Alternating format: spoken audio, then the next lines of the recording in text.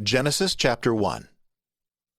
In the beginning God created heaven and earth. And the earth was void and empty, and darkness was upon the face of the deep, and the Spirit of God moved over the waters. And God said, Be light made. And light was made. And God saw the light, that it was good. And he divided the light from the darkness. And he called the light day, and the darkness night. And there was evening and morning one day. And God said, Let there be a firmament made amidst the waters, and let it divide the waters from the waters. And God made a firmament, and divided the waters that were under the firmament from those that were above the firmament, and it was so. And God called the firmament heaven, and the evening and the morning were the second day. God also said, Let the waters that are under the heaven be gathered together into one place, and let the dry land appear. And it was so done. And God called the dry land earth, and the gathering together of the waters he called seas. And God saw that it was good. And he said, Let the earth bring forth the green herb, and such as may seed, and the fruit tree yielding fruit after its kind, which may have seed in itself upon the earth. And it was so done.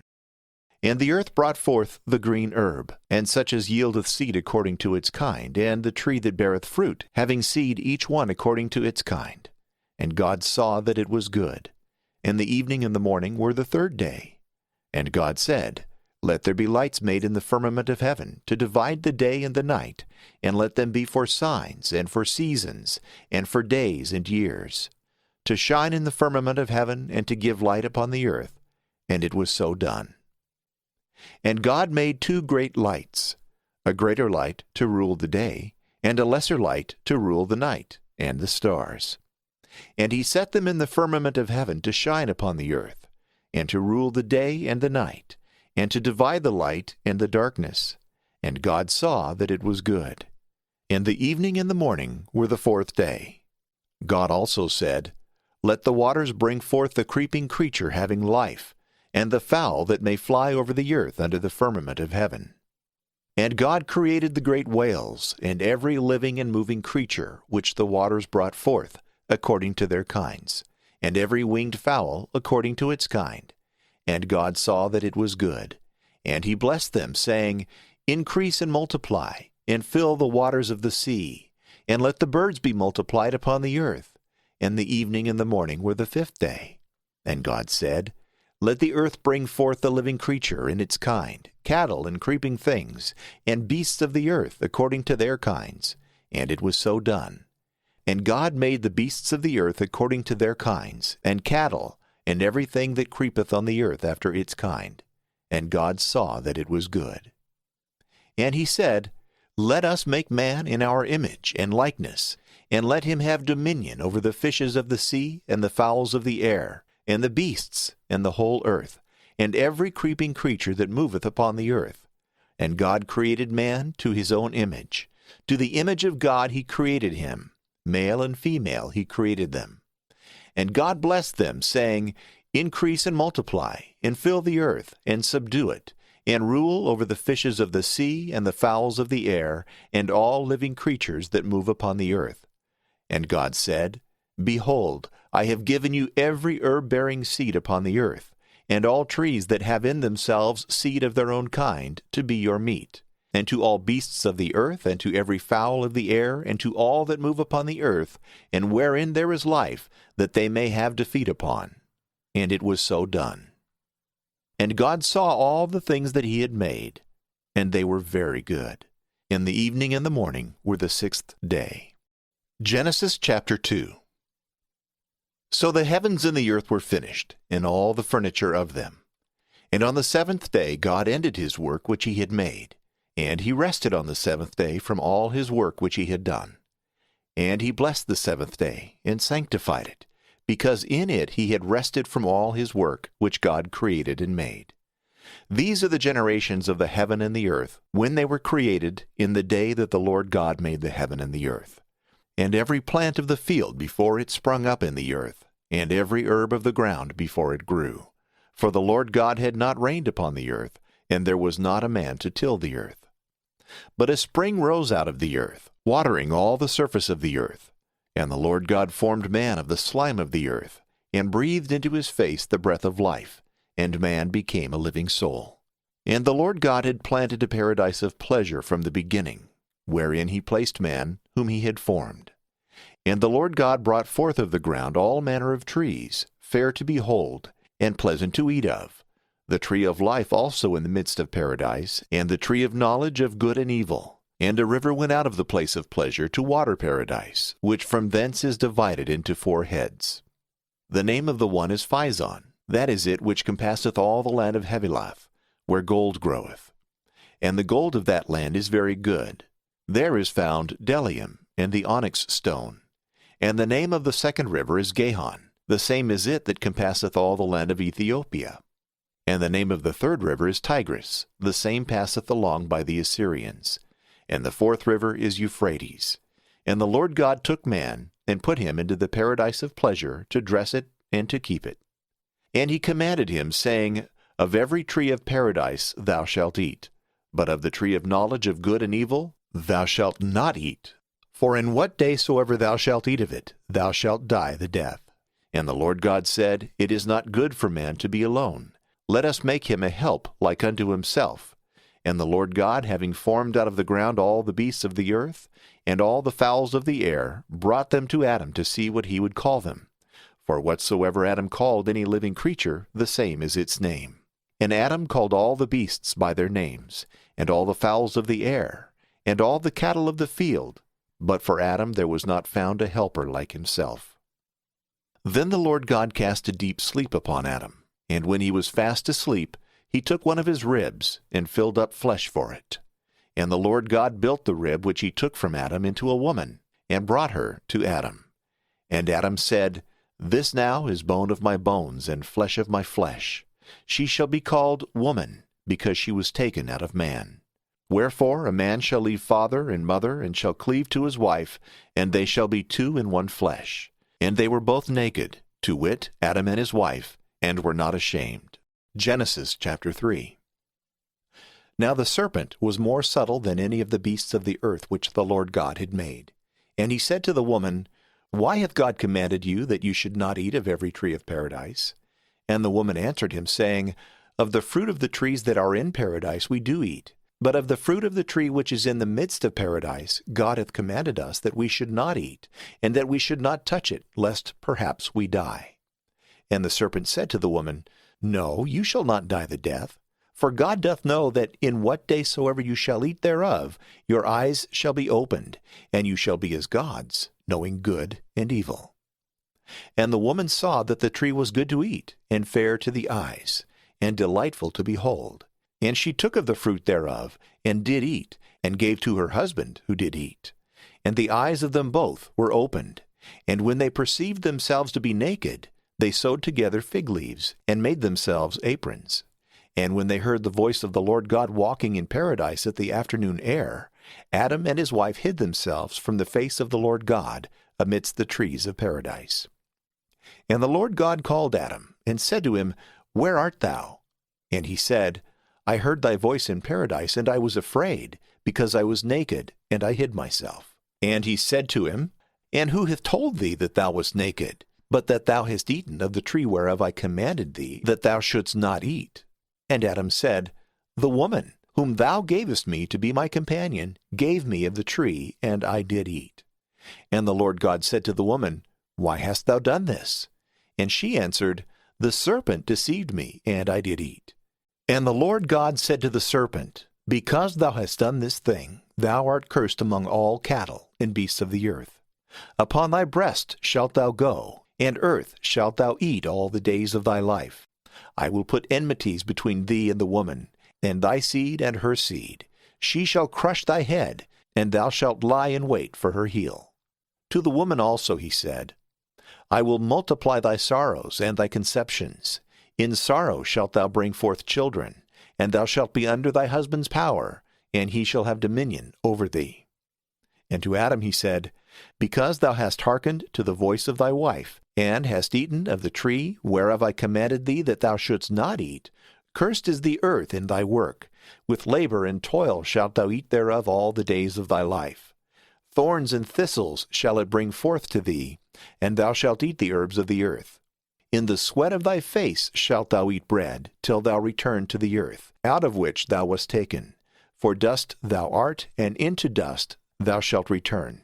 And Adam called the name of his wife Eve, because she was the mother of all the living. And the Lord God made for Adam and his wife garments of skins, and clothed them. And he said, Behold, Adam is become as one of us, knowing good and evil. Now, therefore, lest perhaps he put forth his hand, and also take of the tree of life, and eat, and live forever. And the Lord God sent him out of the paradise of pleasure, to till the earth from which he was taken. And he cast out Adam, and placed before the paradise of pleasure cherubims, and a flaming sword, turning every way, to keep the way of the tree of life. Chapter 4. And Adam knew Eve his wife, who conceived and brought forth Cain, saying, I have gotten a man through God. And again she brought forth his brother Abel. And Abel was a shepherd, and Cain a husbandman. And it came to pass after many days that Cain offered of the fruits of the earth gifts to the Lord. Abel also offered of the firstlings of his flock, and of their fat. And the Lord had respect to Abel and to his offerings. But to Cain and his offerings he had no respect. And Cain was exceedingly angry, and his countenance fell. And the Lord said to him, Why art thou angry? And why is thy countenance fallen? If thou do well, shalt thou not receive? But if ill, shall not sin forthwith be present at the door? But the lust thereof shall be under thee, and thou shalt have dominion over it. And Cain said to Abel his brother, Let us go forth abroad. And when they were in the field, Cain rose up against his brother Abel, and slew him. And the Lord said to Cain, Where is thy brother Abel? And he answered, I know not. Am I my brother's keeper? And he said to him, What hast thou done? The voice of thy brother's blood crieth to me from the earth. Now therefore, cursed shalt thou be upon the earth, which hath opened her mouth, and received the blood of thy brother at thy hand. When thou shalt till it, it shall not yield to thee its fruit. A fugitive and a vagabond shalt thou be upon the earth. And Cain said to the Lord, My iniquity is greater than that I may deserve pardon. Behold, thou dost cast me out this day from the face of the earth, and I shall be hidden from thy face, and I shall be a vagabond and a fugitive on the earth. Every one therefore that findeth me shall kill me. And the Lord said to him, No, it shall not be so, but whoever shall kill Cain shall be punished sevenfold. And the Lord set a mark upon Cain, that whosoever found him should not kill him. And Cain went out from the face of the Lord, and dwelt as a fugitive on the earth, at the east side of Eden. And Cain knew his wife, and she conceived, and brought forth Enoch. And he built a city, and called the name thereof by the name of his son Enoch. And Enoch begot Irad, and Irad begot Maviel, and Maviel begot Methusael, and Methusael begot Lamech, who took 2 wives. The name of the one was Ada, and the name of the other Selah. And Ada brought forth Jabal, who was the father of such as dwell in tents, and of herdsmen. And his brother's name was Jubal. He was the father of them that play upon the harp and the organs. Selah also brought forth Tubal-Cain, who was a hammerer and artificer in every work of brass and iron. And the sister of Tubal-Cain was Noemah. And Lamech said to his wives Ada and Selah, Hear my voice, ye wives of Lamech, hearken to my speech. For I have slain a man to the wounding of myself, and a stripling to my own bruising. 7-fold vengeance shall be taken for Cain, but for Lamech 70 times 7-fold. Adam also knew his wife again, and she brought forth a son, and called his name Seth, saying, God hath given me another seed, for Abel whom Cain slew. But to Seth also was born a son, whom he called Enos. This man began to call upon the name of the Lord. Genesis chapter 5. This is the book of the generation of Adam. In the day that God created man, he made him to the likeness of God. He created them male and female, and blessed them, and called their name Adam in the day when they were created. And Adam lived 130 years, and begot a son to his own image and likeness, and called him Seth. And the days of Adam, after he begot Seth, were 800 years, and he begot sons and daughters. And all the time that Adam lived came to 930 years, and he died. Seth also lived 105 years and begot Enos. And Seth lived after he begot Enos 807 years and begot sons and daughters. And all the days of Seth were 912 years, and he died. And Enos lived 90 years and begot Canaan, after whose birth he lived 815 years and begot sons and daughters. And all the days of Enos were 905 years, and he died. And Canaan lived 70 years and begot Maleleel. And Canaan lived after he begot Maleleel 840 years and begot sons and daughters. And all the days of Canaan were 910 years, and he died. And Maleleel lived 65 years and begot Jared. And Maleleel lived after he begot Jared 830 years and begot sons and daughters. And all the days of Maleleel were 895 years, and he died. And Jared lived 162 years and begot Henoch. And Jared lived after he begot Henoch 800 years and begot sons and daughters. And all the days of Jared were 962 years, and he died.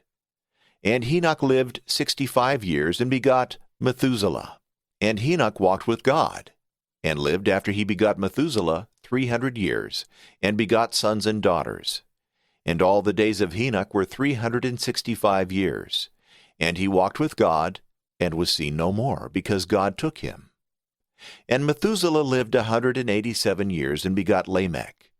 And Methuselah lived after he begot Lamech 782 years, and begot sons and daughters. And all the days of Methuselah were 969 years, and he died. And Lamech lived 182 years, and begot a son. And he called his name Noah, saying, This same shall comfort us from the works and labors of our hands on the earth, which the Lord hath cursed. And Lamech lived after he begot Noah 595 years, and begot sons and daughters.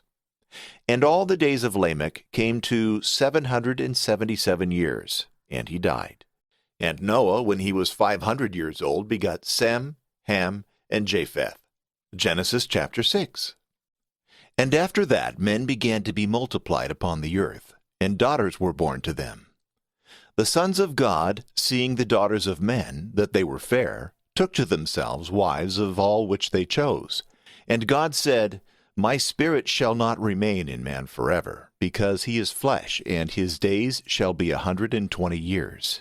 Now giants were upon the earth in those days, for after the sons of God went into the daughters of men, and they brought forth children, these are the mighty men of old, men of renown. And God, seeing that the wickedness of men was great on the earth, and that all the thought of their heart was bent upon evil at all times, it repented him that he had made man on the earth. And being touched inwardly with sorrow of heart, he said, I will destroy man, whom I have created, from the face of the earth, from man even to beasts, from the creeping thing even to the fowls of the air. For it repenteth me that I have made them. But Noah found grace before the Lord. These are the generations of Noah. Noah was a just and perfect man in his generations. He walked with God. And he begot 3 sons, Sem, Ham, and Japheth. And the earth was corrupted before God, and was filled with iniquity. And when God had seen that the earth was corrupted, for all flesh had corrupted its way upon the earth, he said to Noah, The end of all flesh is come before me. The earth is filled with iniquity through them, and I will destroy them with the earth. Make thee an ark of timber planks. Thou shalt make little rooms in the ark, and thou shalt pitch it within and without. And thus shalt thou make it. The length of the ark shall be 300 cubits, the breadth of it 50 cubits, and the height of it 30 cubits. Thou shalt make a window in the ark, and in a cubit shalt thou finish the top of it. And the door of the ark thou shalt set in the side, with lower, middle chambers, and 3rd stories shalt thou make it. Behold, I will bring the waters of a great flood upon the earth, to destroy all flesh, wherein is the breath of life under heaven. All things that are in the earth shall be consumed, and I will establish my covenant with thee, and thou shalt enter into the ark, thou and thy sons, and thy wife, and the wives of thy sons with thee. And of every living creature of all flesh thou shalt bring 2 of a sort into the ark, that they may live with thee, of the male sex and the female. of fowls according to their kind, and of beasts in their kind, and of everything that creepeth on the earth according to its kind. 2 of every sort shall go in with thee, that they may live. Thou shalt take unto thee of all food that may be eaten, and thou shalt lay it up with thee, and it shall be food for thee and them. And Noah did all the things which God commanded him. Genesis chapter 7. And the Lord said to him, Go in thou and all thy house into the ark, for thee I have seen just before me in this generation. Of all clean beasts take 7 and 7, the male and the female. But of the beasts that are unclean, 2 and 2, the male and the female. Of the fowls also of the air, 7 and 7, the male and the female. That seed may be saved upon the face of the whole earth. For yet a while, and after 7 days, I will rain upon the earth 40 days and 40 nights, and I will destroy every substance that I have made from the face of the earth. And Noah did all the things which the Lord had commanded him. And he was 600 years old when the waters of the flood overflowed the earth.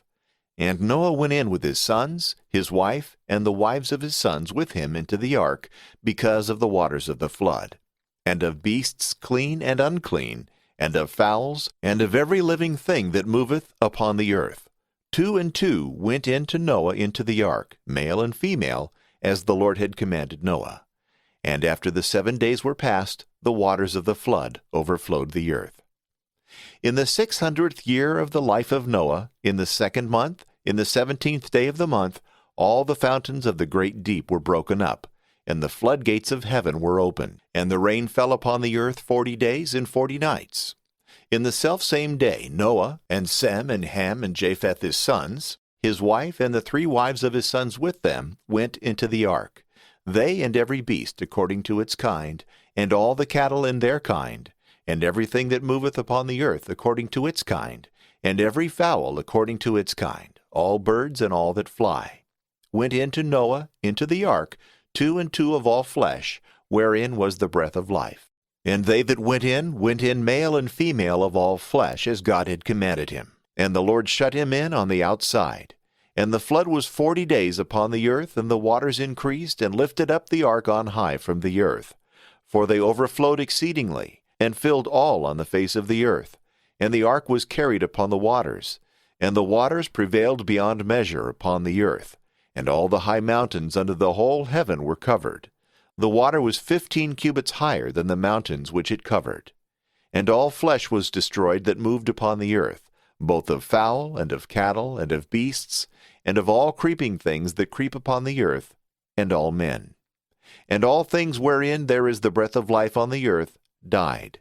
And he destroyed all the substance that was upon the earth, from man even to beast, and the creeping things and fowls of the air, and they were destroyed from the earth. And Noah only remained, and they that were with him in the ark. And the waters prevailed upon the earth 150 days. Genesis chapter 8. And God remembered Noah, and all the living creatures, and all the cattle which were with him in the ark, and brought a wind upon the earth, and the waters were abated. The fountains also of the deep, and the floodgates of heaven were shut up, and the rain from heaven was restrained. And the waters returned from off the earth going and coming, and they began to be abated after 150 days. And the ark rested in the 7th month, and the 7th and 20th day of the month, upon the mountains of Armenia. And the waters were going and decreasing until the 10th month, for in the 10th month, the 1st day of the month, the tops of the mountains appeared. And after that 40 days were past, Noah, opening the window of the ark which he had made, sent forth a raven, which went forth and did not return till the waters were dried up upon the earth. He sent forth also a dove after him, to see if the waters had now ceased upon the face of the earth. But she, not finding where her foot might rest, returned to him into the ark, for the waters were upon the whole earth. And he put forth his hand and caught her, and brought her into the ark. And having waited yet 7 other days, he again sent forth the dove out of the ark. And she came to him in the evening, carrying a bough of an olive tree, with green leaves in her mouth. Noah therefore understood that the waters were ceased upon the earth. And he stayed yet another 7 days, and he sent forth the dove, which returned not any more unto him. Therefore in the 601st year, the 1st month, the 1st day of the month, the waters were lessened upon the earth. And Noah, opening the covering of the ark, looked, and saw that the face of the earth was dried. In the 2nd month, the 27th day of the month, the earth was dried. And God spoke to Noah, saying, Go out of the ark, thou and thy wife, thy sons and the wives of thy sons with thee. All living things that are with thee of all flesh, as well in fowls as in beasts, and all creeping things that creep upon the earth, bring out with thee. And go ye upon the earth, increase and multiply upon it.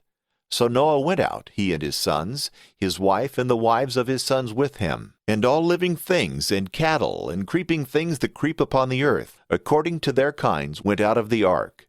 And Noah built an altar unto the Lord, and taking of all cattle and fowls that were clean, offered holocausts upon the altar. And the Lord smelled a sweet savor, and said, I will no more curse the earth for the sake of man. For the imagination and thought of man's heart are prone to evil from his youth. Therefore I will no more destroy every living soul as I have done. All the days of the earth, seed time and harvest, cold and heat, summer and winter, night and day, shall not cease. Genesis chapter 9. And God blessed Noah and his sons. And he said to them, Increase and multiply, and fill the earth. And let the fear and dread of you be upon all the beasts of the earth, and upon all the fowls of the air, and all that move upon the earth. All the fishes of the sea are delivered into your hand.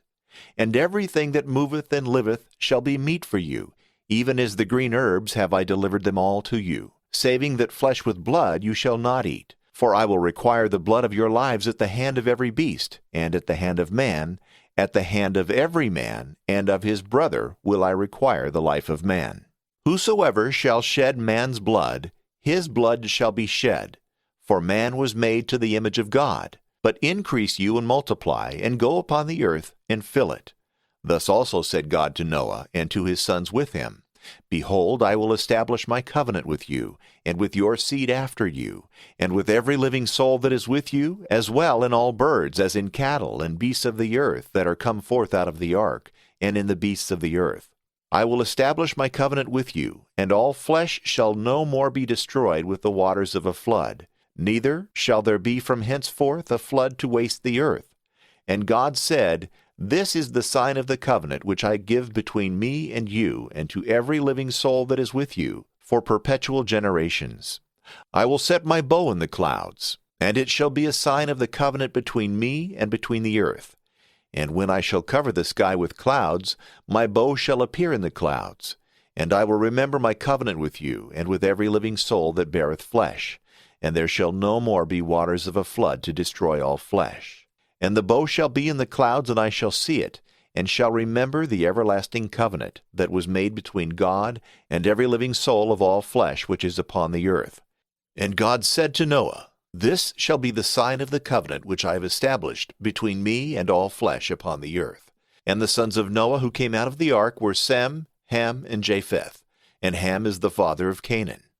These three are the sons of Noah, and from these was all mankind spread over the whole earth. And Noah, a husbandman, began to till the ground, and planted a vineyard. And drinking of the wine was made drunk, and was uncovered in his tent, which when Ham, the father of Canaan, had seen, to wit, that his father's nakedness was uncovered, he told it to his two brethren without. But Sem and Japheth put a cloak upon their shoulders, and going backward, covered the nakedness of their father, and their faces were turned away, and they saw not their father's nakedness. And Noah, awaking from the wine, when he had learned what his younger son had done to him, he said, Cursed be Canaan, a servant of servants shall he be unto his brethren. And he said, Blessed be the Lord God of Sem, be Canaan his servant. May God enlarge Japheth, and may he dwell in the tents of Sem, and Canaan be his servant. And Noah lived after the flood 350 years. And all his days were in the whole 950 years, and he died. Genesis chapter 10. These are the generations of the sons of Noah, Sem, Ham, and Japheth. And unto them sons were born after the flood. The sons of Japheth, Gomer, and Magog, and Madai, and Javan, and Tubal, and Mosach, and Tyrus. And the sons of Gomer, Ashkenaz, and Riphath, and Togarmah. And the sons of Javan, Elisha, and Tarsus, Chetam, and Dodanim. By these were divided the islands of the Gentiles in their lands, every one according to his tongue and their families in their nations. And the sons of Ham, Cus, and Mesram, and Put, and Canaan.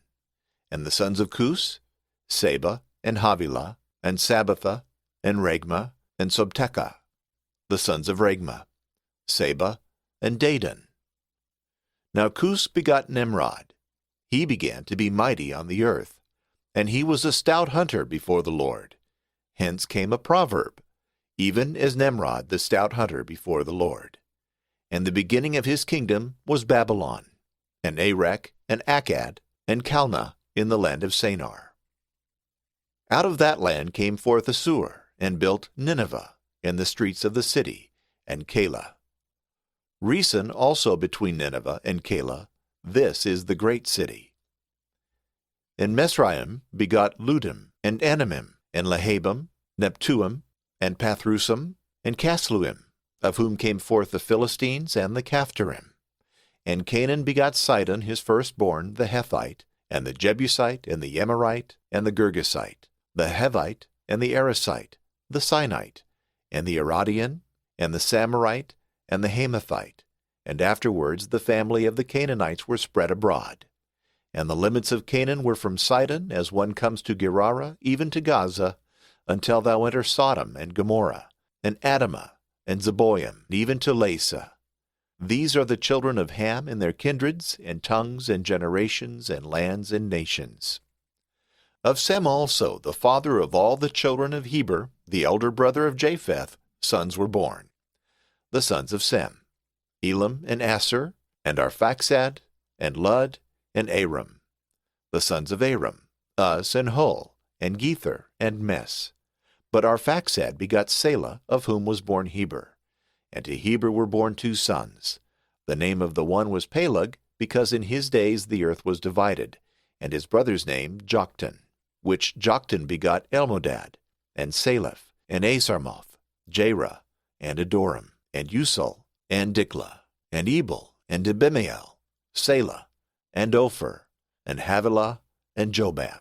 All these were the sons of Joktan, and their dwelling was from Misa, as we go on as far as Sephar, a mountain in the east.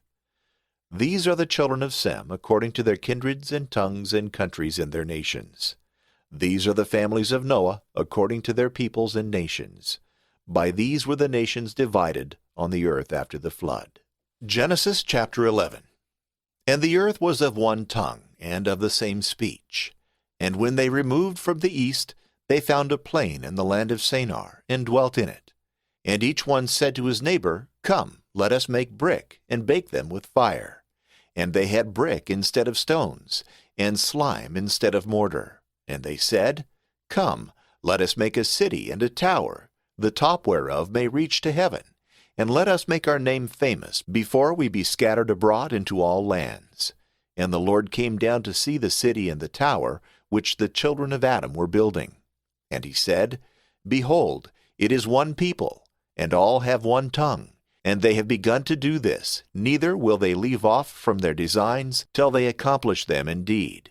Come ye, therefore, let us go down, and there confound their tongue, that they may not understand one another's speech. And so the Lord scattered them from that place into all lands, and they ceased to build the city.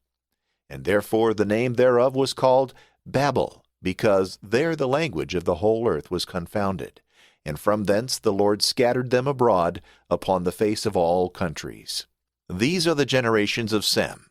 Sem was 100 years old when he begot Arphaxad, 2 years after the flood. And Sem lived after he begot Arphaxad 500 years, and begot sons and daughters. And Arphaxad lived 35 years, and begot Selah. And Arphaxad lived after he begot Selah 303 years, and begot sons and daughters. Selah also lived 30 years, and begot Heber.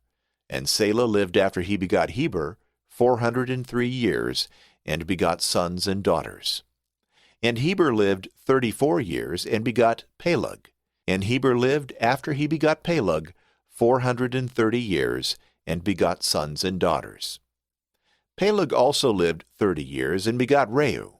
And Peleg lived after he begot Reu 209 years, and begot sons and daughters. And Reu lived 32 years, and begot Serug. And Reu lived after he begot Serug 207 years, and begot sons and daughters. And Serug lived 30 years, and begot Nahor. And Serug lived after he begot Nahor 200 years, and begot sons and daughters. And Nahor lived 29 years, and begot Terah. And Nahor lived after he begot Terah 119 years, and begot sons and daughters. And Terah lived 70 years, and begot Abram, and Nahor, and Aaron. And these are the generations of Terah. Terah begot Abram, Nahor, and Aaron. And Aaron begot Lot. And Aaron died before Terah his father in the land of his nativity in Ur of the Chaldees. And Abram and Nahor married wives. The name of Abram's wife was Sarai, and the name of Nahor's wife Milcah, the daughter of Aaron, father of Milcah, and father of Jesha. And Sarai was barren, and had no children. And Terah took Abram his son, and Lot the son of Aaron, his son's son, and Sarai his daughter-in-law, the wife of Abram his son, and brought them out of Ur of the Chaldees, to go into the land of Canaan. And they came as far as Haran, and dwelt there. And the days of Terah were 205 years, and he died in Haran. Genesis chapter 12. And the Lord said to Abram, Go forth out of thy country, and from thy kindred, and out of thy father's house, and come into the land which I shall show thee. And I will make of thee a great nation, and I will bless thee, and magnify thy name, and thou shalt be blessed. I will bless them that bless thee, and curse them that curse thee, and in thee shall all the kindred of the earth be blessed. So Abram went out as the Lord had commanded him, and Lot went with him. Abram was 75 years old when he went forth from Haran. And he took Sarai his wife, and Lot his brother's son, and all the substance which they had gathered, and the souls which they had gotten in Haran. And they went out to go into the land of Canaan. And when they were come into it, Abram passed through the country into the place of Shechem, as far as the noble vale. Now the Canaanite was at that time in the land. And the Lord appeared to Abram, and said to him, To thy seed I will give this land. And he built there an altar to the Lord, who had appeared to him. And passing on from thence to a mountain that was on the east side of Bethel, he there pitched his tent, having Bethel on the west, and Hai on the east. He built there also an altar to the Lord, and called upon his name. And Abram went forward, going, and proceeding on to the south. And there came a famine in the country. And Abram went down into Egypt, to sojourn there, for the famine was very grievous in the land. And when he was near to enter into Egypt, he said to Sarai his wife, I know that thou art a beautiful woman, and that when the Egyptians shall see thee, they will say, She is his wife, and they will kill me, and keep thee. Say therefore, I pray thee, that thou art my sister, that I may be well used for thee, and that my soul may live for thy sake. And when Abram was come into Egypt, the Egyptians saw the woman, that she was very beautiful. And the princes told Pharaoh, and praised her before him. And the woman was taken into the house of Pharaoh. And they used Abram well for her sake.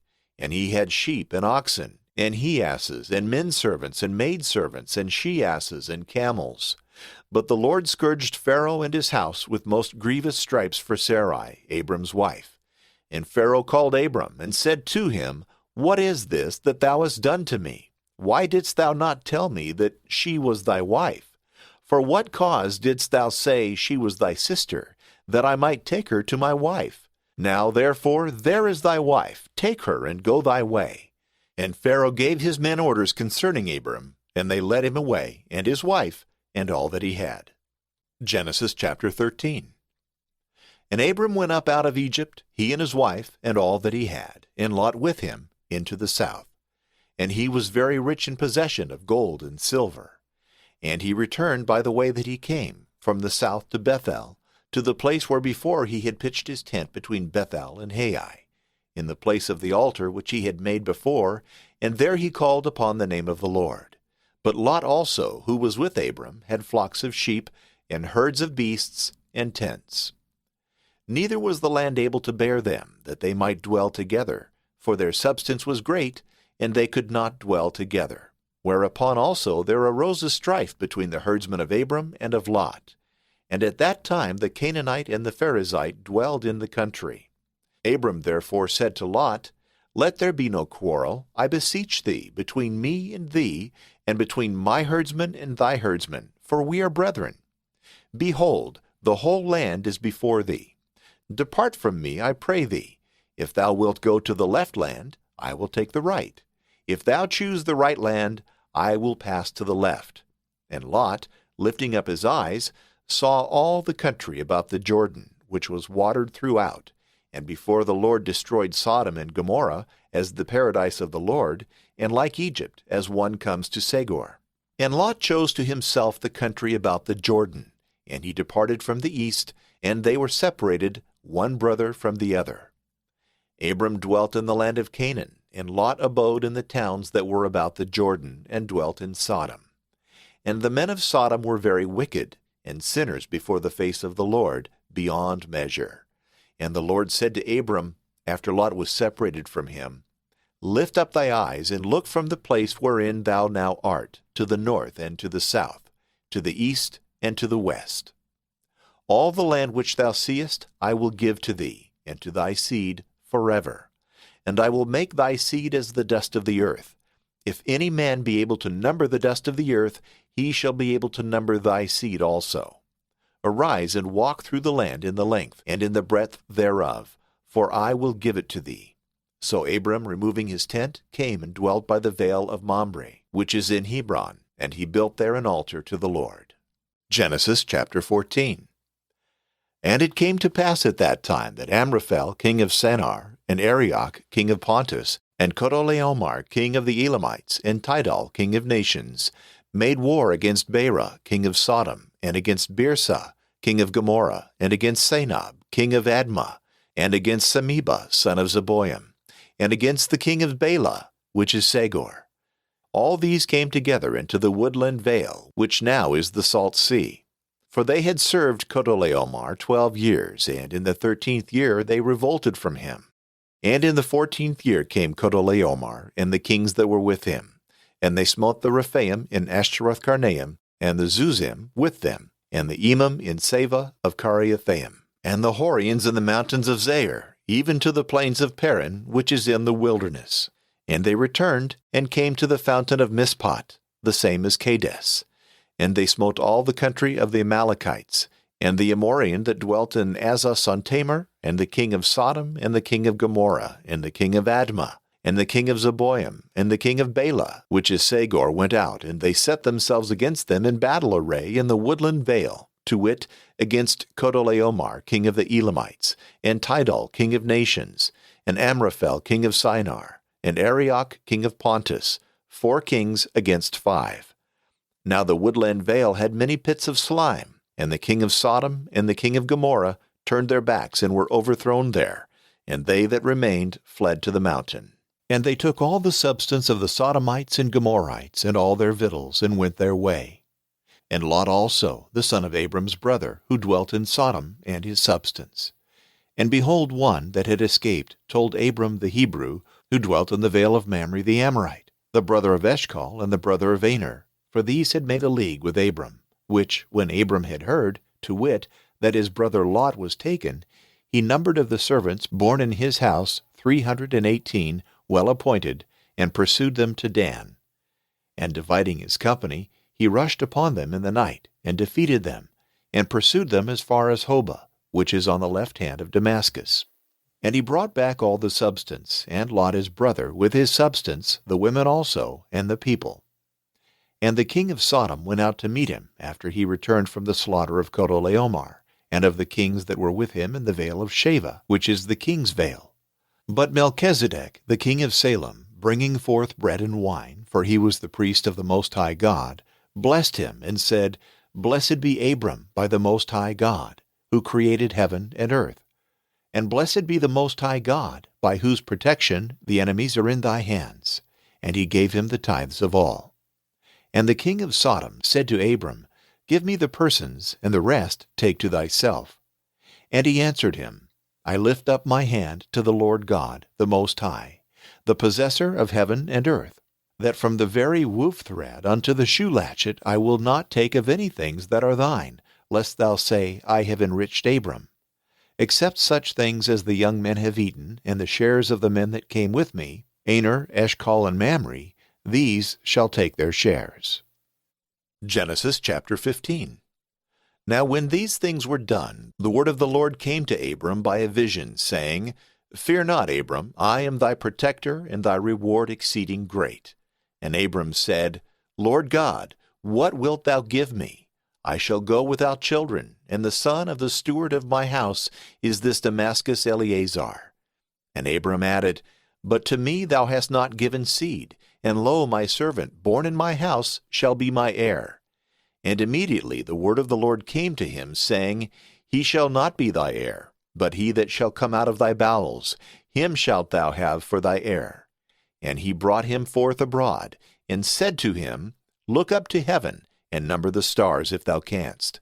And he said to him, So shall thy seed be. Abram believed God, and it was reputed to him unto justice.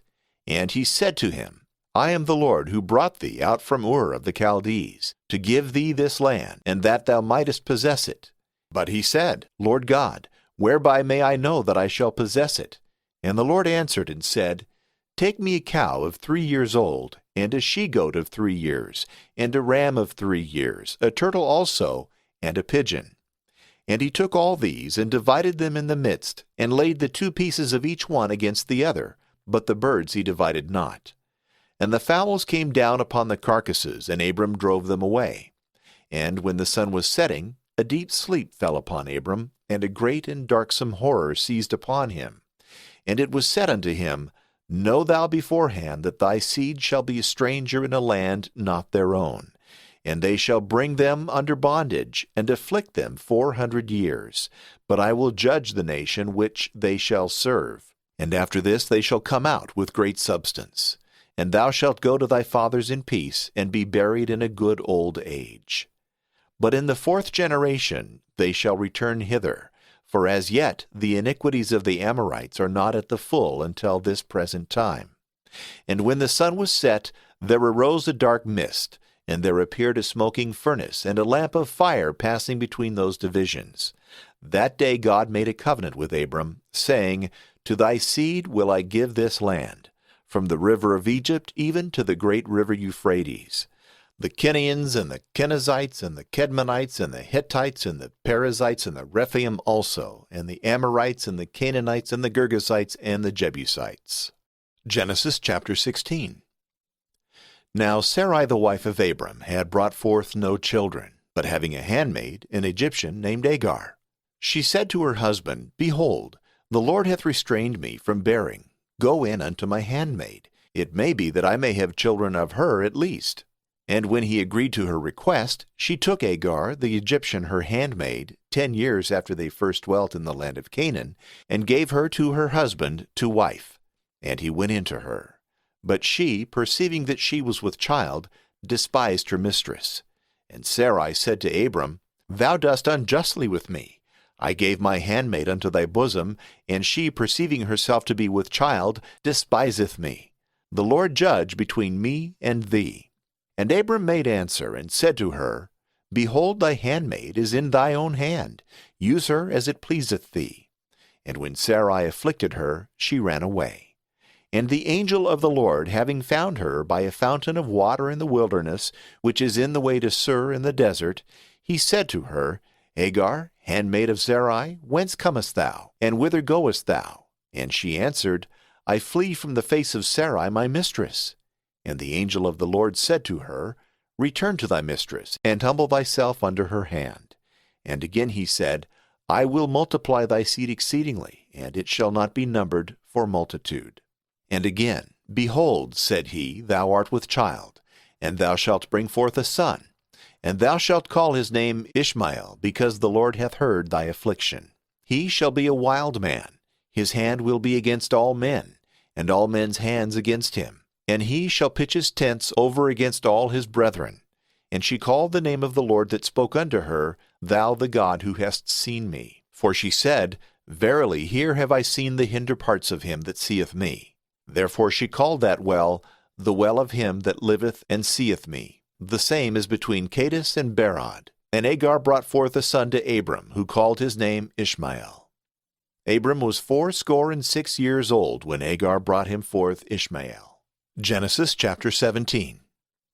And after he began to be 99 years old, the Lord appeared to him, and said unto him, I am the Almighty God. Walk before me, and be perfect. And I will make my covenant between me and thee, and I will multiply thee exceedingly. Abram fell flat on his face. And God said to him, I am, and my covenant is with thee, and thou shalt be a father of many nations. Neither shall thy name be called any more Abram, but thou shalt be called Abraham, because I have made thee a father of many nations. And I will make thee increase exceedingly, and I will make nations of thee, and kings shall come out of thee. And I will establish my covenant between me and thee, and between thy seed after thee in their generations, by a perpetual covenant, to be a God to thee and to thy seed after thee. And I will give to thee and to thy seed the land of thy sojournment, all the land of Canaan, for a perpetual possession, and I will be their God. Again God said to Abraham, And thou therefore shalt keep my covenant, and thy seed after thee in their generations. This is my covenant which you shall observe between me and you, and thy seed after thee. All the male kind of you shall be circumcised, and you shall circumcise the flesh of your foreskin, that it may be a sign of the covenant between me and you. An infant of 8 days old shall be circumcised among you, every man-child in your generations. He that is born in the house, as well as the bought servant, shall be circumcised, and whosoever is not of your stock. And my covenant shall be in your flesh for a perpetual covenant. The male, whose flesh of his foreskin shall not be circumcised, that soul shall be destroyed out of his people, because he hath broken my covenant. God said also to Abraham, Sarai thy wife thou shalt not call Sarai, but Sarah. And I will bless her, and of her I will give thee a son, whom I will bless, and he shall become nations, and kings of people shall spring from him. Abraham fell on his face and laughed, saying in his heart, Shall a son, thinkest thou, be born to him that is 100 years old? And shall Sarah, that is 90 years old, bring forth? And he said to God, O that Ishmael may live before thee. And God said to Abraham, Sarah thy wife shall bear thee a son, and thou shalt call his name Isaac. And I will establish my covenant with him for a perpetual covenant, and with his seed after him. And as for Ishmael, I have also heard thee. Behold, I will bless him, and increase and multiply him exceedingly. He shall beget 12 chiefs, and I will make him a great nation. But my covenant I will establish with Isaac, whom Sarah shall bring forth to thee at this time in the next year. And when he had left off speaking with him, God went up from Abraham. And Abraham took Ishmael his son, and all that were born in his house, and all whom he had bought, every male among the men of his house, and he circumcised the flesh of their foreskin forthwith the very same day as God had commanded him. Abraham was 99 years old when he circumcised the flesh of his foreskin. And Ishmael his son was full 13 years old at the time of his circumcision. The selfsame day was Abraham circumcised, and Ishmael his son. And all the men of his house, as well as they that were born in his house, as the bought servants and strangers, were circumcised with him. Genesis chapter 18. And the Lord appeared to him in the vale of Mamre, as he was sitting at the door of his tent, in the very heat of the day. And when he had lifted up his eyes, there appeared to him 3 men standing near him. And as soon as he saw them, he ran to meet them from the door of his tent, and adored down to the ground. And he said, Lord, if I have found favor in thy sight, pass not away from thy servant. But I will fetch a little water, and wash ye your feet, and rest ye under the tree. And I will set a morsel of bread, and strengthen ye your heart. Afterwards you shall pass on, for therefore are you come aside to your servant. And they said, Do as thou hast spoken. Abraham made haste into the tent to Sarah, and said to her, Make haste, temper together 3 measures of flour, and make cakes upon the hearth, And he himself ran to the herd, and took from thence a calf, very tender and very good, and gave it to a young man, who made haste and boiled it. He took also butter and milk, and the calf which he had boiled, and set before them, but he stood by them under the tree. And when they had eaten, they said to him, Where is Sarah thy wife? He answered, Lo, she is in the tent. And he said to him, I will return and come to thee at this time, life accompanying, and Sarah thy wife shall have a son. Which when Sarah heard, she laughed behind the door of the tent. Now they were both old, and far advanced in years, and it had ceased to be with Sarah after the manner of women. And she laughed secretly, saying, After I am grown old, and my Lord is an old man, shall I give myself to pleasure? And the Lord said to Abraham, Why did Sarah laugh, saying, Shall I, who am an old woman, bear a child indeed? Is there anything hard to God? According to appointment I will return to thee at this same time, life accompanying, and Sarah shall have a son. Sarah denied, saying, I did not laugh, for she was afraid. But the Lord said, Nay, but thou didst laugh. And when the men rose up from thence, they turned their eyes toward Sodom, and Abraham walked with them, bringing them on the way. And the Lord said, Can I hide from Abraham what I am about to do, seeing he shall become a great and mighty nation, and in him all the nations of the earth shall be blessed? For I know that he will command his children, and his household after him, to keep the way of the Lord, and do judgment and justice, that for Abraham's sake the Lord may bring to effect all the things he hath spoken unto him. And the Lord said, The cry of Sodom and Gomorrah is multiplied, and their sin is become exceedingly grievous.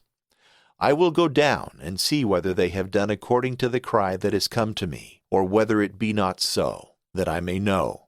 And they turned themselves from thence, and went their way to Sodom. But Abraham as yet stood before the Lord, and drawing nigh he said, Wilt thou destroy the just with the wicked? If there be 50 just men in the city, shall they perish with all? And wilt thou not spare that place for the sake of the 50 just, if they be therein? Far be it from thee to do this thing, and to slay the just with the wicked, and for the just to be in like case as the wicked. This is not beseeming thee. Thou who judgest all the earth wilt not make this judgment. And the Lord saith to him, If I find in Sodom 50 just within the city, I will spare the whole place for their sake. And Abraham answered and said, Seeing I have once begun, I will speak to my Lord, whereas I am dust and ashes. What if there be 5 less than 50 just persons? Wilt thou for 45 destroy the whole city? And he said, I will not destroy it, if I find 45. And again he said to him, But if 40 be found there, what wilt thou do? He said, I will not destroy it for the sake of 40. Lord, saith he, Be not angry, I beseech thee, if I speak. What if 30 shall be found there? He answered, I will not do it, if I find 30 there. Seeing, saith he, I have once begun, I will speak to my Lord. What if 20 be found there? He said, I will not destroy it for the sake of 20. I beseech thee, saith he, be not angry, Lord, if I speak yet once more. What if 10 should be found there? And he said, I will not destroy it for the sake of 10. And the Lord departed after he had left speaking to Abraham, and Abraham returned to his place. Genesis chapter 19. And the 2 angels came to Sodom in the evening, and Lot was sitting in the gate of the city. And seeing them, he rose up and went to meet them, and worshipped prostrate to the ground, and said, I beseech you, my lords, turn into the house of your servant, and lodge there. Wash your feet, and in the morning you shall go on your way. And they said, No, but we will abide in the street. He pressed them very much to turn in unto him. And when they were come into his house, he made them a feast, and baked unleavened bread, and they ate. But before they went to bed, the men of the city beset the house, both young and old, all the people together. And they called Lot, and said to him, Where are the men that came in to thee at night? Bring them out hither, that we may know them. Lot went out to them, and shut the door after him, and said, "Do not so, I beseech you, my brethren, do not commit this evil. I have 2 daughters who as yet have not known man. I will bring them out to you, and abuse you them as it shall please you, so that you do no evil to these men, because they are come in under the shadow of my roof." But they said, "Get thee back hither." And again, "Thou camest in," said they, "as a stranger. Was it to be a judge? Therefore we will afflict thee more than them." And they pressed very violently upon Lot, and they were even at the point of breaking open the doors. And behold, the men put out their hand, and drew in Lot unto them, and shut the door. And them that were without they struck with blindness from the least to the greatest, so that they could not find the door. And they said to Lot, "Hast thou here any of thine, son-in-law, or sons, or daughters? All that are thine, bring them out of this city. For we will destroy this place, because their cry is grown loud before the Lord, who hath sent us to destroy them." So Lot went out and spoke to his sons-in-law that were to have his daughters, and said, "Arise, get you out of this place, because the Lord will destroy this city." And he seemed to speak to them as it were in jest. And when it was morning, the angels pressed him, saying, "Arise, take thy wife, and the 2 daughters which thou hast, lest thou also perish in the wickedness of the city." And as he lingered, they took his hand, and the hand of his wife, and of his 2 daughters, because the Lord spared him. And they brought him forth, and set him without the city. And there they spoke to him, saying, "Save thy life, look not back, neither stay thou in all the country about, but save thyself in the mountain, lest thou be also consumed."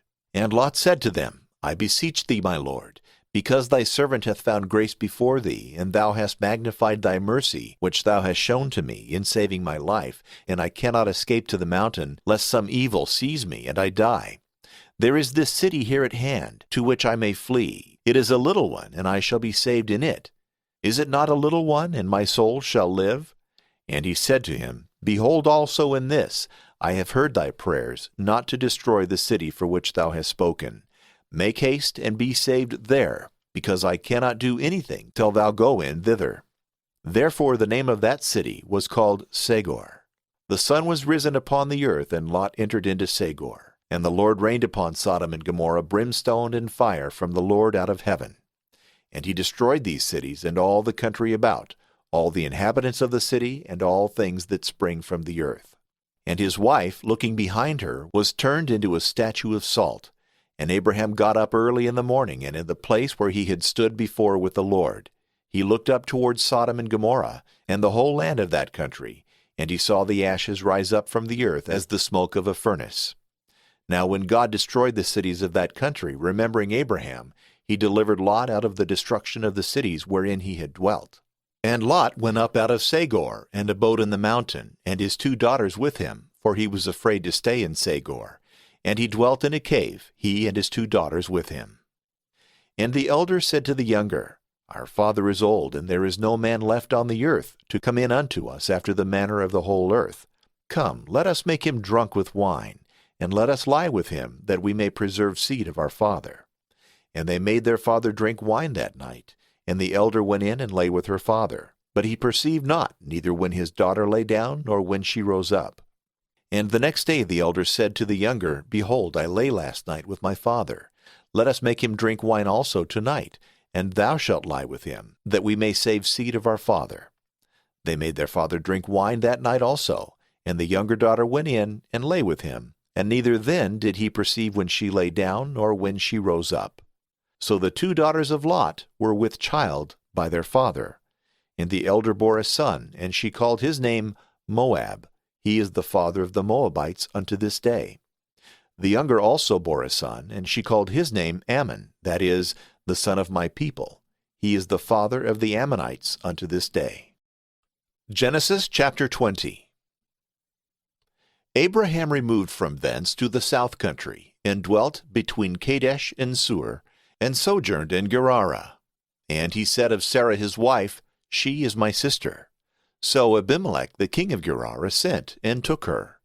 And God came to Abimelech in a dream by night. And he said to him, Lo, thou shalt die for the woman thou hast taken, for she hath a husband. Now Abimelech had not touched her, and he said, Lord, wilt thou slay a nation that is ignorant and just? Did not he say to me, She is my sister?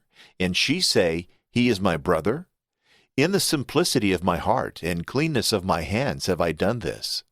And God said to him, And I know that thou didst it with a sincere heart, and therefore I withheld thee from sinning against me, and I suffered thee not to touch her.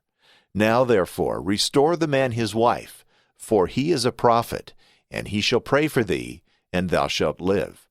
But if thou wilt not restore her, know that thou shalt surely die, thou and all that are thine. And Abimelech forthwith rising up in the night, called all his servants, and spoke all these words in their hearing, and all the men were exceedingly afraid. And Abimelech also called for Abraham, and said to him, What hast thou done to us? What have we offended thee in, that thou hast brought upon me, and upon my kingdom, a great sin? Thou hast done to us what thou oughtest not to do. And again he expostulated with him, and said, What sawest thou, that thou hast done this?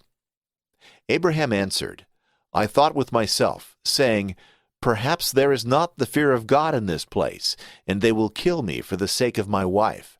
Howbeit, otherwise also she is truly my sister, the daughter of my father, and not the daughter of my mother, and I took her to wife. And after God brought me out of my father's house, I said to her, Thou shalt do me this kindness. In every place to which we shall come, thou shalt say that I am thy brother. And Abimelech took sheep, and oxen, and servants, and handmaids, and gave to Abraham, and restored to him Sarah his wife, and said, The land is before you, dwell wheresoever it shall please thee. And to Sarah he said, Behold, I have given thy brother 1,000 pieces of silver. This shall serve thee for a covering of thy eyes to all that are with thee, and whithersoever thou shalt go. And remember thou wast taken. And when Abraham prayed, God healed Abimelech and his wife and his handmaids, and they bore children. For the Lord had closed up every womb of the house of Abimelech on account of Sarah, Abraham's wife.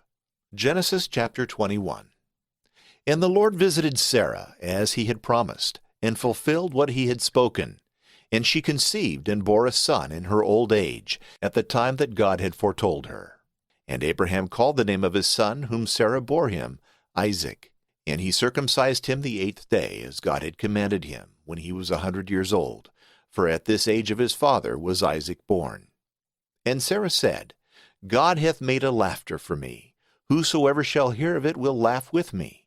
And again she said, Who would believe that Abraham should hear that Sarah gave suck to a son, whom she bore to him in his old age? And the child grew and was weaned, and Abraham made a great feast on the day of his weaning. And when Sarah had seen the son of Agar, the Egyptian, playing with Isaac her son, she said to Abraham, Cast out this bondwoman and her son, for the son of the bondwoman shall not be heir with my son Isaac. Abraham took this grievously for his son. And God said to him, Let it not seem grievous to thee for the boy, and for thy bondwoman. In all that Sarah hath said to thee, hearken to her voice, for in Isaac shall thy seed be called. But I will make the son also of the bondwoman a great nation, because he is thy seed. So Abraham rose up in the morning, and taking bread and a bottle of water, put it upon her shoulder, and delivered the boy, and sent her away. And she departed and wandered in the wilderness of Beersheba. And when the water in the bottle was spent, she cast the boy under one of the trees that were there. And she went her way, and sat over against him a great way off, as far as a bow can carry. For she said, I will not see the boy die. And sitting over against, she lifted up her voice and wept. And God heard the voice of the boy. And an angel of God called to Hagar from heaven, saying, What art thou doing, Hagar? Fear not, for God hath heard the voice of the boy from the place wherein he is. Arise, take up the boy, and hold him by the hand, for I will make him a great nation. And God opened her eyes, and she saw a well of water, and went and filled the bottle, and gave the boy to drink. And God was with him, and he grew, and dwelt in the wilderness, and became a young man, an archer. And he dwelt in the wilderness of Paran, and his mother took a wife for him out of the land of Egypt. At the same time Abimelech and Phicol the general of his army said to Abraham, God is with thee in all that thou dost. Swear therefore by God, that thou wilt not hurt me, nor my posterity, nor my stock, but according to the kindness that I have done to thee, thou shalt do to me, and to the land wherein thou hast lived a stranger? And Abraham said, I will swear. And he reproved Abimelech for a well of water, which his servants had taken away by force. And Abimelech answered, I knew not who did this thing, and thou didst not tell me, and I heard not of it till today. And Abraham took sheep and oxen, and gave them to Abimelech, and both of them made a league. And Abraham set apart 7 ewe lambs of the flock. And Abimelech said to him, What mean these 7 ewe lambs which thou hast set apart? But he said, Thou shalt take 7 ewe lambs at my hand, and they may be a testimony for me that I dug this well. Therefore that place was called Beersheba, because there both of them did swear. And they made a league for the well of oath.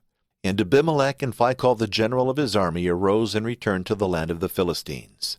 But Abraham planted a grove in Beersheba, and there called upon the name of the Lord God eternal. And he was a sojourner in the land of the Philistines many days. Genesis chapter 22. After these things God tempted Abraham, and said to him, Abraham, Abraham. And he answered, Here I am. He said to him, Take thy only begotten son Isaac, whom thou lovest, and go into the land of Vision, and there thou shalt offer him for an holocaust upon one of the mountains, which I will show thee. So Abraham, rising up in the night, saddled his ass, and took with him 2 young men, and Isaac his son. And when he had cut wood for the holocaust, he went his way to the place which God had commanded him. And on the 3rd day, lifting up his eyes, he saw the place afar off. And he said to his young men, Stay you here with the ass. I and the boy will go with speed as far as yonder, and after we have worshipped, we'll return to you. And he took the wood for the holocaust, and laid it upon Isaac his son, and he himself carried in his hands fire and a sword. And as they two went on together, Isaac said to his father, My father? And he answered, What wilt thou, son? Behold, said he, fire and wood. Where is the victim for the holocaust? And Abraham said, God will provide himself a victim for an holocaust, my son. So they went on together. And they came to the place which God had shown him, where he built an altar, and laid the wood in order upon it. And when he had bound Isaac his son, he laid him on the altar upon the pile of wood. And he put forth his hand, and took the sword to sacrifice his son. And behold, an angel of the Lord from heaven called to him, saying, Abraham, Abraham. And he answered, Here I am. And he said to him, Lay not thy hand upon the boy, neither do thou anything to him. Now I know that thou fearest God, and hast not spared thy only begotten son for my sake. Abraham lifted up his eyes, and saw behind his back a ram amongst the briars sticking fast by the horns, which he took and offered for a holocaust instead of his son. And he called the name of that place, The Lord Seeth, whereupon even to this day it is said, In the mountain the Lord will see. And the angel of the Lord called to Abraham a second time from heaven, saying, By my own self I have sworn, saith the Lord, because thou hast done this thing, and hast not spared thy only begotten son for my sake. I will bless thee, and I will multiply thy seed as the stars of heaven, and as the sand that is by the seashore. Thy seed shall possess the gates of their enemies, and in thy seed shall all the nations of the earth be blessed, because thou hast obeyed my voice. Abraham returned to his young men, and they went to Beersheba together, and he dwelt there. After these things it was told Abraham that Milcah also had borne children to Nahor his brother, Huz the firstborn, and Buz his brother, and Kemuel the father of the Syrians, and Chesed, and Azo, and Pildas, and Jedlaph, and Bethuel, of whom was born Rebekah. These 8 did Milcah bear to Nahor, Abraham's brother. And his concubine, named Romah, bore Teba, Gaham, and Taus, and Maacah. Genesis chapter 23. And Sarah lived 127 years, and she died in the city of Arba, which is in Hebron, in the land of Canaan. And Abraham came to mourn and weep for her. And after he rose up from the funeral obsequies, he spoke to the children of Heth, saying, I am a stranger and a sojourner among you, Give me the right of a burying place with you, that I may bury my dead. The children of Heth answered, saying, My lord, hear us. Thou art a prince of God among us. Bury thy dead in our principal sepulchres, and no man shall have power to hinder thee from burying thy dead in his sepulchre. Abraham rose up, and bowed down to the people of the land, to wit the children of Heth, and said to them, If it please your soul that I should bury my dead, hear me, and intercede for me to Ephron the son of Seor, that he may give me the double cave which he hath in the end of his field. For as much money as it is worth, he shall give it to me before you, for a possession of a burying place. Now Ephron dwelt in the midst of the children of Heth. And Ephron made answer to Abraham in the hearing of all that went in at the gate of the city, saying, Let it not be so, my lord, but do thou rather hearken to what I say. The field I deliver to thee, and the cave that is therein, in the presence of the children of my people, bury thy dead. Abraham bowed down before the people of the land, and he spoke to Ephron in the presence of the people. I beseech thee to hear me. I will give money for the field. Take it, and so I will bury my dead in it. And Ephron answered, My lord, hear me. The ground which thou desirest is worth 400 shekels of silver. This is the price between me and thee. But what is this? Bury thy dead. And when Abraham had heard this, he weighed out the money that Ephron had asked, in the hearing of the children of Heth, 400 shekels of silver of common current money. And the field that before was Ephron's, wherein was the double cave, looking towards Mamre, both it and the cave, and all the trees thereof, and all its limits round about, was made sure to Abraham for a possession, in the sight of the children of Heth, and of all that went in at the gate of his city. And so Abraham buried Sarah his wife, in a double cave of the field that looked towards Mamre. This is Hebron, in the land of Canaan. And the field was made sure to Abraham, and the cave that was in it, for a possession to bury in, by the children of Heth. Genesis chapter 24. Now Abraham was old and advanced in age, and the Lord had blessed him in all things. And he said to the elder servant of his house, who was ruler over all he had, Put thy hand under my thigh, that I may make thee swear by the Lord, the God of heaven and earth, that thou take not a wife for my son of the daughters of the Canaanites, among whom I dwell, but that thou go into my own country and kindred, and take a wife from thence for my son Isaac. The servant answered, If the woman will not come with me into this land, must I bring thy son back again to the place from whence thou camest out? And Abraham said, Beware thou never bring my son back again thither. The Lord God of heaven, who took me out of my father's house, and out of my native country, who spoke to me, and swore to me, saying, To thy seed will I give this land, he will send his angel before thee, and thou shalt take from thence a wife for my son. But if the woman will not follow thee, thou shalt not be bound by the oath. Only bring not my son back thither again. The servant therefore put his hand under the thigh of Abraham his lord, and swore to him upon his word. And he took 10 camels of his master's herd, and departed, carrying something of all his goods with him. And he set forward and went on to Mesopotamia, to the city of Nahor. And when he had made the camels lie down without the town near a well of water in the evening, at the time when women are wont to come out to draw water, he said, O Lord, the God of my master Abraham, meet me today, I beseech thee, and show kindness to my master Abraham. Behold, I stand nigh the spring of water, and the daughters of the inhabitants of this city will come out to draw water. Now therefore, the maid to whom I shall say, Let down thy pitcher, that I may drink, and she shall answer, Drink, and I will give thy camels drink also. Let it be the same whom thou hast provided for thy servant Isaac. And by this I shall understand that thou hast shown kindness to my master. He had not yet ended these words within himself, and behold, Rebekah came out, the daughter of Bethuel, son of Milcah, wife to Nahor, and brother of Abraham, having a pitcher on her shoulder. An exceeding comely maid, and a most beautiful virgin, and not known to man. And she went down to the spring, and filled her pitcher, and was coming back. And the servant ran to meet her, and said, Give me a little water to drink of thy pitcher. And she answered, Drink, my lord. And quickly she let down the pitcher upon her arm, and gave him drink. And when he had drunk, she said, I will draw water for thy camels also, till they all drink. And pouring out the pitcher into the troughs, she ran back to the well to draw water, and having drawn, she gave to all the camels. But he, musing, beheld her with silence, desiring to know whether the Lord had made his journey prosperous or not. And after the camels had drunk, the man took out golden earrings, weighing 2 shekels, and as many bracelets of 10 shekels weight. And he said to her, Whose daughter art thou? Tell me, is there any place in thy father's house to lodge? And she answered, I am the daughter of Bethuel, the son of Milcah, whom she bore to Nahor. And she said moreover to him, We have a good store of both straw and hay, and a large place to lodge in.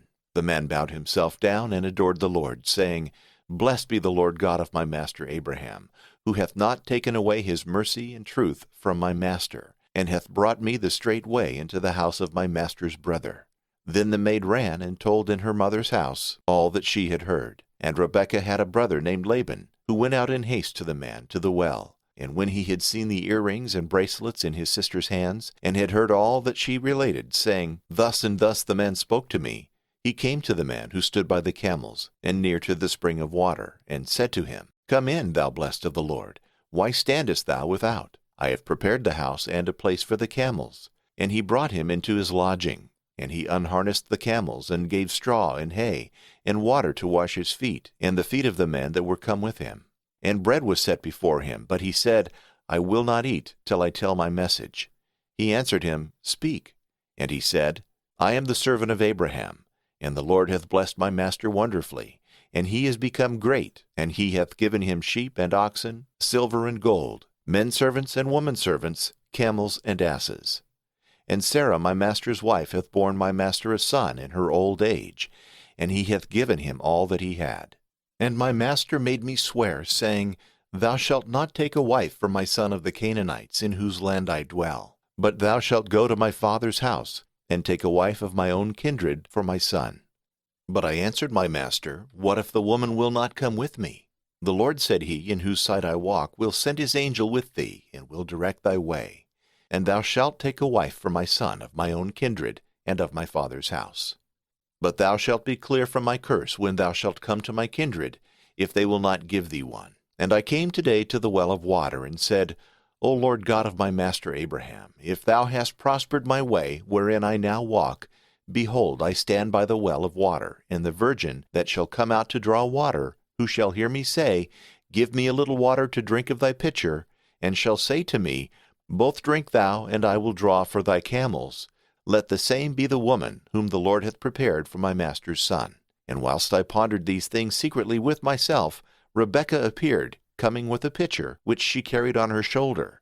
And she went down to the well and drew water. And I said to her, Give me a little to drink. And she speedily let down the pitcher from her shoulder, and said to me, Both drink thou, and to thy camels I will give drink. I drank, and she watered the camels. And I asked her, and said, Whose daughter art thou? And she answered, I am the daughter of Bethuel, the son of Nahor, whom Milcah bore to him. So I put earrings on her to adorn her face, and I put bracelets on her hands. And falling down I adored the Lord, blessing the Lord God of my master Abraham, who hath brought me the straight way to take the daughter of my master's brother for his son. Wherefore, if you do according to mercy and truth with my master, tell me, but if it please you otherwise, tell me that also, that I may go to the right hand or to the left. And Laban and Bethuel answered, The word hath proceeded from the Lord. We cannot speak any other thing to thee but his pleasure. Behold, Rebekah is before thee. Take her and go thy way, and let her be the wife of thy master's son, as the Lord hath spoken. Which when Abraham's servant heard, falling down to the ground, he adored the Lord. And bringing forth vessels of silver and gold and garments, he gave them to Rebekah for a present. He offered gifts also to her brothers and to her mother. And a banquet was made, and they ate and drank together, and lodged there. And in the morning the servant arose and said, Let me depart, that I may go to my master. And her brother and mother answered, Let the maid stay at least 10 days with us, and afterwards she shall depart. Stay me not, said he, because the Lord hath prospered my way. Send me away, that I may go to my master. And they said, Let us call the maid, and ask her will. And they called her, and when she was come, they asked, Wilt thou go with this man? She said, I will go. So they sent her away, and her nurse, and Abraham's servant, and his company, wishing prosperity to their sister, and saying, Thou art our sister. Mayest thou increase to thousands of thousands, and may thy seed possess the gates of their enemies. So Rebekah and her maids, being set upon camels, followed the man, who with speed returned to his master. At the same time Isaac was walking along the way to the well which is called of the living and the seeing, for he dwelt in the south country. And he was gone forth to meditate in the field, the day being now well spent, and when he had lifted up his eyes, he saw camels coming afar off. Rebekah also, when she saw Isaac, lighted off the camel, and said to the servant, Who is that man who cometh towards us along the field? And he said to her, That man is my master. But she quickly took her cloak and covered herself. And the servant told Isaac all that he had done, who brought her into the tent of Sarah his mother, and took to her wife, and he loved her so much that it moderated the sorrow which was occasioned by his mother's death. Genesis chapter 25. And Abraham married another wife, named Keturah, who bore him Zamram, and Jokshan, and Medan, and Madian, and Yishbak, and Shua. Jokshan also begot Sheba and Dedan. The children of Dedan were Ashurim, and Letushim, and Leamim. But of Madian was born Ephah, and Ophir, and Hanok, and Abidah, and Eldaah. All these were the children of Keturah. And Abraham gave all his possessions to Isaac. And to the children of the concubines he gave gifts, and separated them from Isaac his son, while he yet lived to the east country.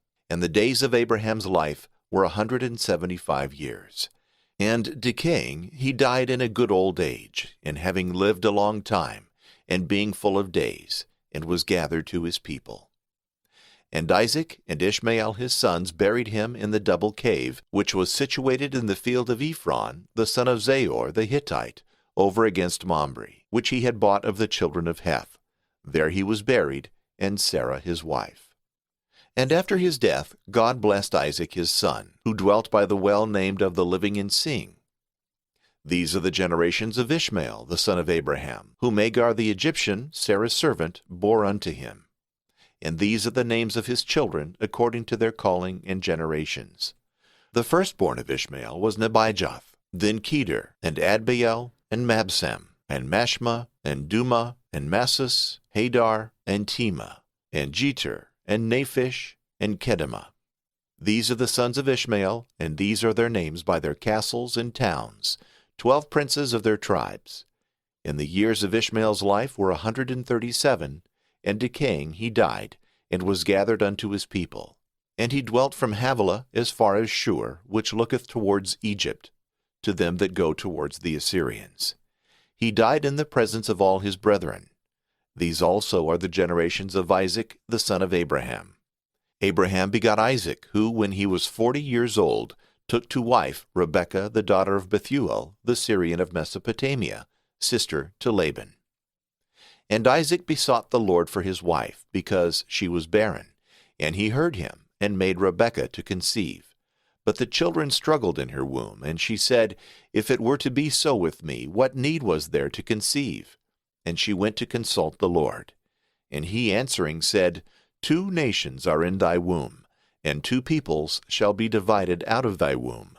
And 1 people shall overcome the other, and the elder shall serve the younger. And when her time was come to be delivered, behold, twins were found in her womb. He that came forth first was red, and hairy like a skin, and his name was called Esau. Immediately the other coming forth held his brother's foot in his hand, and therefore he was called Jacob. Isaac was 80 years old when the children were born unto him. And when they were grown up, Esau became a skillful hunter and a husbandman, but Jacob a plain man dwelt in tents. Isaac loved Esau because he ate of his hunting, and Rebekah loved Jacob. And Jacob boiled pottage, to whom Esau, coming faint out of the field, said, Give me of this red pottage, for I am exceeding faint. For which reason his name was called Edom. And Jacob said to him, Sell me thy first birthright. He answered, Lo, I die. What will the first birthright avail me? Jacob said, Swear therefore to me. Esau swore to him, and sold his first birthright. And so, taking bread and the pottage of lentils, he ate and drank, and went his way, making little account of having sold his first birthright. Chapter 26. And when a famine came in the land, after that barrenness which had happened in the days of Abraham, Isaac went to Abimelech, king of the Philistines, to Gerar. And the Lord appeared to him and said, Go not down into Egypt, but stay in the land that I shall tell thee, and sojourn in it. And I will be with thee, and will bless thee. For to thee and to thy seed I will give all these countries, to fulfill the oath which I swore to Abraham thy father. And I will multiply thy seed like the stars of heaven, and I will give to thy posterity all these countries. And in thy seed shall all the nations of the earth be blessed. Because Abraham obeyed my voice, and kept my precepts and commandments, and observed my ceremonies and laws. So Isaac abode in Gerar. And when he was asked by the men of that place concerning his wife, he answered, She is my sister. For she was afraid to confess that she was his wife, thinking lest perhaps they would kill him because of her beauty. And when very many days were past, and he abode there, Abimelech, king of the Philistines, looking out through a window, saw him playing with Rebekah his wife. And calling for him, he said, It is evident she is thy wife. Why didst thou feign her to be thy sister? He answered, I feared lest I should die for her sake. And Abimelech said, Why hast thou deceived us? Some man of the people might have lain with thy wife, and thou hadst brought upon us a great sin. And he commanded all the people, saying, He that shall touch this man's wife shall surely be put to death. And Isaac sowed in that land, and he found that same year 100-fold. And the Lord blessed him. And the man was enriched, and he went on prospering and increasing, till he became exceeding great. And he had possessions of sheep and of herds, and a very great family. Wherefore the Philistines, envying him, stopped up at that time all the wells that the servants of his father Abraham had digged, filling them up with earth. Insomuch that Abimelech himself said to Isaac, Depart from us, for thou art become much mightier than we. So he departed, and came to the torrent of Gerar, to dwell there. And he digged again other wells, which the servants of his father Abraham had digged, and which after his death the Philistines had of old stopped up. And he called them by the same names by which his father before had called them. And they digged in the torrent, and found living water. But there also the herdsmen of Gerar strove against the herdsmen of Isaac, saying, It is our water. Wherefore he called the name of the well, on occasion of that which had happened, Calumny. And they digged also another, and for that they quarreled likewise. And he called the name of it Enmity. Going forward from thence, he digged another well, for which they contended not. Therefore he called the name thereof Latitude, saying, Now hath the Lord given us room, and made us to increase upon the earth. And he went up from that place to Beersheba, where the Lord appeared to him that night, saying, I am the God of Abraham thy father. Do not fear, for I am with thee. I will bless thee, and multiply thy seed for my servant Abraham's sake. And he built there an altar, and called upon the name of the Lord, and pitched his tent, and commanded his servants to dig a well. To which place when Abimelech and Ahuzzath his friend, and Phicol the chief captain of his soldiers, came from Gerar, Isaac said to them, Why are ye come to me, a man whom you hate, and have thrust out from you? And they answered, We saw that the Lord is with thee, and therefore we said, Let there be an oath between us, and let us make a covenant, that thou do us no harm, as we on our part have touched nothing of thine, nor have done anything to hurt thee, but with peace have sent thee away, increased with the blessing of the Lord. And he made them a feast, and after they had eaten and drunk, arising in the morning, they swore one to another, and Isaac sent them away peaceably to their own home. And behold, the same day the servants of Isaac came, telling him of a well which they had digged, and saying, We have found water. Whereupon he called it Abundance, and the name of the city was called Beersheba, even to this day. And Esau, being 40 years old, married wives, Judith, the daughter of Beeri the Hittite, and Basemath, the daughter of Elon, of the same place. And they both offended the mind of Isaac and Rebekah. Genesis chapter 27. Now Isaac was old, and his eyes were dim, and he could not see. And he called Esau, his elder son, and said to him, My son? And he answered, Here I am. And his father said to him, Thou seest that I am old, and know not the day of my death. Take thy arms, thy quiver, and bow, and go abroad. And when thou hast taken something by hunting, make me savory meat thereof, as thou knowest I like, and bring it, that I may eat, and my soul may bless thee before I die. And when Rebekah had heard this, and he was gone into the field to fulfill his father's commandment, she said to her son Jacob, I heard thy father talking with Esau thy brother, and saying to him, Bring me of thy hunting, and make me meats that I may eat, and bless thee in the sight of the Lord before I die. Now therefore, my son, follow my counsel, and go thy way to the flock. Bring me 2 kids of the best, that I may make of them meat for thy father, such as he gladly eateth, which when thou hast brought in, and he hath eaten, he may bless thee before he die. And he answered her, Thou knowest that Esau my brother is a hairy man, and I am smooth. If my father shall feel me, and perceive it, I fear lest he will think I would have mocked him, and I shall bring upon me a curse instead of a blessing. And his mother said to him, Upon me be this curse, my son. Only hear thou my voice, and go. Fetch me the things which I have said. He went and brought, and gave them to his mother. She dressed meats, such as she knew his father liked. And she put on him very good garments of Esau, which she had at home with her. And the little skins of the kids she put about his hands, and covered the bare of his neck. And she gave him the savory meat, and delivered him bread that she had baked, which when he had carried in, he said, My father? But he answered, I hear. Who art thou, my son? And Jacob said, I am Esau, thy firstborn. I have done as thou didst command me. Arise, sit, and eat of my venison, that thy soul may bless me. And Isaac said to his son, How couldst thou find it so quickly, my son? He answered, It was the will of God that what I sought came quickly in my way. And Isaac said, Come hither, that I may feel thee, my son, and may prove whether thou be my son Esau or not. He came near to his father, and when he had felt him, Isaac said, The voice indeed is the voice of Jacob, but the hands are the hands of Esau. And he knew him not, because his hairy hands made him like to the elder. Then blessing him, he said, Art thou my son Esau? He answered, I am. Then he said, Bring me the meats of thy hunting, my son, that my soul may bless thee. And when they were brought, and he had eaten, he offered him wine also, which after he had drunk, he said to him, Come near me, and give me a kiss, my son.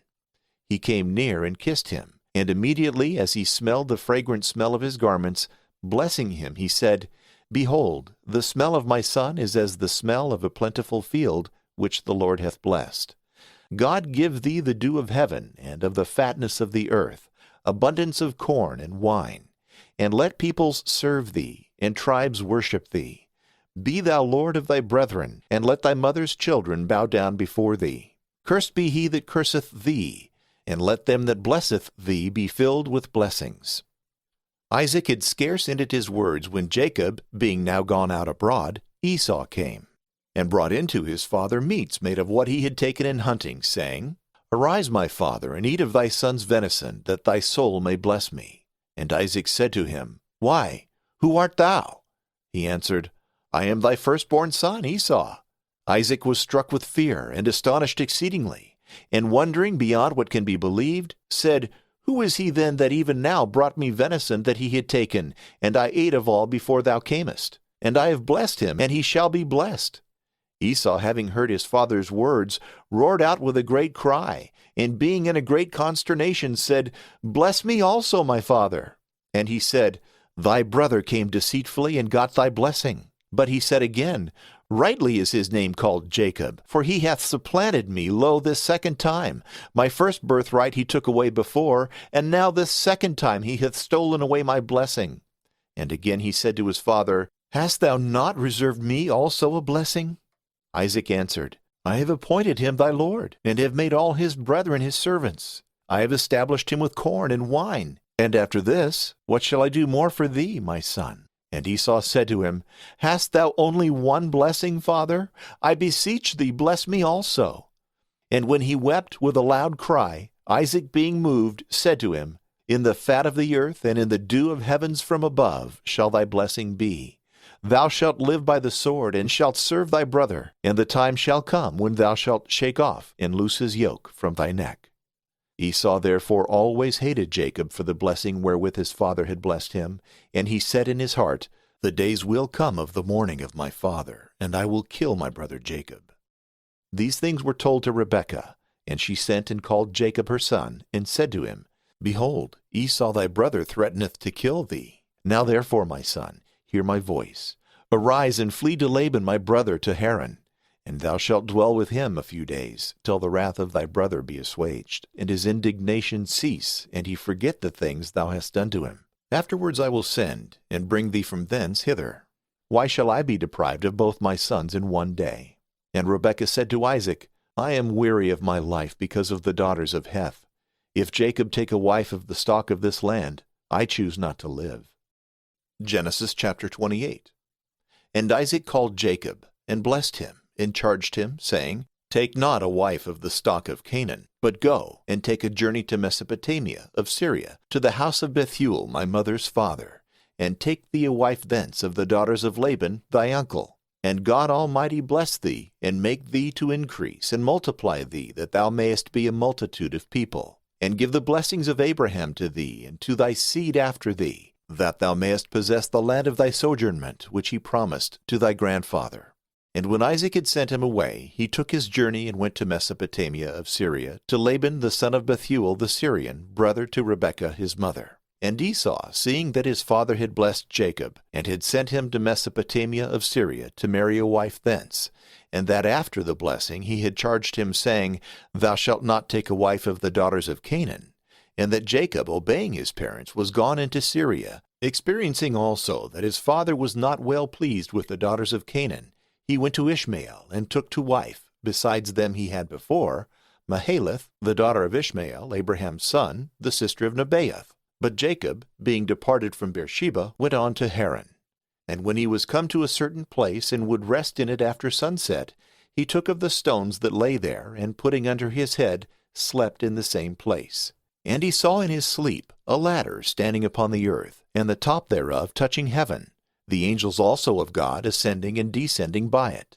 And the Lord, leaning upon the ladder, saying to him, I am the Lord God of Abraham thy father, and the God of Isaac. The land wherein thou sleepest I will give to thee and to thy seed, and thy seed shall be as the dust of the earth. Thou shalt spread abroad to the west, and to the east, and to the north, and to the south. And in thee and thy seed all the tribes of the earth shall be blessed. And I will be thy keeper whithersoever thou goest, and I will bring thee back into this land, neither will I leave thee till I shall have accomplished all that I have said. And when Jacob awaked out of sleep, he said, Indeed, the Lord is in this place, and I knew it not. And trembling he said, How terrible is this place! This is no other but the house of God, and the gate of heaven. And Jacob, arising in the morning, took the stone which he had laid under his head, and set it up for a tidal, pouring oil upon the top of it. And he called the name of the city Bethel, which before was called Luzah. And he made a vow, saying, If God shall be with me, and shall keep me in the way by which I walk, and shall give me bread to eat, and raiment to put on, and I shall return prosperously to my father's house, the Lord shall be my God. And this stone which I have set up for a tidal shall be called the house of God. And of all things that thou shalt give to me, I will offer tithes to thee. Genesis chapter 29. Then Jacob went on in his journey, and came into the east country. And he saw a well in the field, and 3 flocks of sheep lying by it, for the beasts were watered out of it, and the mouth thereof was closed with a great stone. And the custom was, when all the sheep were gathered together, to roll away the stone, and after the sheep were watered, to put it on the mouth of the well again. And he said to the shepherds, Brethren, whence are you? And they answered, Of Haran. And he asked them, saying, Do you know Laban, the son of Nahor? They said, We know him. He said, Is he in health? He is in health, say they. And behold, Rachel his daughter cometh with his flock. And Jacob said, There is yet much day remaining, neither is it time to bring the flocks into the folds again. First give the sheep drink, and so lead them back to feed. They answered, We cannot, till all the cattle be gathered together, and we remove the stone from the well's mouth, that we may water the flocks. They were yet speaking, and behold, Rachel came with her father's sheep, for she fed the flock. And when Jacob saw her, he knew her to be his cousin German, and that they were the sheep of Laban his uncle. He removed the stone wherewith the well was closed. And having watered the flock, he kissed her, and lifting up his voice, wept. And he told her that he was her father's brother, and the son of Rebekah. But she went in haste and told her father, who, when he heard that Jacob his sister's son was come, ran forth to meet him, and embracing him, and heartily kissing him, brought him into his house. And when he had heard the causes of his journey, he answered, Thou art my bone and my flesh. And after the days of 1 month were expired, he said to him, Because thou art my brother, shalt thou serve me without wages? Tell me what wages thou wilt have. Now he had 2 daughters. The name of the elder was Leah, and the younger was called Rachel. But Leah was blear-eyed. Rachel was well-favored and of a beautiful countenance. And Jacob, being in love with her, said, I will serve thee 7 years, for Rachel thy younger daughter. Laban answered, It is better that I give her to thee than to another man. Stay with me. So Jacob served 7 years for Rachel, and they seemed but a few days, because of the greatness of his love. And he said to Laban, Give me my wife, for now the time is fulfilled, that I may go in unto her. And he, having invited a great number of his friends to the feast, made the marriage. And at night he brought in Leah his daughter to him, giving his daughter a handmaid named Zilpah. Now when Jacob had gone in to her, according to custom, when morning was come, he saw it was Leah. And he said to his father-in-law, What is it that thou didst mean to do? Did I not serve thee for Rachel? Why hast thou deceived me? Laban answered, It is not the custom in this place to give the younger in marriage first.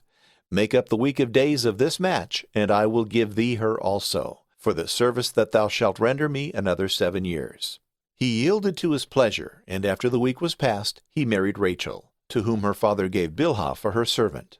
And having at length obtained the marriage he wished for, he preferred the love of the latter before the former, and served with him other 7 years. And the Lord, seeing that he despised Leah, opened her womb, but her sister remained barren. And she conceived and bore a son, and called his name Reuben, saying, The Lord saw my affliction. Now my husband will love me. And again she conceived and bore a son, and said, Because the Lord heard that I was despised, he hath given this also to me. And she called his name Simeon. And she conceived the 3rd time, and bore another son, and said, Now also my husband will be joined to me, because I have borne him 3 sons. And therefore she called his name Levi. The 4th time she conceived and bore a son, and said, Now will I praise the Lord. And for this she called him Judah, and she left bearing. Genesis chapter 30. And Rachel, seeing herself without children, envied her sister, and said to her husband, Give me children, otherwise I shall die. And Jacob, being angry with her, answered, Am I as God, who hath deprived thee of the fruit of thy womb? But she said, I have here my servant Bilhah. Go in unto her, that she may bear upon my knees, and I may have children by her. And she gave him Bilhah in marriage, who, when her husband had gone in unto her, conceived and bore a son. And Rachel said, The Lord hath judged for me, and hath heard my voice, giving me a son, and therefore she called his name Dan. And again Bilhah conceived and bore another, for whom Rachel said, God hath compared me with my sister, and I have prevailed. And she called him Naphtali. Leah, perceiving that she had left off bearing, gave Zilpah her handmaid to her husband. And when she had conceived and brought forth a son, she said, Happily, and therefore called his name Gad. Zilpah also bore another, and Leah said, This is for my happiness, for women will call me blessed. Therefore she called him Asher. And Reuben, going out in the time of the wheat harvest into the field, found mandrakes, which he brought to his mother Leah. And Rachel said, Give me part of thy son's mandrakes. She answered, Dost thou think it a small matter that thou hast taken my husband from me, unless thou also take my son's mandrakes? Rachel said, He shall sleep with thee this night for thy son's mandrakes. And when Jacob returned at even from the field, Leah went out to meet him, and said, Thou shalt come in unto me, because I have hired thee for my son's mandrakes. And he slept with her that night. And God heard her prayers, and she conceived and bore the 5th son, and said, God hath given me a reward, because I gave my handmaid to my husband. And she called his name Issachar. And Leah conceived again, and bore the 6th son, and said, God hath endowed me with a good dowry. This turn also my husband will be with me, because I have borne him 6 sons. And therefore she called his name Zebulun. after whom she bore a daughter named Dinah. The Lord also, remembering Rachel, heard her and opened her womb, and she conceived and bore a son, saying, God hath taken away my reproach. And she called his name Joseph, saying, The Lord give me also another son. And when Joseph was born, Jacob said to his father-in-law, Send me away, that I may return into my country and to my land. Give me my wives and my children, for whom I have served thee, that I may depart. Thou knowest the service that I have rendered thee. Laban said to him, Let me find favor in thy sight. I have learned by experience that God hath blessed me for thy sake. Appoint thy wages which I shall give thee. But he answered, Thou knowest how I have served thee, and how great thy possession hath been in my hands. Thou hadst but little before I came to thee, and now thou art become rich, and the Lord hath blessed thee at my coming. It is reasonable, therefore, that I should now provide also for my own house. And Laban said, What shall I give thee? But he said, I require nothing, but if thou wilt do what I demand, I will feed and keep thy sheep again. Go round through all thy flocks, and separate all the sheep of diverse colors and speckled, and all that is brown and spotted, and of diverse colors, as well among the sheep as among the goats, shall be my wages. And my justice shall answer for me tomorrow before thee, when the time of the bargain shall come. And all that is not of diverse colors, and spotted, and brown, as well among the sheep as among the goats, shall accuse me of theft. And Laban said, I like well what thou demandest. And he separated the same day the she-goats and the sheep, and the he-goats and the rams of diverse colors, and spotted, and all the flock of one color, that is, of white and black fleece, he delivered into the hands of his sons. And he set the space of 3 days' journey betwixt himself and his son-in-law, who fed the rest of his flock. And Jacob took green rods of poplar and of almond and of plane trees, and peeled them in part. So when the bark was taken off, in the parts that were peeled, there appeared whiteness, but the parts that were whole remained green. And by this means the color was diverse. And he put them in the troughs, where the water was poured out, that when the flocks should come to drink, they might have the rods before their eyes, and in the sight of them might conceive. And it came to pass that in the very heat of coition the sheep beheld the rods, and brought forth spotted, and of diverse colors, and speckled. And Jacob separated the flock, and put the rods in the troughs before the eyes of the rams. And all the white and the black were Laban's, and the rest were Jacob's, when the flocks were separated, one from the other. So when the ewes went first to ram, Jacob put the rods in the troughs of water before the eyes of the rams and of the ewes, that they might conceive while they were looking upon them. But when the latter coming was, and the last conceiving, he did not put them. And those that were lateward became Laban's, and they of the first time Jacob's. And the man was enriched exceedingly, and he had many flocks, maidservants and menservants, camels and asses. Genesis chapter 31. But after that he heard the words of the sons of Laban, saying, Jacob hath taken away all that was our father's, and being enriched by his substance is become great. And perceiving also that Laban's countenance was not towards him as yesterday and the other day, especially the Lord saying to him, Return into the land of thy fathers and to thy kindred, and I will be with thee, he sent and called Rachel and Leah into the field, where he fed the flocks, and said to them, I see your father's countenance is not towards me as yesterday and the other day, but the God of my father hath been with me. And you know that I have served your father to the uttermost of my power. Yea, your father also hath overreached me, and hath changed my wages 10 times. And yet God hath not suffered him to hurt me. If at any time he said, The speckled shall be thy wages, all the sheep brought forth speckled, but when he said on the contrary, Thou shalt take all the white ones for thy wages, all the flocks brought forth white ones. And God hath taken your father's substance, and given it to me. But after that time came of the ewes conceiving, I lifted up my eyes, and saw in my sleep that the males which leaped upon the females were of diverse colors, and spotted, and speckled. And the angel of God said to me in my sleep, Jacob, and I answered, Here I am. And he said, Lift up thy eyes, and see that all the males leaping upon the females are of diverse colors, spotted, and speckled. For I have seen all that Laban hath done to thee. I am the God of Bethel, where thou didst anoint the stone, and make a vow to me. Now therefore arise, and go out of this land, and return into thine native country. And Rachel and Leah answered, Have we anything left among the goods and inheritance of our father's house? Hath he not counted us as strangers, and sold us, and eaten up the price of us? But God hath taken our father's riches, and delivered them to us and to our children. Wherefore do all that God hath commanded thee. Then Jacob rose up, and having set his children and wives upon camels, went his way. And he took all his substance, and flocks, and whatsoever he had gotten in Mesopotamia, and went forward to Isaac his father to the land of Canaan. At that time Laban was gone to shear his sheep, and Rachel stole away her father's idols. And Jacob would not confess to his father-in-law that he was flying away. And when he was gone, together with all that belonged to him, and having passed the river, was going on towards Mount Gilead. It was told Laban on the 3rd day that Jacob fled, and he took his brethren with him, and pursued after him 7 days, and overtook him in the Mount of Gilead.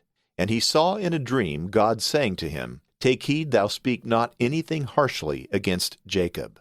Now Jacob had pitched his tent in the mountain, and when he with his brethren had overtaken him, he pitched his tent in the same Mount of Gilead.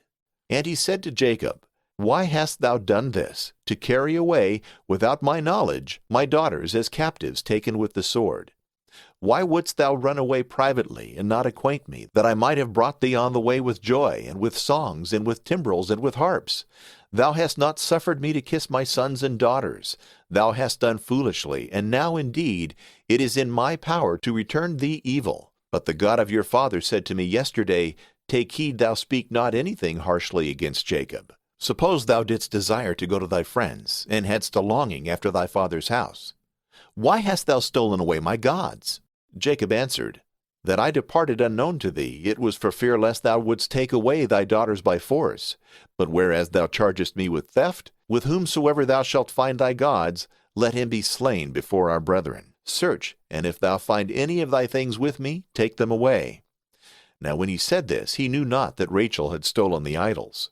So Laban went into the tent of Jacob, and of Leah, and of both the handmaids, and found them not. And when he was entered into Rachel's tent, she in haste hid the idols under the camel's furniture, and sat upon them. And when he had searched all the tent, and found nothing, she said, Let not my lord be angry that I cannot rise up before thee, because it has now happened to me according to the custom of women. So his careful search was in vain. And Jacob, being angry, said in a chiding manner, For what fault of mine, and for what offense on my part, hast thou so hotly pursued me, and searched all my household stuff? What hast thou found of all the substance of thy house? Lay it here before my brethren, and thy brethren, and let them judge between me and thee. Have I therefore been with thee 20 years? Thy ewes and goats were not barren. The rams of thy flocks I did not eat. Neither did I show thee that which the beast had torn. I made good all the damage. Whatsoever was lost by theft, thou didst exact it of me. Day and night was I parched with heat and with frost, and sleep departed from my eyes. And in this manner have I served thee in thy house 20 years, 14 for thy daughters, and 6 for thy flocks. Thou hast changed also my wages 10 times.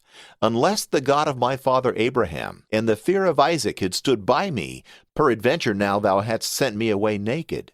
God beheld my affliction and the labor of my hands, and rebuked ye yesterday. Laban answered him, The daughters are mine, and the children, and thy flocks, and all that thou seest are mine. What can I do to my children and grandchildren? Come therefore, let us enter into a league, that it may be for a testimony between me and thee. And Jacob took a stone, and set it up for a title. And he said to his brethren, Bring hither stones. And they, gathering stones together, made a heap, and they ate upon it. And Laban called it the witness heap, and Jacob the hillock of testimony, each of them according to the propriety of his language. And Laban said, This heap shall be a witness between me and thee this day. And therefore the name thereof was called Gilead, that is, the witness heap. The Lord behold and judge between us when we shall... The Lord behold and judge between us when we shall be gone one from the other. If thou afflict my daughters, and if thou bring in other wives over them, none is witness of our speech but God, who is present and beholdeth. And he said again to Jacob, Behold this heap, And the stone which I have set up between me and thee shall be a witness. This heap, I say, and the stone, be they for a testimony, if either I shall pass beyond it going towards thee, or thou shalt pass beyond it, thinking harm to me. The God of Abraham and the God of Nahor, the God of their father, judge between us. And Jacob swore by the fear of his father Isaac. And after he had offered sacrifices in the mountain, he called his brethren to eat bread. And when they had eaten, they lodged there. But Laban arose in the night, and kissed his sons and daughters, and blessed them, and returned to his place. Genesis chapter 32. Jacob also went on the journey he had begun, and the angels of God met him. And when he saw them, he said, These are the camps of God. And he called the name of the place Mahanaim, that is, camps. And he sent messengers before him to Esau his brother, to the land of Seir, to the country of Edom. And he commanded them, saying, Thus shall ye speak to my lord Esau. Thus saith thy brother Jacob, I have sojourned with Laban, and have been with him until this day. I have oxen, and asses, and sheep, and men servants and women servants. And now I send a message to my lord, that I may find favor in thy sight. And the messengers returned to Jacob, saying, We came to Esau thy brother, and behold, he cometh with speed to meet thee with 400 men. Then Jacob was greatly afraid, and in his fear divided the people that was with him, and the flocks, and the sheep, and the oxen, and the camels, into 2 companies, saying, If Esau come to one company and destroy it, the other company that is left shall escape. And Jacob said, O God of my father Abraham, and God of my father Isaac, O Lord, who saidst to me, Return to thy land and to the place of thy birth, and I will do well for thee. I am not worthy of the least of all thy mercies and of thy truth, which thou hast fulfilled to thy servant. With my staff I passed over this Jordan, and now I return with 2 companies. Deliver me from the hand of my brother Esau, for I am greatly afraid of him, lest perhaps he come and kill the mother with the children. Thou didst say that thou wouldest do well by me, and multiply my seed like the sand of the sea, which cannot be numbered for multitude. And when he had slept there that night, he set apart, of all the things which he had, presents for his brother Esau, 200 she-goats, 20 he-goats, 200 ewes, and 20 rams, 30 milk camels with their colts, 40 kine and 20 bulls, 20 she-asses, and 10 of their foals. And he sent them by the hands of his servants, every drove by itself, and he said to his servants, Go before me, and let there be a space between drove and drove. And he commanded the first, saying, If thou meet my brother Esau, and he ask thee, Whose art thou? Or whither goest thou? Or whose are these before thee? Thou shalt answer, Thy servant Jacob's. He hath sent them as a present to my lord Esau, and he cometh after us. In like manner he commanded the second and the third, and all that followed the droves, saying, Speak ye the same words to Esau when ye find him. And ye shall add, Thy servant Jacob himself also followeth after us, for he said, I will appease him with the presents that go before, and afterwards I will see him. Perhaps he will be gracious to me. So the presents went before him, but himself lodged that night in the camp. And rising early, he took his 2 wives and his 2 handmaids, with his 11 sons, and passed over the ford of Jabbok. And when all things were brought over that belonged to him, he remained alone, and behold, a man wrestled with him till morning. And when he saw that he could not overcome him, he touched the sinew of his thigh, and forthwith it shrank. And he said to him, Let me go, for it is break of day. He answered, I will not let thee go, except thou bless me. And he said, What is thy name? He answered, Jacob. But he said, Thy name shall not be called Jacob, but Israel. For if thou hast been strong against God, how much more shalt thou prevail against men? Jacob asked him, Tell me by what name thou art called. He answered, Why dost thou ask my name? And he blessed him in the same place. And Jacob called the name of this place Penuel, saying, I have seen God face to face, and my soul has been saved. And immediately the sun rose upon him, after he was past Penuel, but he halted on his foot.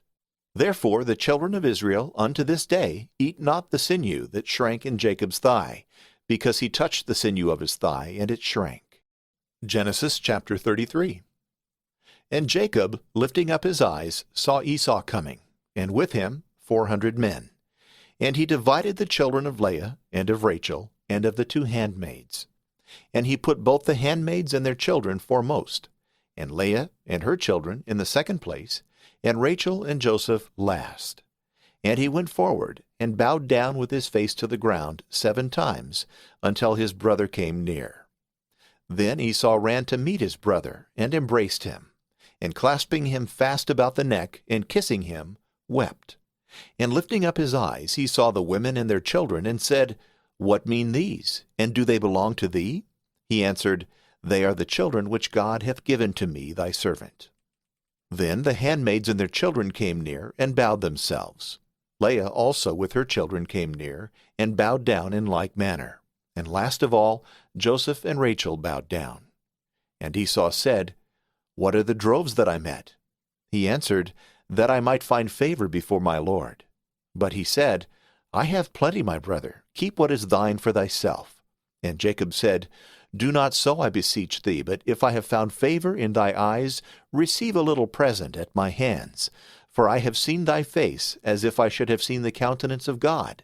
Be gracious to me, and take the blessing which I have brought thee, and which God hath given me, who giveth all things. He took it with much ado at his brother's earnest pressing him, and said, Let us go on together, and I will accompany thee in thy journey.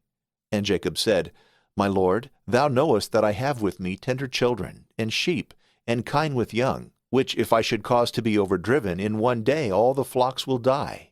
May it please my lord to go before his servant, and I will follow softly after him, as I shall see my children to be able, until I come to my lord in Seir.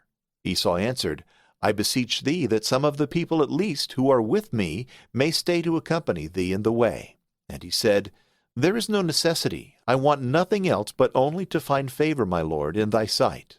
So Esau returned that day the way that he came to Seir. And Jacob came to Succoth, where, having built a house and pitched tents, he called the name of the place Succoth, that is, tents. And he passed over to Salem, a city of the Shechemites, which is in the land of Canaan, after he returned from Mesopotamia of Syria, and he dwelt by the town. And he bought that part of the field in which he pitched his tents of the children of Hamor, the father of Shechem, for 100 lambs. And raising an altar there, he invoked upon it the most mighty God of Israel. Genesis chapter 34. And Dinah, the daughter of Leah, went out to see the women of that country. And when Shechem, the son of Hamor the Hivite, the prince of that land, saw her, he was in love with her, and took her away, and lay with her, ravishing the virgin. And his soul was fast knit unto her, and whereas she was sad, he comforted her with sweet words. And going to Hamor his father, he said, Get me this damsel to wife. But when Jacob had heard this, his sons being absent, and employed in feeding the cattle, he held his peace till they came back. And when Hamor the father of Shechem was come out to speak to Jacob, behold, his sons came from the field, and hearing what had passed, they were exceedingly angry, because he had done a foul thing in Israel, and committed an unlawful act in ravishing Jacob's daughter. And Hamor spoke to them, The soul of my son Shechem has a longing for your daughter. Give her him to wife, and let us contract marriages one with another. Give us your daughters, and take you our daughters, and dwell with us. The land is at your command. Till, trade, and possess it. Shechem also said to her father and to her brethren, Let me find favor in your sight, and whatsoever ye shall appoint I will give. Raise the dowry, and ask gifts, and I will gladly give what you shall demand. Only give me this damsel to wife. The sons of Jacob answered Shechem and his father deceitfully, being enraged at the deflowering of their sister. We cannot do what you demand, nor give our sister to one that is uncircumcised, which with us is unlawful and abominable. But in this we may be allied with you, if you will be like us, and all the male sex among you be circumcised. Then we will mutually give and take your daughters and ours, and we will dwell with you, and we will be one people. But if you will not be circumcised, we will take our daughter and depart. Their offer pleased Hamor and Shechem his son. And the young man made no delay, but forthwith fulfilled what was required, for he loved the damsel exceedingly, and he was the greatest man in all his father's house. And going into the gate of the city, they spoke to the people. These men are peaceable and willing to dwell with us. Let them trade in the land, and till it, which being large and wide, wanteth men to till it. We shall take their daughters for wives, and we will give them ours. One thing there is for which so great a good is deferred. We must circumcise every male among us, following the manner of the nation. And their substance and cattle and all that they possess shall be ours. Only in this let us condescend, and by dwelling together we shall make one people. And they all agreed, and circumcised all the males. And behold, the third day, when the pain of the wound was greatest, 2 of the sons of Jacob, Simeon and Levi, the brothers of Dinah, taking their swords, entered boldly into the city, and slew all the men. And they killed also Hamor and Shechem, and took away their sister Dinah out of Shechem's house. And when they were gone out, the other sons of Jacob came upon the slain, and plundered the city in revenge of the rape. And they took their sheep, and their herds, and their asses, wasting all they had, in their houses and in the fields. And their children and wives they took captive. And when they had boldly perpetrated these things, Jacob said to Simeon and Levi, You have troubled me, and made me hateful to the Canaanites and the Perizzites, the inhabitants of this land. We are few. They will gather themselves together and kill me, and both I and my house shall be destroyed. They answered, Should they abuse our sister as a strumpet? Genesis chapter 35. In the meantime God said to Jacob, Arise and go up to Bethel, and dwell there, and make there an altar to God, who appeared to thee when thou didst flee from Esau thy brother. And Jacob, having called together all his household, said, Cast away the strange gods that are among you, and be cleansed, and change your garments. Arise, and let us go up to Bethel, that we may make an altar to God, who heard me in the day of my affliction, and accompanied me in my journey. So they gave him all the strange gods they had, and the earrings which were in their ears, and he buried them under the turpentine tree that is behind the city of Shechem. And when they were departed, the terror of God fell upon all the cities round about, and they durst not pursue after them as they went away. And Jacob came to Luz, which is in the land of Canaan, surnamed Bethel, he and all the people that were with him. And he built there an altar, and called the name of that place the house of God, for there God appeared to him when he fled from his brother. At that time Deborah, the nurse of Rebekah, died, and was buried at the foot of Bethel under an oak, and the name of that place was called the Oak of Weeping. And God appeared again to Jacob, after he returned from Mesopotamia of Syria, and he blessed him, saying, Thou shalt not be called any more Jacob, but Israel shall be thy name. And he called him Israel, and said to him, I am God Almighty. Increase thou and be multiplied. Nations and peoples of nations shall be from thee, and kings shall come out of thy loins. And the land which I gave to Abraham and Isaac I will give to thee, and to thy seed after thee. And he departed from him. But he set up a monument of stone in the place where God had spoken to him, pouring drink offerings upon it, and pouring oil thereon, and calling the name of that place Bethel. And going forth from thence, he came in the springtime to the land which leadeth to Ephrath, wherein, when Rachel was in travail by reason of her hard labor, she began to be in danger. And the midwife said to her, Fear not, for thou shalt have this son also. And when her soul was departing for pain, and death was now at hand, she called the name of her son Benoni, that is, the son of my pain. But his father called him Benjamin, that is, the son of the right hand. So Rachel died, and was buried in the highway that leadeth to Ephrath, this is Bethlehem. And Jacob erected a pillar over her sepulchre. This is the pillar of Rachel's monument to this day. Departing thence, he pitched his tent beyond the flock tower. And when he dwelt in that country, Reuben went, and slept with Bilhah, the concubine of his father, which he was not ignorant of.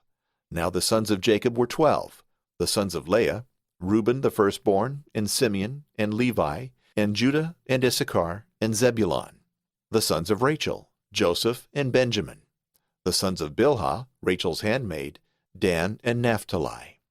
The sons of Zelphah, Leah's handmaid, Gad, and Asher. These are the sons of Jacob, that were born to him in Mesopotamia of Syria. And he came to Isaac his father in Mamre, the city of Arba, this is Hebron, wherein Abraham and Isaac sojourned. And the days of Isaac were 180 years. And being spent with age, he died, and was gathered to his people, being old and full of days. And his sons Esau and Jacob buried him. Genesis chapter 36. And these are the generations of Esau, the same is Edom. Esau took wives of the daughters of Canaan, Adah, the daughter of Elon the Hittite, and Oholibamah, the daughter of Anah, the daughter of Sibeon, the Hivite, and Basemath, the daughter of Ishmael, sister of Nebajoth. And Adah bore Eliphaz, Basemath bore Reuel, Oholibamah bore Jehush, and Jehalun, and Korah. These are the sons of Esau that were born to him in the land of Canaan. And Esau took his wives and his sons and daughters, and every soul of his house, and his substance and cattle, and all that he was able to acquire in the land of Canaan, and went into another country, and departed from his brother Jacob. For they were exceeding rich, and could not dwell together, neither was the land in which they sojourned able to bear them, for the multitude of their flocks. And Esau dwelt in Mount Seir, he is Edom. And these are the generations of Esau, the father of Edom, in Mount Seir. And these the names of his sons: Eliphaz the son of Adah, the wife of Esau, and Reuel the son of Basemath, his wife. And Eliphaz had sons: Teman, Omar, Zapho, and Gatam, and Kenaz. And Timnah was the concubine of Eliphaz, the son of Esau, and she bore him Amalek. These are the sons of Adah, the wife of Esau. And the sons of Reuel were Nahath, and Zerah, Shammah, and Mizah. These were the sons of Basemath, the wife of Esau. And these were the sons of Oholibamah, the daughter of Anah, the daughter of Zibeon, the wife of Esau, whom she bore to him: Jehosh, and Jehalun, and Korah. These were dukes of the sons of Esau, the sons of Eliphaz, the firstborn of Esau: Duke Teman, Duke Omar, Duke Zapho, Duke Kenaz, Duke Korah, Duke Gatam, Duke Amalek. These are the sons of Eliphaz in the land of Edom, and these the sons of Adah. And these were the sons of Reuel, the son of Esau: Duke Nahath, Duke Zerah, Duke Shammah, Duke Mizah. And these are the dukes of Reuel in the land of Edom. These the sons of Basemath, the wife of Esau. And these the sons of Oholibamah, the wife of Esau: Duke Jehosh, Duke Jehalun, Duke Korah. These are the dukes of Oholibamah, the daughter of Anah, the wife of Esau. These are the sons of Esau, and these the dukes of them. The same is Edom. These are the sons of Seir the Horite, the inhabitants of the land: Lotan, and Shobal, and Zibeon, and Anah, and Dishon, and Eser, and Dishan. These are dukes of the Horites, the sons of Seir, in the land of Edom. And Lotan had sons, Hori and Heman. And the daughter of Lotan was Timnah. And these the sons of Shobal: Alvan, and Manahath, and Ebal, and Shepho, and Oman. And these the sons of Zibeon: Ajah and Anah. This is Anah that found the hot waters in the wilderness, when he fed the asses of Zibeon his father.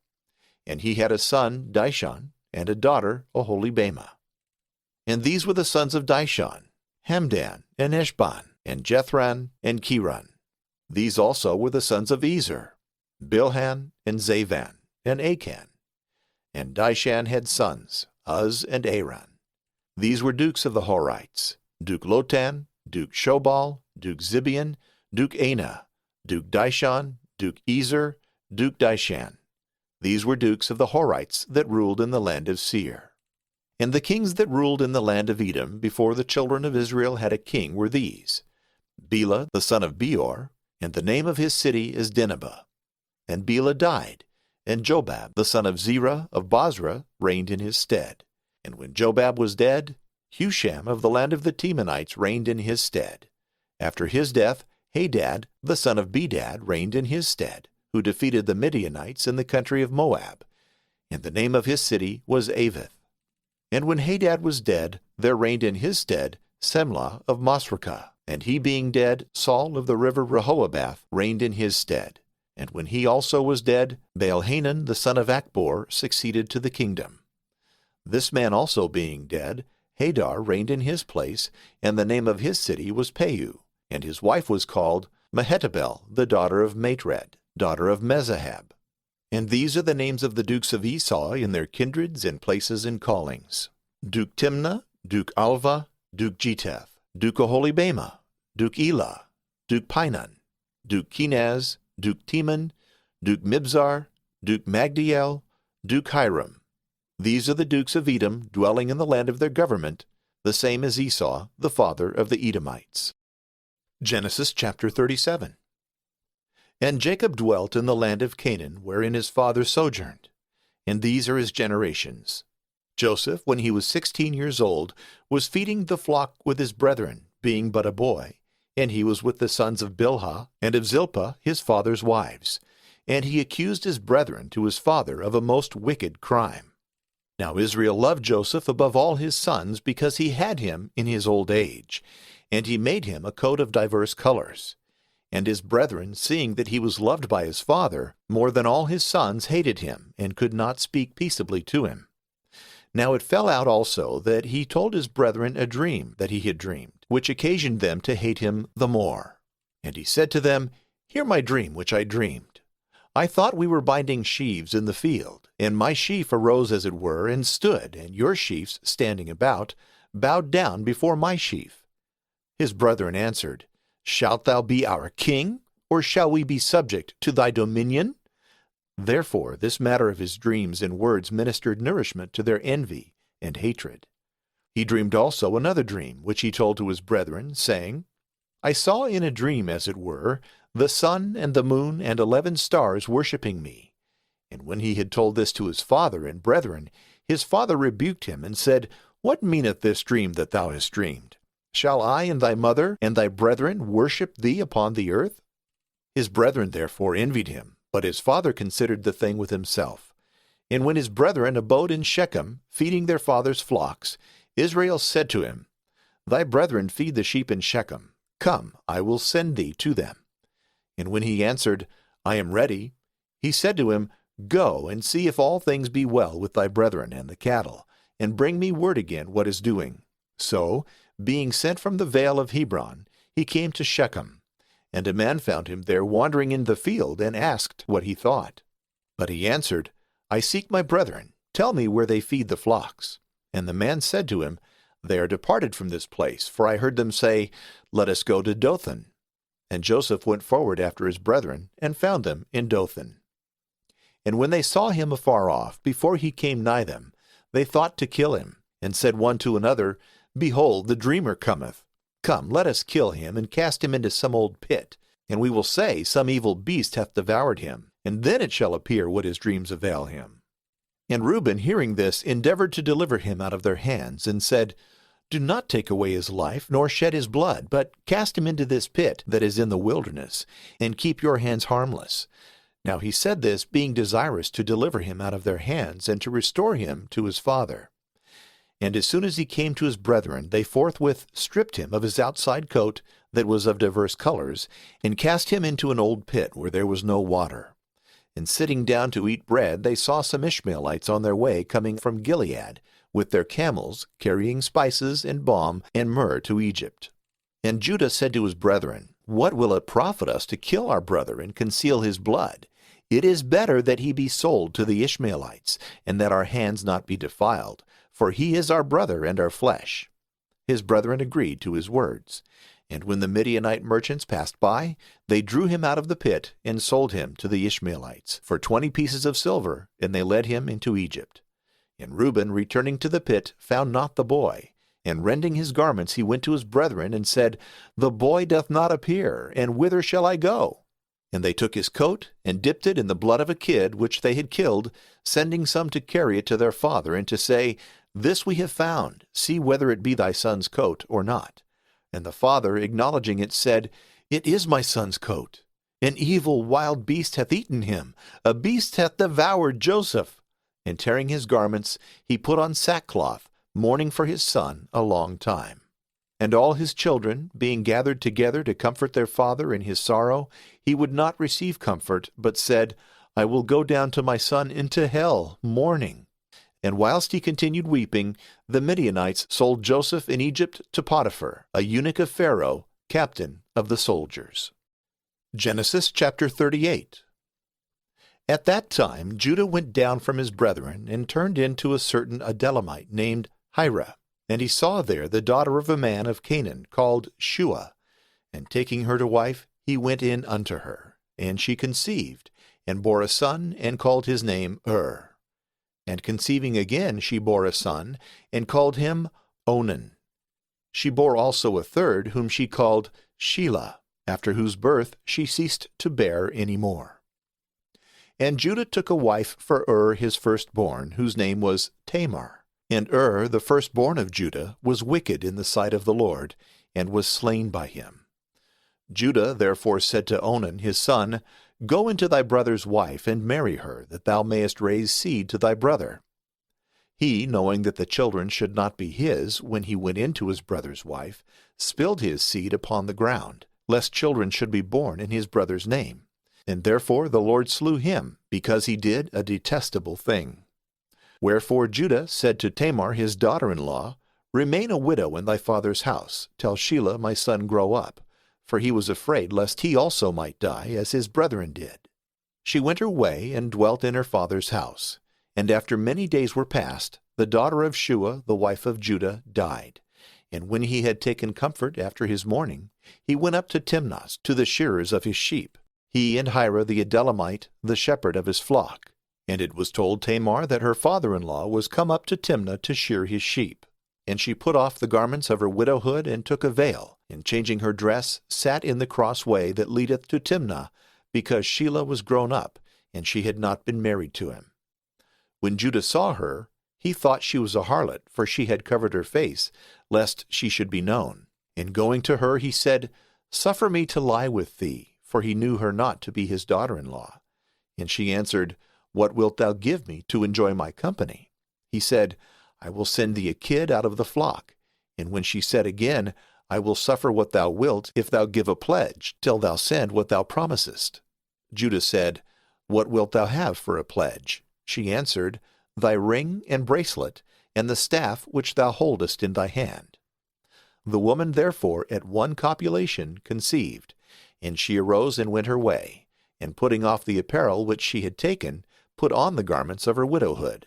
And Judah sent a kid by his shepherd the Adulamite, that he might receive the pledge again, which he had given to the woman. But he, not finding her, asked the men of that place, Where is the woman that sat in the cross way?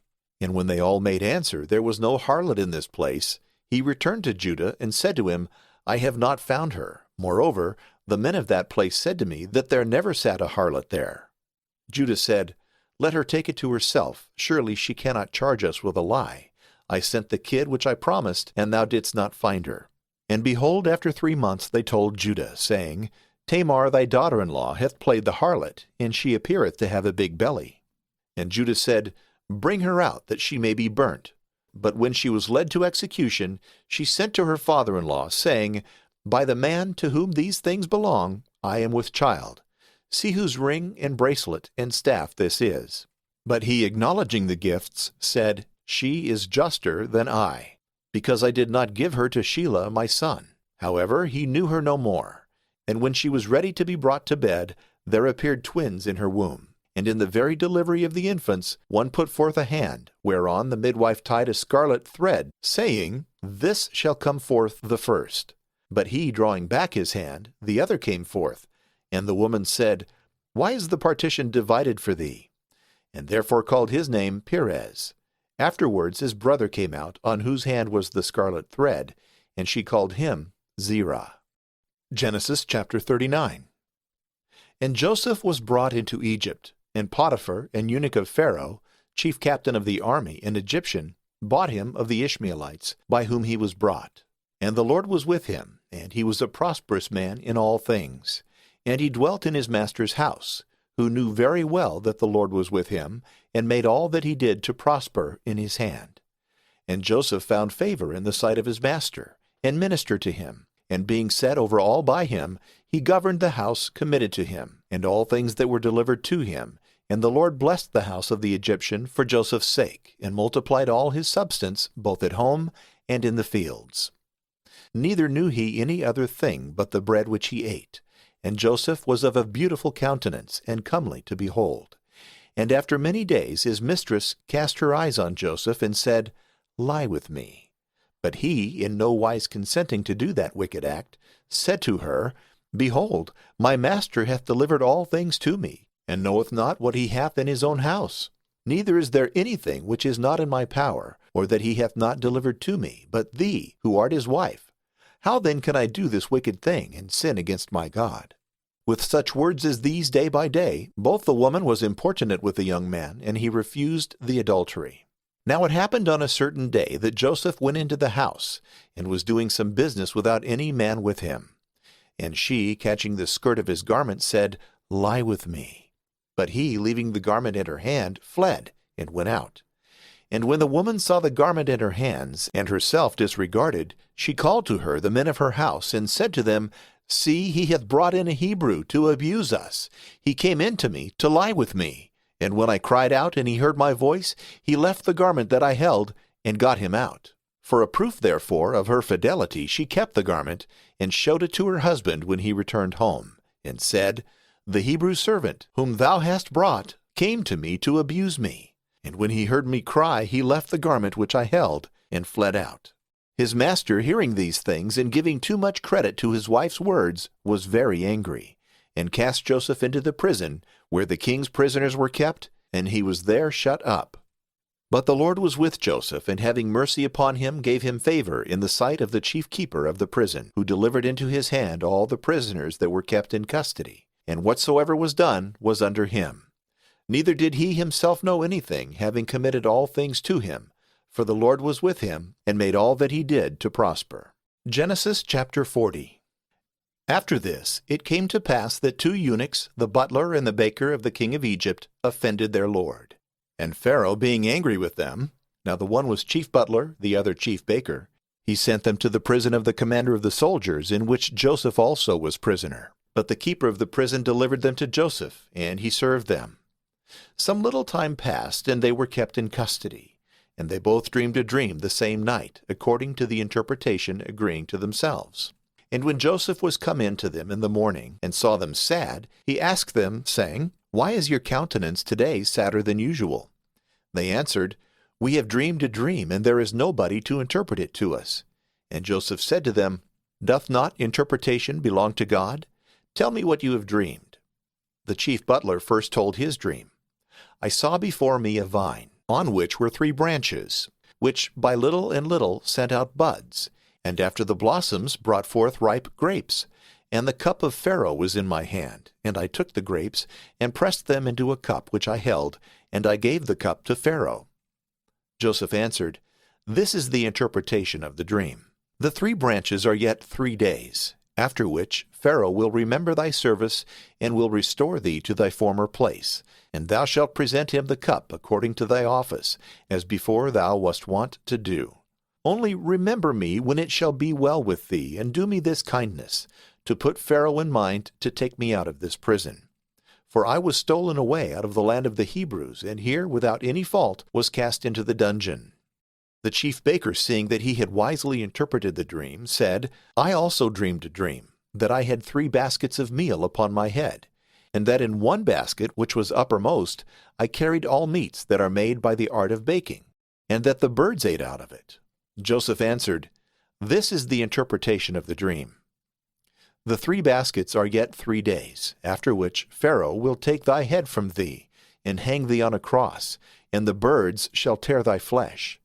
The 3rd day after this was the birthday of Pharaoh, and he made a great feast for his servants, and at the banquet remembered the chief butler and the chief baker. And he restored the one to his place to present him the cup. The other he hanged on a gibbet, that the truth of the interpreter might be shown. But the chief butler, when things prospered with him, forgot his interpreter. Genesis chapter 41. After 2 years Pharaoh had a dream. He thought he stood by the river, out of which came up 7 kine, very beautiful and fat, and they fed in marshy places. Other 7 also came up out of the river, ill-favored and lean-fleshed, and they fed on the very bank of the river in green places, and they devoured them, whose bodies were very beautiful and well-conditioned. So Pharaoh awoke. He slept again and dreamed another dream. 7 ears of corn came up upon one stalk, full and fair. Then 7 other ears sprung up, thin and blasted, and devoured all the beauty of the former. Pharaoh awaked after his rest, and when morning was come, being struck with fear, he sent to all the interpreters of Egypt, and to all the wise men. And they being called for, he told them his dream, and there was not any one that could interpret it. Then at length the chief butler, remembering, said, I confess my sin. The king, being angry with his servants, commanded me and the chief baker to be cast into the prison of the captain of the soldiers, where in one night both of us dreamed a dream foreboding things to come. There was a young man, a Hebrew servant to the same captain of the soldiers, to whom we told our dreams, and we heard what afterwards the event of the thing proved to be so. For I was restored to my office, and he was hanged upon a gibbet. Forthwith, at the king's command, Joseph was brought out of the prison, and they shaved him, and changing his apparel, brought him in to him. And he said to him, I have dreamed dreams, and there is no one who can expound them. Now I have heard that thou art very wise at interpreting them. Joseph answered, Without me God shall give Pharaoh a prosperous answer. So Pharaoh told what he had dreamed. Methought I stood upon the bank of the river, and 7 kine came up out of the river, exceeding beautiful and full of flesh, and they grazed on green places in a marshy pasture. And behold, there followed these other 7 kine, so very ill-favored and lean that I never saw the like in the land of Egypt. And they devoured and consumed the former, and yet gave no mark of their being full, but were as lean and ill-favored as before. I awoke, and then fell asleep again, and dreamed a dream. 7 ears of corn grew upon one stalk, full and very fair. Other 7 also, thin and blasted, sprung out of the stalk, and they devoured the beauty of the former. I told this dream to the conjecturers, and there is no man that can expound it. Joseph answered, The king's dream is one. God hath shown Pharaoh what he is about to do. The 7 beautiful kine, and the 7 full ears, are 7 years of plenty, and both contain the same meaning of the dream. And the 7 lean and thin kine that came up after them, and the 7 thin ears that were blasted with the burning wind, are 7 years of famine to come, which shall be fulfilled in this order. Behold, there shall come 7 years of great plenty in the whole land of Egypt, after which shall follow other 7 years of so great scarcity that all the abundance before shall be forgotten, for the famine shall consume all the land. And the greatness of the scarcity shall destroy the greatness of the plenty. And for that thou didst see the second time a dream pertaining to the same thing. It is a token of the certainty, and that the word of God cometh to pass, and is fulfilled speedily. Now therefore, let the king provide a wise and industrious man, and make him ruler over the land of Egypt, that he may appoint overseers over all the countries, and gather into barns the 5th part of the fruits during the 7 fruitful years that shall now presently ensue, and let all the corn be laid up under Pharaoh's hands, and be reserved in the cities. And let it be in readiness against the famine of 7 years to come, which shall oppress Egypt, and the land shall not be consumed with scarcity. The counsel pleased Pharaoh and all his servants, and he said to them, Can we find such another man that is full of the Spirit of God?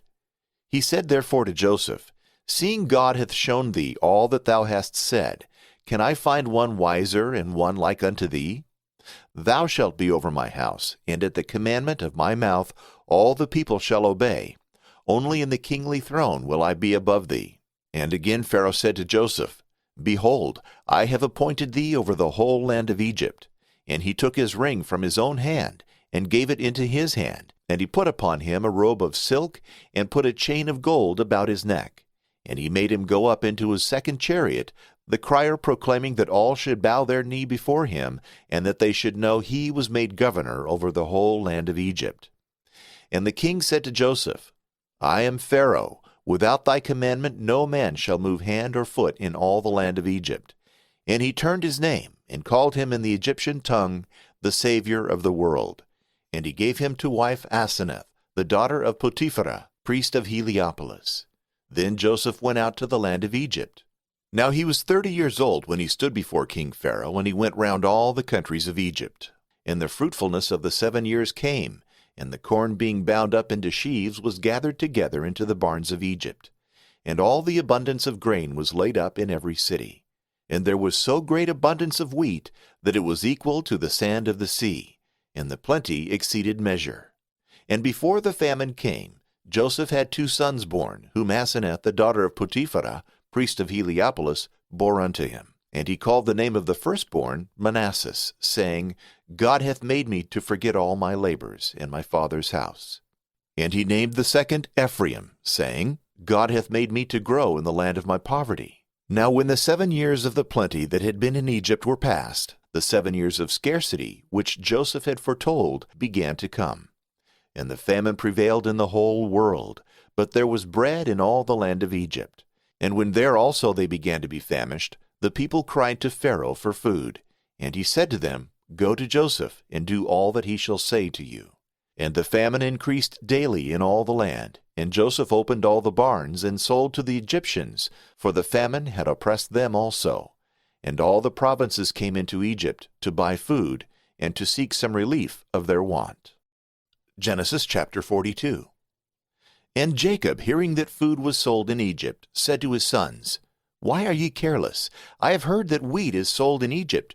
Go ye down, and buy us necessaries, that we may live, and not be consumed with want. So the 10 brothers of Joseph went down to buy corn in Egypt, whilst Benjamin was kept at home by Jacob, who said to his brethren, Lest perhaps he take any harm in the journey. And they entered into the land of Egypt with others that went to buy, for the famine was in the land of Canaan. And Joseph was governor in the land of Egypt, and corn was sold by his direction to the people. And when his brethren had bowed down to him, and he knew them, he spoke as it were to strangers, somewhat roughly, asking them, Whence came you? They answered, From the land of Canaan, to buy necessaries of life. And though he knew his brethren, he was not known by them. And remembering the dreams which formerly he had dreamed, he said to them, You are spies. You are come to view the weaker parts of the land. But they said, It is not so, my lord, but thy servants are come to buy food. We are all the sons of one man. We are come as peaceable men. Neither do thy servants go about any evil.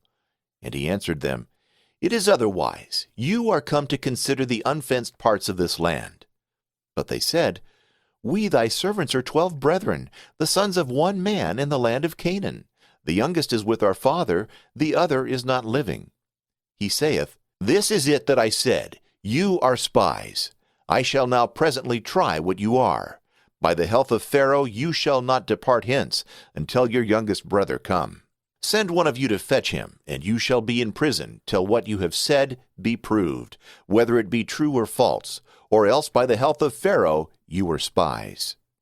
So he put them in prison 3 days. And the 3rd day he brought them out of prison, and said, Do as I have said, and you shall live, for I fear God. If you be peaceable men, let one of your brethren be bound in prison, and go ye your ways, and carry the corn that you have bought unto your houses. And bring your youngest brother to me, that I may find your words to be true, and you may not die. They did as he had said. And they talked to one another, We deserve to suffer these things, because we have sinned against our brother, seeing the anguish of his soul when he besought us, and we would not hear. Therefore is this affliction come upon us. And Reuben one of them said, Did I not say to you, Do not sin against the boy, and you would not hear me? Behold, his blood is required. And they knew not that Joseph understood, because he spoke to them by an interpreter. And he turned himself away a little while, and wept. And returning he spoke to them. And taking Simeon, and binding him in their presence, he commanded his servants to fill their sacks with wheat, and to put every man's money again in their sacks, and to give them besides provisions for the way. And they did so. But they, having loaded their asses with the corn, went their way. And one of them, opening his sack, to give his beast provender in the inn, saw the money in the sack's mouth, and said to his brethren, My money is given me again. Behold, it is in the sack. And they were astonished and troubled, and said to one another, What is this that God hath done unto us? And they came to Jacob their father in the land of Canaan, and they told him all things that had befallen them, saying, The Lord of the land spoke roughly to us, and took us to be spies of the country. And we answered him, We are peaceable men, and we mean no plot. We are 12 brethren, born of one father. One is not living, the youngest is with our father in the land of Canaan. And he said to us, Hereby shall I know that you are peaceable men. Leave one of your brethren with me, and take ye necessary provision for your houses, and go your ways. And bring your youngest brother to me, that I may know you are not spies, and you may receive this man again that is kept in prison, and afterwards may leave to buy what you will. When they had told this, they poured out their corn, and every man found his money tied in the mouth of his sack. And all being astonished together, their father Jacob said, You have made me to be without children. Joseph is not living, Simeon is kept in bonds, and Benjamin you will take away. All these evils are fallen upon me. And Reuben answered him, Kill my 2 sons if I bring him not again to thee. Deliver him into my hand, and I will restore him to thee. But he said, My son shall not go down with you. His brother is dead, and he is left alone. If any mischief befall him in the land to which you go, you will bring down my gray hairs with sorrow to hell. Genesis chapter 43. In the meantime the famine was heavy upon all the land. And when they had eaten up all the corn which they had brought out of Egypt, Jacob said to his sons, Go again and buy us a little food. Judah answered, The man declared unto us with the attestation of an oath, saying, You shall not see my face unless you bring your youngest brother with you. If therefore thou wilt send him with us, we will set out together, and we will buy necessaries for thee. But if thou wilt not, we will not go, for the man, as we have often said, declared unto us, saying, You shall not see my face without your youngest brother. Israel said to them, You have done this for my misery, and that you told him you had also another brother. But they answered, The man asked us in order concerning our kindred, if our father lived, if we had a brother, and we answered him regularly, according to what he demanded. Could we know that he would say, Bring hither your brother with you? And Judah said to his father, Send the boy with me, that we may set forward, and may live, lest both we and our children perish. I take the boy upon me, requiring him at my hand. Unless I bring him again, and restore him to thee, I will be guilty of sin against thee forever. If delay had not been made, we had been here again the second time. Then Israel said to them, If it must needs be so, do what you will. Take of the best fruits of the land in your vessels, and carry down presents to the man, a little balm and honey, and storax, myrrh, turpentine, and almonds. And take with you double money, and carry back what you found in your sacks, lest perhaps it was done by mistake. And take also your brother, and go to the man. And may my Almighty God make him favorable to you, and send back with you your brother whom he keepeth, and this Benjamin. And as for me, I shall be desolate, without children. So the men took the presents, and double money, and Benjamin, and went down into Egypt, and stood before Joseph. And when he had seen them, and Benjamin with them, he commanded the steward of his house, saying, Bring in the men into the house, and kill victims, and prepare a feast, because they shall eat with me at noon. He did as he was commanded, and brought the men into the house. And they, being much afraid, said there one to another, Because of the money which we carried back the first time in our sacks, we are brought in, that he may bring upon us a false accusation, and by violence make slaves of us and our asses. Wherefore, going up to the steward of the house at the door, they said, Sir, we desire thee to hear us. We came down once before to buy food, and when we had bought and come to the inn, we opened our sacks and found our money in the mouths of the sacks, which we have now brought again in the same weight. And we have brought other money besides to buy what we want. We cannot tell who put it in our bags. But he answered, Peace be with you, fear not. Your God and the God of your father have given you treasure in your sacks. For the money which you gave me I have for good. And he brought Simeon out to them. And having brought them into the house, he fetched water, and they washed their feet, and he gave provender to their asses. But they made ready the presents. Against Joseph came at noon, for they had heard that they should eat bread there. Then Joseph came into his house, and they offered him the presents, holding them in their hands. And they bowed down with their face to the ground. But he, courteously saluting them again, asked them, saying, Is the old man your father in health, of whom you told me? Is he yet living? And they answered, Thy servant our father is in health, he is yet living. And bowing themselves, they made obeisance to him. And Joseph, lifting up his eyes, saw Benjamin his brother, by the same mother, and said, Is this your young brother of whom you told me? And he said, God be gracious to thee, my son. And he made haste, because his heart was moved upon his brother, and tears gushed out, and going into his chambers, he wept. And when he had washed his face, coming out again, he refrained himself, and said, Set bread on the table. And when it was set on, for Joseph apart, and for his brethren apart, for the Egyptians also that ate with him apart, for it is unlawful for the Egyptians to eat with the Hebrews, and they think such a feast profane. They sat before him, the firstborn according to his birthright, and the youngest according to his age. And they wondered very much, taking the messes which they received of him, and the greater mess came to Benjamin, so that it exceeded by 5 parts. And they drank and were merry with him. Genesis chapter 44. And Joseph commanded the steward of his house, saying, Fill their sacks with corn, as much as they can hold, and put the money of every one in the top of his sack. And in the mouth of the younger's sack put my silver cup, and the price which he gave for the wheat. And it was so done. And when the morning arose, they were sent away with their asses. And when they were now departed out of the city, and had gone forward a little way, Joseph, sending for the steward of his house, said, Arise and pursue after the men. And when thou hast overtaken them, say to them, Why have you returned evil for good? The cup which you have stolen is that in which my Lord drinketh, and in which he is wont to divine. You have done a very evil thing. He did as he had commanded him, and having overtaken them, he spoke to them the same words. And they answered, Why doth our Lord speak so, as though thy servants had committed so heinous a fact? The money that we found in the top of our sacks we brought back to thee from the land of Canaan. How then should it be that we should steal out of thy Lord's house gold or silver? With whomsoever of thy servants shall be found that which thou seekest, let him die, and we will be the bondmen of my Lord. And he said to them, Let it be according to your sentence. With whomsoever it shall be found, let him be my servant, and you shall be blameless.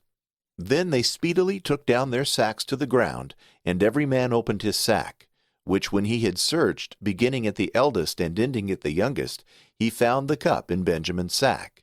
Then they rent their garments, and loading their asses again, returned into the town.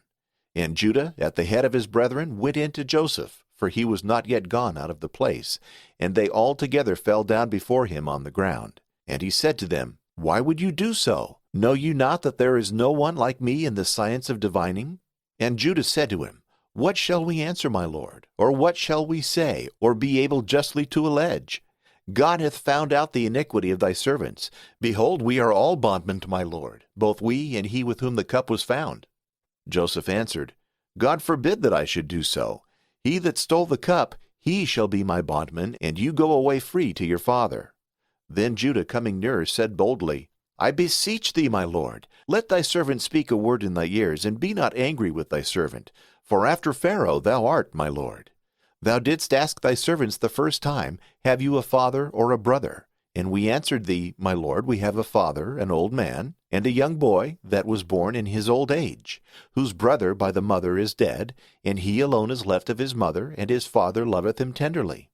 And thou saidst to thy servants, Bring him hither to me, and I will set my eyes on him. We suggested to my lord, The boy cannot leave his father, for if he leave him, he will die. And thou saidst to thy servants, Except your youngest brother come with you, you shall see my face no more. Therefore, when we were gone up to thy servant, our father, we told him all that my lord had said. And our father said, Go again and buy us a little wheat. And we said to him, We cannot go. If our youngest brother go down with us, we will set out together. Otherwise, without him, we dare not see the man's face. Whereunto he answered, You know that my wife bore me two. One went out, and you said, A beast devoured him, and hitherto he appeareth not. If you take this also, and anything befall him in the way, you will bring down my gray hairs with sorrow unto hell. Therefore, if I shall go to thy servant our father, and the boy be wanting, whereas his life dependeth upon the life of him, and he shall see that he is not with us, he will die, and thy servants shall bring down his gray hairs with sorrow unto hell. Let me be thy proper servant, who took him into my trust, and promised, saying, If I bring him not again, I will be guilty of sin against my father forever. Therefore I thy servant will stay instead of the boy in the service of my lord, and let the boy go up with his brethren. For I cannot return to my father without the boy, lest I be a witness of the calamity that will oppress my father. Genesis chapter 45. Joseph could no longer refrain himself before many that stood by. Whereupon he commanded that all should go out, and no stranger be present at their knowing one another. And he lifted up his voice with weeping, which the Egyptians and all the house of Pharaoh heard. And he said to his brethren, I am Joseph. Is my father yet living? His brethren could not answer him, being struck with exceeding great fear. And he said mildly to them, Come nearer to me. And when they were come near him, he said, I am Joseph, your brother, whom you sold into Egypt. Be not afraid, and let it not seem to you a hard case that you sold me into these countries. For God sent me before you into Egypt for your preservation. For it is 2 years since the famine began to be upon the land, and 5 years more remain, wherein there can be neither plowing nor reaping. And God sent me before, that you may be preserved upon the earth, and may have food to live. Not by your counsel was I sent hither, but by the will of God, who hath made me, as it were, a father to Pharaoh, and lord of his whole house, and governor in all the land of Egypt.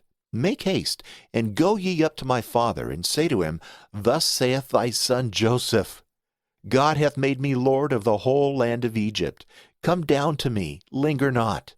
And thou shalt dwell in the land of Goshen, and thou shalt be near me, thou and thy sons, and thy sons' sons, thy sheep and thy herds, and all things that thou hast. And there I will feed thee, for there are yet 5 years of famine remaining, lest both thou perish and thy house, and all things that thou hast.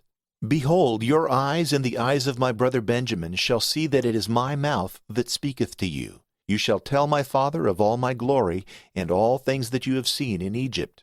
Make haste and bring him to me. And falling upon the neck of his brother Benjamin, he embraced him and wept. And Benjamin in like manner wept also on his neck.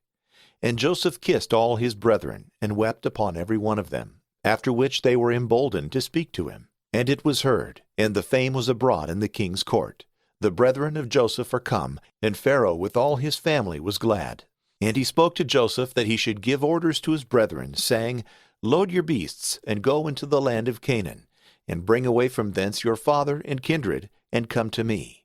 And I will give you all the good things of Egypt, that you may eat the marrow of the land. Give orders also that they take wagons out of the land of Egypt, for the carriage of their children and their wives, and say, Take up your father, and make haste to come with all speed. And leave nothing of your household stuff, for all the riches of Egypt shall be yours. And the sons of Israel did as they were bid. And Joseph gave them wagons according to Pharaoh's commandment, and provisions for the way. He ordered also to be brought out for every one of them 2 robes, but to Benjamin he gave 300 pieces of silver with 5 robes of the best, sending to his father as much money and raiment, adding besides 10 he-asses to carry off all the riches of Egypt, and as many she-asses, carrying wheat and bread for the journey. So he sent away his brethren, and at their departing said to them, Be not angry in the way. And they went up out of Egypt, and came into the land of Canaan to their father Jacob. And they told him, saying, Joseph thy son is living, and he is ruler in all the land of Egypt. Which when Jacob heard, he awaked as it were out of a deep sleep, yet did not believe them. They, on the other side, told the whole order of the thing. And when he saw the wagons, and all that he had sent, his spirit revived. And he said, It is enough for me, if Joseph my son be yet living. I will go and see him before I die. Genesis chapter 46. And Israel, taking his journey with all that he had, came to the well of the oath. And killing victims there to the God of his father Isaac, he heard him by a vision in the night, calling him, and saying to him, Jacob, Jacob. And he answered him, Lo, here I am. God said to him, I am the most mighty God of thy father. Fear not. Go down into Egypt, for I will make a great nation of thee there. I will go down with thee thither, and will bring thee back again from thence. Joseph also shall put his hands upon thy eyes. And Jacob rose up from the well of the oath, and his sons took him up, with their children and wives, in the wagons, which Pharaoh had sent to carry the old man, and all that he had in the land of Canaan. And he came into Egypt with all his seed, his sons and grandsons, daughters, and all his offspring together. And these are the names of the children of Israel that entered into Egypt, he and his children. His firstborn Reuben, The sons of Reuben, Hanok, and Palu, and Hezron, and Carmi. The sons of Simeon, Jemuel, and Jamin, and Ahad, and Cachan, and Zohar, and Shaul the son of a woman of Canaan. The sons of Levi, Gershon, and Kohath, and Merari. The sons of Judah, and Onan, and Shelah, and Perez, and Zerah. And and Onan died in the land of Canaan. And sons were born to Perez, Hezron, and Hamul.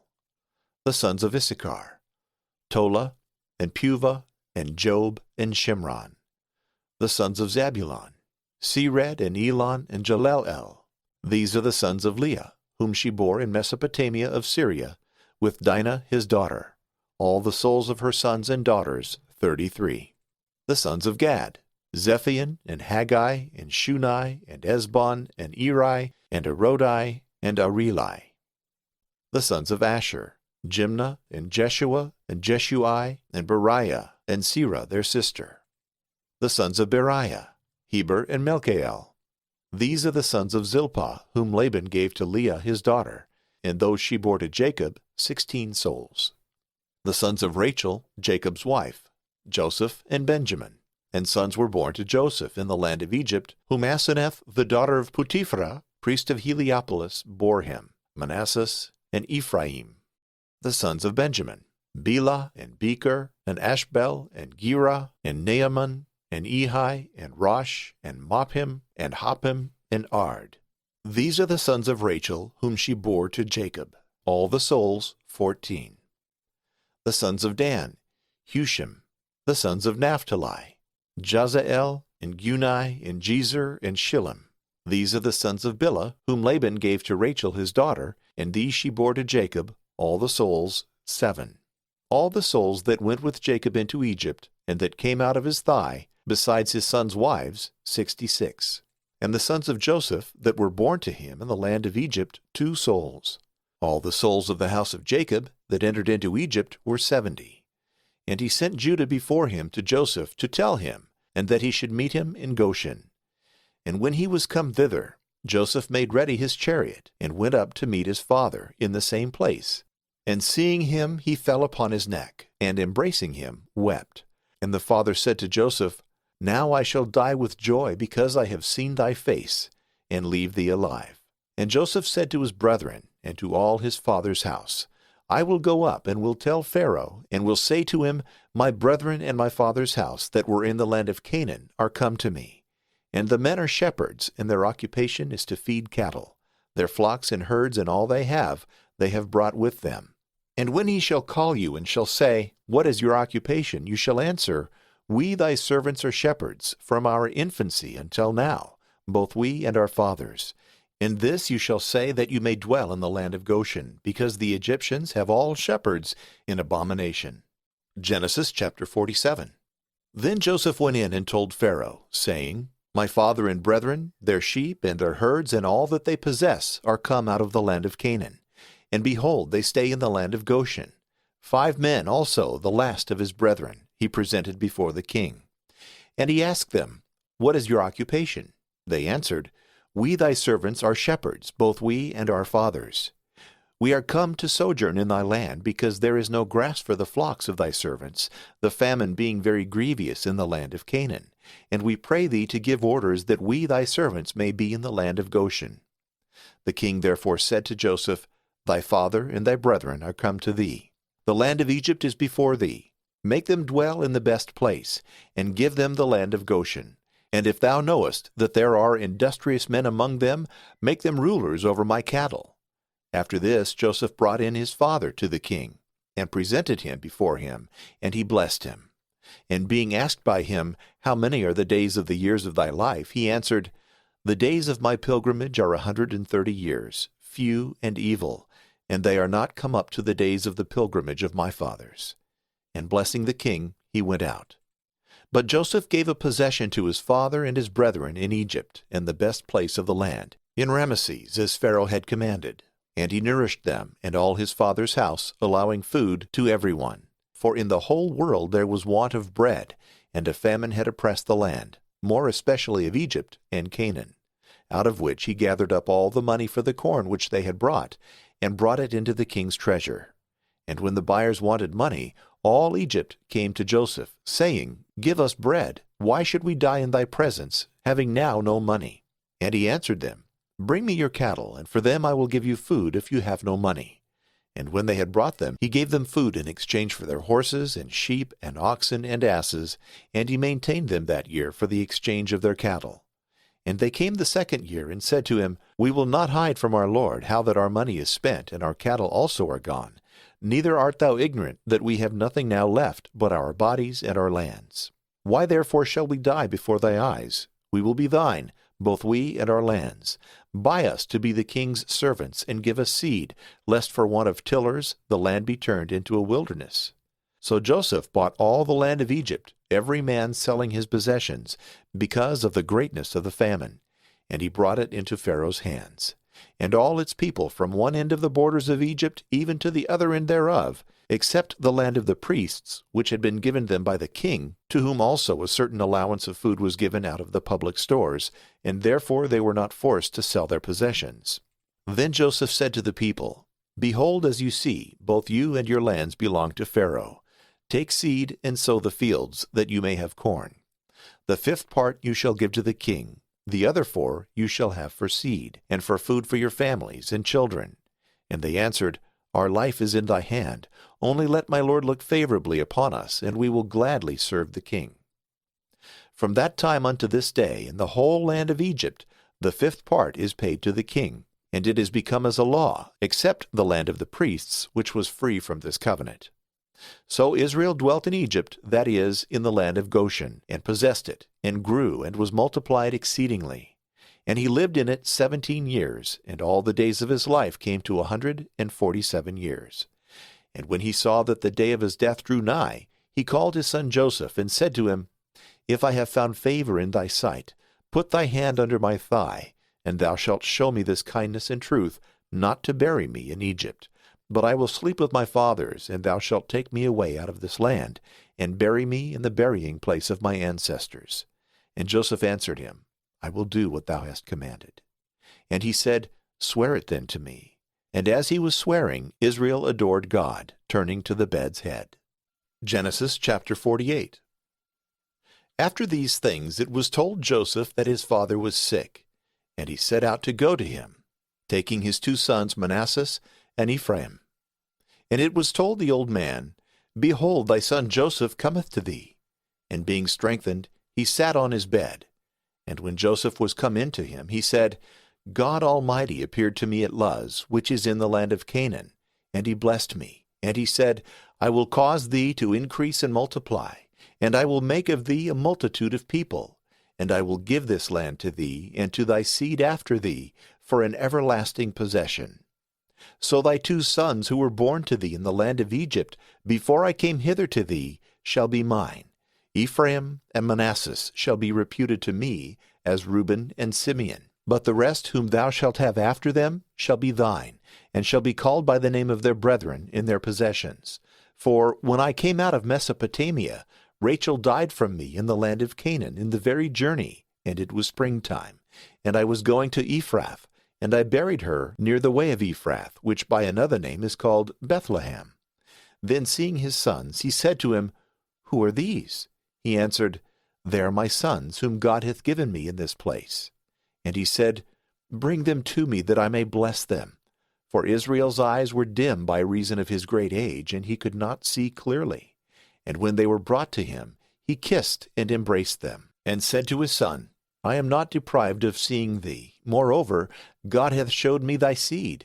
And when Joseph had taken them from his father's lap, he bowed down with his face to the ground. And he set Ephraim on his right hand, that is, toward the left hand of Israel, but Manasseh on his left hand, to wit, towards his father's right hand, and brought them near to him.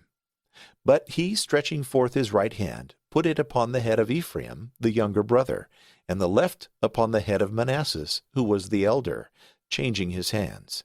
And Jacob blessed the sons of Joseph, and said, God, in whose sight my fathers Abraham and Isaac walked, God that feedeth me from my youth until this day, the angel that delivereth me from all evils, Bless these boys, and let my name be called upon them, and the names of my fathers Abraham and Isaac, and may they grow into a multitude upon the earth. And Joseph, seeing that his father had put his right hand upon the head of Ephraim, was much displeased, and taking his father's hand, he tried to lift it from Ephraim's head, and to remove it to the head of Manasseh.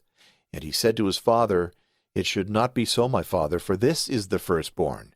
Put thy right hand upon his head. But he, refusing, said, I know, my son, I know. And this also shall become peoples, and shall be multiplied. But this younger brother shall be greater than he, and his seed shall grow into nations. And he blessed them at that time, saying, In thee shall Israel be blessed. And it shall be said, God do to thee as to Ephraim, and as to Manasseh. And he set Ephraim before Manasseh. And he said to Joseph his son, Behold, I die, and God will be with you, and will bring you back into the land of your fathers. I give thee a portion above thy brethren, which I took out of the hand of the Amorite with my sword and bow.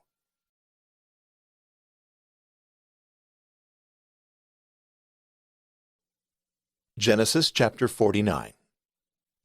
And Jacob called his sons, and said to them, Gather yourselves together, that I may tell you the things that shall befall you in the last days. Gather yourselves together, and hear, O ye sons of Jacob. Hearken to Israel your father.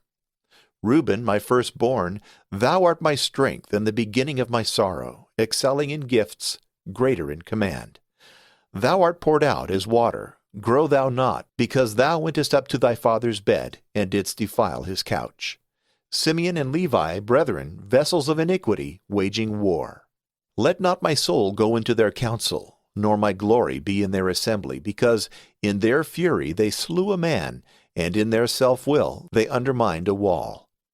Cursed be their fury, because it was stubborn, and their wrath, because it was cruel. I will divide them in Jacob, and I will scatter them in Israel. Judah, thee shall thy brethren praise.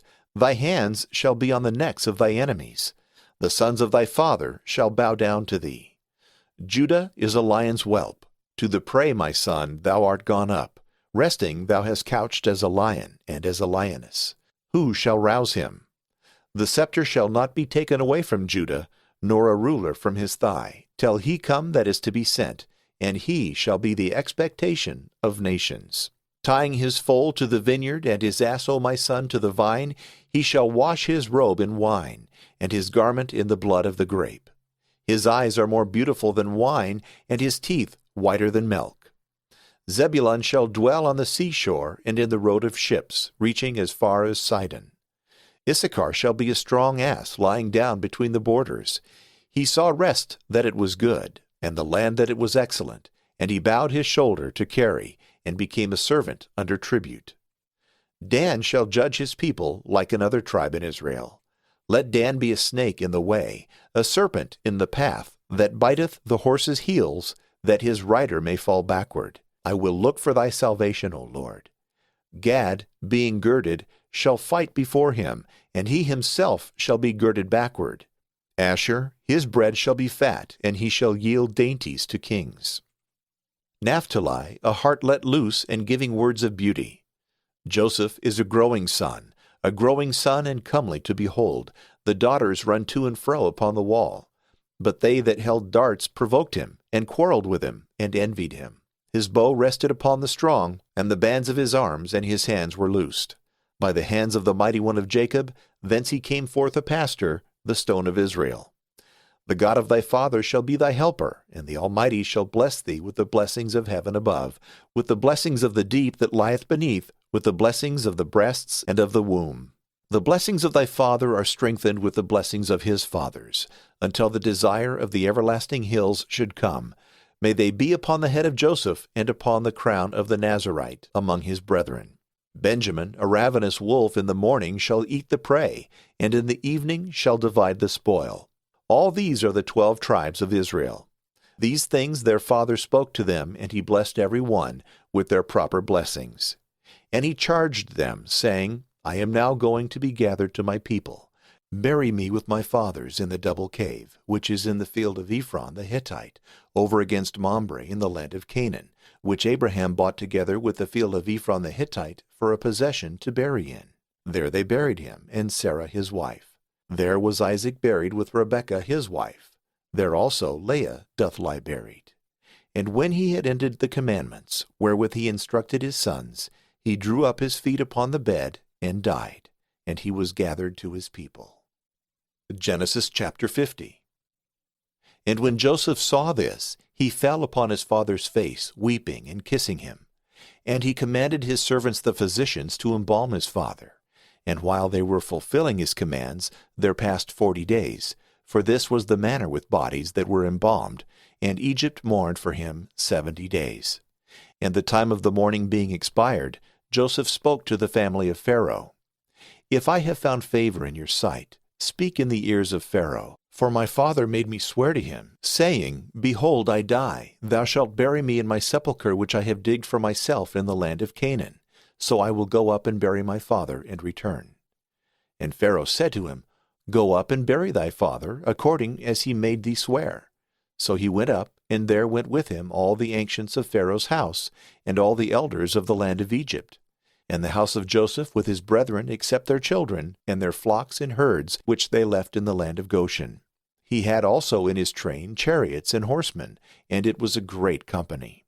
And they came to the threshing floor of Atad, which is situated beyond the Jordan, where, celebrating the exequies with a great and vehement lamentation, they spent full 7 days. And when the inhabitants of Canaan saw this, they said, This is a great mourning to the Egyptians. And therefore the name of that place was called the Mourning of Egypt.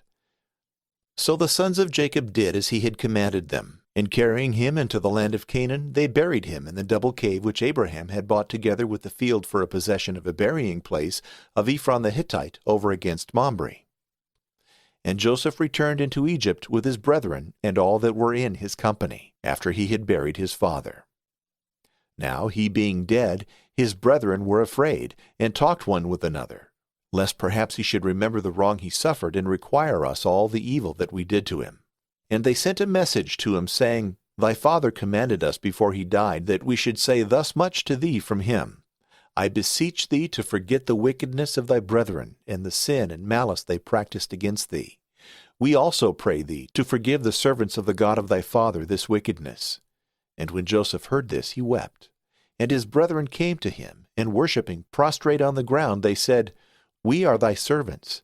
And he answered them, Fear not, can we resist the will of God? You thought evil against me, but God turned it into good, that he might exalt me, as at present you see, and might save many people. Fear not, I will feed you and your children. And he comforted them, and spoke gently and mildly. And he dwelt in Egypt with all his father's house, and lived 110 years. And he saw the children of Ephraim to the 3rd generation. The children also of Machir, the son of Manasseh, were born on Joseph's knees. After which he told his brethren, God will visit you after my death, and will make you go up out of this land, to the land which he swore to Abraham, Isaac, and Jacob. And he made them swear to him, saying, God will visit you. Carry my bones with you out of this place. And he died, being 110 years old, and being embalmed, he was laid in a coffin in Egypt. Exodus chapter 1. These are the names of the children of Israel that went into Egypt with Jacob. They went in, every man with his household: Reuben, Simeon, Levi, Judah, Issachar, Zebulun, and Benjamin, Dan, and Naphtali, Gad, and Asher. And all the souls that came out of Jacob's thigh were 70, but Joseph was in Egypt. After he was dead, and all his brethren, and all that generation, the children of Israel increased, and sprung up into multitudes, and growing exceedingly strong, they filled the land. In the meantime there arose a new king over Egypt that knew not Joseph. And he said to his people, Behold, the people of the children of Israel are numerous and stronger than we. Come, let us wisely oppress them, lest they multiply, and if any war rise against us, join with our enemies, and having overcome us, depart out of the land. Therefore he set over them masters of the works, to afflict them with burdens. And they built for Pharaoh cities of tabernacles, Python and Ramesses. But the more they oppressed them, the more they were multiplied and increased.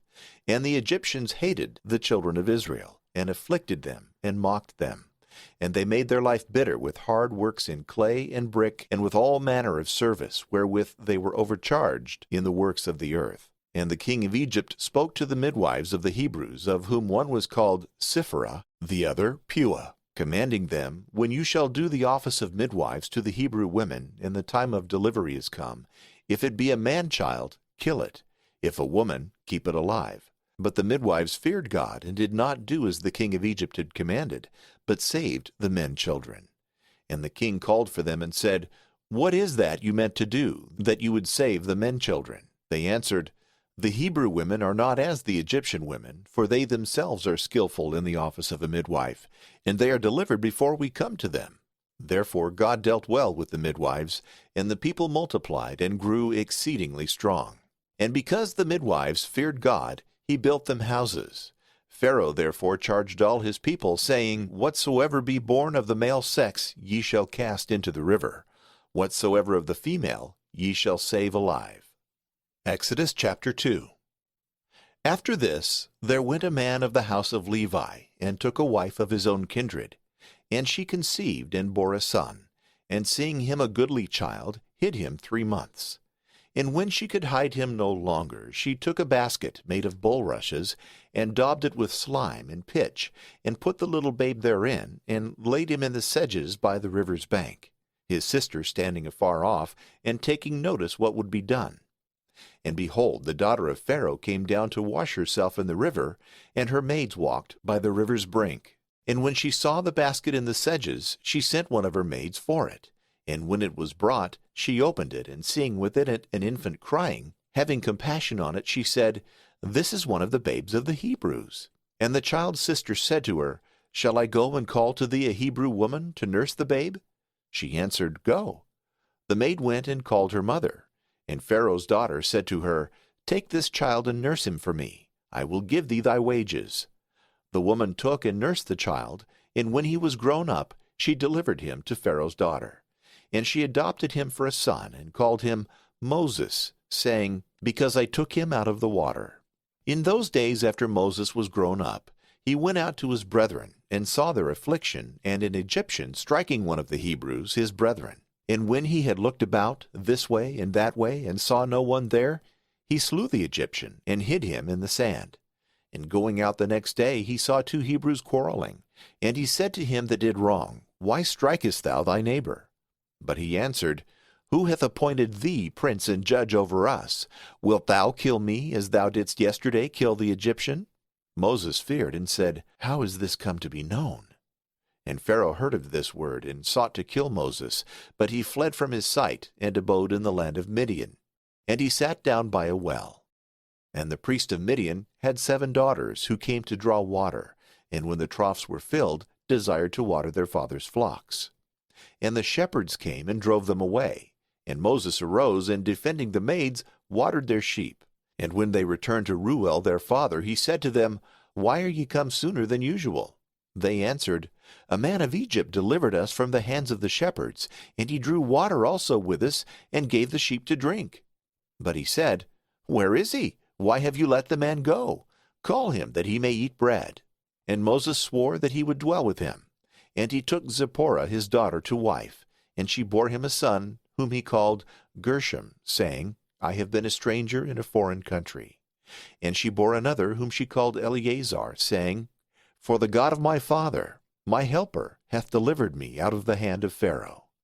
Now after a long time the king of Egypt died, and the children of Israel, groaning, cried out because of the works. And their cry went up unto God from the works. And he heard their groaning, and remembered the covenant which he made with Abraham, Isaac, and Jacob. And the Lord looked upon the children of Israel, and he knew them. Exodus chapter 3. Now Moses fed the sheep of Jethro his father-in-law, the priest of Midian. And he drove the flock to the inner parts of the desert, and came to the mountain of God, Horeb. And the Lord appeared to him in a flame of fire, out of the midst of a bush. And he saw that the bush was on fire, and was not burnt. And Moses said, I will go and see this great sight, why the bush is not burnt. And when the Lord saw that he went forward to see, he called to him out of the midst of the bush, and said, Moses, Moses. And he answered, Here I am. And he said, Come not nigh hither. Put off the shoes from thy feet, for the place whereupon thou standest is holy ground. And he said, I am the God of thy father, the God of Abraham, the God of Isaac, and the God of Jacob. Moses hid his face, for he durst not look at God. And the Lord said to him, I have seen the affliction of my people in Egypt, and I have heard their cry because of the rigor of them that are over the works. And knowing their sorrow, I am come down to deliver them out of the hands of the Egyptians, and to bring them out of that land into a good and spacious land, into a land that floweth with milk and honey, to the places of the Canaanite, and the Hittite, and Amorite, and Perizzite, and Hivite, and Jebusite. For the cry of the children of Israel is come unto me, and I have seen their affliction, wherewith they are oppressed by the Egyptians. But come, and I will send thee to Pharaoh, that thou mayest bring forth my people, the children of Israel, out of Egypt. And Moses said to God, Who am I that I should go to Pharaoh, and should bring forth the children of Israel out of Egypt? And he said to him, I will be with thee, and this thou shalt have for a sign that I have sent thee. When thou shalt have brought my people out of Egypt, thou shalt offer sacrifice to God upon this mountain. Moses said to God, Lo, I shall go to the children of Israel, and say to them, The God of your fathers has sent me to you. If they should say to me, What is his name? What shall I say to them? God said to Moses, I am who am. He said, Thus shalt thou say to the children of Israel, He who is hath sent me to you. And God said again to Moses, Thou shalt say to the children of Israel, The Lord God of your fathers, the God of Abraham, the God of Isaac, and the God of Jacob, hath sent me to you. This is my name forever, and this is my memorial unto all generations. Go, gather together the ancients of Israel, and thou shalt say to them, The Lord God of your fathers, the God of Abraham, the God of Isaac, and the God of Jacob, hath appeared to me, saying, Visiting, I have visited you, and I have seen all that hath befallen you in Egypt. And I have said the word, to bring you forth out of the affliction of Egypt, into the land of the Canaanite, the Hittite, and the Amorite, and Perizzite, and Hivite, and Jebusite, to a land that floweth with milk and honey. And they shall hear thy voice, and thou shalt go in, thou and the ancients of Israel, to the king of Egypt, and thou shalt say to him, The Lord God of the Hebrews hath called us. We will go 3 days' journey into the wilderness, to sacrifice unto the Lord our God. But I know that the king of Egypt will not let you go, but by a mighty hand. For I will stretch forth my hand, and will strike Egypt with all my wonders which I will do in the midst of them. After these he will let you go. And I will give favor to this people in the sight of the Egyptians. And when you go forth, you shall not depart empty, but every woman shall ask of her neighbor, and of her that is in her house, vessels of silver and of gold, and raiment, and you shall put them on your sons and daughters, and shall spoil Egypt. Exodus chapter 4. Moses answered and said, They will not believe me, nor hear my voice, but they will say, The Lord hath not appeared to thee. Then he said to him, What is that thou holdest in thy hand? He answered, A rod. And the Lord said, Cast it down upon the ground. He cast it down, and it was turned into a serpent, so that Moses fled from it. And the Lord said, Put out thy hand, and take it by the tail. He put forth his hand, and took hold of it, and it was turned into a rod. That they may believe, saith he, that the Lord God of their fathers, the God of Abraham, the God of Isaac, and the God of Jacob, hath appeared to thee. And the Lord said again, Put thy hand into thy bosom. And when he had put it into his bosom, he brought it forth, leprous as snow. And he said, Put back thy hand into thy bosom. He put it back, and brought it out again, and it was like the other flesh. If they will not believe thee, saith he, nor hear the voice of the former sign, they will believe the word of the latter sign. But if they will not even believe these 2 signs, nor hear thy voice, take of the river water, and pour it out upon the dry land. and whatsoever thou drawest out of the river shall be turned into blood. Moses said, I beseech thee, Lord, I am not eloquent from yesterday and the day before, and since thou hast spoken to thy servant, I have more impediment and slowness of tongue. The Lord said to him, Who made man's mouth? Or who made the dumb and the deaf, the seeing and the blind? Did not I? Go therefore, and I will be in thy mouth, and I will teach thee what thou shalt speak. But he said, I beseech thee, Lord, send whom thou wilt send. The Lord, being angry at Moses, said, Aaron the Levite is thy brother. I know that he is eloquent. Behold, he cometh forth to meet thee, and seeing thee shall be glad at heart. Speak to him, and put my words in his mouth, and I will be in thy mouth, and in his mouth, and will show you what you must do. He shall speak in thy stead to the people, and shall be thy mouth. But thou shalt be to him in those things that pertain to God. And take this rod in thy hand, wherewith thou shalt do the signs. Moses went his way, and returned to Jethro his father-in-law, and said to him, I will go and return to my brethren into Egypt, that I may see if they yet be alive. And Jethro said to him, Go in peace. And the Lord said to Moses in Midian, Go and return into Egypt, for they are all dead that sought thy life. Moses therefore took his wife and his sons, and set them upon an ass, and returned into Egypt, carrying the rod of God in his hand. And the Lord said to him, as he was returning into Egypt, See that thou do all the wonders before Pharaoh, which I have put in thy hand. I shall harden his heart, and he will not let the people go. And thou shalt say to him, Thus saith the Lord, Israel is my son, my firstborn. I have said to thee, Let my son go, that he may serve me, and thou wouldst not let him go. Behold, I will kill thy son, thy firstborn. And when he was in his journey, in the inn, the Lord met him, and would have killed him.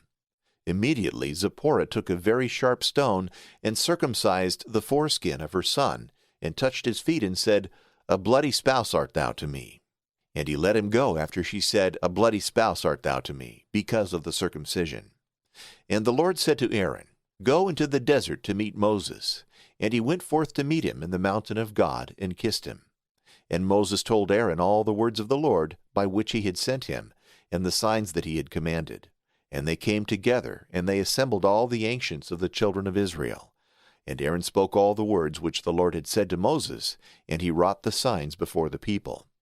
And the people believed, and they heard that the Lord had visited the children of Israel, and that he had looked upon their affliction, and falling down, they adored. Exodus chapter 5. After these things Moses and Aaron went in, and said to Pharaoh, Thus saith the Lord God of Israel, Let my people go, that they may sacrifice to me in the desert. But he answered, Who is the Lord, that I should hear his voice, and let Israel go? I know not the Lord, neither will I let Israel go.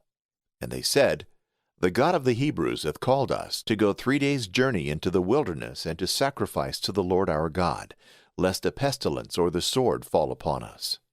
The king of Egypt said to them, Why do you, Moses and Aaron, draw off the people from their works? Get you gone to your burdens.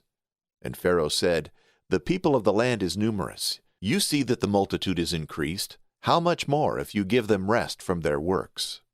Therefore he commanded the same day the overseers of the works and the taskmasters of the people, saying, You shall give straw no more to the people to make brick as before, but let them go and gather straw. And you shall lay upon them the task of bricks, which they did before, neither shall you diminish anything thereof. For they are idle, and therefore they cry, saying, Let us go and sacrifice to our God. Let them be oppressed with works, and let them fulfill them, that they may not regard lying words. And the overseers of the works and the taskmasters went out and said to the people, Thus saith Pharaoh, I allow you no straw. Go and gather it where you can find it, neither shall anything of your work be diminished. And the people was scattered through all the land of Egypt to gather straw. And the overseers of the works pressed them, saying, Fulfill your work every day, as before you were wont to do when straw was given you. And they that were over the works of the children of Israel were scourged by Pharaoh's taskmasters, saying, Why have you not made up the task of bricks both yesterday and today as before? And the officers of the children of Israel came and cried out to Pharaoh, saying, Why dealest thou so with thy servants? Straw is not given us, and bricks are required of us as before. Behold, we thy servants are beaten with whips, and thy people is unjustly dealt withal. And he said, You are idle, and therefore you say, Let us go and sacrifice to the Lord. Go therefore and work. Straw shall not be given you, and you shall deliver the accustomed number of bricks. And the officers of the children of Israel saw that they were in evil case, because it was said to them, There shall not a whit be diminished of the bricks for every day. And they met Moses and Aaron, who stood over against them as they came out of Pharaoh. And they said to them, The Lord see and judge, because you have made our savor to stink before Pharaoh and his servants, and you have given him a sword to kill us.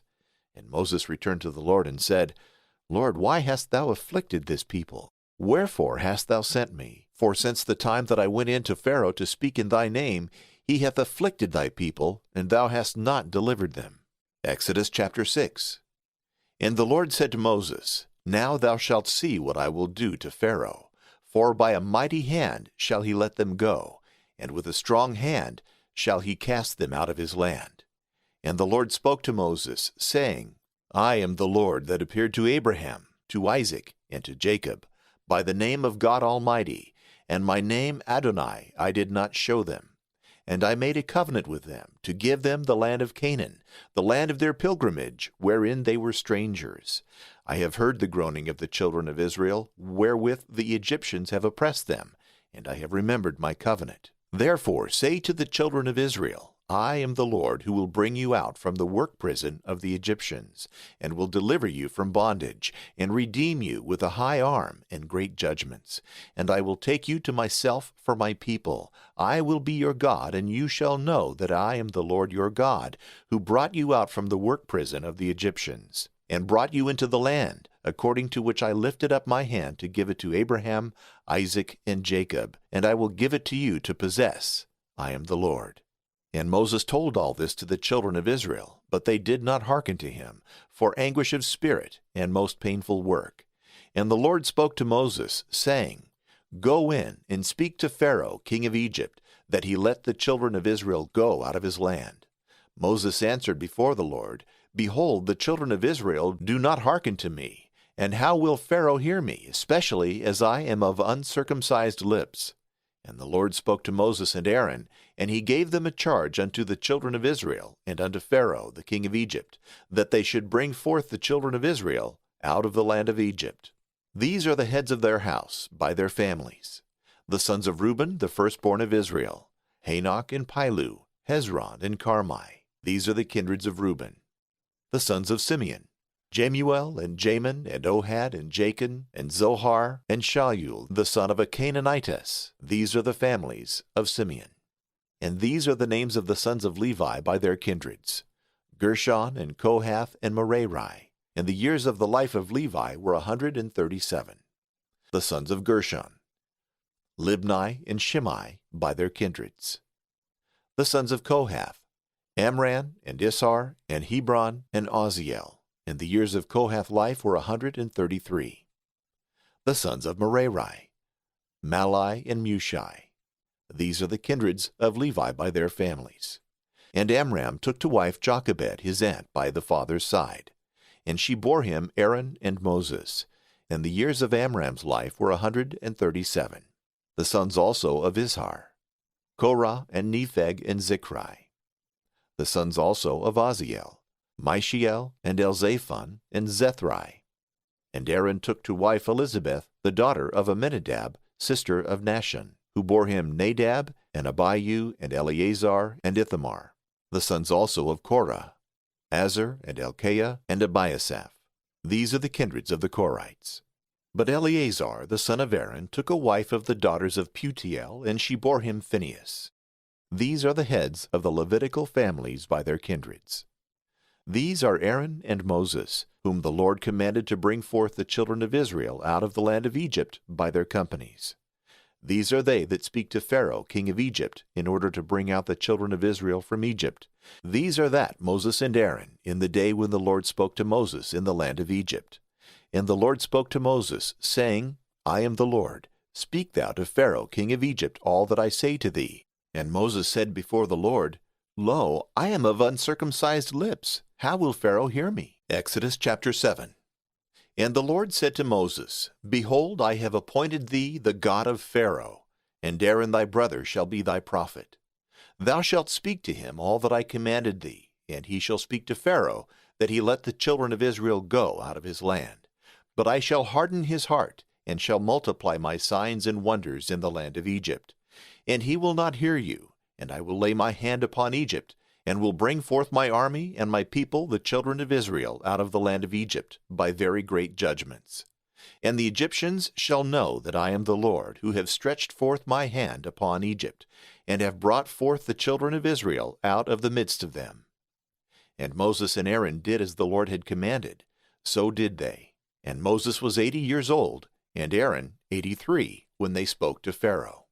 And the Lord said to Moses and Aaron, When Pharaoh shall say to you, Show signs, thou shalt say to Aaron, Take thy rod, and cast it down before Pharaoh, and it shall be turned into a serpent. So Moses and Aaron went in unto Pharaoh, and did as the Lord had commanded. And Aaron took the rod before Pharaoh and his servants, and it was turned into a serpent. And Pharaoh called the wise men and the magicians, and they also by Egyptian enchantments and certain secrets did in like manner. And they every one cast down their rods, and they were turned into serpents, but Aaron's rod devoured their rods. And Pharaoh's heart was hardened, and he did not hearken to them, as the Lord had commanded. And the Lord said to Moses, Pharaoh's heart is hardened, he will not let the people go. Go to him in the morning. Behold, he will go out to the waters, and thou shalt stand to meet him on the brink of the river. And thou shalt take in thy hand the rod that was turned into a serpent. And thou shalt say to him, The Lord God of the Hebrews sent me to thee, saying, Let my people go to sacrifice to me in the desert. And hitherto thou wouldst not hear. Thus therefore saith the Lord, In this thou shalt know that I am the Lord. Behold, I will strike with the rod that is in my hand the water of the river, and it shall be turned into blood, and the fishes that are in the river shall die, and the waters shall be corrupted, and the Egyptians shall be afflicted when they drink the water of the river. The Lord also said to Moses, Say to Aaron, Take thy rod, and stretch forth thy hand upon the waters of Egypt, and upon their rivers, and streams, and pools, and all the ponds of water, that they may be turned into blood. And let blood be in all the land of Egypt, both in vessels of wood and of stone. And Moses and Aaron did as the Lord had commanded, and lifting up the rod, he struck the water of the river before Pharaoh and his servants, and it was turned into blood.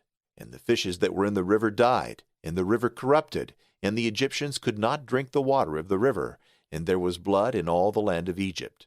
And the magicians of the Egyptians with their enchantments did in like manner, and Pharaoh's heart was hardened, neither did he hear them, as the Lord had commanded. And he turned himself away, and went into his house, neither did he set his heart to it this time also. And all the Egyptians dug round about the river for water to drink, for they could not drink of the water of the river. And 7 days were fully ended. After that the Lord struck the river. Exodus chapter 8. And the Lord said to Moses, Go in to Pharaoh, and thou shalt say to him, Thus saith the Lord, Let my people go to sacrifice to me. But if thou wilt not let them go, behold, I will strike all thy coasts with frogs, and the river shall bring forth an abundance of frogs, which shall come up and enter into thy house, and thy bedchamber, and upon thy bed, and in the houses of thy servants, and to thy people, and into thy ovens, and into the remains of thy meats. And the frogs shall come into thee, and to thy people, and to all thy servants. And the Lord said to Moses, Say to Aaron, Stretch forth thy hand upon the streams, and upon the rivers, and the pools, and bring forth frogs upon the land of Egypt. And Aaron stretched forth his hand upon the waters of Egypt, and the frogs came up, and covered the land of Egypt. And the magicians also by their enchantments did in like manner, and they brought forth frogs upon all the land of Egypt. But Pharaoh called Moses and Aaron, and said to them, Pray ye to the Lord to take away the frogs from me and from my people, and I will let the people go to sacrifice to the Lord. And Moses said to Pharaoh, Set me a time when I shall pray for thee, and for thy servants, and for thy people, that the frogs may be driven away from thee, and from thy house, and from thy servants, and from thy people, and may remain only in the river. And he answered, Tomorrow. But he said, I will do according to thy word, that thou mayest know that there is none like to the Lord our God. And the frogs shall depart from thee, and from thy house, and from thy servants, and from thy people, and shall remain only in the river. And Moses and Aaron went forth from Pharaoh, and Moses cried to the Lord for the promise which he had made to Pharaoh concerning the frogs. And the Lord did according to the word of Moses, and the frogs died out of the houses, and out of the villages, and out of the fields, and they gathered them together into immense heaps, and the land was corrupted. And Pharaoh, seeing that rest was given, hardened his own heart, and did not hear them, as the Lord had commanded.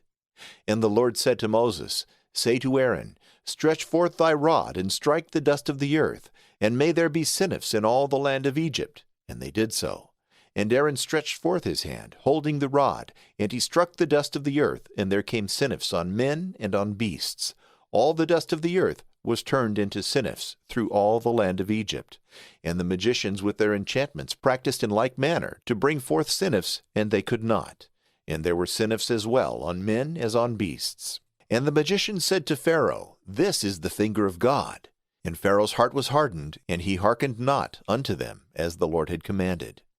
The Lord also said to Moses, Arise early, and stand before Pharaoh, for he will go forth to the waters, and thou shalt say to him, Thus saith the Lord, Let my people go to sacrifice to me. But if thou wilt not let them go, behold, I will send in upon thee, and upon thy servants, and upon thy houses, all kind of flies, and the houses of the Egyptians shall be filled with flies of divers kinds, and the whole land wherein they shall be. And I will make the land of Goshen wherein my people is, wonderful in that day, so the flies shall not be there. And thou shalt know that I am the Lord in the midst of the earth. And I will put a division between my people and thy people. Tomorrow shall this sign be.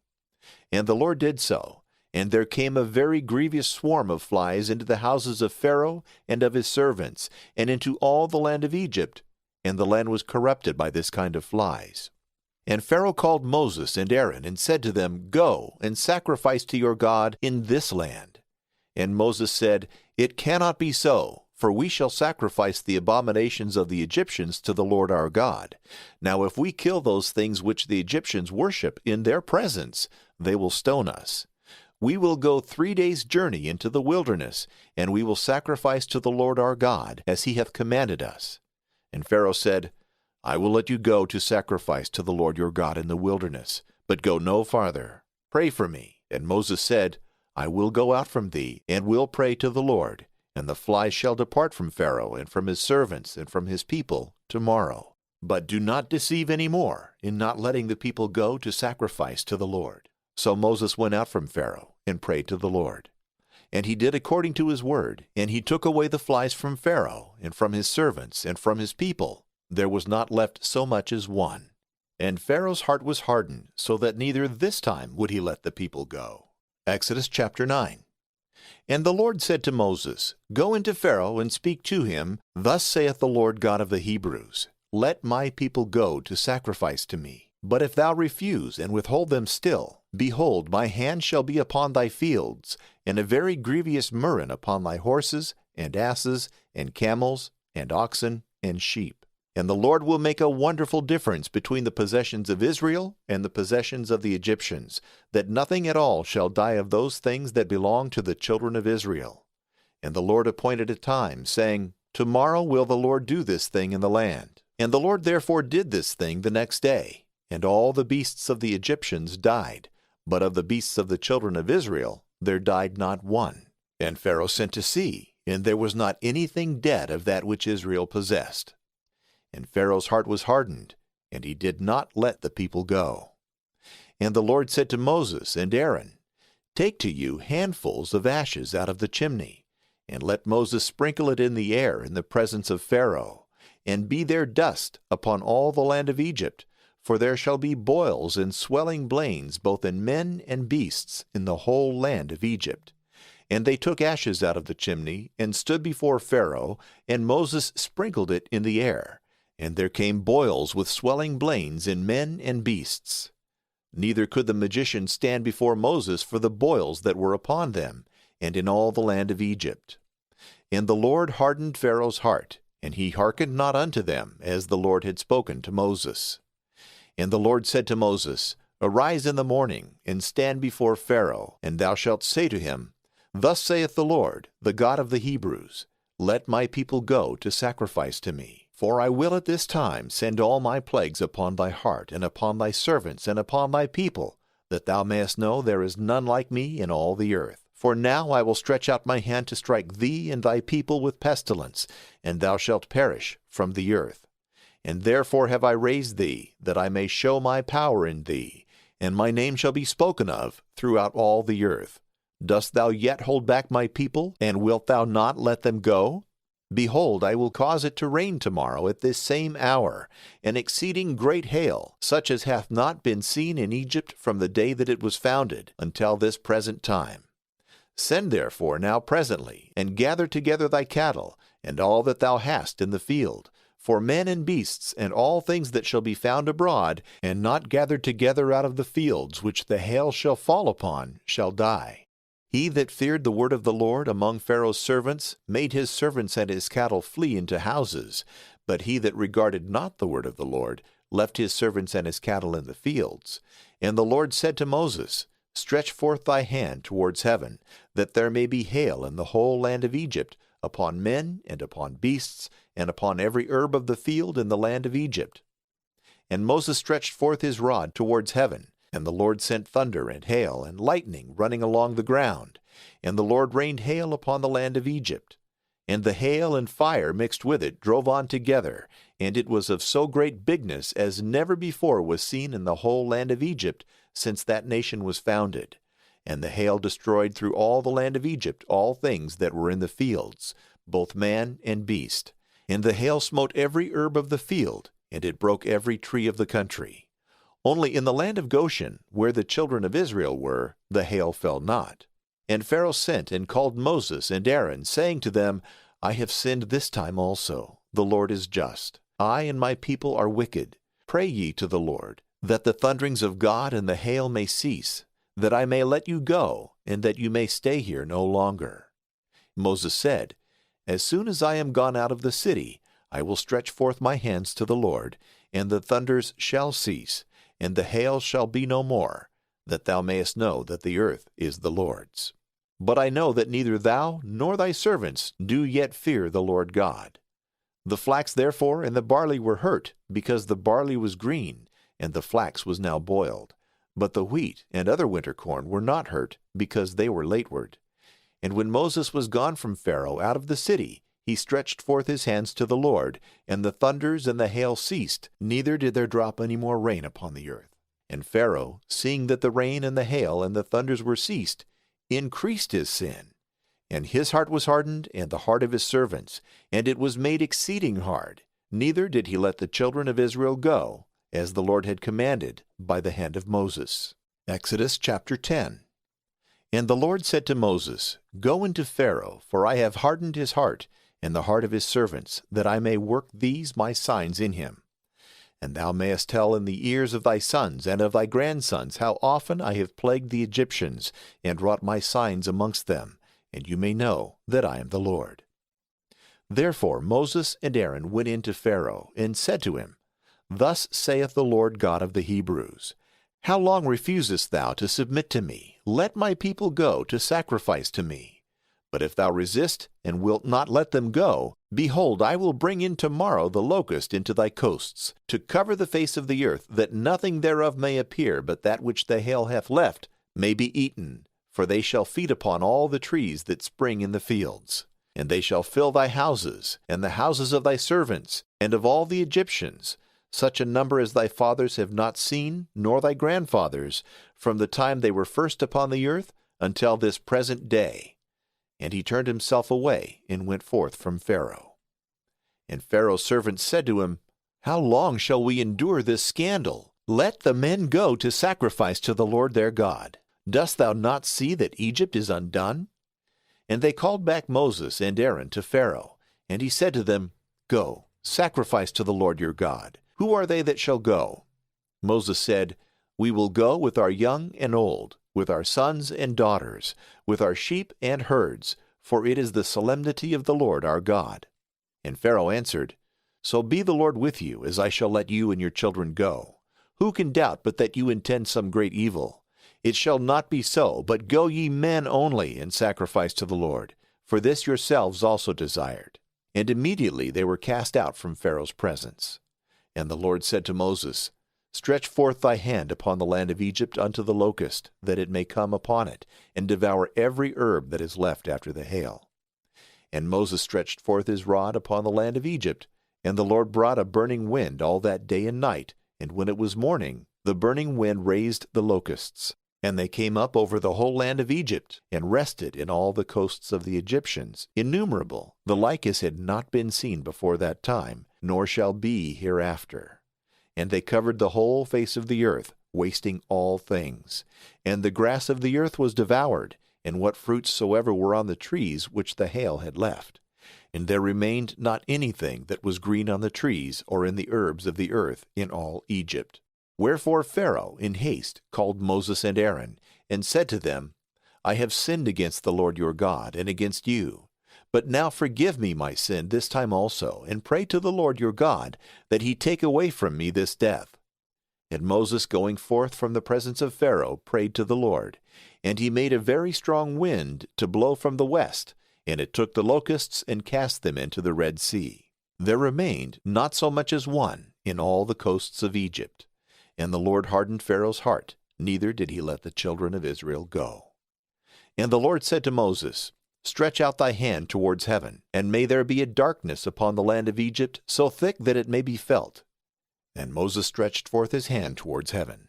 And there came horrible darkness in all the land of Egypt for 3 days. No man saw his brother, nor moved himself out of the place where he was. But wheresoever the children of Israel dwelt, there was light. And Pharaoh called Moses and Aaron, and said to them, Go sacrifice to the Lord. Let your sheep only and herds remain. Let your children go with you. Moses said, Thou shalt give us also sacrifices and burnt offerings to the Lord our God. All the flocks shall go with us. There shall not a hoof remain of them, for they are necessary for the service of the Lord our God, especially as we know not what must be offered, till we come to the very place. And the Lord hardened Pharaoh's heart, and he would not let them go. And Pharaoh said to Moses, Get thee from me, and beware thou see not my face any more. In what day soever thou shalt come in my sight, thou shalt die. Moses answered, So shall it be as thou hast spoken. I will not see thy face any more. Exodus chapter 11. And the Lord said to Moses, Yet one plague more will I bring upon Pharaoh in Egypt, and after that he shall let you go and thrust you out. Therefore thou shalt tell all the people that every man ask of his friend, and every woman of her neighbor, vessels of silver and of gold. And the Lord will give favor to his people in the sight of the Egyptians. And Moses was a very great man in the land of Egypt, in the sight of Pharaoh's servants, and of all the people. And he said, Thus saith the Lord, At midnight I will enter into Egypt, and every firstborn in the land of the Egyptians shall die, from the firstborn of Pharaoh who sitteth on his throne, even to the firstborn of the handmaid that is at the mill, and all the firstborn of beasts. And there shall be a great cry in all the land of Egypt, such as neither hath been before, nor shall be hereafter. But with all the children of Israel there shall not a dog make the least noise, from man even to beast, that you may know how wonderful a difference the Lord maketh between the Egyptians and Israel. And all these thy servants shall come down to me, and shall worship me, saying, Go forth now, and all the people that is under thee. After that we will go out. And he went out from Pharaoh exceeding angry. But the Lord said to Moses, Pharaoh will not hear you, that many signs may be done in the land of Egypt. And Moses and Aaron did all the wonders that are written before Pharaoh. And the Lord hardened Pharaoh's heart, neither did he let the children of Israel go out of his land. Exodus chapter 12. And the Lord said to Moses and Aaron in the land of Egypt, This month shall be to you the beginning of months. It shall be the first in the months of the year. Speak ye to the whole assembly of the children of Israel, and say to them, On the 10th day of this month let every man take a lamb by their families and houses. But if the number be less than may suffice to eat the lamb, he shall take unto him his neighbor that joineth to his house, according to the number of souls which may be enough to eat the lamb. And it shall be a lamb without blemish, a male of 1 year, according to which rite also you shall take a kid. And you shall keep it until the 14th day of this month, and the whole multitude of the children of Israel shall sacrifice it in the evening. And they shall take of the blood thereof, and put it upon both the side posts, and on the upper doorposts of the houses, wherein they shall eat it. And they shall eat the flesh that night roasted at the fire, and unleavened bread with wild lettuce. You shall not eat thereof anything raw, nor boiled in water, but only roasted at the fire. You shall eat the head with the feet and entrails thereof. Neither shall there remain anything of it until morning. If there be anything left, you shall burn it with fire. And thus you shall eat it. You shall gird your reins, and you shall have shoes on your feet, holding staves in your hands, and you shall eat in haste, for it is the phase, that is, the passage of the Lord. And I will pass through the land of Egypt that night, and will kill every firstborn in the land of Egypt, both man and beast, and against all the gods of Egypt I will execute judgments. I am the Lord. And the blood shall be unto you for a sign in the houses where you shall be. And I shall see the blood, and shall pass over you, and the plague shall not be upon you to destroy you, when I shall strike the land of Egypt. And this day shall be for a memorial to you, and you shall keep it a feast to the Lord in your generations with an everlasting observance. 7 days shall you eat unleavened bread. In the first day there shall be no leaven in your houses. Whosoever shall eat anything leavened, from the first day until the 7th day, that soul shall perish out of Israel. The first day shall be holy and solemn, and the 7th day shall be kept with like solemnity. You shall do no work in them, except those things that belong to eating. And you shall observe the feast of the unleavened bread, for in this same day I will bring forth your army out of the land of Egypt. And you shall keep this day in your generations by a perpetual observance. The first month, the 14th day of the month, in the evening, you shall eat unleavened bread, until the 21st day of the same month in the evening. 7 days there shall not be found any leaven in your houses. He that shall eat leavened bread, his soul shall perish out of the assembly of Israel, whether he be a stranger or born in the land. You shall not eat anything leavened. In all your habitations you shall eat unleavened bread. And Moses called all the ancients of the children of Israel, and said to them, Go take a lamb by your families, and sacrifice the phase. And dip a bunch of hyssop in the blood that is at the door, and sprinkle the transom of the door therewith, and both the door cheeks. Let none of you go out of the door of his house till morning. For the Lord will pass through, striking the Egyptians. And when he shall see the blood on the transom, and on both the posts, he will pass over the door of the house, and not suffer the destroyer to come into your houses and to hurt you. Thou shalt keep this thing as a law for thee and thy children forever. And when you have entered into the land which the Lord will give you as he hath promised, you shall observe these ceremonies. And when your children shall say to you, What is the meaning of this service? You shall say to them, It is the victim of the passage of the Lord, when he passed over the houses of the children of Israel in Egypt, striking the Egyptians, and saving our houses. And the people bowing themselves adored. And the children of Israel going forth did as the Lord had commanded Moses and Aaron. And it came to pass at midnight, the Lord slew every firstborn in the land of Egypt, from the firstborn of Pharaoh, who sat on his throne, unto the firstborn of the captive woman that was in the prison, and all the firstborn of cattle. And Pharaoh arose in the night, and all his servants, and all Egypt, for there was not a house wherein there lay not one dead. And Pharaoh, calling Moses and Aaron in the night, said, Arise and go forth from among my people, you and the children of Israel. Go, sacrifice to the Lord as you say. Your sheep and herds take along with you as you demanded, and departing, bless me. And the Egyptians pressed the people to go forth out of the land speedily, saying, We shall all die. The people therefore took dough before it was leavened, and tying it in their cloaks, put it on their shoulders. And the children of Israel did as Moses had commanded, and they asked of the Egyptians vessels of gold and silver, and very much raiment. And the Lord gave favor to the people in the sight of the Egyptians, so that they lent unto them, and they stripped the Egyptians. And the children of Israel set forward from Ramesses to Succoth, being about 600,000 men on foot, beside children. And a mixed multitude without number went up also with them, sheep and herds and beasts of divers kinds, exceeding many. And they baked the meal, which a little before they had brought out of Egypt, in dough, and they made earth cakes unleavened, for it could not be leavened, the Egyptians pressing them to depart, and not suffering them to make any stay, neither did they think of preparing any meat. And the abode of the children of Israel that they made in Egypt was 430 years. Which, being expired, The same day all the army of the Lord went forth out of the land of Egypt. This is the observable night of the Lord, when he brought them forth out of the land of Egypt. This night all the children of Israel must observe in their generations. And the Lord said to Moses and Aaron, This is the service of the fays. No foreigner shall eat of it. But every bought servant shall be circumcised, and so shall eat.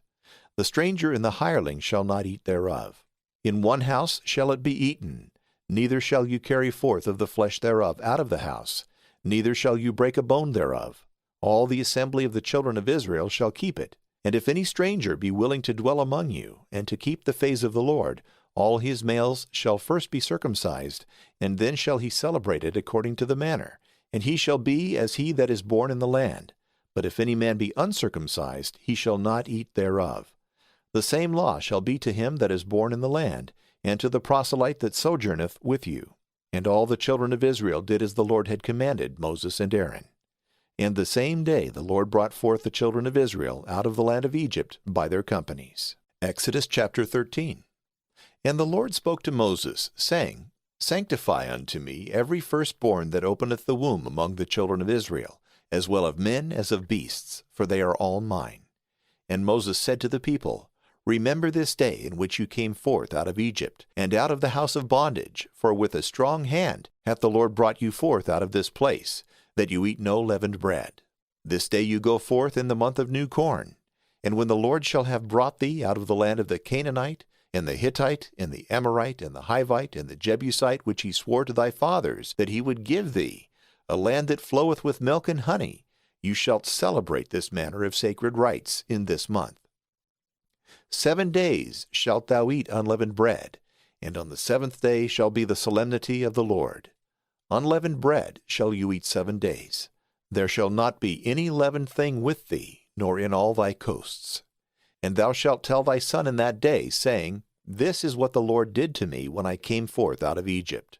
And it shall be a sign in thy hand, and as a memorial before thy eyes, and that the law of the Lord be always in thy mouth, for with a strong hand the Lord hath brought thee out of the land of Egypt. Thou shalt keep this observance at the set time, from days to days. And when the Lord shall have brought thee into the land of the Canaanite, as he swore to thee and thy fathers, and shall give it thee, thou shalt set apart all that openeth the womb for the Lord, and all that is brought forth of thy cattle. Whatsoever thou shalt have of the male sex thou shalt consecrate to the Lord. The firstborn of an ass thou shalt change for a sheep, and if thou do not redeem it, thou shalt kill it. And every firstborn of men thou shalt redeem with a price. And when thy son shall ask thee tomorrow, saying, What is this?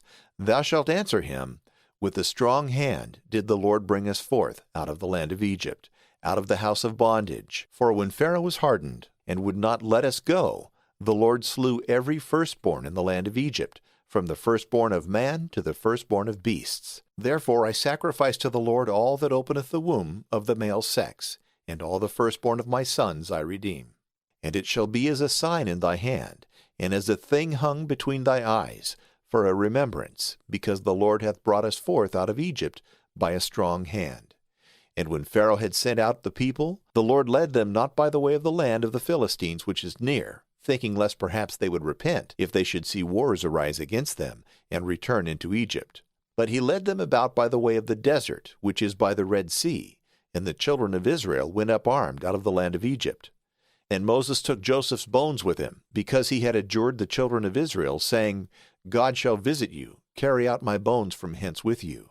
And marching from Succoth, they encamped in Etham, in the utmost coasts of the wilderness. And the Lord went before them to show the way by day in a pillar of cloud, and by night in a pillar of fire, that he might be the guide of their journey at both times. There never failed the pillar of the cloud by day, nor the pillar of the fire by night, before the people. Exodus chapter 14. And the Lord spoke to Moses, saying, Speak to the children of Israel. Let them turn and encamp over against Pi-hahiroth, which is between Migdol and the sea, over against Baal-zephon. You shall encamp before it upon the sea. And Pharaoh will say of the children of Israel, They are straitened in the land, the desert hath shut them in. And I shall harden his heart, and he will pursue you, and I shall be glorified in Pharaoh, and in all his army, and the Egyptians shall know that I am the Lord. And they did so.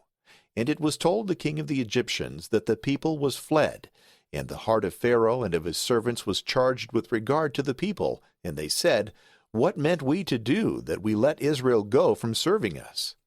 So they made ready his chariot, and took all his people with him. And he took 600 chosen chariots, and all the chariots that were in Egypt, and the captains of the whole army.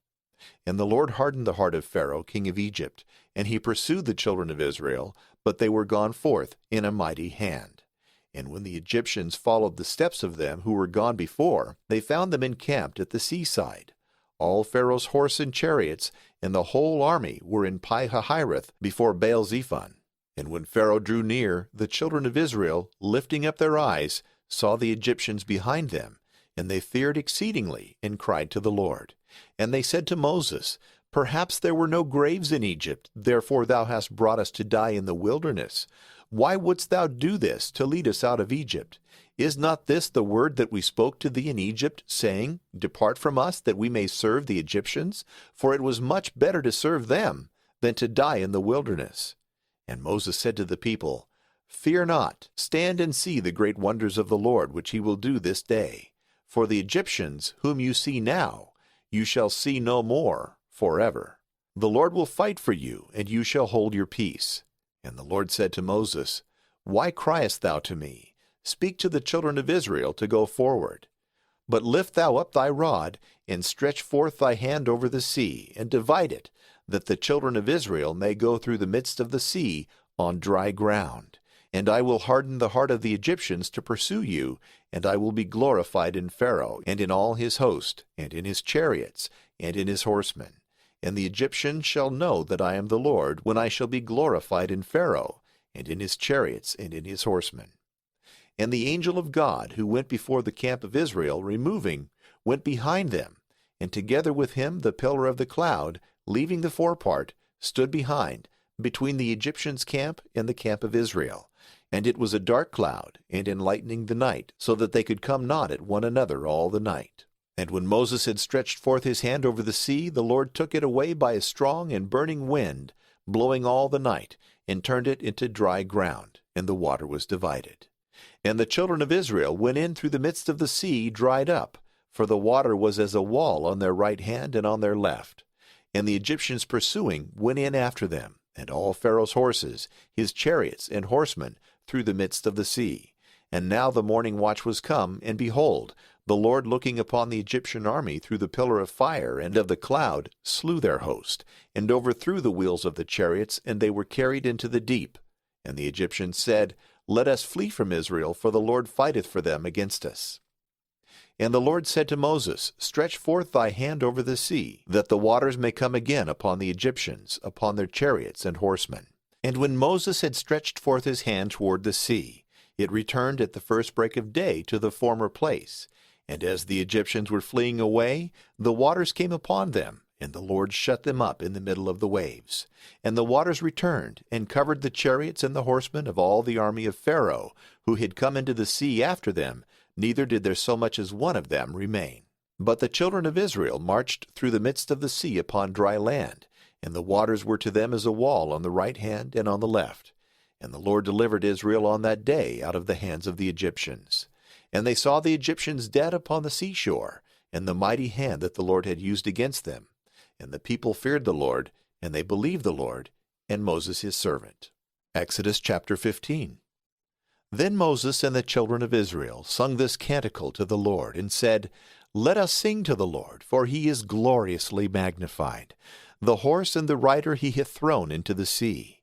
The Lord is my strength and my praise, and he is become salvation to me. He is my God, and I will glorify him. The God of my father, and I will exalt him. The Lord is as a man of war. Almighty is his name. Pharaoh's chariots and his army he hath cast into the sea. His chosen captains are drowned in the Red Sea. The depths have covered them. They are sunk to the bottom like a stone. Thy right hand, O Lord, is magnified in strength. Thy right hand, O Lord, hath slain the enemy. And in the multitude of thy glory thou hast put down thy adversaries. Thou hast sent thy wrath, which hath devoured them like stubble. And with the blast of thy anger the waters were gathered together, the flowing waters stood, the depths were gathered together in the midst of the sea. The enemy said, I will pursue and overtake, I will divide the spoils, my soul shall have its fill, I will draw my sword, my hand shall slay them. Thy wind blew, and the sea covered them, they sunk as lead in the mighty waters. Who is like to thee among the strong, O Lord? Who is like to thee, glorious in holiness, terrible and praiseworthy, doing wonders? Thou stretchest forth thy hand, and the earth swallowed them. In thy mercy thou hast been a leader to the people which thou hast redeemed, and in thy strength thou hast carried them to the holy habitation. Nations rose up and were angry. Sorrows took hold on the inhabitants of Philistia. Then were the princes of Edom troubled. Trembling seized on the stout men of Moab, and all the inhabitants of Canaan became stiff. Let fear and dread fall upon them in the greatness of thy arm. Let them become unmovable as a stone, until thy people, O Lord, pass by, until this thy people pass by, which thou hast possessed. Thou shalt bring them in, and plant them in the mountain of thy inheritance, in thy most firm habitation which thou hast made, O Lord, thy sanctuary, O Lord, which thy hands have established. The Lord shall reign forever and ever. For Pharaoh went in on horseback with his chariots and horsemen into the sea, and the Lord brought back upon them the waters of the sea, but the children of Israel walked on dry ground in the midst thereof. So Mary the prophetess, the sister of Aaron, took a timbrel in her hand, and all the women went forth after her with timbrels and with dances. And she began to sing the song to them, saying, Let us sing to the Lord, for he is gloriously magnified. The horse and his rider he hath thrown into the sea. And Moses brought Israel from the Red Sea, and they went forth into the wilderness of Shur, and they marched 3 days through the wilderness, and found no water. And they came into Marah, and they could not drink the waters of Marah, because they were bitter. Whereupon he gave a name also agreeable to the place, calling it Marah, that is, bitterness. And the people murmured against Moses, saying, What shall we drink? But he cried to the Lord, and he showed him a tree, which when he had cast into the waters, they were turned into sweetness. There he appointed him ordinances and judgments, and there he proved him, saying, If thou wilt hear the voice of the Lord thy God, and do what is right before him, and obey his commandments, and keep all his precepts, none of the evils that I laid upon Egypt will I bring upon thee. For I am the Lord thy healer. And the children of Israel came to Elim, where there were 12 fountains of water, and 70 palm trees, and they encamped by the waters. Exodus chapter 16.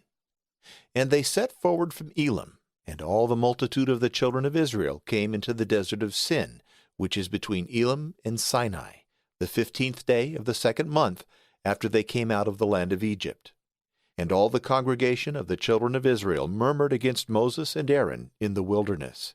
And the children of Israel said to them, Would to God we had died by the hand of the Lord in the land of Egypt, when we sat over the flesh pots and ate bread to the full. Why have you brought us into this desert, that you might destroy all the multitude with famine? And the Lord said to Moses, Behold, I will rain bread from heaven for you. Let the people go forth and gather what is sufficient for every day, that I may prove them whether they will walk in my law or not.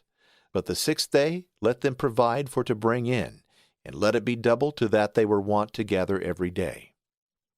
And Moses and Aaron said to the children of Israel, In the evening you shall know that the Lord hath brought you forth out of the land of Egypt. And in the morning you shall see the glory of the Lord, for he hath heard your murmuring against the Lord. But as for us, what are we that you mutter against us? And Moses said, In the evening the Lord will give you flesh to eat, and in the morning bread to the full. For he hath heard your murmurings, with which you have murmured against him. For what are we? Your murmuring is not against us, but against the Lord. Moses also said to Aaron, Say to the whole congregation of the children of Israel, Come before the Lord, for he hath heard your murmuring. And when Aaron spoke to all the assembly of the children of Israel, they looked towards the wilderness, and behold, the glory of the Lord appeared in a cloud. And the Lord spoke to Moses, saying, I have heard the murmuring of the children of Israel. Say to them, In the evening you shall eat flesh, and in the morning you shall have your fill of bread, and you shall know that I am the Lord your God. So it came to pass in the evening, that quails coming up covered the camp, and in the morning a dew lay around about the camp. And when it had covered the face of the earth, it appeared in the wilderness small, and as it were beaten with a pestle, like unto the hoar-frost on the ground. And when the children of Israel saw it, they said to one another, Manna, which signifieth, What is this? For they knew not what it was. And Moses said to them, This is the bread which the Lord hath given you to eat. This is the word that the Lord hath commanded. Let every one gather of it as much as is enough to eat. A gomer for every man, according to the number of your souls that dwell in a tent, so shall you take of it. And the children of Israel did so, and they gathered, one more, another less. And they measured by the measure of a gomer. Neither had he more that he gathered more, nor did he find less that had provided less. But every one had gathered according to what they were able to eat. And Moses said to them, Let no man leave thereof till the morning. And they hearkened not unto him. But some of them left until the morning, and it began to be full of worms, and it putrefied. And Moses was angry with them. Now every one of them gathered in the morning, as much as might suffice to eat, and after the sun grew hot, it melted. But on the 6th day they gathered twice as much, that is, 2 gomers every man. And all the rulers of the multitude came and told Moses. And he said to them, This is what the Lord hath spoken. Tomorrow is the rest of the Sabbath, sanctified to the Lord. Whatsoever work is to be done, do it, and the meats that are to be dressed, dress them, and whatsoever shall remain, lay it up until the morning. And they did so as Moses had commanded, and it did not putrefy, neither was there worm found in it. And Moses said, Eat it today, because it is the Sabbath of the Lord. Today it shall not be found in the field. Gather it 6 days, but on the 7th day is the Sabbath of the Lord, therefore it shall not be found. And the 7th day came, and some of the people going forth to gather found none. And the Lord said to Moses, How long will you refuse to keep my commandments and my law? See that the Lord hath given you the Sabbath, and for this reason on the 6th day he giveth you a double provision. Let each man stay at home, and let none go forth out of his place the 7th day. And the people kept the Sabbath on the 7th day. And the house of Israel called the name thereof manna, and it was like coriander seed white, and the taste thereof like to flour with honey. And Moses said, This is the word which the Lord hath commanded. Fill a gomer of it, and let it be kept unto generations to come hereafter, that the pestle may know the bread wherewith I fed you in the wilderness, when you were brought forth out of the land of Egypt. And Moses said to Aaron, Take a vessel, and put manna into it, as much as a gomer can hold, and lay it up before the Lord to keep unto your generations, as the Lord commanded Moses. And Aaron put it in the tabernacle to be kept. And the children of Israel ate manna 40 years, till they came to a habitable land. With this meat they were fed, until they reached the borders of the land of Canaan. Now a gomer is the 10th part of an ephah. Exodus chapter 17. Then all the multitude of the children of Israel, setting forward from the desert of Sin by their mansions, according to the word of the Lord, encamped in Rephidim, where there was no water for the people to drink. And they chode with Moses, and said, Give us water, that we may drink. And Moses answered them, Why chide you with me? Wherefore do you tempt the Lord?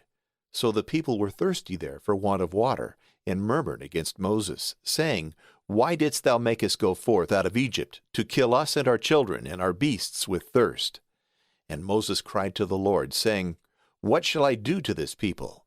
Yet a little more, and they will stone me.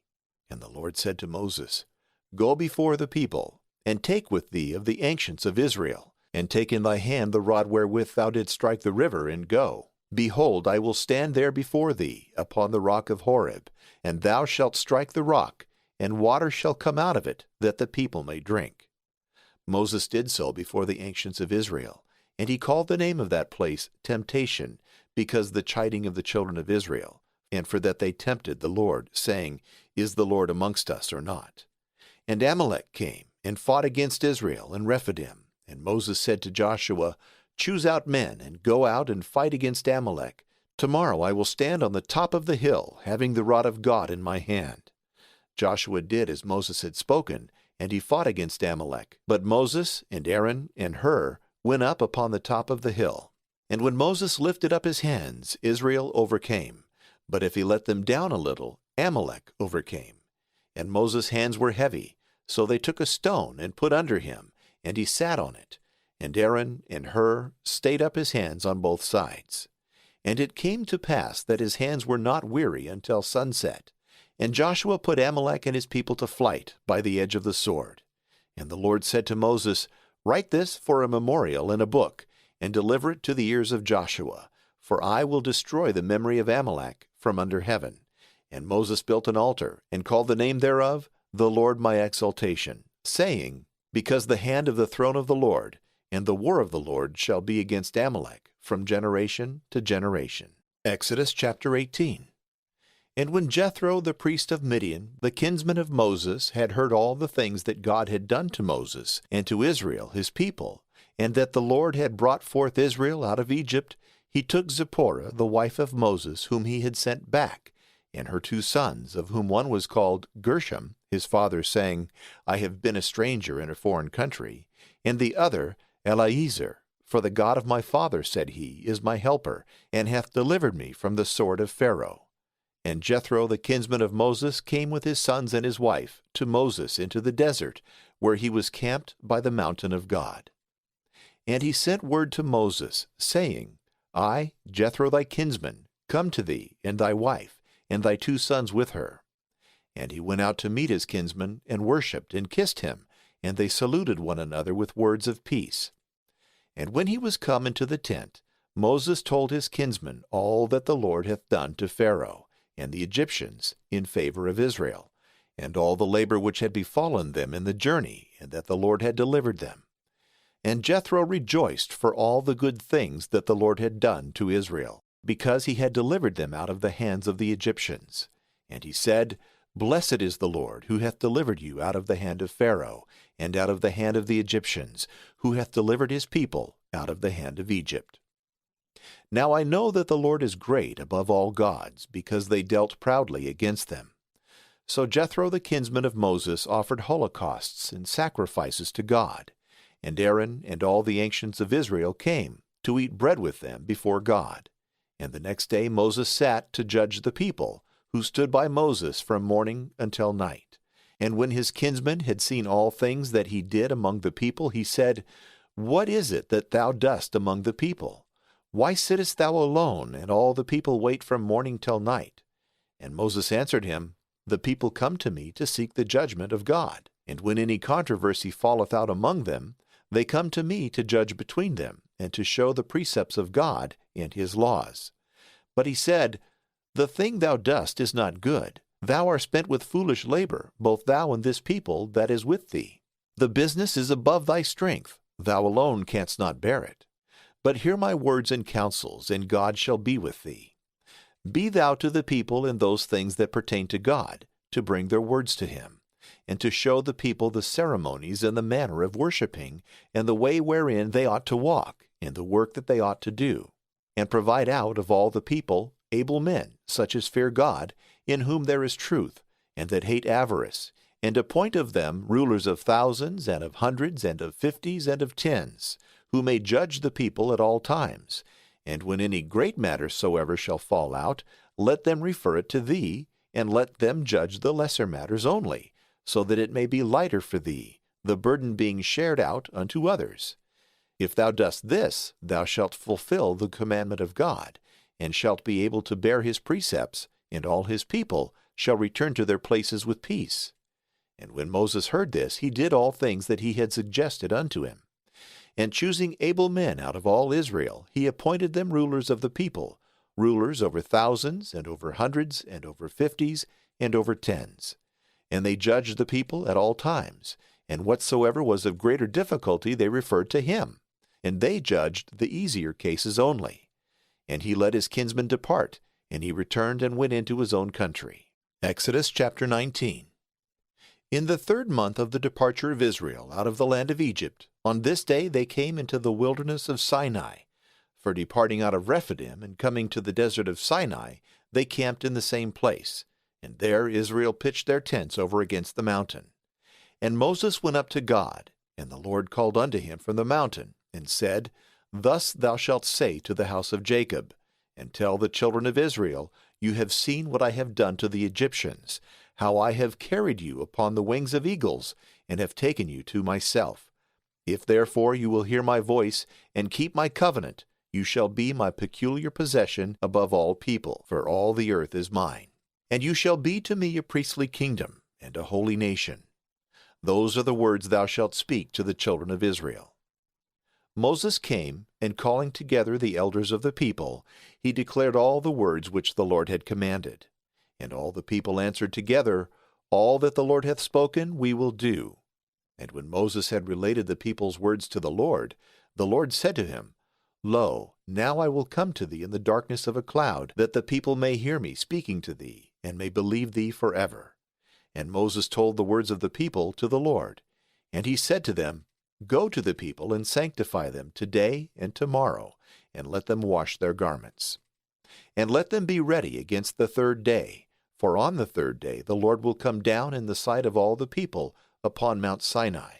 And thou shalt appoint certain limits to the people round about, and thou shalt say to them, Take heed you go not up into the mount, and that ye touch not the borders thereof.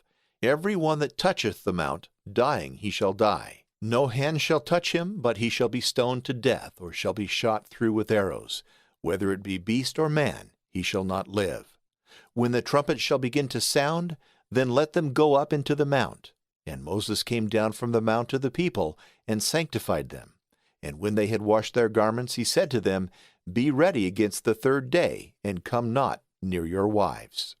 And now the third day was come, and the morning appeared, and behold, thunders began to be heard, and lightning to flash, and a very thick cloud to cover the mount. And the noise of the trumpet sounded exceeding loud, and the people that was in the camp feared. And when Moses had brought them forth to meet God from the place of the camp, they stood at the bottom of the mount.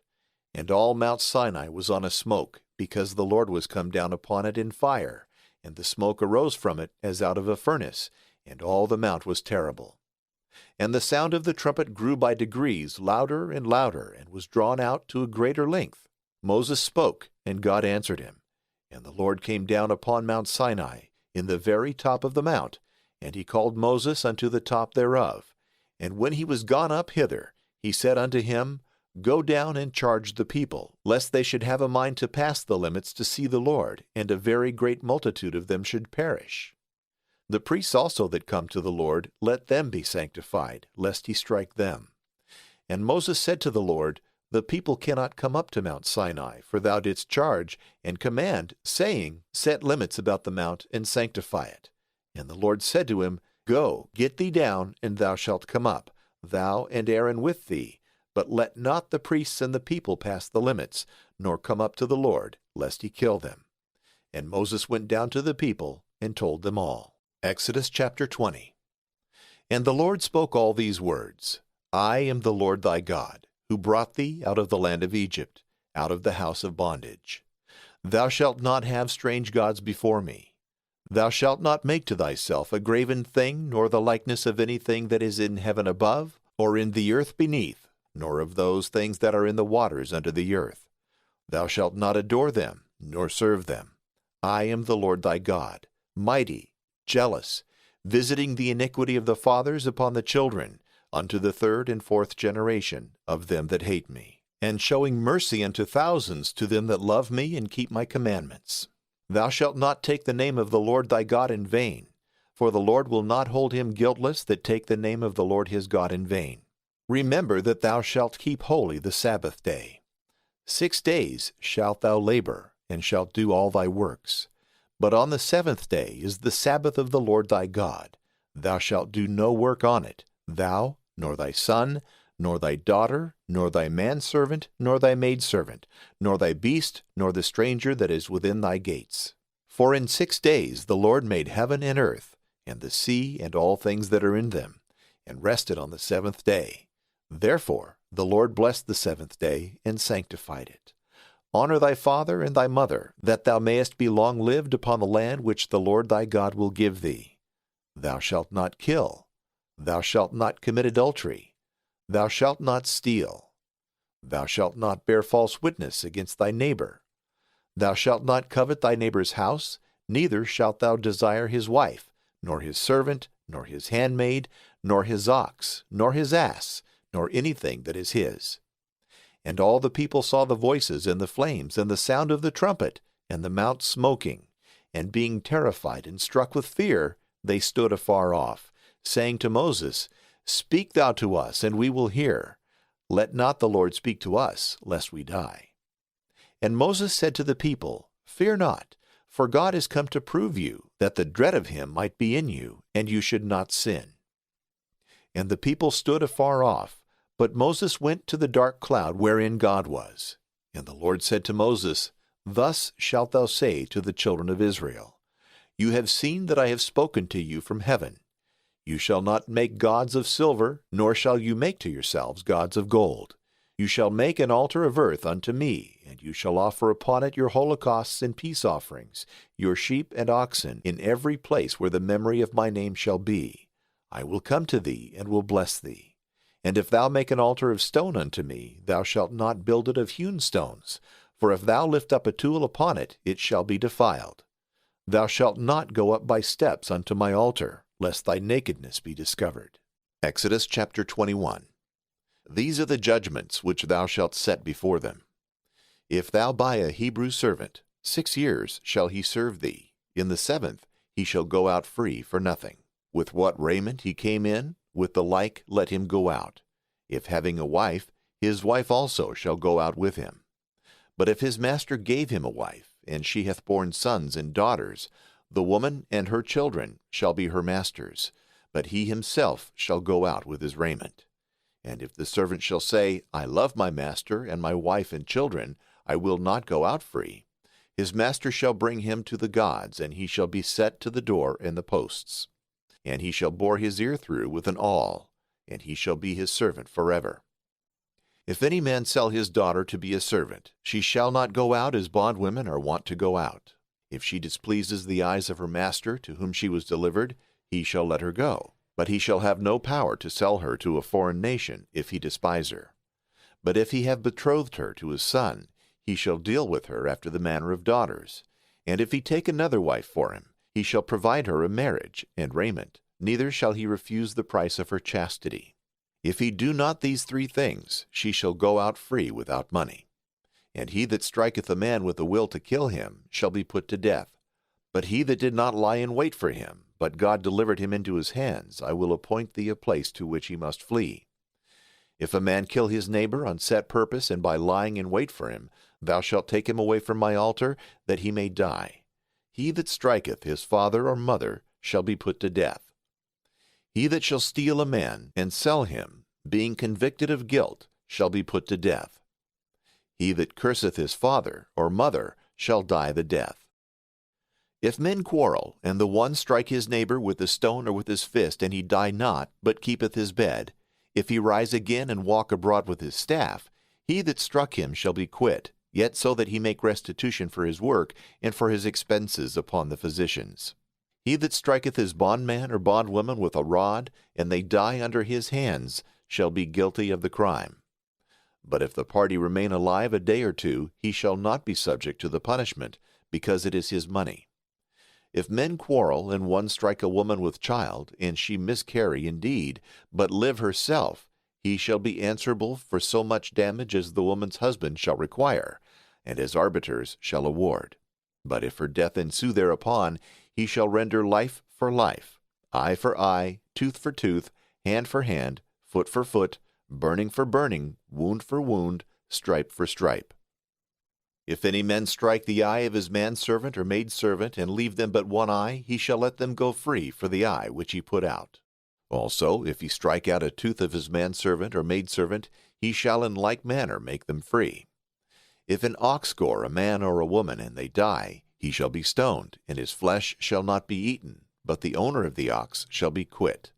But if the ox was wont to push with his horn yesterday and the day before, and they warned his master, and he did not shut him up, and he shall kill a man or a woman, then the ox shall be stoned, and his owner shall also be put to death. And if they set a price upon him, he shall give for his life whatsoever is laid upon him. If he have gored a son or a daughter, he shall fall under the like sentence. If he assault a bondman or a bondwoman, he shall give 30 shekels of silver to their master, and the ox shall be stoned. If a man open a pit and dig one, and cover it not, and an ox or an ass fall into it, the owner of the pit shall pay the price of the beasts, and that which is dead shall be his own. If one man's ox gore another man's ox, and he die, they shall sell the live ox, and shall divide the price, and the carcass of that which died they shall part between them. But if he knew that his ox was wont to push yesterday and the day before, and his master did not keep him in, he shall pay ox for ox, and shall take the whole carcass. Exodus chapter 22. If any man steal an ox or a sheep, and kill or sell it, he shall restore 5 oxen for 1 ox, and 4 sheep for 1 sheep. If a thief be found breaking open a house or undermining it, and be wounded so as to die, he that slew him shall not be guilty of blood. But if he did this when the sun is risen, he hath committed murder, and he shall die. If he have not wherewith to make restitution for the theft, he shall be sold. If that which he stole be found with him, alive, either ox or ass or sheep, he shall restore double. If any man hurt a field or a vineyard, and put in his beast to feed upon that which is other men's, he shall restore the best of whatsoever he hath in his own field, or in his vineyard, according to the estimation of the damage. If a fire breaking out light upon thorns, and catch stacks of corn, or corn standing in the fields, he that kindled the fire shall make good the loss. If a man deliver money or any vessel unto his friend to keep, and they be stolen away from him that received them, if the thief be found, he shall restore double. If the thief be not known, the master of the house shall be brought to the gods, and shall swear that he did not lay his hand upon his neighbor's goods to do any fraud, either in ox, or in ass, or sheep, or raiment, or anything that may bring damage. The cause of both parties shall come to the gods, and if they give judgment, he shall restore double to his neighbor. If a man deliver ass, ox, sheep, or any beast to his neighbor's custody, and it die, or be hurt, or be taken by enemies, and no man saw it, there shall be an oath between them, that he did not put forth his hand to his neighbor's goods, and the owner shall accept of the oath, and he shall not be compelled to make restitution. But if it were taken away by stealth, he shall make the loss good to the owner. If it were eaten by a beast, let him bring to him that which was slain, and he shall not make restitution. If a man borrow of his neighbor any of these things, and it be hurt or die, the owner not being present, he shall be obliged to make restitution. But if the owner be present, he shall not make restitution, especially if it were hired, or came for the hire of his work. If a man seduce a virgin not yet espoused, and lie with her, he shall endow her, and have her to wife. If the man's father will not give her to him, he shall give money according to the dowry which virgins are wont to receive. Wizards thou shalt not suffer to live. Whosoever copulateth with a beast shall be put to death. He that sacrificeth to gods shall be put to death, save only to the Lord. Thou shalt not molest a stranger, nor afflict him, for yourselves also were strangers in the land of Egypt. You shall not hurt a widow or an orphan. If you hurt them, they will cry out to me, and I will hear their cry. And my rage shall be enkindled, and I will strike you with the sword, and your wives shall be widows, and your children fatherless. If thou lend money to any of my people that is poor that dwelleth with thee, thou shalt not be hard upon them as an extortioner, nor oppress them with usuries. If thou take of thy neighbor a garment in pledge, thou shalt give it him again before sunset. For that same is the only thing wherewith he is covered, the clothing of his body, neither hath he any other to sleep in. If he cry to me, I will hear him, because I am compassionate. Thou shalt not speak ill of the gods, and the prince of thy people thou shalt not curse. Thou shalt not delay to pay the tithes and thy first fruits. Thou shalt give the firstborn of thy sons to me. Thou shalt do the same with the firstborn of thy oxen also, and sheep. 7 days let it be with its dam. The 8th day thou shalt give it to me. You shall be holy men to me. The flesh that beasts have tasted of before you shall not eat, but shall cast it to the dogs. Exodus chapter 23. Thou shalt not receive the voice of a lie, neither shalt thou join thy hand to bear false witness for a wicked person. Thou shalt not follow the multitude to do evil, neither shalt thou yield in judgment to the opinion of the most part, to stray from the truth. Neither shalt thou favor a poor man in judgment. If thou meet thy enemy's ox or ass going astray, bring it back to him. If thou see the ass of him that hateth thee lie underneath his burden, thou shalt not pass by, but shalt lift him up with him. Thou shalt not go aside in the poor man's judgment. Thou shalt flee lying. The innocent and just person thou shalt not put to death, because I abhor the wicked. Neither shalt thou take bribes, which even blind the wise, and pervert the words of the just. Thou shalt not molest a stranger, for you know the hearts of strangers, for you also were strangers in the land of Egypt. 6 years thou shalt sow thy ground, and shalt gather the corn thereof. But the 7th year thou shalt let it alone, and suffer it to rest, that the poor of thy people may eat. And whatsoever shall be left, let the beasts of the field eat it. So shalt thou do with thy vineyard and thy olive yard.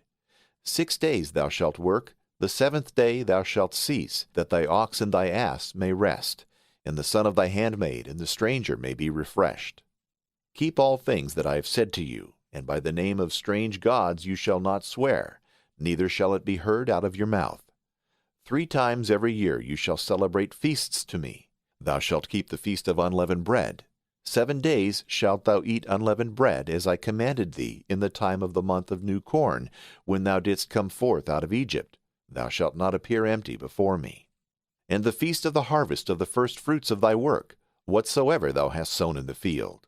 The feast also in the end of the year, when thou hast gathered all thy corn out of the field. Thrice a year shall all the males appear before the Lord thy God.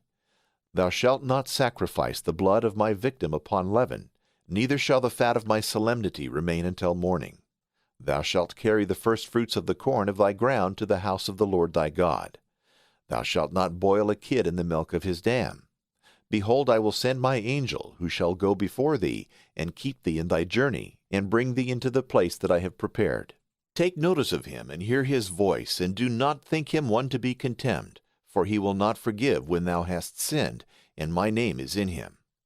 But if thou wilt hear his voice, and do all that I speak, I will be an enemy to thy enemies, and will afflict them that afflict thee. And my angel shall go before thee, and shall bring thee in unto the Amorite, and the Hittite, and the Perizzite, and the Canaanite, and the Hivite, and the Jebusite, whom I will destroy. Thou shalt not adore their gods, nor serve them. Thou shalt not do their works, but shalt destroy them, and break their statues. And you shall serve the Lord your God, that I may bless your bread and your waters, and may take away sickness from the midst of thee. There shall not be one fruitless or barren in thy land. I will fill the number of thy days. I will send my fear before thee, and I will destroy all the people to whom thou shalt come, and will turn the backs of all thy enemies before thee, sending out hornets before that shall drive away the Hivite, and the Canaanite, and the Hittite, before thou come in. I will not cast them out from thy face in 1 year, lest the land be brought into a wilderness, and the beasts multiply against thee. By little and little I will drive them out from before thee, till thou be increased, and dost possess the land. And I will set thy bounds from the Red Sea to the sea of the Palestines, and from the desert to the river. I will deliver the inhabitants of the land into your hands, and will drive them out from before you. Thou shalt not enter into league with them, nor with their gods. Let them not dwell in thy land, lest perhaps they make thee sin against me, if thou serve their God, which undoubtedly will be a scandal to thee. Exodus chapter 24. And he said to Moses, Come up to the Lord, thou and Aaron, Nadab and Abihu, and 70 of the ancients of Israel, and you shall adore afar off. And Moses alone shall come up to the Lord, but they shall not come nigh, neither shall the people come up with him. So Moses came and told the people all the words of the Lord, and all the judgments, and all the people answered with one voice, We will do all the words of the Lord which he has spoken. And Moses wrote all the words of the Lord, and rising in the morning he built an altar at the foot of the mount, and 12 titles according to the 12 tribes of Israel. And he sent young men of the children of Israel, and they offered holocausts, and sacrificed pacific victims of calves to the Lord. Then Moses took half of the blood, and put it into bowls, and the rest he poured upon the altar. And taking the book of the covenant, he read it in the hearing of the people. And they said, All things that the Lord hath spoken we will do. We will be obedient. And he took the blood, and sprinkled it upon the people. And he said, This is the blood of the covenant, which the Lord hath made with you concerning all these words. Then Moses and Aaron, Nadab and Abihu, and 70 of the ancients of Israel went up. And they saw the God of Israel, and under his feet as if it were a work of sapphire stone, and as the heaven when clear. Neither did he lay his hand upon those of the children of Israel that retired afar off. And they saw God, and they did eat and drink. And the Lord said to Moses, Come up to me into the mount, and be there, and I will give thee tables of stone, and the law, and the commandments which I have written, that thou mayest teach them. Moses rose up, and his minister Joshua. And Moses, going up into the mount of God, said to the ancients, Wait here till we return to you. You have Aaron and Hur with you. If any question shall arise, you shall refer it to them. And when Moses was gone up, a cloud covered the mount. And the glory of the Lord dwelt upon Sinai, covering it with a cloud 6 days. And the 7th day he called him out of the midst of the cloud.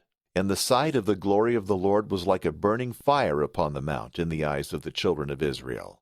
And Moses, entering into the midst of the cloud, went up into the mountain, and he was there 40 days and 40 nights. Exodus chapter 25.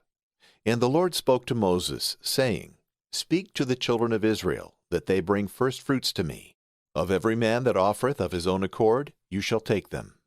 And these are the things you must take: gold and silver and brass, violet and purple, and scarlet twice dyed, and fine linen, and goat's hair, and ram skins dyed red, and violet skins, and shittim wood, oil to make lights, spices for ointment, and for sweet-smelling incense, onyx stones and precious stones to adorn the ephod and the rational.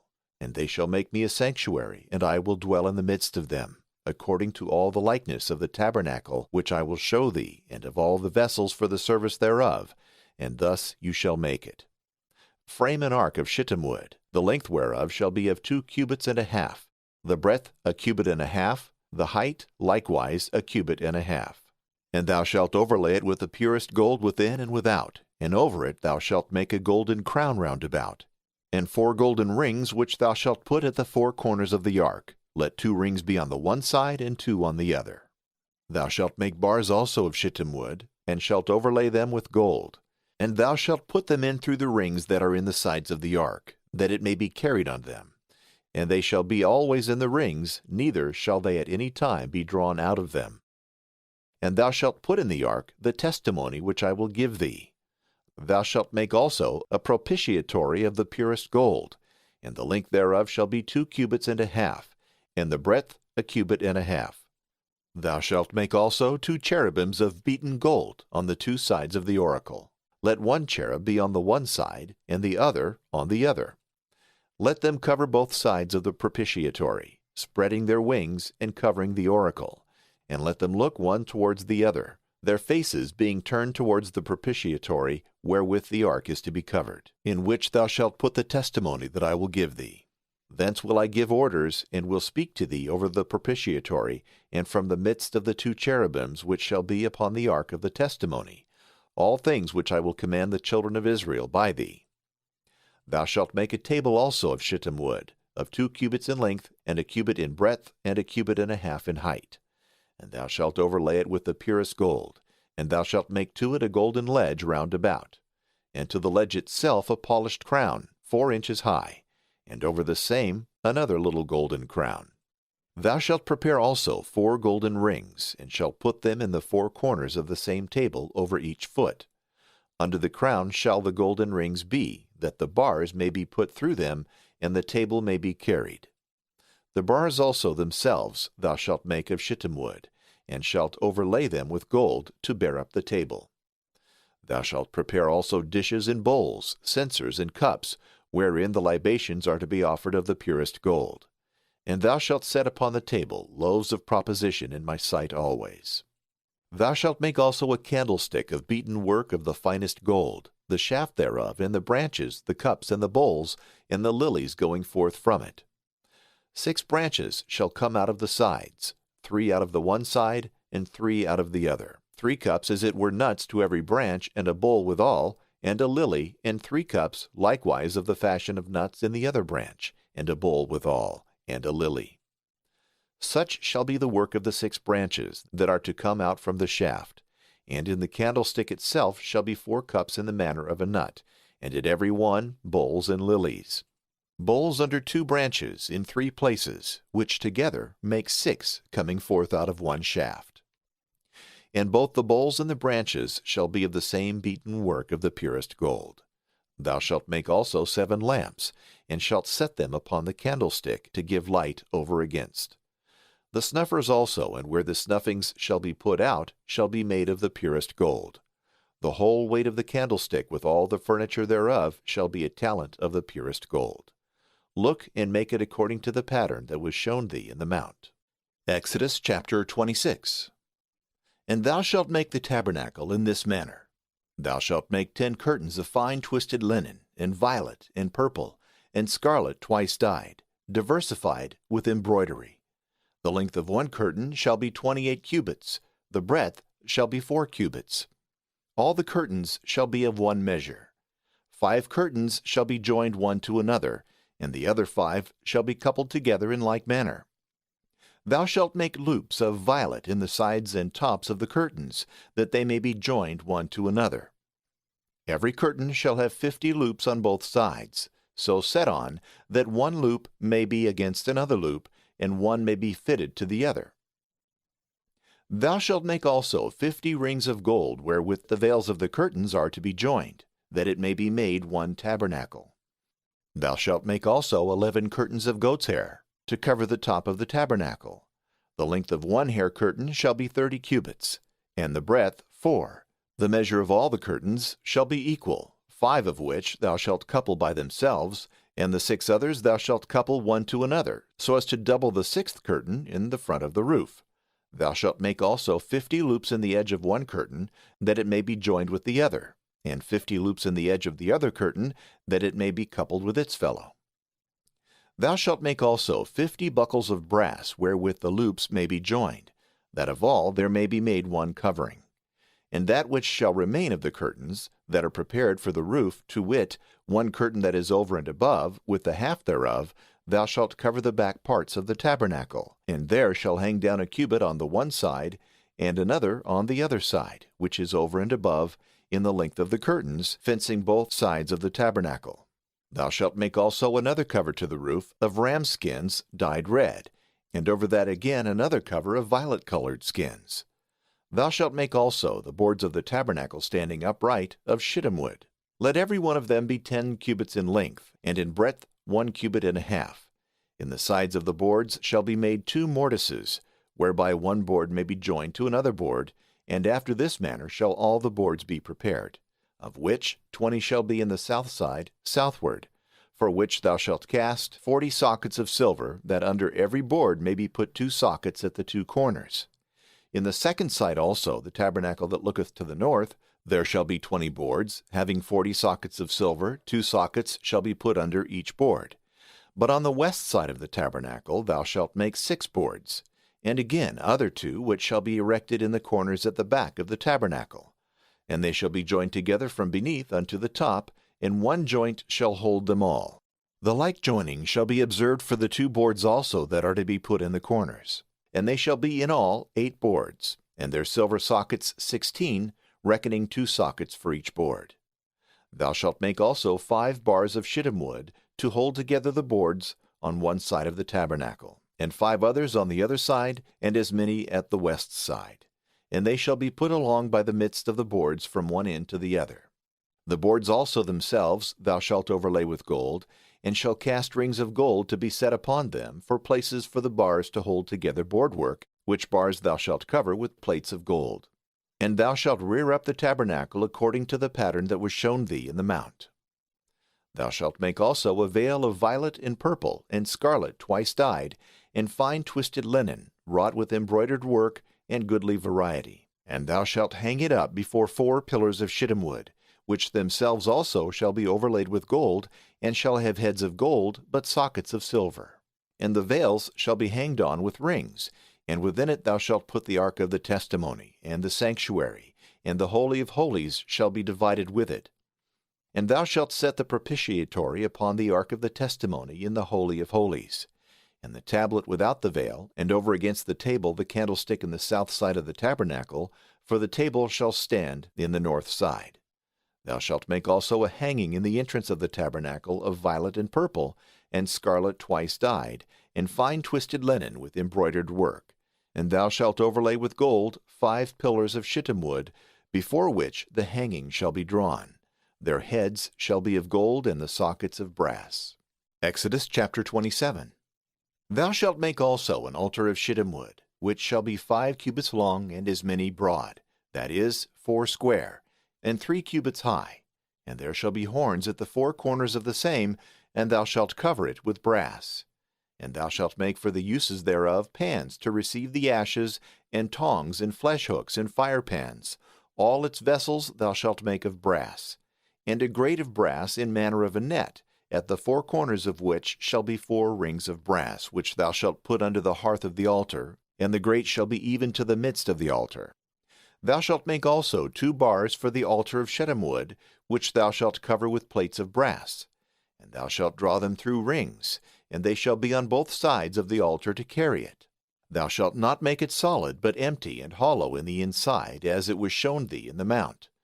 Thou shalt make also the court of the tabernacle in the south side, whereof southward there shall be hangings of fine twisted linen, of 100 cubits long for one side, and 20 pillars with as many sockets of brass, the heads of which with their engraving of silver. In like manner also on the north side there shall be hangings of 100 cubits long, 20 pillars, and as many sockets of brass, and their heads with their engraving of silver. But in the breadth of the court that looketh to the west there shall be hangings of 50 cubits, and 10 pillars, and as many sockets.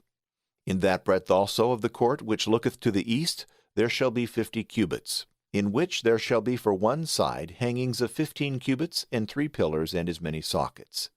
And in the other side there shall be hangings of 15 cubits, with 3 pillars, and as many sockets. And in the entrance of the court there shall be made a hanging of 20 cubits of violet and purple, and scarlet twice dyed, and fine twisted linen, with embroidered work. It shall have 4 pillars with as many sockets. All the pillars of the court round about shall be garnished with plates of silver, silver heads, and sockets of brass. In length the court shall take up 100 cubits, in breadth 50. The height shall be of 5 cubits, and it shall be made of fine twisted linen, and shall have sockets of brass. All the vessels of the tabernacle for all uses and ceremonies, and the pins both of it, and of the court, thou shalt make of brass. Command the children of Israel that they bring thee the purest oil of the olives, and beaten with a pestle, that a lamp may burn always in the tabernacle of the testimony without the veil that hangs before the testimony. And Aaron and his sons shall order it, that it may give light before the Lord until the morning. It shall be a perpetual observance throughout their successions among the children of Israel. Exodus chapter 28. Take unto thee also Aaron thy brother with his sons from among the children of Israel, that they may minister to me in the priest's office, Aaron, Nadab, and Abihu, Eleazar, and Ithamar. And thou shalt make a holy vesture for Aaron thy brother, for glory and for beauty. And thou shalt speak to all the wise of heart, whom I have filled with the spirit of wisdom, that they may make Aaron's vestments, in which he, being consecrated, may minister to me. And these shall be the vestments that they shall make: a rational and an ephod, a tunic and a straight linen garment, a mitre and a girdle. They shall make the holy vestments for thy brother Aaron and his sons, that they may do the office of priesthood unto me. And they shall take gold and violet and purple, and scarlet twice dyed, and fine linen. And they shall make the ephod of gold, and violet, and purple, and scarlet twice dyed, and fine twisted linen, embroidered with diverse colors. It shall have the 2 edges joined in the top on both sides, that they may be closed together. The very workmanship also, and all the variety of the work, shall be of gold, and violet, and purple, and scarlet twice dyed, and fine twisted linen. And thou shalt take 2 onyx stones, and shalt grave on them the names of the children of Israel, 6 names on one stone, and the other 6 on the other, according to the order of their birth. With the work of an engraver and the graving of a jeweler, thou shalt engrave them with the names of the children of Israel, set in gold and compassed about. And thou shalt put them in both sides of the ephod, a memorial for the children of Israel. And Aaron shall bear their names before the Lord upon both shoulders, for a remembrance. Thou shalt make also hooks of gold, and 2 little chains of the purest gold, linked one to another, which thou shalt put into the hooks. And thou shalt make the rational of judgment with embroidered work of diverse colors, according to the workmanship of the ephod, of gold, violet, and purple, and scarlet twice dyed, and fine twisted linen. It shall be 80 and doubled. It shall be the measure of a span, both in length and in breadth. And thou shalt set it in 4 rows of stones. In the first row shall be a sardius stone, and a topaz, and an emerald. In the second, a carbuncle, a sapphire, and a jasper.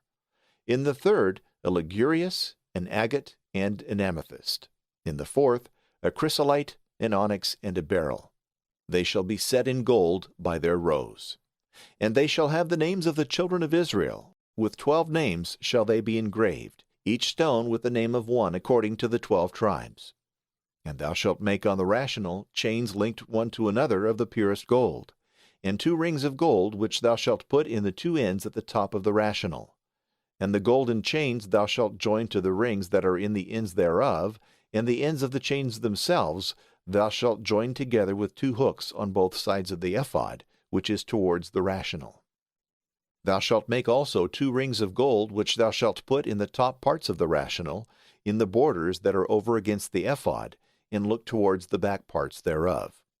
Moreover also, other 2 rings of gold, which are to be set on each side of the ephod beneath, that looketh towards the nether joining, that the rational may be fitted with the ephod, and may be fastened by the rings thereof unto the rings of the ephod with a violet fillet, that the joining, artificially wrought, may continue, and the rational and the ephod may not be loosed one from the other.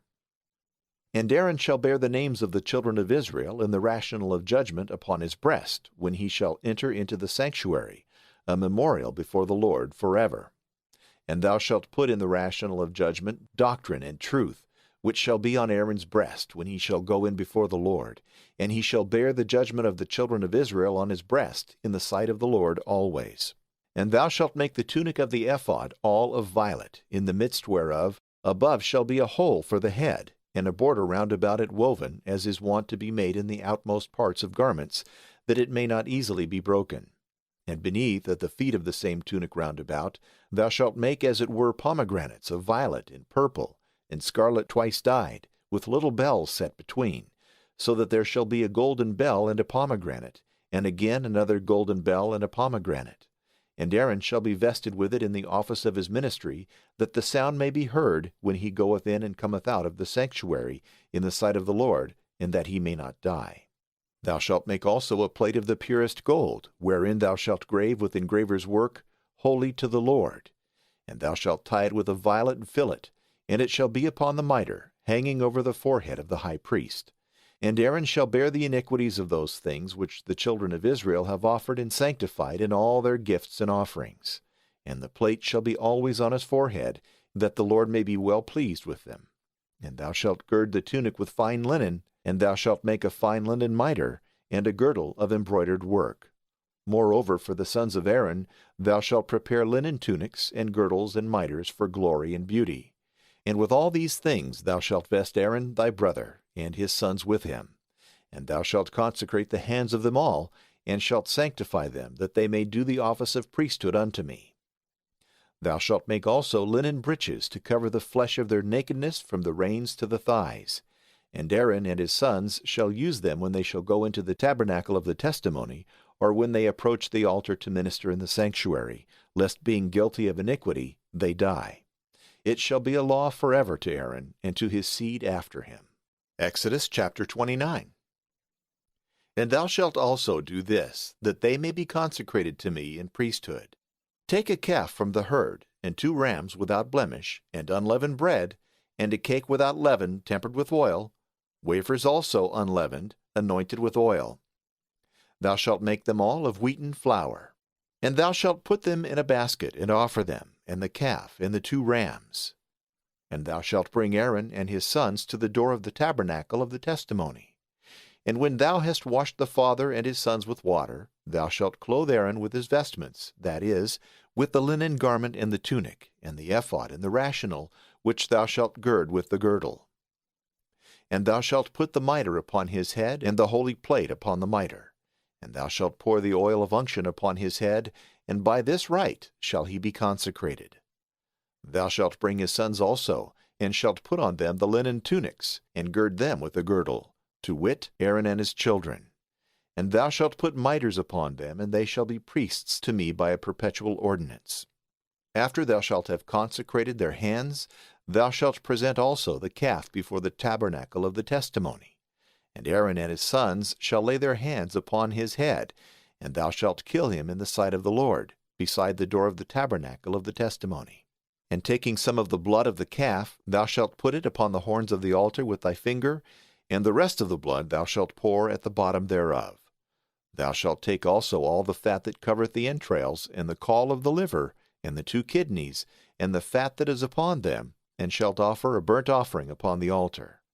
But the flesh of the calf, and the hide, and the dung thou shalt burn abroad, without the camp, because it is for sin. Thou shalt take also 1 ram upon the head whereof Aaron and his sons shall lay their hands, and when thou hast killed him, thou shalt take of the blood thereof, and pour round about the altar. And thou shalt cut the ram in pieces, and having washed his entrails and feet, thou shalt put them upon the flesh that is cut in pieces, and upon his head. And thou shalt offer the whole ram for a burnt offering upon the altar. It is an oblation to the Lord, a most sweet savour of the victim of the Lord. Thou shalt take also the other ram, upon whose head Aaron and his sons shall lay their hands. And when thou hast sacrificed him, thou shalt take of his blood, and put upon the tip of the right ear of Aaron and his sons, and upon the thumbs and great toes of their right hand and foot, and thou shalt pour the blood upon the altar round about. And when thou hast taken of the blood that is upon the altar, and of the oil of unction, thou shalt sprinkle Aaron and his vesture, his sons and their vestments. And after they and their vestments are consecrated, thou shalt take the fat of the ram, and the rump, and the fat that covereth the lungs, and the caul of the liver, and the 2 kidneys, and the fat that is upon them, and the right shoulder, because it is the ram of consecration, and 1 roll of bread, a cake tempered with oil, a wafer out of the basket of unleavened bread, which is set in the sight of the Lord. And thou shalt put all upon the hands of Aaron and of his sons, and shalt sanctify them, elevating before the Lord. And thou shalt take all from their hands, and shalt burn them upon the altar for a holocaust, a most sweet savour in the sight of the Lord, because it is his oblation. Thou shalt take also the breast of the ram, wherewith Aaron was consecrated, and elevating it, thou shalt sanctify it before the Lord, and it shall fall to thy share. And thou shalt sanctify both the consecrated breast, and the shoulder that thou didst separate of the ram, wherewith Aaron was consecrated and his sons, and they shall fall to Aaron's share and his sons by a perpetual right from the children of Israel, because they are the choicest, and the beginnings of their peace victims which they offer to the Lord. And the holy vesture which Aaron shall use, his sons shall have after him, that they may be anointed, and their hands be consecrated to it. He of his sons that shall be appointed high priest in his stead, and that shall enter into the tabernacle of the testimony to minister in the sanctuary, shall wear it 7 days. And thou shalt take the ram of the consecration, and shalt boil the flesh thereof in the holy place. And Aaron and his sons shall eat it. The loaves also that are in the basket they shall eat at the entry of the tabernacle of the testimony, that it may be an atoning sacrifice, and the hands of the offerers may be sanctified. A stranger shall not eat of them, because they are holy. And if there remain of the consecrated flesh, or of the bread till morning, thou shalt burn the remainder with fire. They shall not be eaten, because they are sanctified. All that I have commanded thee thou shalt do unto Aaron and his sons. 7 days shalt thou consecrate their hands. And thou shalt offer a calf for sin every day for expiation. And thou shalt cleanse the altar when thou hast offered the victim of expiation, and shalt anoint it to sanctify it. 7 days shalt thou expiate the altar and sanctify it, and it shall be most holy. Every one that shall touch it shall be holy. This is what thou shalt sacrifice upon the altar. 2 lambs of a year old every day continually, 1 lamb in the morning, and another in the evening. With 1 lamb, 1/10 part of flour tempered with beaten oil, of the 4th part of a hin, and wine for libation of the same measure. And the other lamb thou shalt offer in the evening, according to the rite of the morning oblation, and according to what we have said, for a savor of sweetness. It is a sacrifice to the Lord, by perpetual oblation unto your generations, at the door of the tabernacle of the testimony before the Lord, where I will appoint to speak unto thee, and there will I command the children of Israel, and the altar shall be sanctified by my glory. I will sanctify also the tabernacle of the testimony with the altar, and Aaron with his sons, to do the office of priesthood unto me. And I will dwell in the midst of the children of Israel, and will be their God. And they shall know that I am the Lord their God, who have brought them out of the land of Egypt, that I might abide among them, I, the Lord their God. Exodus chapter 30. Thou shalt make also an altar to burn incense of shittim wood. It shall be a cubit in length, and another in breadth, that is, 4 square, and 2 in height. Horns shall go out from the same. And thou shalt overlay it with the purest gold, as well as the grate thereof, as the walls round about, and the horns. And thou shalt make to it a crown of gold round about, and 2 golden rings under the crown on either side, that the bars may be put into them, and the altar be carried. And thou shalt make the bars also of shittim wood, and shalt overlay them with gold. And thou shalt set the altar over against the veil that hangeth before the ark of the testimony, before the propitiatory wherewith the testimony is covered, where I will speak to thee. And Aaron shall burn sweet-smelling incense upon it in the morning. When he shall dress the lamps, he shall burn it. And when he shall place them in the evening, he shall burn an everlasting incense before the Lord throughout your generations. You shall not offer upon it incense of another composition, nor oblation and victim, neither shall you offer libations. And Aaron shall pray upon the horns thereof once a year, with the blood of that which was offered for sin, and shall make atonement upon it in your generations. It shall be most holy to the Lord. And the Lord spoke to Moses, saying, When thou shalt take the sum of the children of Israel according to their number, every one of them shall give a price for their souls to the Lord. And there shall be no scourge among them, when they shall be reckoned. And this shall every one give that passeth in the naming, half a shekel according to the standard of the temple. A shekel hath 20 obols. Half a shekel shall be offered to the Lord. He that is counted in the number from 20 years and upwards shall give the price. The rich man shall not add to half a shekel, and the poor man shall diminish nothing. And the money received which was contributed by the children of Israel thou shalt deliver unto the uses of the tabernacle of the testimony, that it may be a memorial of them before the Lord, and he may be merciful to their souls. And the Lord spoke to Moses, saying, Thou shalt make also a brazen laver with its foot to wash in, and thou shalt set it between the tabernacle of the testimony and the altar. And water being put into it, Aaron and his sons shall wash their hands and feet in it when they are going into the tabernacle of the testimony, and when they are to come to the altar to offer on it incense to the Lord, lest perhaps they die. It shall be an everlasting law to them, and to his seed by successions. And the Lord spoke to Moses, saying, Take spices of principal and chosen myrrh, 500 shekels, and of cinnamon half so much, that is, 250 shekels, of calamus in like manner 250, and of cassia 500 shekels by the weight of the sanctuary. Of oil of olives the measure hin, and thou shalt make the holy oil of unction, an ointment compounded after the art of the perfumer. And therewith thou shalt anoint the tabernacle of the testimony, and the ark of the testament, and the table with the vessels thereof, the candlestick and furniture thereof, the altars of incense, and of holocaust, and all the furniture that belongeth to the service of them. And thou shalt sanctify all, and they shall be most holy. He that shall touch them shall be sanctified. Thou shalt anoint Aaron and his sons, and shalt sanctify them, that they may do the office of priesthood unto me. And thou shalt say to the children of Israel, This oil of unction shall be holy unto me throughout your generations. The flesh of man shall not be appointed therewith, and you shall make none other of the same composition, because it is sanctified, and shall be holy unto you.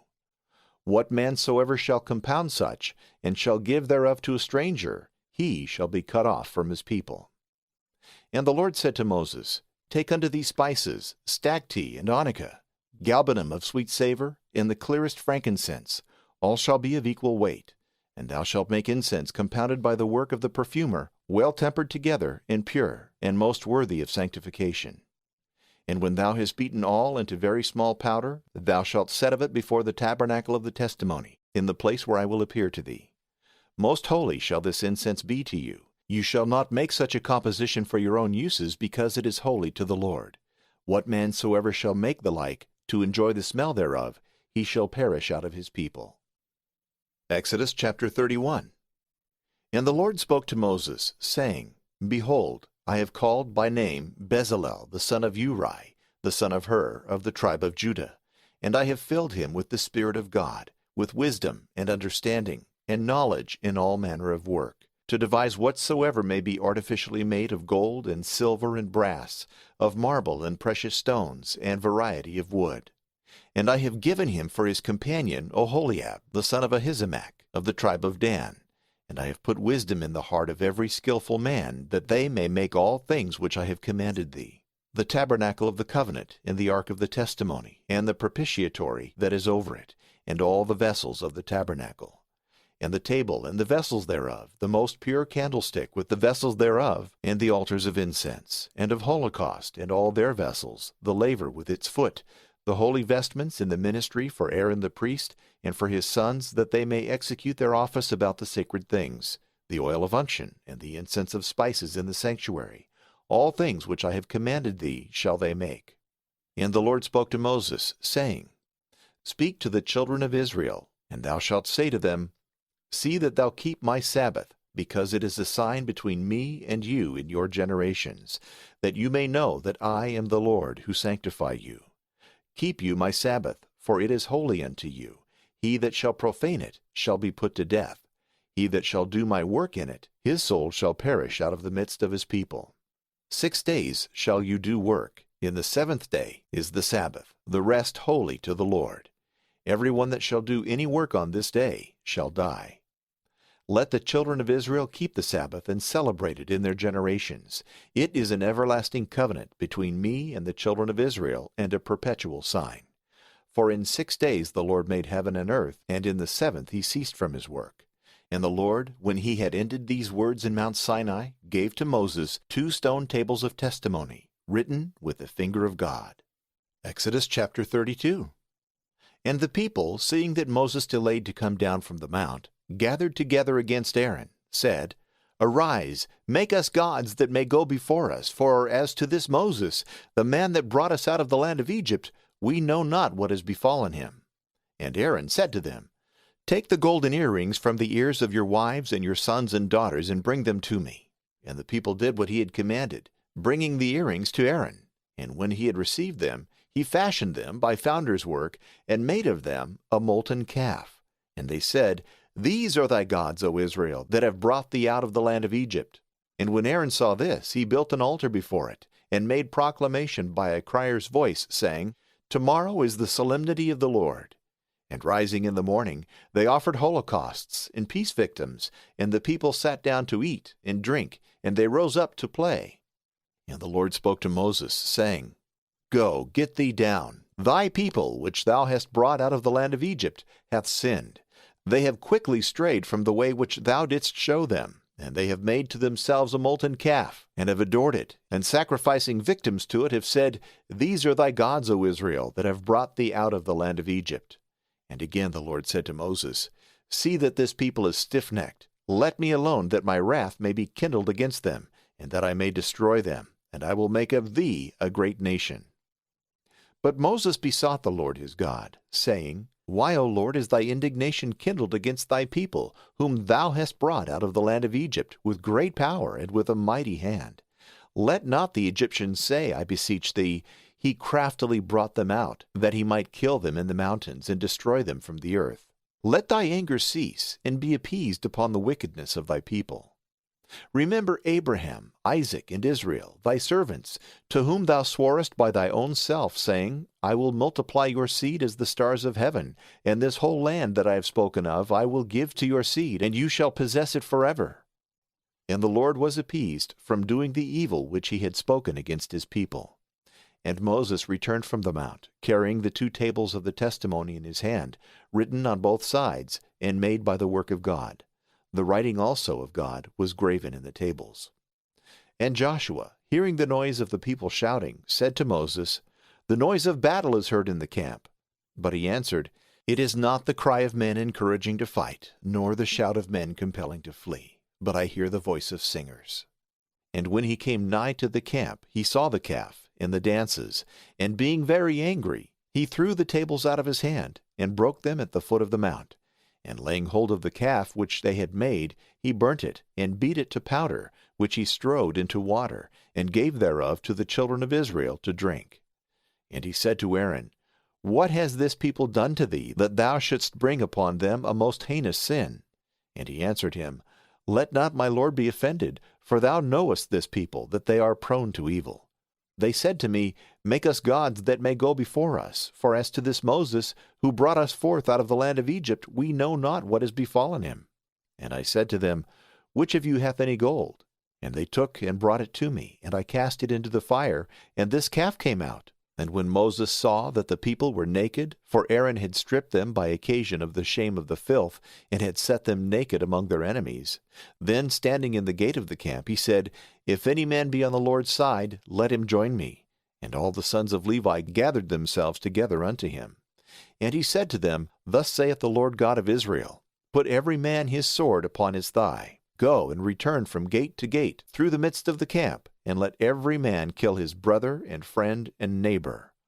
And the sons of Levi did according to the words of Moses, and there were slain that day about 23,000 men.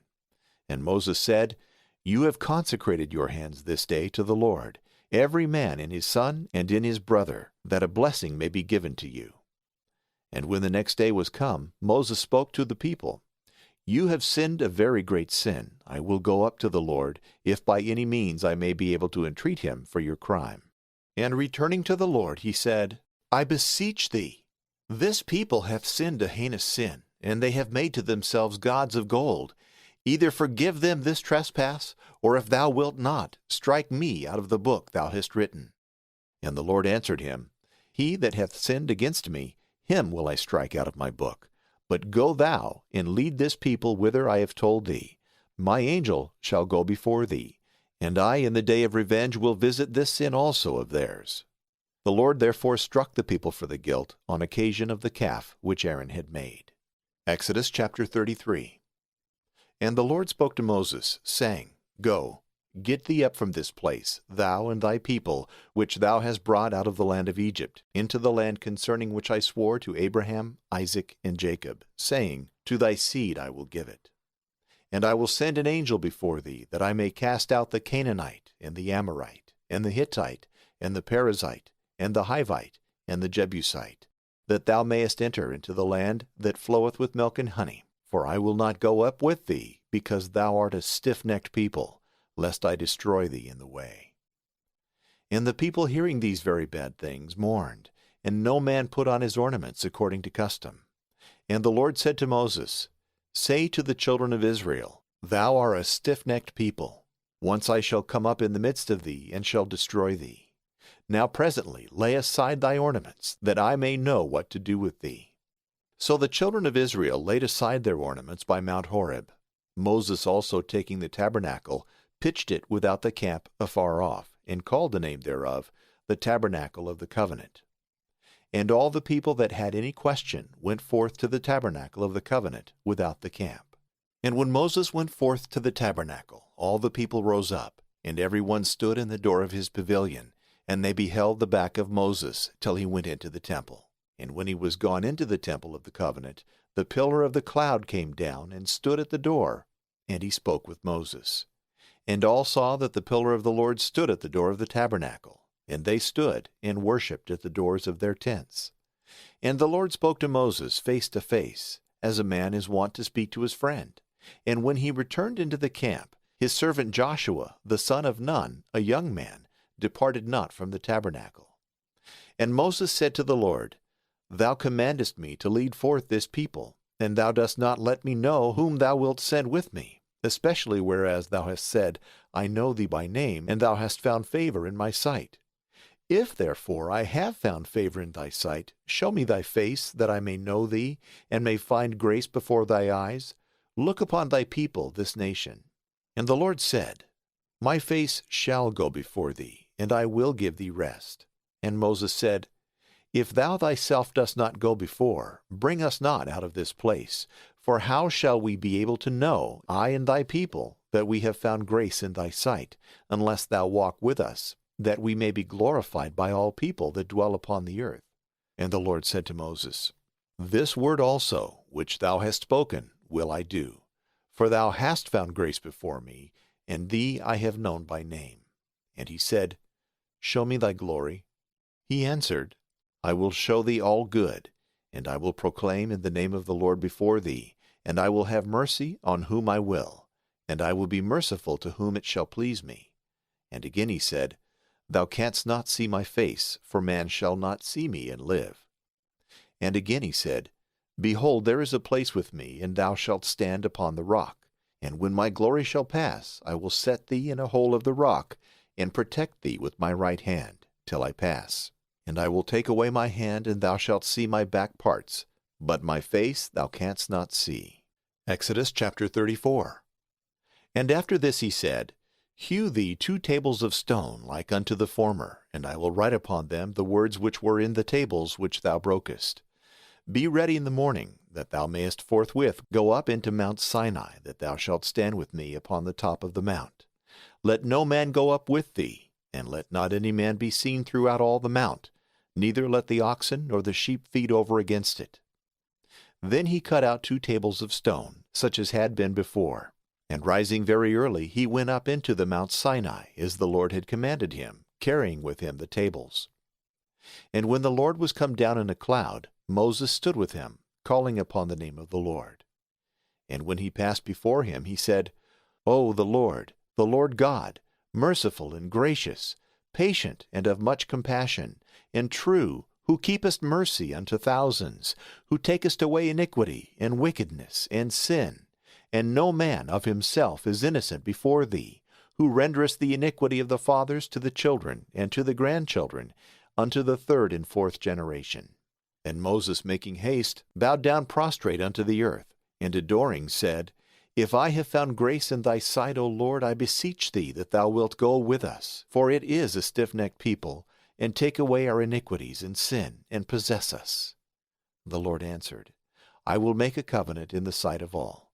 I will do signs such as were never seen upon the earth, nor in any nation, that this people, in the midst of whom thou art, may see the terrible work of the Lord which I will do.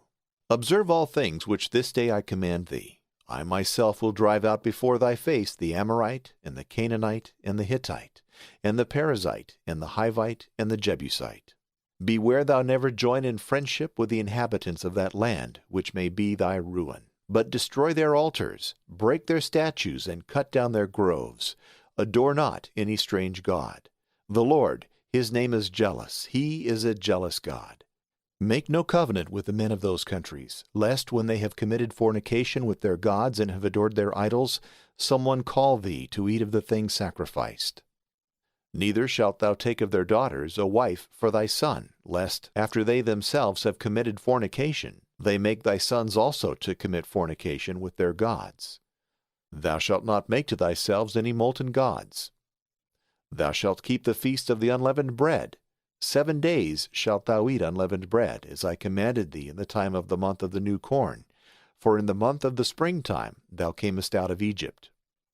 All of the male kind that openeth the womb shall be mine. Of all beasts, both of oxen and of sheep, it shall be mine. The firstling of an ass thou shalt redeem with a sheep, but if thou wilt not give a price for it, it shall be slain. The firstborn of thy sons thou shalt redeem, neither shalt thou appear before me empty. 6 days shalt thou work, the 7th day thou shalt cease to plow and to reap. Thou shalt keep the feast of weeks, with the firstfruits of the corn of thy wheat harvest, and the feast when the time of the year returneth, that all things are laid in. 3 times in a year all thy males shall appear in the sight of the Almighty Lord, the God of Israel. For when I shall have taken away the nations from thy face, and shall have enlarged thy borders, no man shall lie in wait against thy land when thou shalt go up, and appear in the sight of the Lord thy God thrice in a year.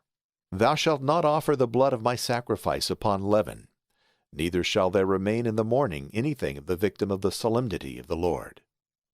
The first of the fruits of thy ground thou shalt offer in the house of the Lord thy God. Thou shalt not boil a kid in the milk of his dam.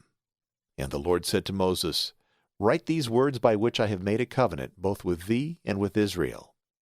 And he was there with the Lord 40 days and 40 nights.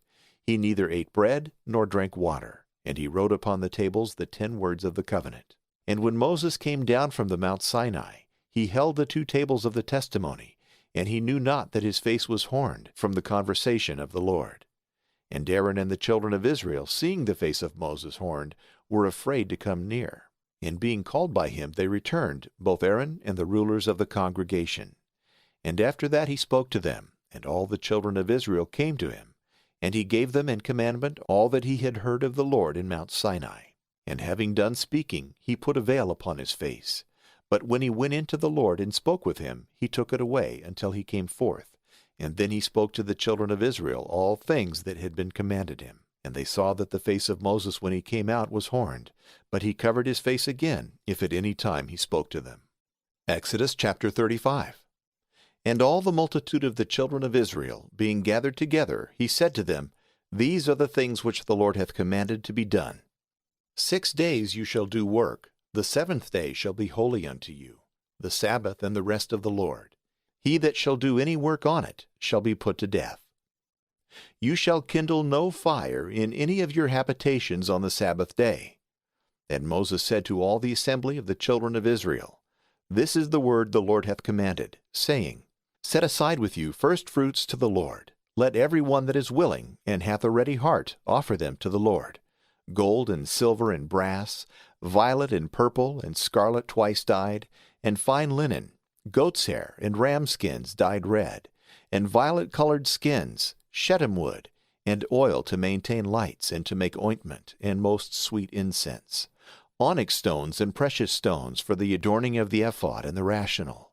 Whosoever of you is wise, let him come, and make that which the Lord hath commanded, to wit, the tabernacle and the roof thereof, and the cover, the rings, and the boardwork with the oars, the pillars and the sockets, the ark and the staves, the propitiatory, and the veil that is drawn before it, the table with the bars and the vessels, and the loaves of proposition, the candlestick to bear up the lights, the vessels thereof, and the lamps, and the oil for the nourishing of fires, the altar of incense, and the bars, and the oil of unction, and the incense of spices, the hanging at the door of the tabernacle, the altar of holocaust and its grate of brass, with the bars and vessels thereof, the laver and its foot, the curtains of the court, with the pillars and the sockets, the hanging in the doors of the entry, the pins of the tabernacle and of the court with their little cords, the vestments that are to be used in the ministry of the sanctuary, the vesture of Aaron the high priest and of his sons, to do the office of priesthood to me.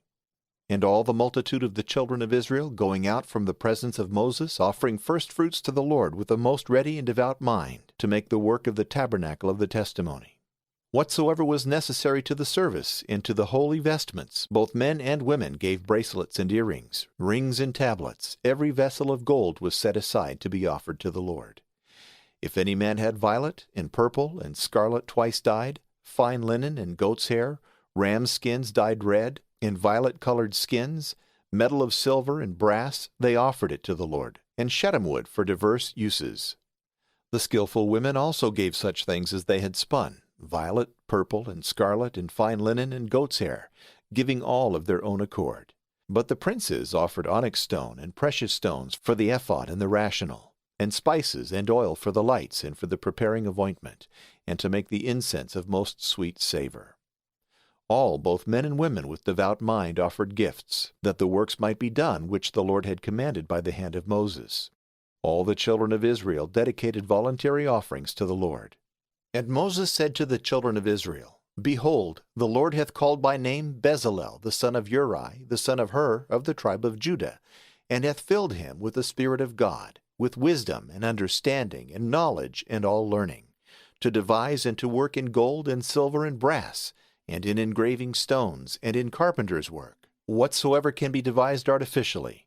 He hath given in his heart Oholiab also, the son of Ahisamach, of the tribe of Dan. Both of them hath he instructed with wisdom, to do carpenter's work in tapestry, and embroidery in blue and purple, and scarlet twice dyed, and fine linen, and to weave all things, and to invent all new things. Exodus chapter 36.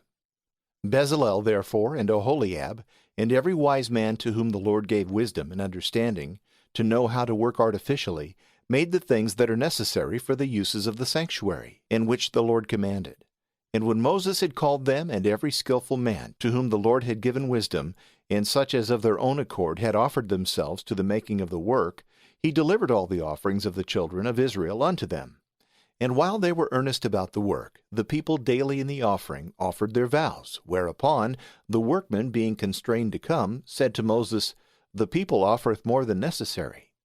Moses therefore commanded proclamation to be made by the crier's voice, Let neither man nor woman offer any more for the work of the sanctuary. And so they ceased from offering gifts, because the things that were offered did suffice, and were too much. And all the men that were wise of heart, to accomplish the work of the tabernacle, made 10 curtains of twisted fine linen, and violet, and purple, and scarlet twice dyed, with varied work, in the art of embroidering. The length of one curtain was 28 cubits, and the breadth 4. All the curtains were of the same size. And he joined 5 curtains one to another, and the other 5 he coupled to one another. He made also loops of violet in the edge of the curtain on both sides, and in the edge of the other curtain in like manner, that the loops might meet one against another, and might be joined each with the other. Whereupon also he cast 50 rings of gold, that might catch the loops of the curtains, and that they might be made one tabernacle. He made also 11 curtains of goat's hair to cover the roof of the tabernacle. One curtain was 30 cubits long, and 4 cubits broad. All the curtains were of one measure. 5 of which he joined apart, and the other 6 apart. And he made 50 loops in the edge of one curtain, and 50 in the edge of another curtain, that they might be joined one to another. And 50 buckles of brass, wherewith the roof might be knit together, that of all the curtains there might be made one covering. He made also a cover for the tabernacle of ram skins dyed red, and another cover over that of violet skins. He made also the boards of the tabernacle of shittim wood, standing. The length of one board was 10 cubits, and the breadth was 1 cubit and a half. There were 2 mortices throughout every board, that one might be joined to the other. And in this manner he made for all the boards of the tabernacle, of which 20 were at the south side southward, with 40 sockets of silver. 2 sockets were put under one board on the 2 sides of the corners, where the mortices of the sides end in the corners. At that side also of the tabernacle that looketh toward the north, he made 20 boards, with 40 sockets of silver, 2 sockets for every board. But against the west, to wit, at that side of the tabernacle which looketh to the sea, he made 6 boards, and 2 others at each corner of the tabernacle behind, which were also joined from beneath unto the top, and went together into one joint. Thus he did on both sides at the corners, so there were in all 8 boards, and they had 16 sockets of silver, to wit, 2 sockets under every board. He made also bars of shittim wood, 5 to hold together the boards of one side of the tabernacle, and 5 others to join together the boards of the other side, and besides these 5 other bars at the west side of the tabernacle towards the sea. He made also another bar that might come by the midst of the boards from corner to corner. And the board works themselves he overlaid with gold, casting for them sockets of silver. And their rings he made of gold, through which the bars might be drawn, and he covered the bars themselves with plates of gold. He made also a veil of violet, and purple, scarlet, and fine twisted linen, varied and distinguished with embroidery. And 4 pillars of shittim wood, which with their heads he overlaid with gold, casting for them sockets of silver. He made also a hanging in the entry of the tabernacle of violet, purple, scarlet, and fine twisted linen with the work of an embroiderer. And 5 pillars with their heads which he covered with gold, and their sockets he cast of brass. Exodus chapter 37. And Bezalel made also the ark of shittim wood. It was 2 cubits and a half in length, and 1 cubit and a half in breadth, and the height was of 1 cubit and a half. And he overlaid it with the purest gold within and without. And he made to it a crown of gold round about, casting 4 rings of gold at the 4 corners thereof, 2 rings in one side, and 2 in the other. And he made bars of shittim wood, which he overlaid with gold, and he put them into the rings that were at the sides of the ark, to carry it. He made also the propitiatory, that is, the oracle of the purest gold, 2 cubits and a half in length, and 1 cubit and a half in breadth. 2 cherubims also of beaten gold, which he set on the 2 sides of the propitiatory, 1 cherub in the top of one side, and the other cherub in the top of the other side. 2 cherubims at the 2 ends of the propitiatory, spreading their wings, and covering the propitiatory, and looking one towards the other, and towards it. He made also the table of shittim wood, in length 2 cubits, and in breadth 1 cubit, and in height it was 1.5 cubits. And he overlaid it with the finest gold, and he made to it a golden ledge round about. And to the ledge itself he made a polished crown of gold, of 4 fingers' breadth, and upon the same another golden crown. And he cast 4 rings of gold, which he put in the 4 corners at each foot of the table, over against the crown. And he put the bars into them, that the table might be carried. And the bars also themselves he made of shittim wood, and overlaid them with gold. And the vessels for the diverse uses of the table, dishes, bowls, and cups, and censers of pure gold, wherein the libations are to be offered. He made also the candlestick of beaten work of the finest gold, from the shaft whereof its branches, its cups, and bowls, and lilies came out, 6 on the 2 sides, 3 branches on one side, and 3 on the other. 3 cups in manner of a nut on each branch, and bowls withal, and lilies, and 3 cups of the fashion of a nut in another branch, and bowls withal, and lilies. The work of the 6 branches that went out from the shaft of the candlestick was equal, and in the shaft itself were 4 cups after the manner of a nut, and bowls withal at every one, and lilies, and bowls under 2 branches in 3 places, which together make 6 branches going out from one shaft. So both the bowls and the branches were of the same, all beaten work of the purest gold. He made also the 7 lamps with their snuffers, and the vessels where the snuffings were to be put out of the purest gold. The candlestick with all the vessels thereof weighed 1 talent of gold. He made also the altar of incense of shittim wood, being 1 cubit on every side 4 square, and in height 2 cubits, from the corners of which went out horns. And he overlaid it with the purest gold, with its grate, and the sides, and the horns. And he made to it a crown of gold round about, and 2 golden rings under the crown at each side, that the bars might be put into them, and the altar be carried. And the bars themselves he made also of shittim wood, and overlaid them with plates of gold. He compounded also the oil for the ointment of sanctification, and incense of the purest spices, according to the work of a perfumer. Exodus chapter 38. He made also the altar of holocaust of shittim wood, 5 cubits square, and 3 in height. The horns whereof went out from the corners, and he overlaid it with plates of brass. And for the uses thereof he prepared diverse vessels of brass, cauldrons, tongs, flesh hooks, pot hooks, and fire pans. And he made the grate thereof of brass, in manner of a net, and under it, in the midst of the altar, a hearth, casting 4 rings at the 4 ends of the net at the top, to put in bars to carry it. And he made the bars of shittim wood, and overlaid them with plates of brass. And he drew them through the rings that stood out in the sides of the altar. And the altar itself was not solid, but hollow, of boards, and empty within. He made also the laver of brass, with the foot thereof, of the mirrors of the women that watch at the door of the tabernacle. He made also the court, in the south side whereof were hangings of fine twisted linen, of 100 cubits. 20 pillars of brass with their sockets, the heads of the pillars, and the whole graving of the work, of silver. In like manner at the north side the hangings, the pillars, and the sockets and heads of the pillars were of the same measure, and work and metal. But on that side that looketh to the west there were hangings of 50 cubits, 10 pillars of brass with their sockets, and the heads of the pillars, and all the graving of the work, of silver. Moreover, towards the east he prepared hangings of 50 cubits, 15 cubits of which were on one side with 3 pillars and their sockets, and on the other side, for between the 2 he made the entry of the tabernacle, there were hangings equally of 15 cubits and 3 pillars and as many sockets. And all the hangings of the court were woven with twisted linen. The sockets of the pillars were of brass, and their heads with all their gravings of silver. And he overlaid the pillars of the court also with silver.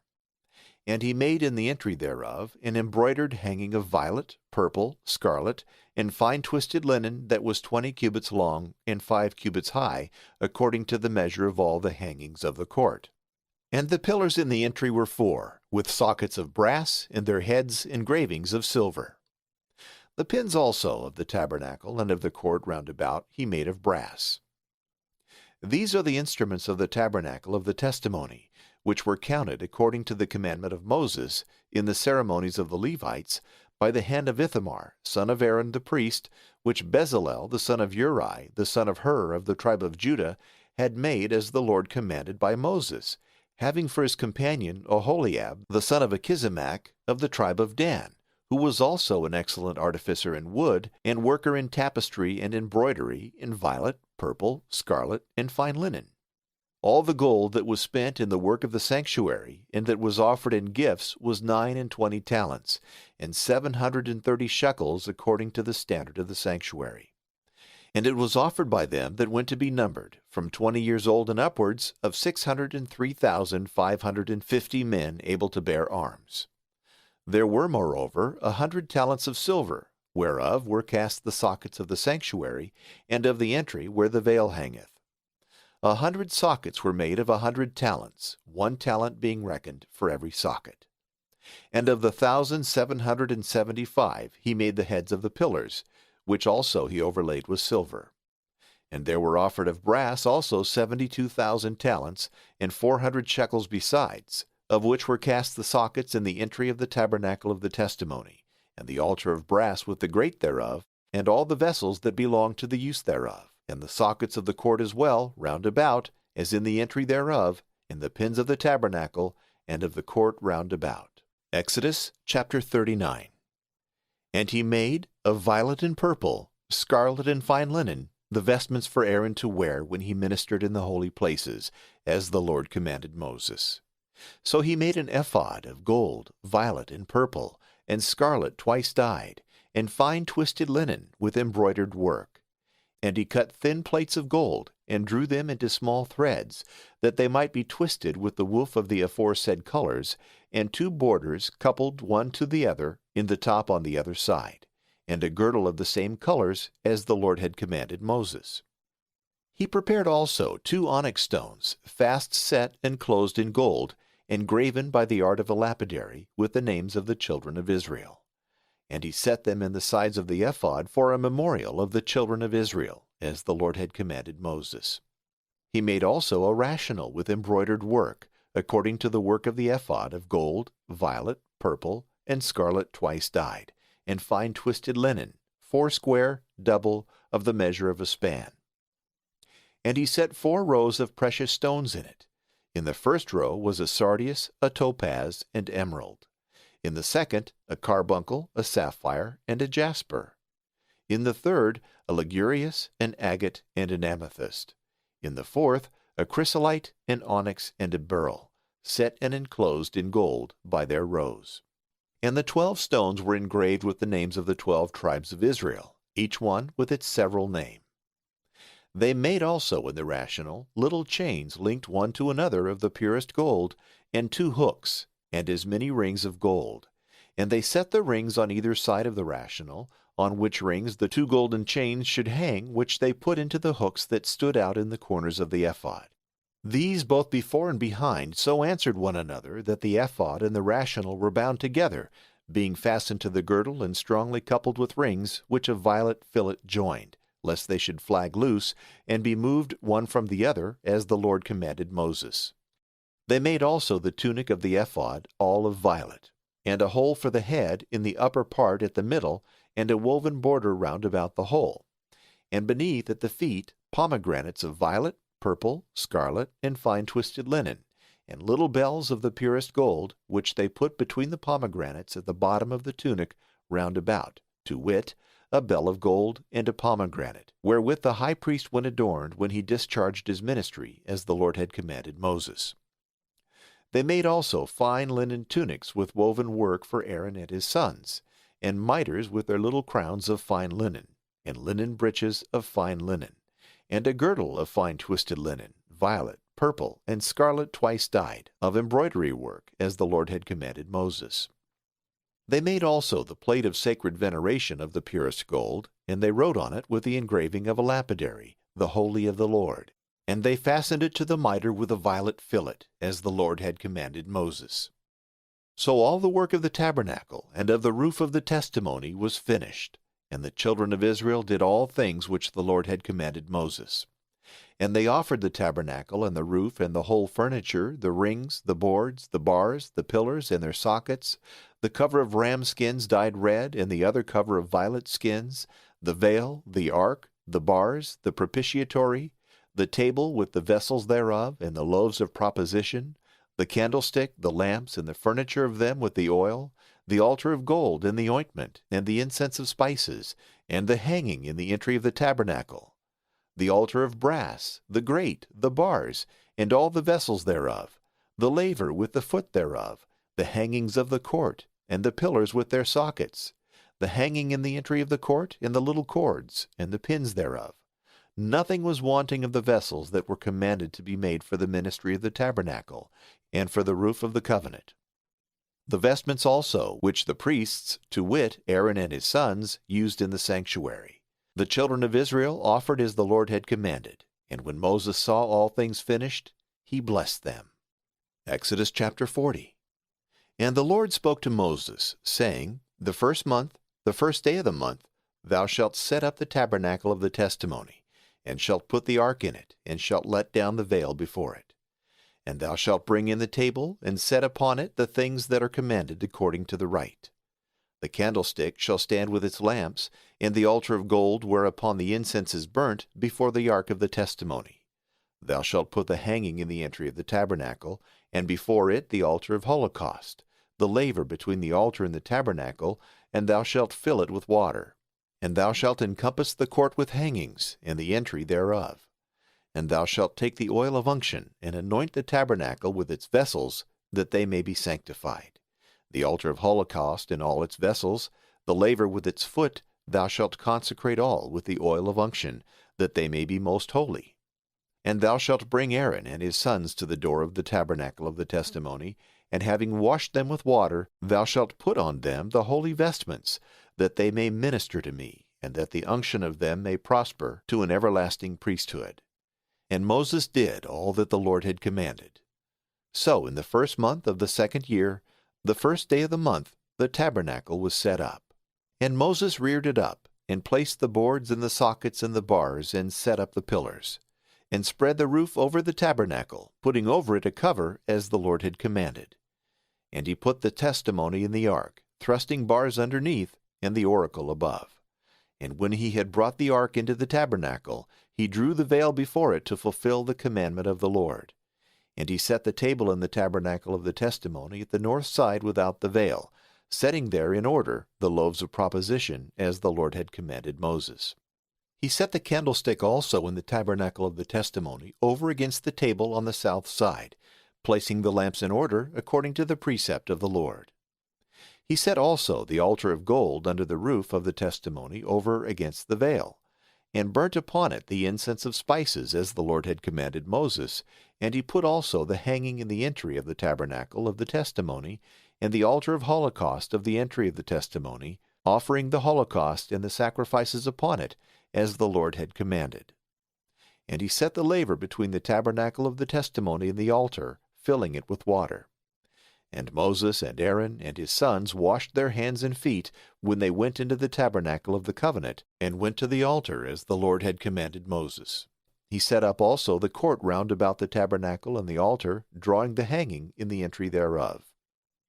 After all things were perfected, the cloud covered the tabernacle of the testimony, and the glory of the Lord filled it.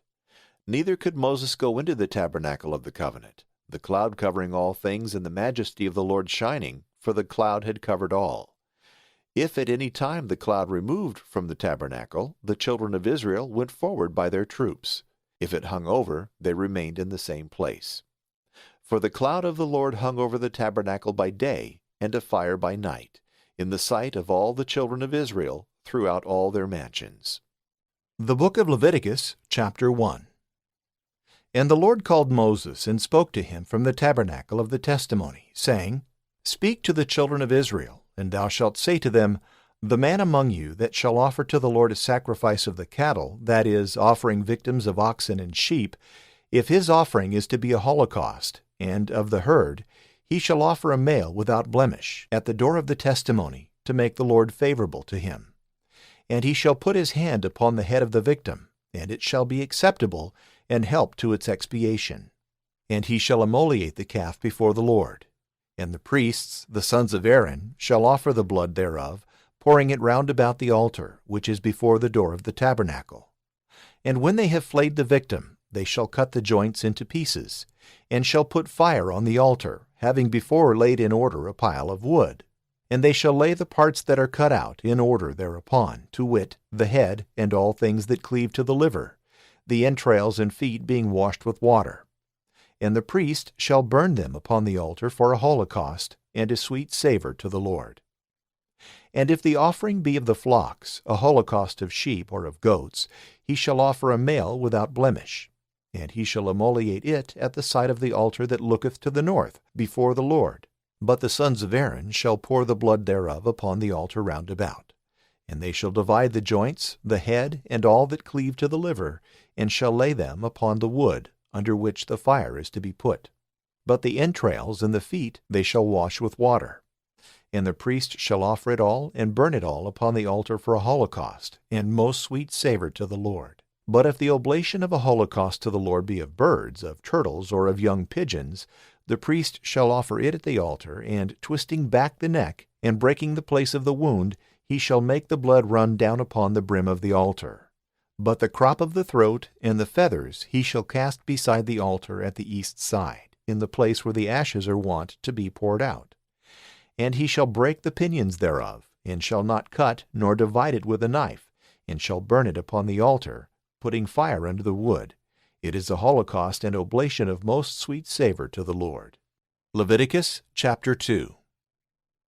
When anyone shall offer an oblation of sacrifice to the Lord, his offering shall be of fine flour, and he shall pour oil upon it, and put frankincense, and shall bring it to the sons of Aaron the priests. And one of them shall take a handful of the flour and oil, and all the frankincense, and shall put it a memorial upon the altar for a most sweet savor to the Lord.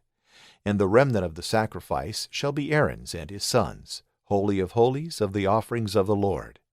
But when thou offerest a sacrifice baked in the oven of flour, to wit, loaves without leaven, tempered with oil, and unleavened wafers anointed with oil, if thy oblation be from the frying pan, of flour tempered with oil, and without leaven, thou shalt divide it into little pieces, and shalt pour oil upon it. And if the sacrifice be from the gridiron, in like manner the flour shall be tempered with oil. And when thou offerest it to the Lord, thou shalt deliver it to the hands of the priest. And when he hath offered it, he shall take a memorial out of the sacrifice, and burn it upon the altar for a sweet savor to the Lord. And whatsoever is left shall be Aaron's and his sons, holy of holies of the offerings of the Lord.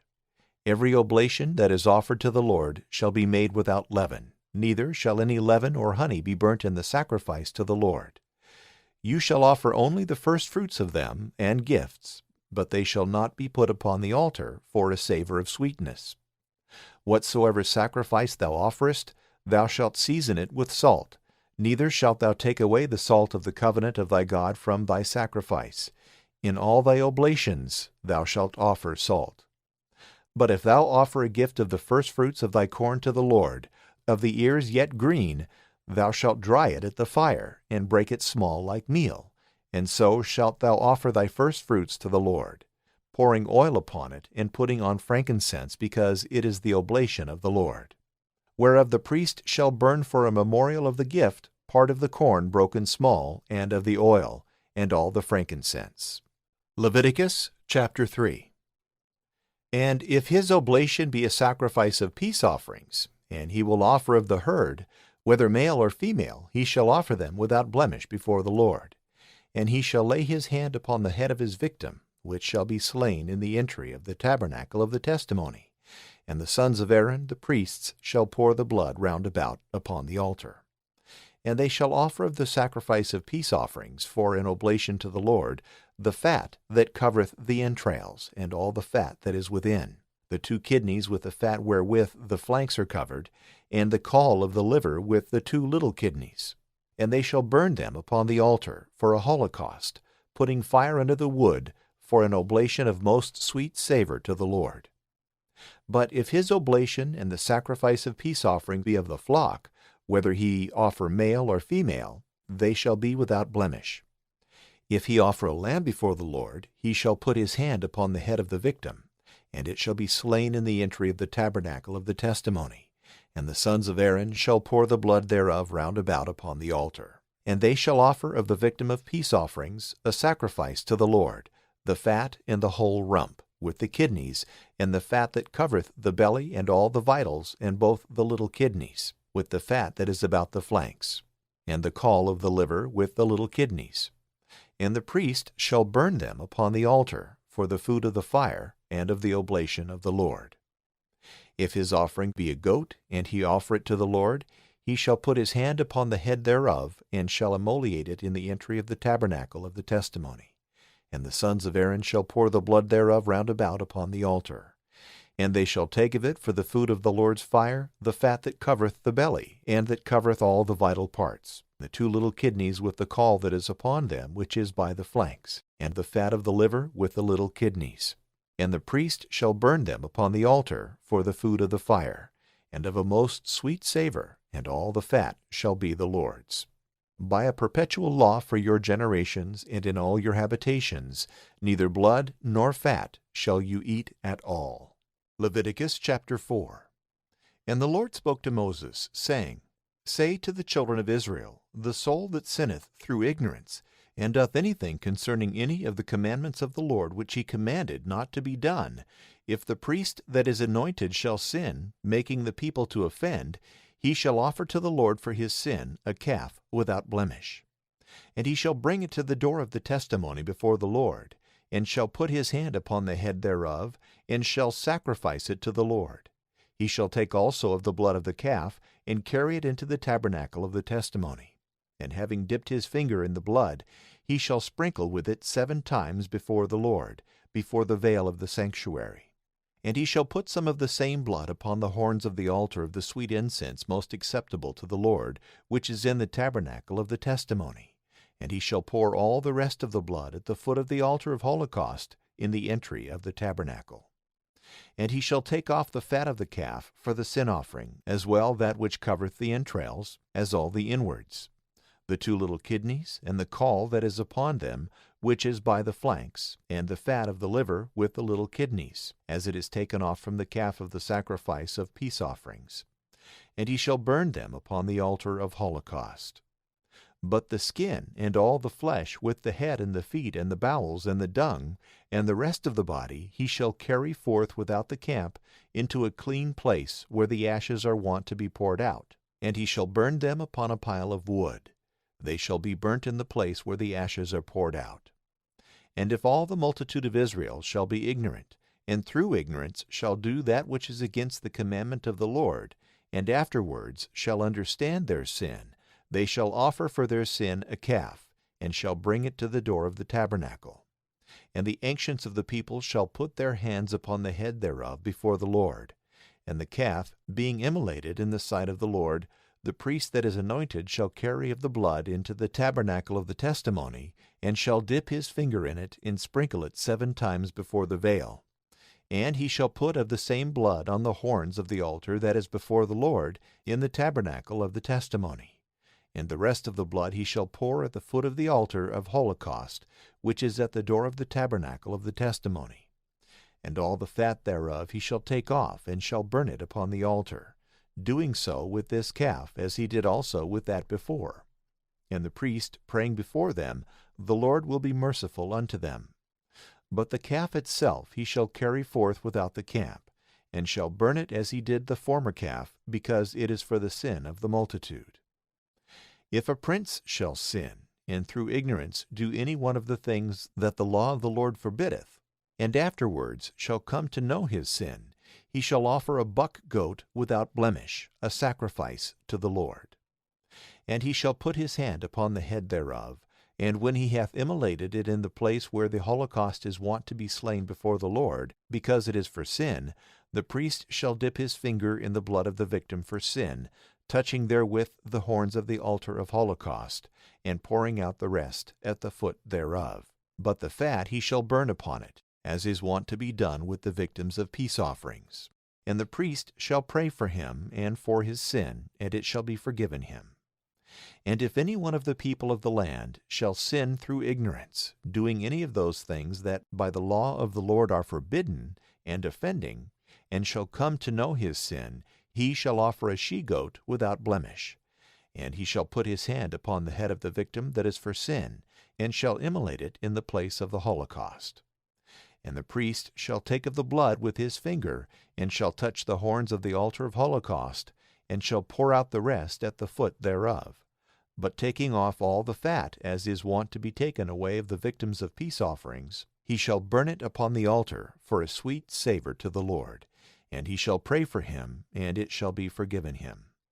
But if he offer of the flock a victim for his sin, to wit, an ewe without blemish, he shall put his hand upon the head thereof, and shall immolate it in the place where the victims of holocausts are wont to be slain. And the priest shall take of the blood thereof with his finger, and shall touch the horns of the altar of holocaust, and the rest he shall pour out at the foot thereof.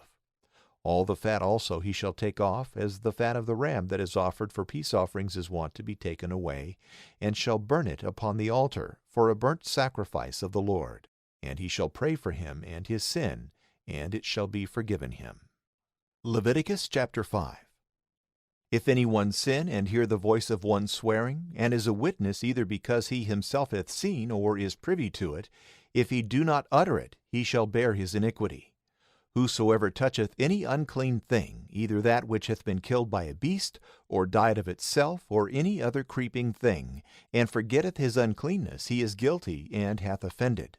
And if he touch anything of the uncleanness of man, according to any uncleanness wherewith he is wont to be defiled, and having forgotten it, come afterwards to know it, he shall be guilty of an offense. The person that sweareth, and uttereth with his lips, that he would do either evil or good, and bindeth the same with an oath and his word, and having forgotten it afterwards understandeth his offense, let him do penance for his sin, and offer of the flocks an ewe lamb, or a she-goat, and the priest shall pray for him and for his sin. But if he be not able to offer a beast, let him offer 2 turtles, or 2 young pigeons to the Lord, one for sin, and the other for a holocaust. And he shall give them to the priest, who shall offer the first for sin, and twist back the head of it to the little pinions, so that it stick to the neck, and be not altogether broken off. And of its blood he shall sprinkle the side of the altar, and whatever is left he shall let it drop at the bottom thereof, because it is for sin. And the other he shall burn for a holocaust, as is wont to be done. And the priest shall pray for him and for his sin, and it shall be forgiven him.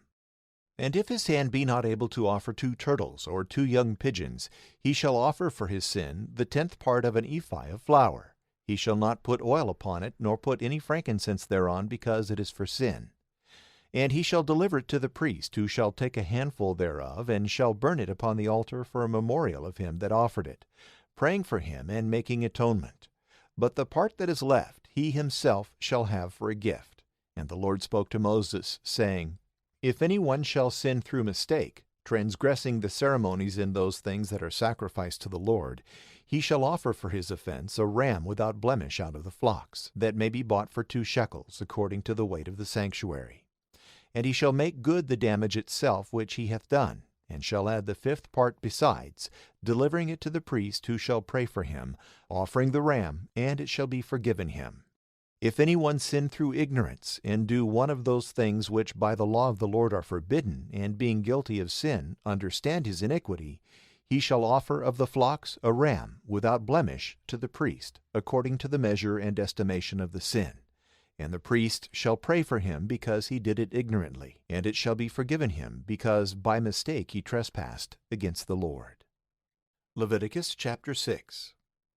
The Lord spoke to Moses, saying, Whosoever shall sin, and despising the Lord, shall deny to his neighbor the thing delivered to his keeping, which was committed to his trust, or shall by force extort anything, or commit oppression, or shall find a thing lost, and denying it, shall also swear falsely, or shall do any other of the many things wherein men are wont to sin, being convicted of the offense, he shall restore all that he would have gotten by fraud, in the principal and the 5th part besides, to the owner whom he wronged. Moreover, for his sin he shall offer a ram without blemish out of the flock, and shall give it to the priest according to the estimation and measure of the offense. And he shall pray for him before the Lord, and he shall have forgiveness for everything in doing of which he hath sinned. And the Lord spoke to Moses, saying, Command Aaron and his sons, this is the law of the holocaust. It shall be burnt upon the altar all night until morning. The fire shall be of the same altar. The priest shall be vested with the tunic and the linen breeches, and he shall take up the ashes of that which the devouring fire hath burnt, and putting them beside the altar, shall put off his former vestments, and being clothed with others, shall carry them forth without the camp, and shall cause them to be consumed to dust in a very clean place.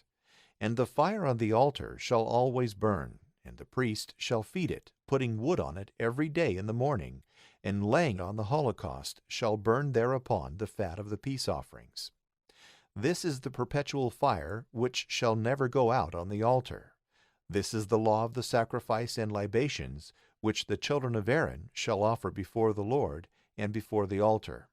The priest shall take a handful of the flour that is tempered with oil, and all the frankincense that is put upon the flour, and he shall burn on the altar for a memorial of most sweet odor to the Lord.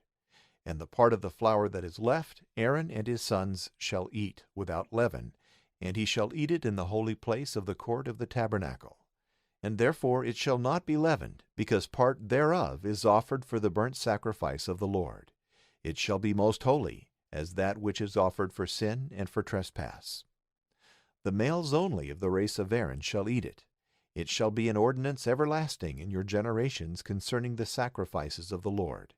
Every one that toucheth them shall be sanctified. And the Lord spoke to Moses, saying, This is the oblation of Aaron and of his sons, which they must offer to the Lord in the day of their anointing. They shall offer the 10th part of an ephah of flour for a perpetual sacrifice, half of it in the morning and half of it in the evening. It shall be tempered with oil, and shall be fried in a frying pan.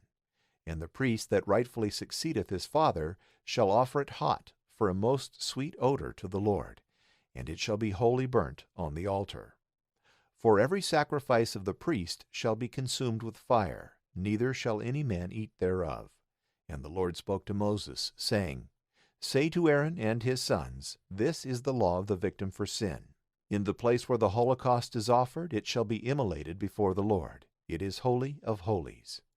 The priest that offereth it shall eat it in a holy place, in the court of the tabernacle. Whatsoever shall touch the flesh thereof shall be sanctified. If a garment be sprinkled with the blood thereof, it shall be washed in a holy place. And the earthen vessel, wherein it was sodden, shall be broken. But if the vessel be of brass, it shall be scoured and washed with water. Every male of the priestly race shall eat of the flesh thereof, because it is holy of holies.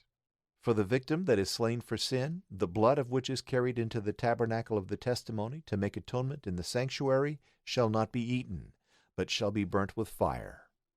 Leviticus chapter 7. This also is the law of the sacrifice for a trespass. It is most holy. Therefore, where the holocaust is immolated, the victim also for a trespass shall be slain. The blood thereof shall be poured round about the altar. They shall offer thereof the rump and the fat that covereth the entrails, the 2 little kidneys, and the fat which is by the flanks, and the caul of the liver with the little kidneys. And the priest shall burn them upon the altar. It is the burnt sacrifice of the Lord for a trespass. Every male of the priestly race shall eat this flesh in a holy place, because it is most holy. As the sacrifice for sin is offered, so is also that for a trespass. The same shall be the law of both these sacrifices. It shall belong to the priest that offereth it. The priest that offereth the victim of holocaust shall have the skin thereof. And every sacrifice of flour that is baked in the oven, and whatsoever is dressed on the gridiron or in the frying pan, shall be the priest's that offereth it. Whether they be tempered with oil or dry, all the sons of Aaron shall have one as much as another. This is the law of the sacrifice of peace offerings that is offered to the Lord. If the oblation be for thanksgiving, they shall offer loaves without leaven tempered with oil, and unleavened wafers anointed with oil, and fine flour fried, and cakes tempered and mingled with oil. Moreover, loaves of leavened bread with the sacrifice of thanks, which is offered for peace offerings, of which one shall be offered to the Lord for first fruits, and shall be the priest's that shall pour out the blood of the victim. And the flesh of it shall be eaten the same day, neither shall any of it remain until the morning. If any man by vow or of his own accord offer a sacrifice, it shall in like manner be eaten the same day, and if any of it remain until the morrow, it is lawful to eat it. But whatsoever shall be found on the third day shall be consumed with fire. If any man eat of the flesh of the victim of peace offerings on the third day, the oblation shall be of no effect, neither shall it profit the offerer. Yea, rather, whatsoever shall defile itself with such meat shall be guilty of transgression. The flesh that hath touched any unclean thing shall not be eaten, but shall be burnt with fire. He that is clean shall eat of it. If any one that is defiled shall eat of the flesh of the sacrifice of peace offerings which is offered to the Lord, he shall be cut off from his people. And he that hath touched the uncleanness of man, or of beast, or of anything that can defile, and shall eat of such kind of flesh, shall be cut off from his people. And the Lord spoke to Moses, saying, Say to the children of Israel, The fat of a sheep, and of an ox, and of a goat you shall not eat. The fat of a carcass that died of itself, and of a beast that was caught by another beast, you shall have for diverse uses. If any man eat the fat that should be offered for the burnt sacrifice of the Lord, he shall perish out of his people. Moreover, you shall not eat the blood of any creature whatsoever, whether of birds or beasts. Every one that eateth blood shall perish from among the people. And the Lord spoke to Moses, saying, Speak to the children of Israel, saying, He that offereth a victim of peace offerings to the Lord, let him offer therewith a sacrifice also, that is, the libations thereof. He shall hold in his hands the fat of the victim and the breast, and when he hath offered and consecrated both to the Lord, he shall deliver them to the priest, who shall burn the fat upon the altar. But the breast shall be Aaron's and his sons'. The right shoulder also of the victim of peace offerings shall fall to the priest for first fruits. He among the sons of Aaron that offereth the blood and the fat, he shall have the right shoulder also for his portion. For the breast that is elevated, and the shoulder that is separated, I have taken of the children of Israel, from off their victims of peace offerings, and have given them to Aaron the priest, and to his sons by a law forever, from all the people of Israel. This is the anointing of Aaron and his sons, in the ceremonies of the Lord, in the day when Moses offered them, that they might do the office of priesthood, and the things that the Lord commanded to be given them by the children of Israel, by a perpetual observance in their generations. This is the law of holocaust, and of the sacrifice for sin, and for trespass, and for consecration, and the victims of peace offerings, which the Lord appointed to Moses in Mount Sinai, when he commanded the children of Israel that they should offer their oblations to the Lord in the desert of Sinai. Leviticus chapter 8. And the Lord spoke to Moses, saying, Take Aaron with his sons, their vestments and the oil of unction, a calf for sin, 2 rams, a basket with unleavened bread, and thou shalt gather together all the congregation to the door of the tabernacle. And Moses did as the Lord had commanded. And all the multitude being gathered together before the door of the tabernacle, he said, This is the word that the Lord hath commanded to be done. And immediately he offered Aaron and his sons. And when he had washed them, he vested the high priest with the straight linen garment, girding him with the girdle, and putting on him the violet tunic, and over it he put the ephod. And binding it with the girdle, he fitted it to the rational, on which was doctrine and truth. He put also the mitre upon his head, and upon the mitre over the forehead he put the plate of gold, consecrated with sanctification, as the Lord had commanded him. He took also the oil of unction, with which he had anointed the tabernacle, with all the furniture thereof. And when he had sanctified and sprinkled the altar 7 times, he anointed it, and all the vessels thereof. And the laver with the foot thereof he sanctified with the oil. And he poured it upon Aaron's head, and he anointed and consecrated him. And after he had offered his sons, he vested them with linen tunics, and girded them with girdles, and put mitres on them, as the Lord had commanded. He offered also the calf for sin, and when Aaron and his sons had put their hands upon the head thereof, he immolated it, and took the blood, and dipping his finger in it, he touched the horns of the altar round about, which being expiated and sanctified, he poured the rest of the blood at the bottom thereof. But the fat that was on the entrails, And the caul of the liver, and the 2 little kidneys with their fat, he burnt upon the altar. And the calf with the skin, and the flesh, and the dung, he burnt without the camp, as the Lord had commanded. He offered also a ram for holocaust. And when Aaron and his sons had put their hands upon its head, he immolated it, and poured the blood thereof round about the altar. And cutting the ram into pieces, the head thereof, and the joints, and the fat, he burnt in the fire.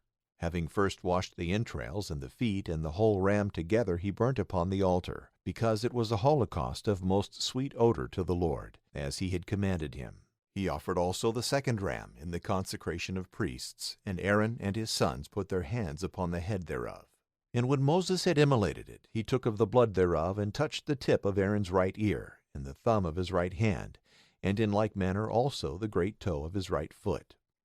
He offered also the sons of Aaron, and when with the blood of the ram that was immolated he had touched the tip of the right ear of every one of them, and the thumbs of their right hands, and the great toes of their right feet, the rest he poured on the altar round about.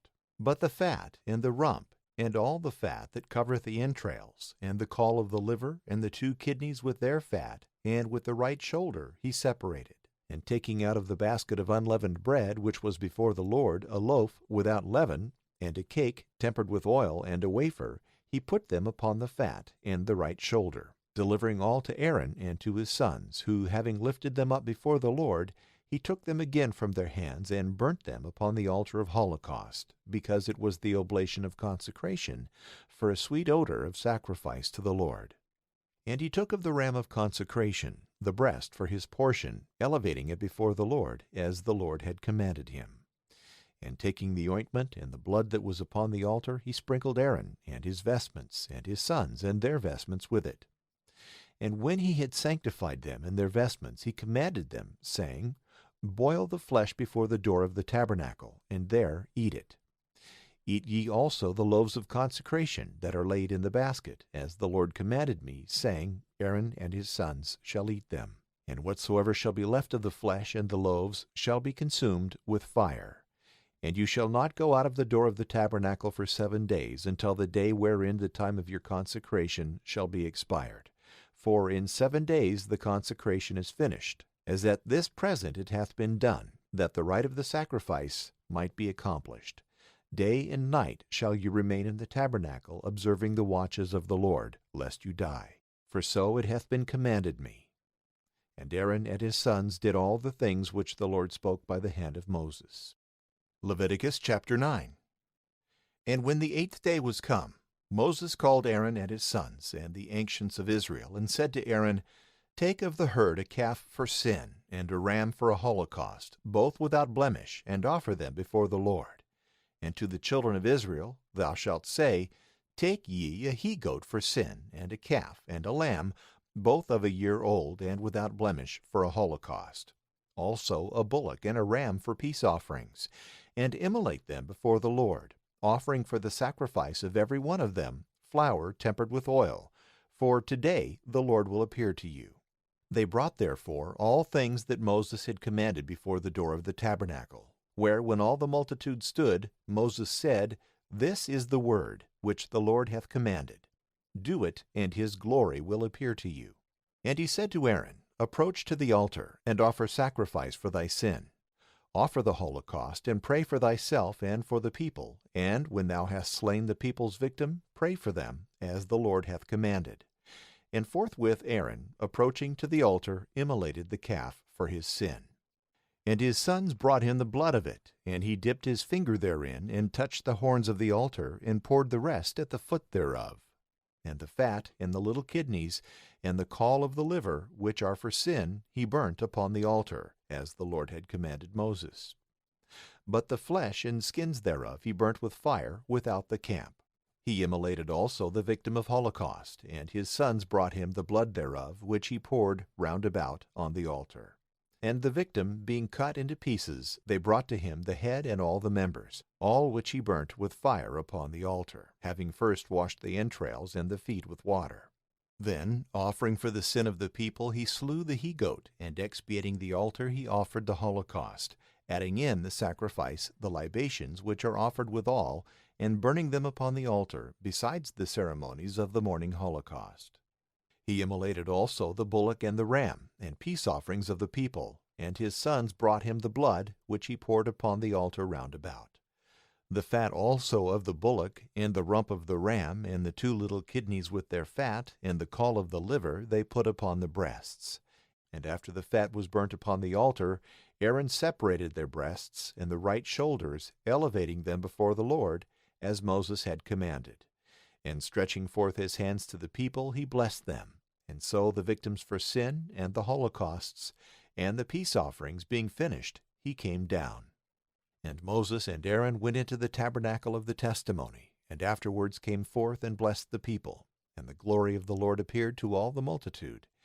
And behold, a fire, coming forth from the Lord, devoured the holocaust, and the fat that was upon the altar, which, when the multitude saw, they praised the Lord, falling on their faces.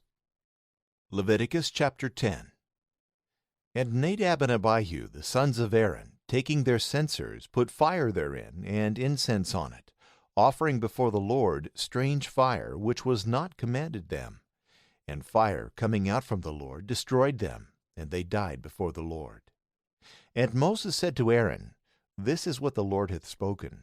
I will be sanctified in them that approach to me, and I will be glorified in the sight of all the people. And when Aaron heard this, he held his peace. And Moses called Mishael and Elzaphan, the sons of Uzziel, the uncle of Aaron, and said to them, Go and take away your brethren from before the sanctuary, and carry them without the camp. And they went forthwith, and took them as they lay, vested with linen tunics, and cast them forth, as had been commanded them. And Moses said to Aaron, and to Eleazar and Ithamar his sons, Uncover not your heads, and rend not your garments, lest perhaps you die, and indignation come upon all the congregation. Let your brethren and all the house of Israel bewail the burning which the Lord has kindled. But you shall not go out of the door of your tabernacle, otherwise you shall perish, for the oil of the holy unction is on you. And they did all things according to the precept of Moses. The Lord also said to Aaron, You shall not drink wine nor anything that may make drunk, thou nor thy sons, when you enter into the tabernacle of the testimony, lest you die, because it is an everlasting precept through your generations. And that you may have knowledge to discern between holy and unholy, between unclean and clean, and may teach the children of Israel all my ordinances which the Lord hath spoken to them by the hand of Moses. And Moses spoke to Aaron and to Eleazar and Ithamar his sons that were left, Take the sacrifice that is remaining of the oblation of the Lord, and eat it without leaven beside the altar, because it is holy of holies. And you shall eat it in a holy place, which is given to thee and thy sons of the oblations of the Lord, as it hath been commanded me. The breast also that is offered, and the shoulder that is separated, you shall eat in a most clean place, thou and thy sons, and thy daughters with thee, for they are set aside for thee and thy children, of the victims of peace offerings of the children of Israel. Because they have elevated before the Lord the shoulder and the breast, and the fat that is burnt on the altar, and they belong to thee and to thy sons by a perpetual law, as the Lord hath commanded. While these things were a-doing, when Moses sought for the buck goat that had been offered for sin, he found it burnt. And being angry with Eleazar and Ithamar, the sons of Aaron, that were left, he said, Why did you not eat in the holy place the sacrifice for sin, which is most holy, and given to you, that you may bear the iniquity of the people, and may pray for them in the sight of the Lord? Especially, whereas none of the blood thereof hath been carried within the holy places, and you ought to have eaten it in the sanctuary, as was commanded me. Aaron answered, This day hath been offered the victim for sin, and the holocaust before the Lord. And to me what thou seest has happened. How could I eat it, or please the Lord in the ceremonies, having a sorrowful heart? Which when Moses had heard, he was satisfied. The book of Leviticus, chapter 11. And the Lord spoke to Moses and Aaron, saying, Say to the children of Israel, These are the animals which you are to eat of all the living things of the earth. Whatsoever hath the hoof divided, and cheweth the cud among the beasts, you shall eat. But whatsoever cheweth indeed the cud, and hath a hoof, but divideth it not, as the camel, and others, that you shall not eat, but shall reckon it among the unclean. The charogrillis which cheweth the cud, but divideth not the hoof, is unclean. The hare also, for that too cheweth the cud, but divideth not the hoof. And the swine, which, though it divideth the hoof, cheweth not the cud. The flesh of these you shall not eat, nor shall you touch their carcasses, because they are unclean to you. These are the things that breed in the waters, and which it is lawful to eat, all that hath fins and scales, as well in the sea as in the rivers, and the pools, you shall eat. But whatsoever hath not fins and scales, of those things that move and live in the waters, shall be an abomination to you, and detestable. Their flesh you shall not eat, and their carcasses you shall avoid. All that have not fins and scales in the waters shall be unclean. Of birds, these are they which you must not eat, and which are to be avoided by you: the eagle, and the griffin, and the osprey, and the kite, and the vulture, according to their kind, and all that is of the raven kind, according to their likeness: the ostrich, and the owl, and the larus, and the hawk, according to its kind: the screech owl, and the cormorant, and the ibis, and the swan, and the bittern, and the porphyrion, the heron, and the charadroin, according to its kind, the hoop also, and the bat. Of things that fly, whatsoever goeth upon 4 feet shall be abominable to you. But whatsoever walketh upon 4 feet, but hath the legs behind longer, wherewith it hoppeth upon the earth, that you shall eat, as the brucus in its kind, the atticus, and ophimicus, and the locust, every one according to their kind. But of flying things whatsoever hath 4 feet only shall be an abomination to you. And whosoever shall touch the carcasses of them shall be defiled, and shall be unclean until the evening. And if it be necessary that he carry any of these things when they are dead, he shall wash his clothes, and shall be unclean until the sunset. Every beast that hath a hoof, but divideth it not, nor cheweth the cud, shall be unclean, and he that toucheth it shall be defiled. That which walketh upon hands of all animals which go on all 4 shall be unclean. He that shall touch their carcasses shall be defiled until evening.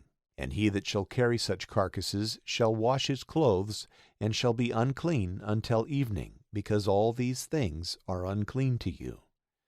These also shall be reckoned among unclean things, of all that move upon the earth: the weasel, and the mouse, and the crocodile, every one according to their kind: the shrew, and the chameleon, and the stelio, and the lizard, and the mole, all these are unclean.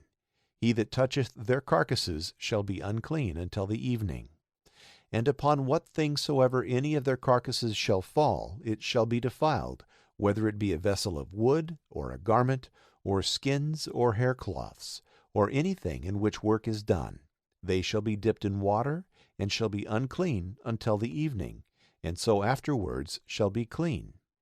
But an earthen vessel, into which any of these shall fall, shall be defiled, and therefore is to be broken. Any meat which you eat, if water from such a vessel be poured upon it, shall be unclean, and every liquor that is drunk out of any such vessel shall be unclean. And upon whatsoever thing any of these dead beasts shall fall, it shall be unclean. Whether it be oven or pots with feet, they shall be destroyed, and shall be unclean. But fountains and cisterns, and all gatherings together of waters, shall be clean. He that toucheth their carcasses shall be defiled. If it fall upon seed corn, it shall not defile it. But if any man pour water upon the seed, and afterwards it be touched by the carcasses, it shall be forthwith defiled. If any beast die, of which it is lawful for you to eat, he that toucheth the carcass thereof shall be unclean until the evening. And he that eateth or carrieth anything thereof shall wash his clothes, and shall be unclean until the evening. All that creepeth upon the earth shall be abominable, neither shall it be taken for meat. Whatsoever goeth upon the breast on 4 feet, or hath many feet, or traileth on the earth, you shall not eat, because it is abominable. Do not defile your souls, nor touch aught thereof, lest you be unclean. For I am the Lord your God. Be holy, because I am holy. Defile not your souls by any creeping thing that moveth upon the earth.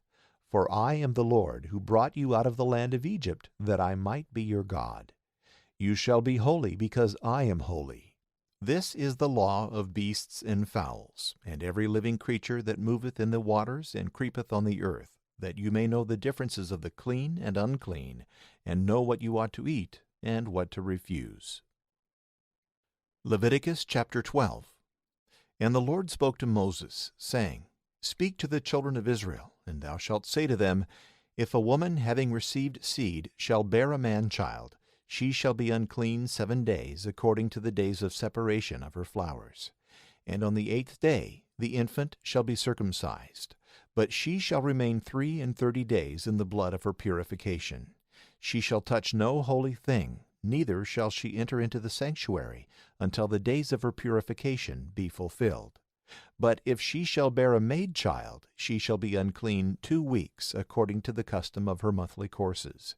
And she shall remain in the blood of her purification 66 days.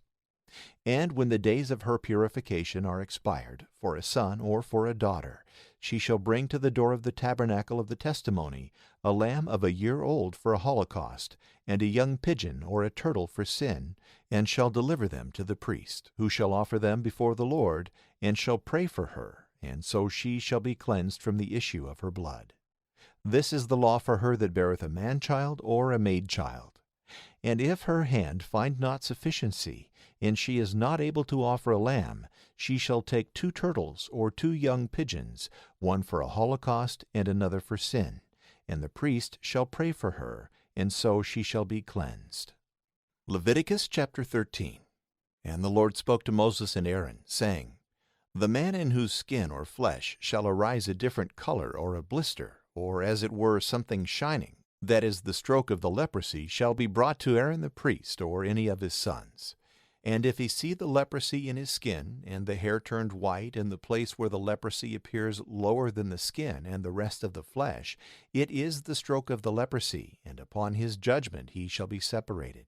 But if there be a shining whiteness in the skin, and not lower than the other flesh, and the hair be of the former color, the priest shall shut him up 7 days. And the 7th day he shall look on him, and if the leprosy be grown no farther, and hath not spread itself in the skin, he shall shut him up again other 7 days. And on the 7th day he shall look on him. If the leprosy be somewhat obscure, and not spread in the skin, he shall declare him clean, because it is but a scab, and the man shall wash his clothes, and shall be clean. But if the leprosy grow again, after he was seen by the priest and restored to cleanness, he shall be brought to him, and shall be condemned of uncleanness. If the stroke of the leprosy be in a man, he shall be brought to the priest, and he shall view him. And when there shall be a white color in the skin, and it shall have changed the look of the hair, and the living flesh itself shall appear, it shall be judged an inveterate leprosy, and grown into the skin. The priest therefore shall declare him unclean, and shall not shut him up, because he is evidently unclean. But if the leprosy spring out running about in the skin, and cover all the skin from the head to the feet, whatsoever falleth under the sight of the eyes, the priest shall view him, and shall judge that the leprosy which he has is very clean, because it is all turned into whiteness, and therefore the man shall be clean. But when the live flesh shall appear in him, then by the judgment of the priest he shall be defiled, and shall be reckoned among the unclean.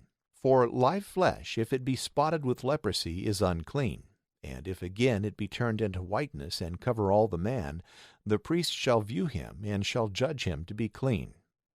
When also there has been an ulcer in the flesh and the skin, and it has been healed, and in the place of the ulcer there appeareth a white scar, or somewhat red, the man shall be brought to the priest.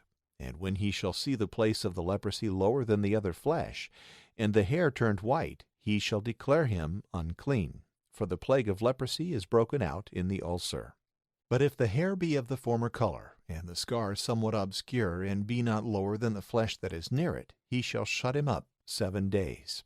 And if it spread, he shall judge him to have the leprosy. But if it stay in its place, it is but the scar of an ulcer, and the man shall be clean. The flesh also and skin that hath been burnt, and after it is healed hath a white or a red scar, the priest shall view it. And if he see it turned white, and the place thereof is lower than the other skin, he shall declare him unclean, because the evil of leprosy is broken out in the scar. But if the color of the hair be not changed, nor the blemish lower than the other flesh, and the appearance of the leprosy be somewhat obscure, he shall shut him up 7 days. And on the 7th day he shall view him. If the leprosy be grown farther in the skin, he shall declare him unclean. But if the whiteness stay in its place, and be not very clear, it is the sore of a burning, and therefore he shall be cleansed, because it is only the scar of a burning. If the leprosy break out in the head or the beard of a man or woman, the priest shall see them. And if the place be lower than the other flesh, and the hair yellow and thinner than usual, he shall declare them unclean, because it is the leprosy of the head and the beard. But if he perceive the place of the spot is equal with the flesh that is near it, and the hair black, he shall shut him up 7 days. And on the 7th day he shall look upon it. If the spot be not grown, and the hair keep its color, and the place of the blemish be even with the other flesh, the man shall be shaven all but the place of the spot, and he shall be shut up other 7 days. If on the 7th day the evil seem to have stayed in its place, and not lower than the other flesh, he shall cleanse him, and his clothes being washed, he shall be clean. But if after his cleansing the spot spread again in the skin, he shall seek no more whether the hair be turned yellow, because he is evidently unclean. But if the spot be stayed, and the hair be black, let him know that the man is healed, and let him confidently pronounce him clean. If a whiteness appear in the skin of a man or a woman, the priest shall view them. If he find that a darkish whiteness shineth in the skin, let him know that it is not the leprosy, but a white blemish, and that the man is clean. The man whose hair falleth off from his head, he is bald and clean. And if the hair fall from his forehead, he is bald before and clean. But if in the bald head or in the bald forehead there be risen a white or reddish color, and the priest perceive this, he shall condemn him undoubtedly of leprosy which is risen in the bald part. Now whosoever shall be defiled with the leprosy, and is separated by the judgment of the priest, shall have his clothes hanging loose, his head bare, his mouth covered with a cloth, and he shall cry out that he is defiled and unclean. All the time that he is a leper and unclean, he shall dwell alone without the camp. A woolen or linen garment that shall have the leprosy in the warp and the woof or skin or whatsoever is made of a skin, if it be infected with a white or red spot, it shall be accounted the leprosy, and shall be shown to the priest. And he shall look upon it, and shall shut it up 7 days. And on the 7th day, when he looketh on it again, if he find that it is grown, it is a fixed leprosy. He shall judge the garment unclean, and everything wherein it shall be found, and therefore it shall be burnt with fire. But if he see that it is not grown, he shall give orders, and they shall wash that part wherein the leprosy is, and he shall shut it up other 7 days. And when he shall see that the former color is not returned, nor yet the leprosy spread, he shall judge it unclean, and shall burn it with fire, for the leprosy has taken hold of the outside of the garment, or through the whole. But if the place of the leprosy be somewhat dark, after the garment is washed, he shall tear it off, and divide it from that which is sound. And if after this there appear in those places that before were without spot a flying and wandering leprosy, it must be burnt with fire. If it cease, he shall wash with water the parts that are pure the 2nd time, and they shall be clean. This is the law touching the leprosy of any woolen or linen garment, either in the warp or woof, or anything of skins, how it ought to be cleaned or pronounced unclean. Leviticus chapter 14. And the Lord spoke to Moses, saying, This is the right of a leper when he is to be cleansed. He shall be brought to the priest, who, going out of the camp, when he shall find that the leprosy is cleansed, shall command him that is to be purified to offer for himself 2 living sparrows, which it is lawful to eat, and cedar wood, and scarlet, and hyssop. And he shall command one of the sparrows to be immolated in an earthen vessel over living waters. But the other that is alive he shall dip with the cedar wood and the scarlet and the hyssop in the blood of the sparrow that is immolated, wherewith he shall sprinkle him that is to be cleansed 7 times, that he may be rightly purified. And he shall let go the living sparrow, that it may fly into the field. And when the man hath washed his clothes, he shall shave all the hair of his body, and shall be washed with water, and being purified he shall enter into the camp, yet so that he tarry without his own tent 7 days. And on the 7th day he shall shave the hair of his head, and his beard, and his eyebrows, and the hair of all his body.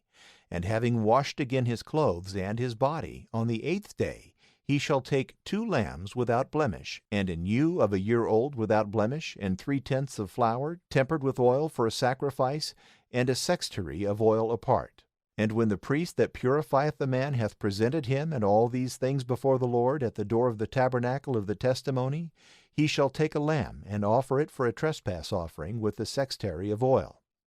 And having offered all before the Lord, he shall immolate the lamb, where the victim for sin is wont to be immolated, and the holocaust, that is, in the holy place. For as that which is for sin, so also the victim for a trespass offering pertaineth to the priest. It is holy of holies.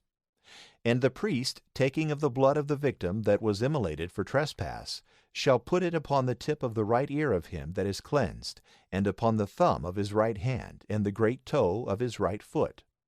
And he shall pour of the sextary of oil into his own left hand, and shall dip his right finger in it, and sprinkle it before the Lord 7 times. And the rest of the oil in his left hand he shall pour upon the tip of the right ear of him that is cleansed, and upon the thumb of his right hand, and the great toe of his right foot, and upon the blood that was shed for trespass, and upon his head. And he shall pray for him before the Lord, and shall offer the sacrifice for sin. Then shall he immolate the holocaust, and put it on the altar with the libations thereof, and the man shall be rightly cleansed. But if he be poor, and his hand cannot find the things aforesaid, he shall take a lamb for an offering for trespass, that the priest may pray for him, and a 10th part of flour tempered with oil for a sacrifice, and a sextary of oil, and 2 turtles or 2 young pigeons, of which one may be for sin, and the other for a holocaust. And he shall offer them on the 8th day of his purification to the priest at the door of the tabernacle of the testimony before the Lord. And the priest, receiving the lamb for trespass and the sextary of oil, shall elevate them together. And the lamb being immolated, he shall put of the blood thereof upon the tip of the right ear of him that is cleansed, and upon the thumb of his right hand, and the great toe of his right foot. But he shall pour part of the oil into his own left hand, and, dipping the finger of his right hand in it, he shall sprinkle it 7 times before the Lord. And he shall touch the tip of the right ear of him that is cleansed, and the thumb of his right hand, and the great toe of his right foot, in the place of the blood that was shed for trespass. And the other part of the oil that is in his left hand he shall pour upon the head of the purified person, that he may appease the Lord for him. And he shall offer a turtle or young pigeon, one for trespass, and the other for a holocaust, with their libations. This is the sacrifice of a leper that is not able to have all things that appertain to his cleansing. And the Lord spoke to Moses and Aaron, saying, When you shall come into the land of Canaan, which I will give you for a possession, if there be a plague or leprosy in a house, he whose house it is shall go and tell the priest, saying, It seemeth to me that there is the plague of leprosy in my house. And he shall command that they carry forth all things out of the house, before he go into it, and see whether it have the leprosy. Let all things become unclean that are in the house. And afterwards he shall go in to view the leprosy of the house. And if he see in the walls thereof as it were little dints, disfigured with paleness or redness, and lower than all the rest, he shall go out of the door of the house, and forthwith shut it up 7 days. And returning on the 7th day, he shall look upon it. If he find that the leprosy is spread, he shall command that the stones wherein the leprosy is be taken out, and cast without the city into an unclean place. And that the house be scraped on the inside round about, and the dust of the scrapings be scattered without the city into an unclean place. And that other stones be laid in the place of them that were taken away, and the house be plastered with other mortar. But if after the stones be taken out, and the dust scraped off, and it be plastered with other earth, the priest going in perceive that the leprosy is returned, and the walls full of spots, it is a lasting leprosy, and the house is unclean. And they shall destroy it forthwith, and shall cast the stones and timber thereof, and all the dust, without the town, into an unclean place. He that entereth into the house when it is shut shall be unclean until evening. And he that sleepeth in it, and eateth anything, shall wash his clothes. But if the priest, going in, perceive that the leprosy is not spread in the house, after it was plastered again, he shall purify it, being cured. And for the purification thereof he shall take 2 sparrows, and cedar wood, and scarlet, and hyssop. And having immolated 1 sparrow in an earthen vessel, over living waters, he shall take the cedar wood, and the hyssop, and the scarlet, and the living sparrow, and shall dip all in the blood of the sparrow that is immolated, and in the living water, and he shall sprinkle the house 7 times, and shall purify it as well with the blood of the sparrow, as with the living water, and with the living sparrow, and with the cedar wood, and the hyssop, and the scarlet. And when he hath let go the sparrow to fly freely away into the field, he shall pray for the house, and it shall be rightly cleansed. This is the law of every kind of leprosy and stroke, of the leprosy of garments and houses, of a scar and of blisters breaking out of a shining spot, and when the colors are diversely changed, that it may be known when a thing is clean or unclean. Leviticus chapter 15. And the Lord spoke to Moses and Aaron, saying, Speak to the children of Israel, and say to them, The man that hath an issue of seed shall be unclean. And then shall he be judged subject to his evil, when a filthy humour at every moment cleaveth to his flesh, and gathereth there. Every bed on which he sleepeth shall be unclean, and every place on which he sitteth. If any man touch his bed, he shall wash his clothes, and being washed with water, he shall be unclean until the evening. If a man sit where that man hath sitten, he also shall wash his clothes, and being washed with water, shall be unclean until the evening. He that toucheth his flesh shall wash his clothes, and being himself washed with water, shall be unclean until the evening. If such a man cast his spittle upon him that is clean, he shall wash his clothes, and being washed with water, he shall be unclean until the evening. The saddle on which he hath sitten shall be unclean, and whatsoever has been under him that hath the issue of seed shall be unclean until the evening. He that carrieth any of these things shall wash his clothes, and being washed with water, he shall be unclean until the evening. Every person whom such a one shall touch, not having washed his hands before, shall wash his clothes, and being washed with water, shall be unclean until the evening. If he touch a vessel of earth, it shall be broken, but if a vessel of wood, it shall be washed with water. If he who suffereth this disease be healed, he shall number 7 days after his cleansing, and having washed his clothes, and all his body in living water, he shall be clean. And on the 8th day he shall take 2 turtles or 2 young pigeons, and he shall come before the Lord to the door of the tabernacle of the testimony, and shall give them to the priest, who shall offer one for sin, and the other for a holocaust. And he shall pray for him before the Lord, that he may be cleansed of the issue of his seed. The man from whom the seed of copulation goeth out shall wash all his body with water, and he shall be unclean until the evening. The garment or skin that he weareth he shall wash with water, and it shall be unclean until the evening. The woman with whom he copulateth shall be washed with water, and shall be unclean until the evening. The woman who at the return of the month hath her issue of blood shall be separated 7 days. Every one that toucheth her shall be unclean until the evening. And everything that she sleepeth on, or that she sitteth on in the days of her separation, shall be defiled. He that toucheth her bed shall wash his clothes, and being himself washed with water, shall be unclean until the evening. Whosoever shall touch any vessel on which she sitteth shall wash his clothes, and himself being washed with water shall be defiled until the evening. If a man copulateth with her in the time of her flowers, he shall be unclean 7 days, and every bed on which he shall sleep shall be defiled. The woman that hath still issue of blood, many days out of her ordinary time, or that ceaseth not to flow after her monthly courses, as long as she is subject to this disease, shall be unclean, in the same manner as if she were in her flowers. Every bed on which she sleepeth, and every vessel on which she sitteth, shall be defiled.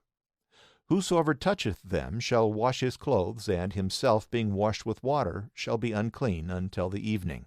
If the blood stop and cease to run, she shall count 7 days of her purification.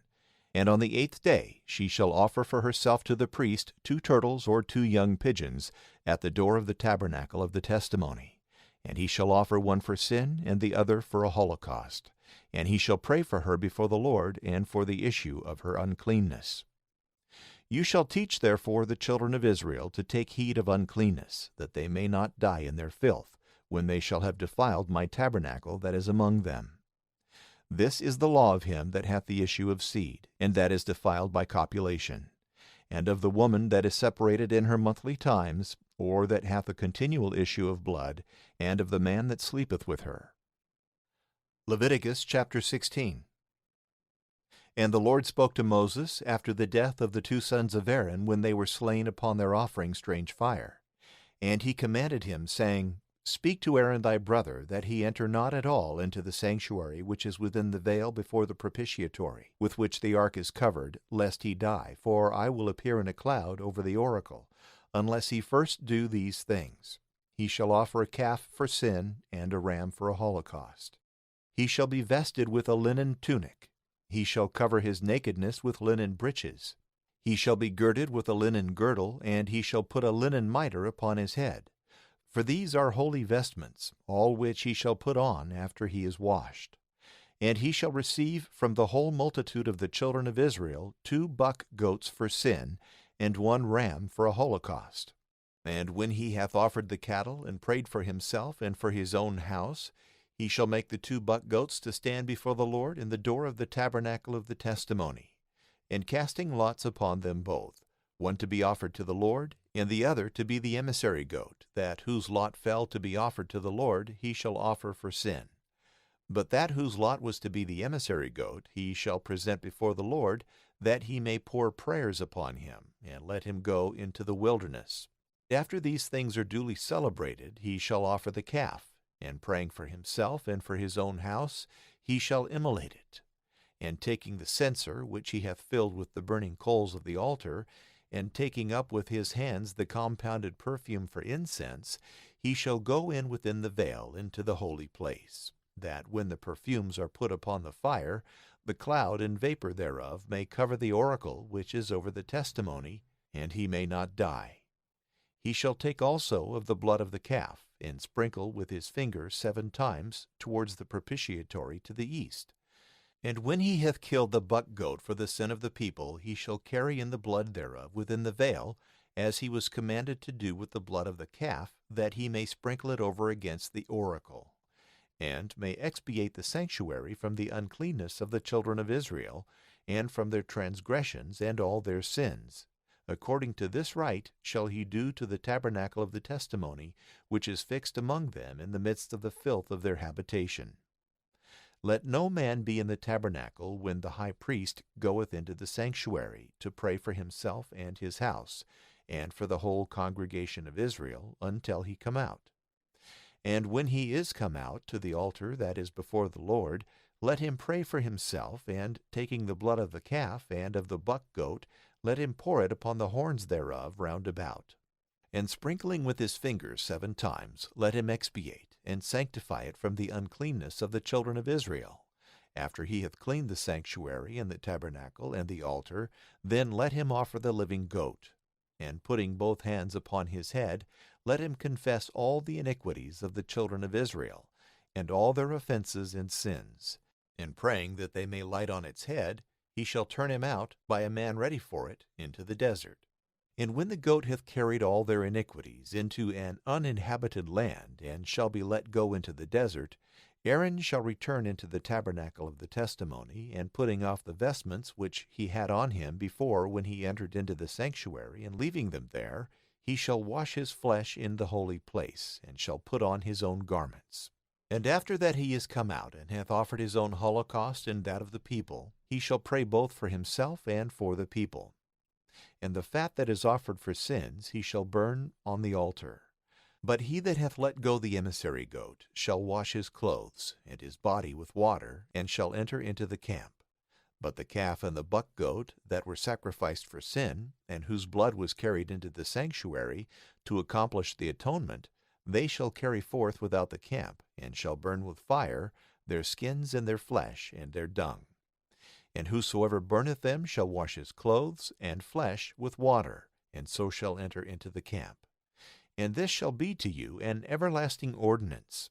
The 7th month, the 10th day of the month, you shall afflict your souls, and shall do no work, whether it be one of your own country, or a stranger that sojourneth among you. Upon this day shall be the expiation for you, and the cleansing from all your sins. You shall be cleansed before the Lord. For it is a Sabbath of rest, and you shall afflict your souls by a perpetual religion. And the priest that is anointed, and whose hands are consecrated to do the office of the priesthood in his father's stead, shall make atonement, and he shall be vested with the linen robe and the holy vestments. And he shall expiate the sanctuary and the tabernacle of the testimony, and the altar, the priest also, and all the people. And this shall be an ordinance forever, that you pray for the children of Israel, and for all their sins once a year. He did therefore as the Lord had commanded Moses. Leviticus chapter 17. And the Lord spoke to Moses, saying, Speak to Aaron and his sons, and to all the children of Israel, saying to them, This is the word which the Lord hath commanded, saying, Any man whosoever of the house of Israel, if he kill an ox, or a sheep, or a goat, in the camp or without the camp, and offer it not at the door of the tabernacle, an oblation to the Lord, shall be guilty of blood. As if he had shed blood, so shall he perish from the midst of his people. Therefore the children of Israel shall bring to the priest their victims, which they kill in the field, that they may be sanctified to the Lord before the door of the tabernacle of the testimony, and they may sacrifice them for peace offerings to the Lord. And the priest shall pour the blood upon the altar of the Lord, at the door of the tabernacle of the testimony, and shall burn the fat for a sweet odor to the Lord. And they shall no more sacrifice their victims to devils, with whom they have committed fornication. It shall be an ordinance forever to them and to their posterity. And thou shalt say to them, The man of the house of Israel, and of the strangers who sojourn among you, that offereth a holocaust or a victim, and bring it not to the door of the tabernacle of the testimony, that it may be offered to the Lord, shall perish from among his people. If any man whosoever of the house of Israel, and of the strangers that sojourn among them, eat blood, I will set my face against his soul, and will cut him off from among his people. Because the life of the flesh is in the blood, and I have given it to you, that you may make atonement with him upon the altar for your souls, and the blood may be for an expiation of the soul. Therefore I have said to the children of Israel, No soul of you, nor of the strangers that sojourn among you, shall eat blood. Any man whosoever of the children of Israel, and of the strangers that sojourn among you, if by hunting or fowling he take a wild beast or a bird, which is lawful to eat, let him pour out its blood, and cover it with earth. For the life of all flesh is in the blood. Therefore I said to the children of Israel, You shall not eat the blood of any flesh at all, because the life of the flesh is in the blood, and whosoever eateth it shall be cut off. The soul that eateth that which died of itself, or has been caught by a beast, whether he be of one of your own country or a stranger, shall wash his clothes and himself with water, and shall be defiled until the evening, and in this manner he shall be made clean. But if he do not wash his clothes and his body, he shall bear his iniquity. The book of Leviticus, chapter 18. And the Lord spoke to Moses, saying, Speak to the children of Israel, and thou shalt say to them, I am the Lord your God. You shall not do according to the custom of the land of Egypt, in which you dwell, neither shall you act according to the manner of the country of Canaan, into which I will bring you, nor shall you walk in their ordinances. You shall do my judgments, and shall observe my precepts, and shall walk in them. I am the Lord your God. Keep my laws and my judgments, which if a man do, he shall live in them. I am the Lord. No man shall approach to her that is near of kin to him, to uncover her nakedness. I am the Lord. Thou shalt not uncover the nakedness of thy father, or the nakedness of thy mother. She is thy mother. Thou shalt not uncover her nakedness. Thou shalt not uncover the nakedness of thy father's wife, for it is the nakedness of thy father. Thou shalt not uncover the nakedness of thy sister, by father or by mother, whether born at home or abroad. Thou shalt not uncover the nakedness of thy son's daughter, or thy daughter's daughter, because it is thy own nakedness. Thou shalt not uncover the nakedness of thy father's wife's daughter, whom she bore to thy father, and who is thy sister. Thou shalt not uncover the nakedness of thy father's sister, because she is the flesh of thy father. Thou shalt not uncover the nakedness of thy mother's sister, because she is thy mother's flesh. Thou shalt not uncover the nakedness of thy father's brother, neither shalt thou approach to his wife, who is joined to thee by affinity. Thou shalt not uncover the nakedness of thy daughter-in-law, because she is thy son's wife, neither shalt thou discover her shame. Thou shalt not uncover the nakedness of thy brother's wife, because it is the nakedness of thy brother. Thou shalt not uncover the nakedness of thy wife and her daughter. Thou shalt not take her son's daughter or her daughter's daughter to discover her shame, because they are her flesh, and such copulation is incest. Thou shalt not take thy wife's sister for a harlot, to rival her, neither shalt thou discover her nakedness while she is yet living. Thou shalt not approach to a woman having her flowers, neither shalt thou uncover her nakedness. Thou shalt not lie with thy neighbor's wife, nor be defiled with mingling of seed. Thou shalt not give any of thy seed to be consecrated to the idol Moloch, nor defile the name of thy God. I am the Lord. Thou shalt not lie with mankind as with womankind, because it is an abomination. Thou shalt not copulate with any beast, neither shalt thou be defiled with it. A woman shall not lie down to a beast, nor copulate with it, because it is a heinous crime. Defile not yourselves with any of these things with which all the nations have been defiled, which I will cast out before you, and with which the land is defiled, the abominations of which I will visit, that it may vomit out its inhabitants. Keep ye my ordinances and my judgments, and do not any of these abominations, neither any of your own nation, nor any stranger that sojourneth among you. For all these detestable things the inhabitants of the land have done, that were before you, and have defiled it. Beware then, lest in like manner it vomit you also out, if you do the like things, as it vomited out the nation that was before you. Every soul that shall commit any of these abominations shall perish from the midst of his people. Keep my commandments, do not the things which they have done, that have been before you, and be not defiled therein. I am the Lord your God. Leviticus chapter 19. The Lord spoke to Moses, saying, Speak to all the congregation of the children of Israel, and thou shalt say to them, Be ye holy, because I, the Lord your God, am holy. Let every one fear his father and his mother. Keep my Sabbaths. I am the Lord your God. Turn ye not to idols, nor make to yourselves molten gods. I am the Lord your God. If ye offer and sacrifice a peace offering to the Lord, that he may be favorable, you shall eat it on the same day it was offered, and the next day. And whatsoever shall be left until the third day you shall burn with fire. If after 2 days any man eat thereof, he shall be profane and guilty of impiety, and shall bear his iniquity, because he hath defiled the holy thing of the Lord, and that soul shall perish from among his people. When thou reapest the corn of thy land, thou shalt not cut down all that is on the face of the earth to the very ground, nor shalt thou gather the ears that remain. Neither shalt thou gather the bunches and grapes that fall down in thy vineyard, but shalt leave them to the poor and the strangers to take. I am the Lord your God. You shall not steal, you shall not lie, neither shall any man deceive his neighbor. Thou shalt not swear falsely by my name, nor profane the name of thy God. I am the Lord. Thou shalt not calumniate thy neighbor, nor oppress him by violence.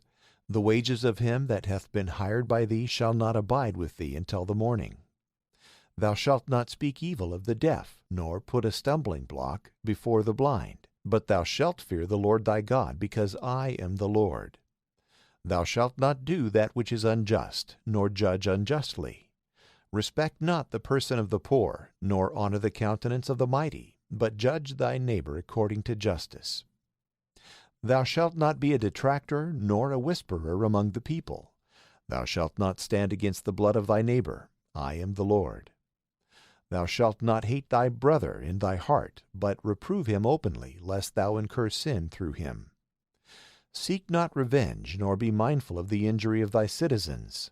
Thou shalt love thy friend as thyself. I am the Lord. Keep ye my laws. Thou shalt not make thy cattle to gender with beasts of any other kind. Thou shalt not sow thy field with different seeds. Thou shalt not wear a garment that is woven of two sorts. If a man carnally lie with a woman that is a bondservant and marriageable, and yet not redeemed with a price, nor made free, they both shall be scourged, and they shall not be put to death, because she was not a free woman. And for his trespass he shall offer a ram to the Lord at the door of the tabernacle of the testimony. And the priest shall pray for him, and for his sin before the Lord, and he shall have mercy on him, and the sin shall be forgiven. When you shall be come into the land, and shall have planted in it fruit trees, you shall take away the firstfruits of them. The fruit that comes forth shall be unclean to you, neither shall you eat of them. But in the 4th year all their fruit shall be sanctified to the praise of the Lord. And in the 5th year you shall eat the fruits thereof, gathering the increase thereof. I am the Lord your God. You shall not eat with blood. You shall not divine nor observe dreams. Nor shall you cut your hair roundwise, nor shave your beard. You shall not make any cuttings in your flesh for the dead, neither shall you make in yourselves any figures or marks. I am the Lord. Make not thy daughter a common strumpet, lest the land be defiled and filled with wickedness. Keep ye my Sabbaths, and reverence my sanctuary. I am the Lord. Go not aside after wizards, neither ask anything of soothsayers to be defiled by them. I am the Lord your God. Rise up before the hoary head, and honor the person of the aged man, and fear the Lord thy God. I am the Lord. If a stranger dwell in your land, and abide among you, do not upbraid him, but let him be among you as one of the same country, and you shall love him as yourselves, for you were strangers in the land of Egypt. I am the Lord your God. Do not any unjust thing in judgment, in rule, in weight, or in measure. Let the balance be just, and the weights equal, the bushel just, and the sextary equal. I am the Lord your God, that brought you out of the land of Egypt. Keep all my precepts and all my judgments, and do them. I am the Lord. Leviticus chapter 20. And the Lord spoke to Moses, saying, Thus shalt thou say to the children of Israel, If any man of the children Israel, or of the strangers that dwell in Israel, give of his seed to the idol Moloch, dying let him die. The people of the land shall stone him. And I will set my face against him, and I will cut him off from the midst of his people, because he hath given of his seed to Moloch, and hath defiled my sanctuary, and profaned my holy name. And if the people of the land neglecting, and as it were little regarding my commandment, let alone the man that hath given of his seed to Moloch, and will not kill him, I will set my face against that man and his kindred, and will cut off both him and all that consented with him to commit fornication with Moloch out of the midst of their people. The soul that shall go aside after magicians and soothsayers, and shall commit fornication with them, I will set my face against that soul, and destroy it out of the midst of its people. Sanctify yourselves, and be ye holy, because I am the Lord your God. Keep my precepts, and do them. I am the Lord that sanctify you. He that curseth his father or mother, dying, let him die. He hath cursed his father and mother, let his blood be upon him. If any man commit adultery with the wife of another, and defile his neighbor's wife, let them be put to death, both the adulterer and the adulteress. If a man lie with his stepmother, and discover the nakedness of his father, let them both be put to death, their blood be upon them. If any man lie with his daughter-in-law, let both die, because they have done a heinous crime, their blood be upon them. If any one lie with a man as with a woman, both have committed an abomination, let them be put to death, their blood be upon them. If any man, after marrying the daughter, marry her mother, he hath done a heinous crime. He shall be burnt alive with them, neither shall so great an abomination remain in the midst of you. He that shall copulate with any beast or cattle, dying, let him die. The beast also ye shall kill. The woman that shall lie under any beast shall be killed together with the same, their blood be upon them. If any man take his sister, the daughter of his father, or the daughter of his mother, and see her nakedness, and she behold her brother's shame, they have committed a crime. They shall be slain in the sight of their people, because they have discovered one another's nakedness, and they shall bear their iniquity. If any man lie with a woman in her flowers, and uncover her nakedness, and she open the fountain of her blood, both shall be destroyed out of the midst of their people. Thou shalt not uncover the nakedness of thy aunt by thy mother, and of thy aunt by thy father. He that doth this hath uncovered the shame of his own flesh. Both shall bear their iniquity.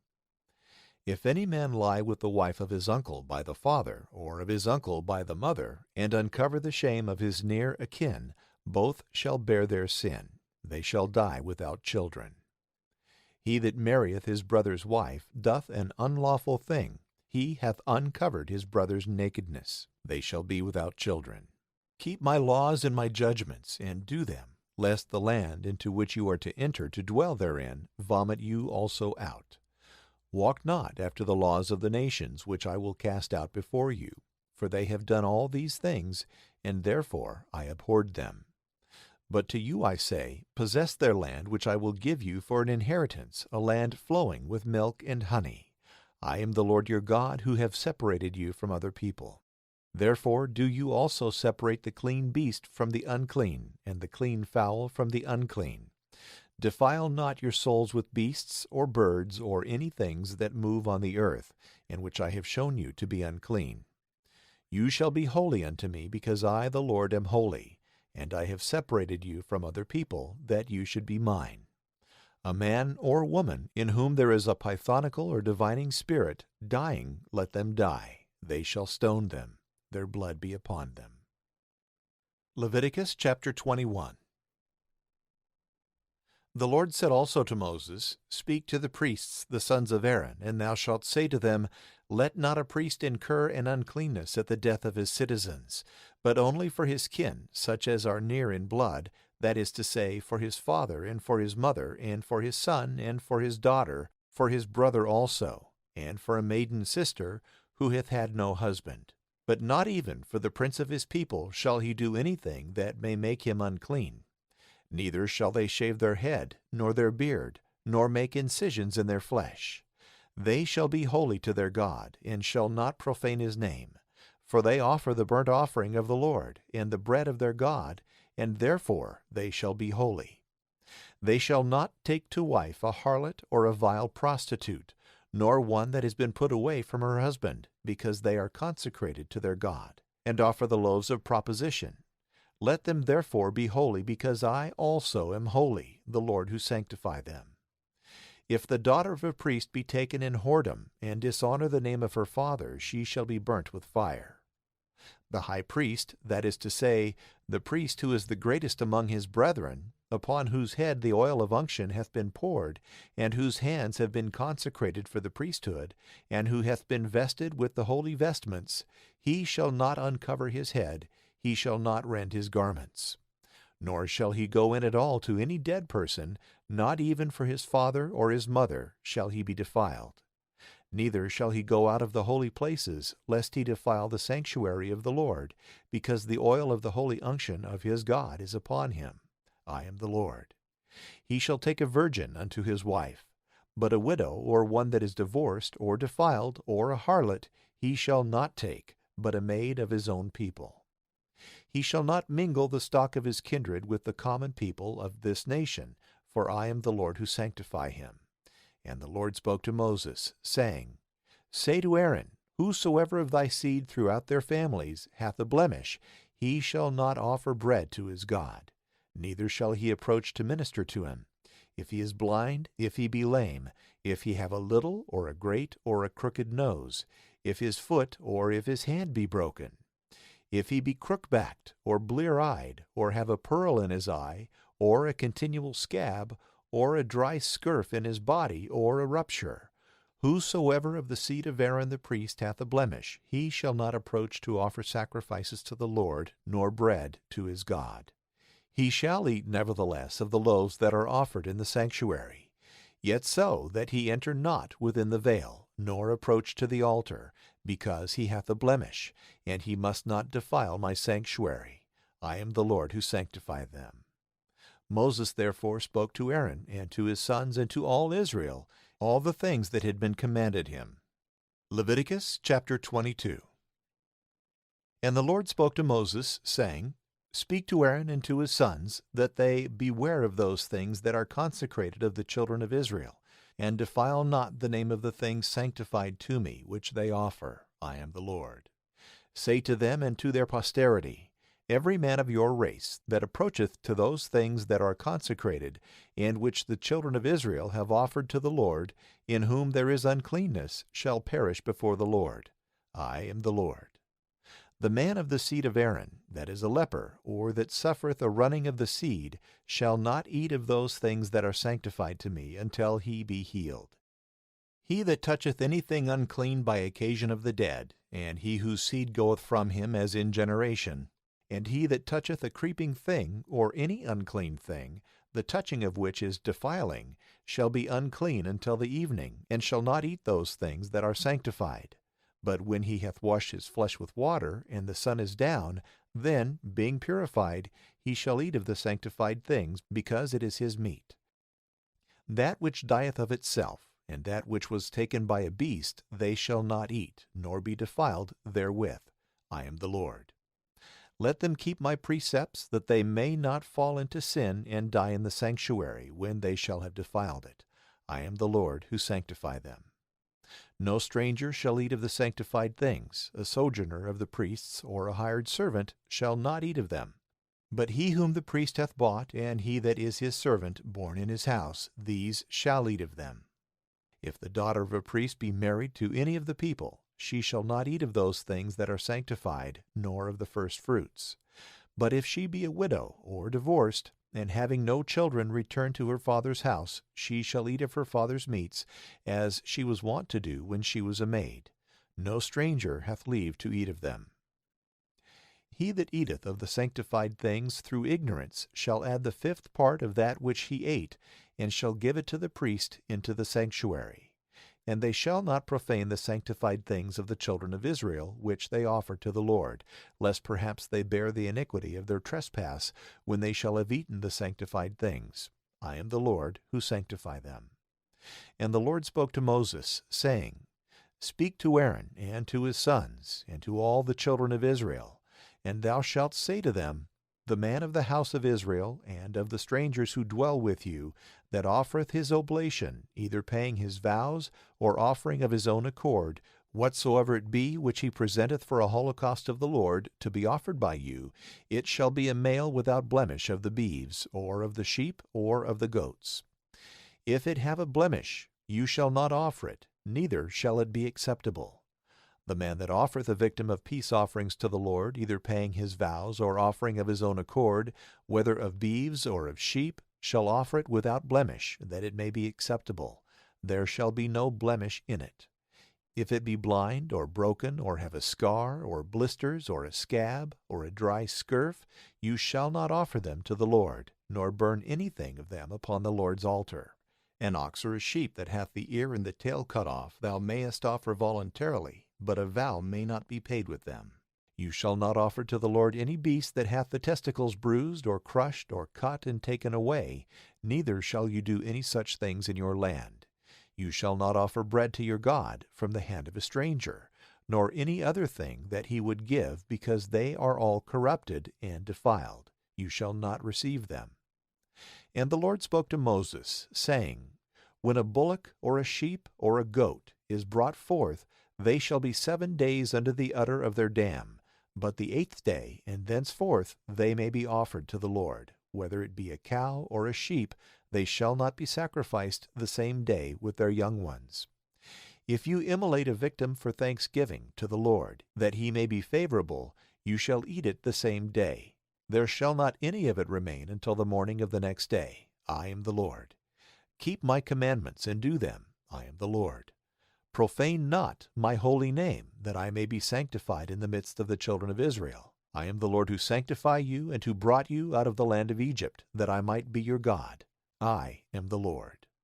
Leviticus chapter 23. And the Lord spoke to Moses, saying, Speak to the children of Israel, and thou shalt say to them, These are the feasts of the Lord, which you shall call holy. 6 days shall ye do work. The 7th day, because it is the rest of the Sabbath, shall be called holy. You shall do no work on that day. It is the Sabbath of the Lord in all your habitations. These also are the holy days of the Lord, which you must celebrate in their seasons. The first month, the 14th day of the month at evening, is the feast of the Lord. And the 15th day of the same month is the solemnity of the unleavened bread of the Lord. 7 days shall you eat unleavened bread. The first day shall be most solemn unto you, and holy. You shall do no servile work therein. But you shall offer sacrifice in fire to the Lord 7 days. And the 7th day shall be more solemn and more holy, and you shall do no servile work therein. And the Lord spoke to Moses, saying, Speak to the children of Israel, and thou shalt say to them, When you shall have entered into the land which I will give you, and shall reap your corn, you shall bring sheaves of ears, the firstfruits of your harvest, to the priest, who shall lift up the sheaf before the Lord the next day after the Sabbath, that it may be acceptable for you, and shall sanctify it. And on the same day that the sheaf is consecrated, a lamb without blemish of the first year shall be killed for a holocaust of the Lord. And the libations shall be offered with it, 2/10 of flour tempered with oil, for a burnt offering of the Lord, and a most sweet odor. Libations also of wine, the 4th part of a hin. You shall not eat either bread, or parched corn, or frumenty, or the harvest, until the day that you shall offer thereof to your Lord. It is a precept forever throughout your generations and all your dwellings. You shall count, therefore, from the morrow after the Sabbath, wherein you offered the sheaf of firstfruits, 7 full weeks, even unto the morrow after the 7th week be expired, that is to say, 50 days, and so you shall offer a new sacrifice to the Lord. Out of all your dwellings 2 loaves of the firstfruits, of 2/10 of flour leavened, which you shall bake for the firstfruits of the Lord. And you shall offer with the loaves 7 lambs without blemish of the first year, and 1 calf from the herd. And they shall be for a holocaust with their 2 rams, and they shall be for a holocaust with their libations, for a most sweet odor to the Lord. You shall offer also a buck goat for sin, and 2 lambs of the first year for sacrifices of peace offerings.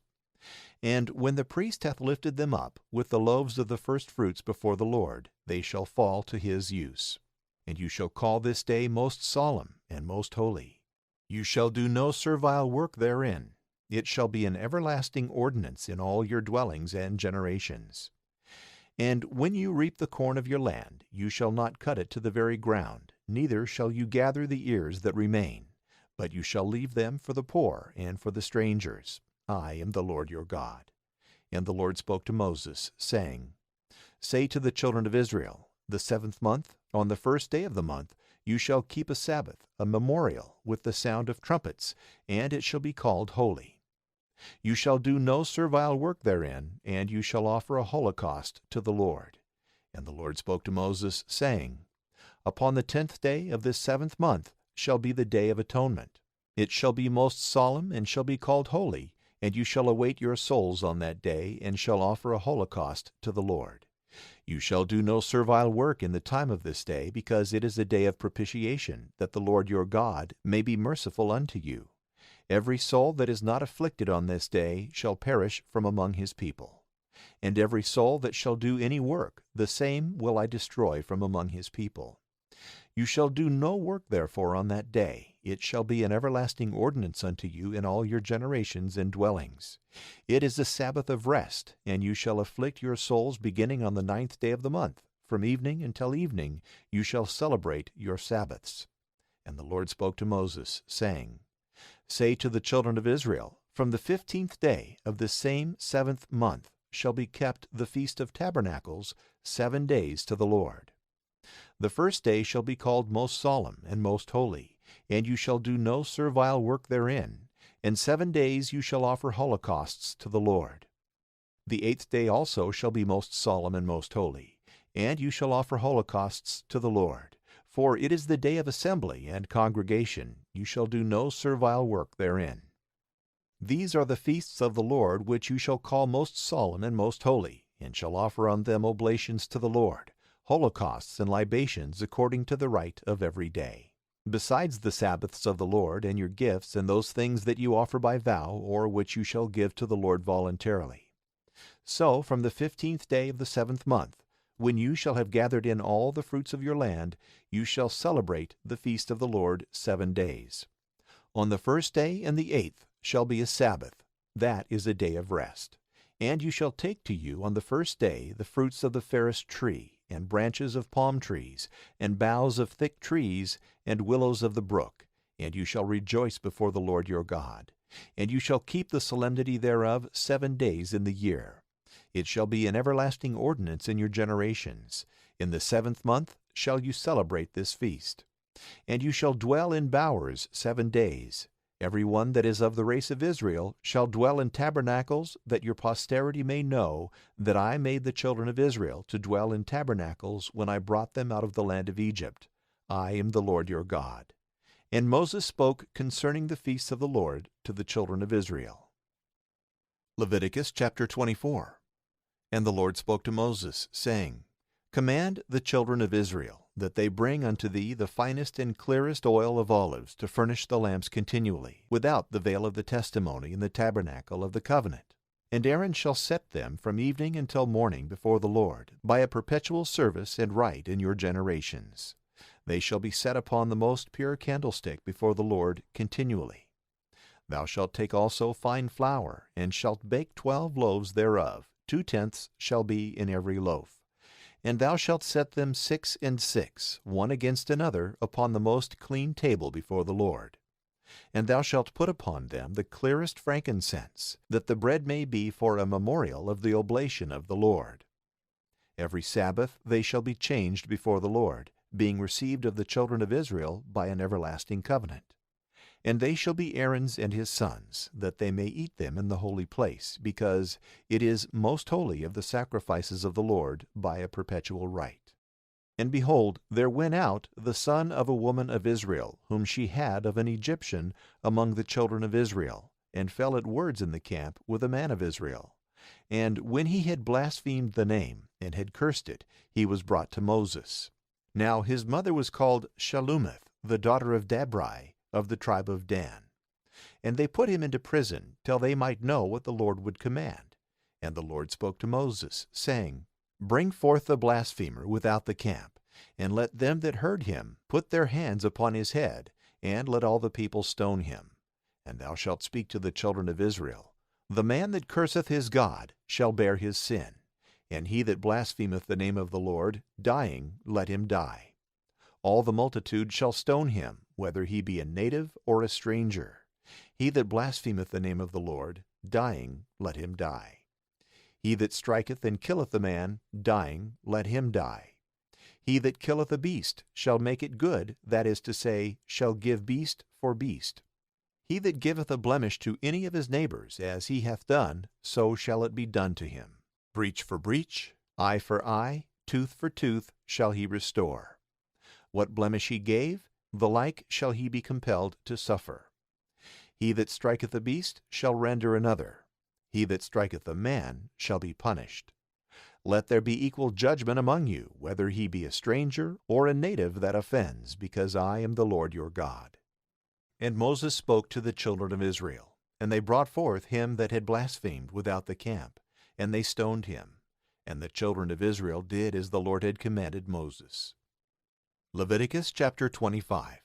And the Lord spoke to Moses in Mount Sinai, saying, Speak to the children of Israel, and thou shalt say to them, When you shall have entered into the land which I will give you, observe the rest of the Sabbath and the Lord. 6 years shalt thou sow thy field, and 6 years thou shalt prune thy vineyard, and shalt gather the fruits thereof. But in the 7th year there shall be a Sabbath to the land, of the resting of the Lord. Thou shalt not sow thy field, nor prune thy vineyard. What the ground shall bring forth of itself, thou shalt not reap, neither shalt thou gather the grapes or the first fruits as a vintage, for it is a year of rest to the land. But they shall be unto you for meat, to thee and to thy manservant, to thy maidservant and thy hireling, and to the strangers that sojourn with thee. All things that grow shall be meat to thy beasts and to thy cattle. Thou shalt also number to thee 7 weeks of years, that is to say, 7 times 7, which together make 49 years. And thou shalt sound the trumpet in the 7th month, the 10th day of the month, in the time of the expiation in all your land. And thou shalt sanctify the 50th year, and shalt proclaim remission to all the inhabitants of thy land, for it is the year of Jubilee. Every man shall return to his possession, and every one shall go back to his former family, because it is the Jubilee and the 50th year. You shall not sow, nor reap the things that grow in the field of their own accord.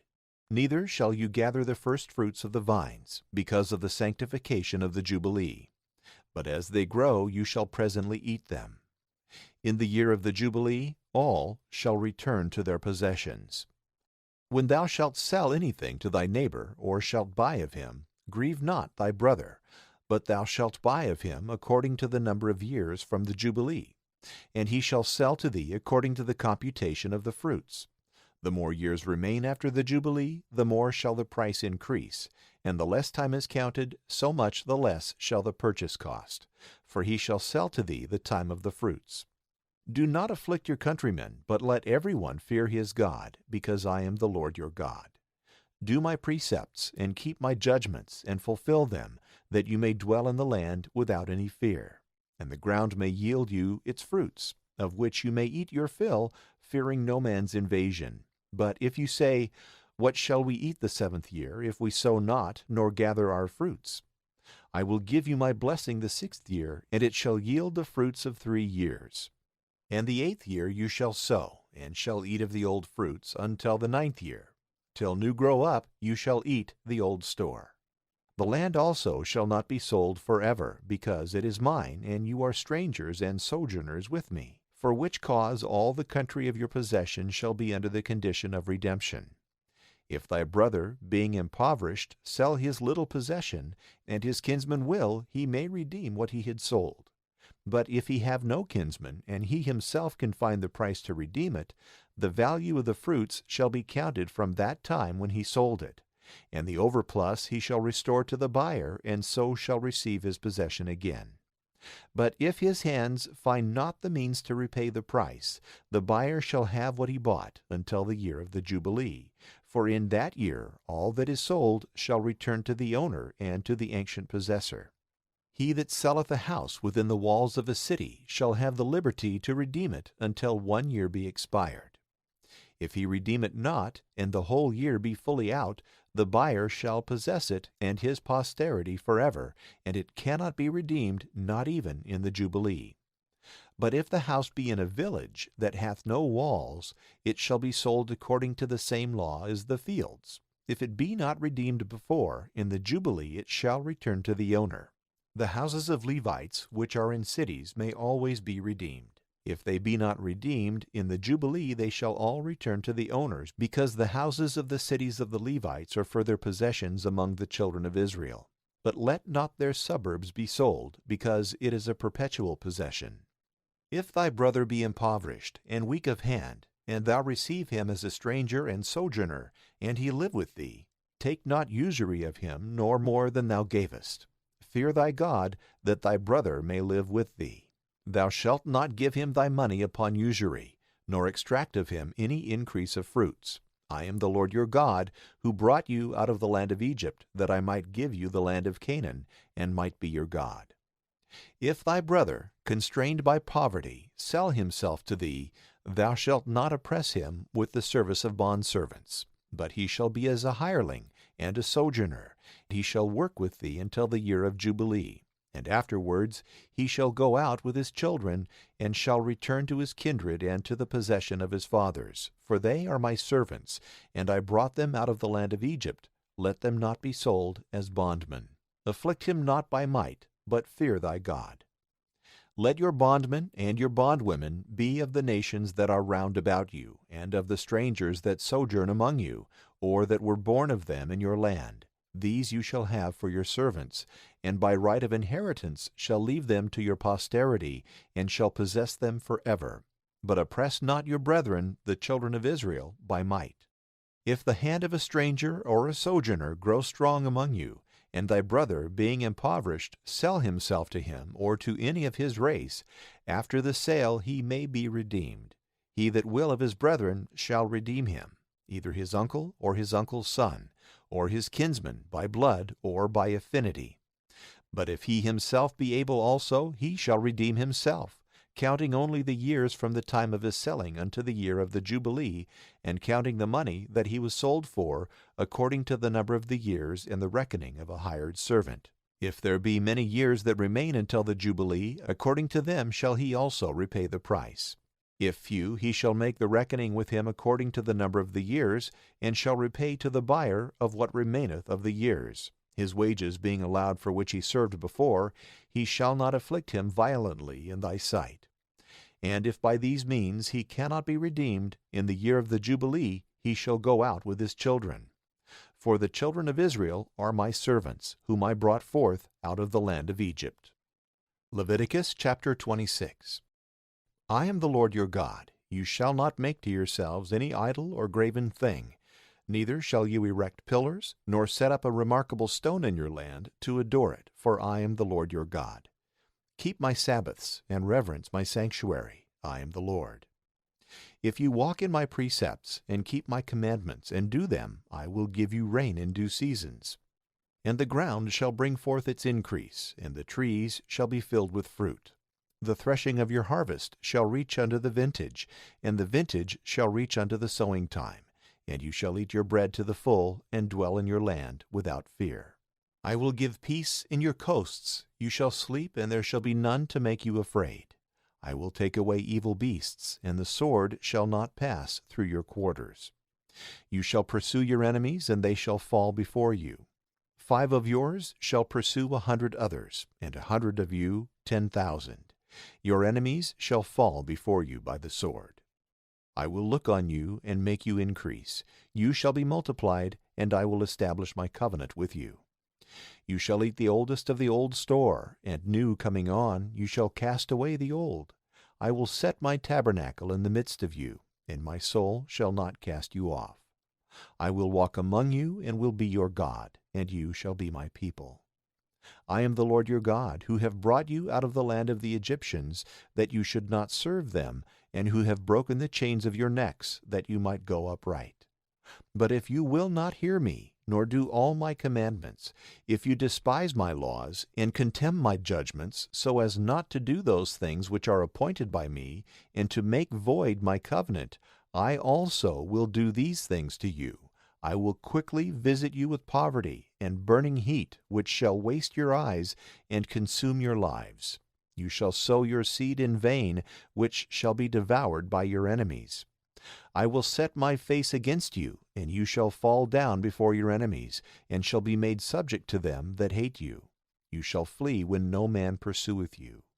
But if you will not yet for all this obey me, I will chastise you 7 times more for your sins, and I will break the pride of your stubbornness, and I will make to you the heaven above as iron, and the earth as brass. Your labor shall be spent in vain. The ground shall not bring forth her increase, nor the trees yield their fruit. If you walk contrary to me, and will not hearken to me, I will bring 7 times more plagues upon you for your sins. And I will send in upon you the beasts of the field, to destroy you and your cattle, and make you few in number, and that your highways may be desolate.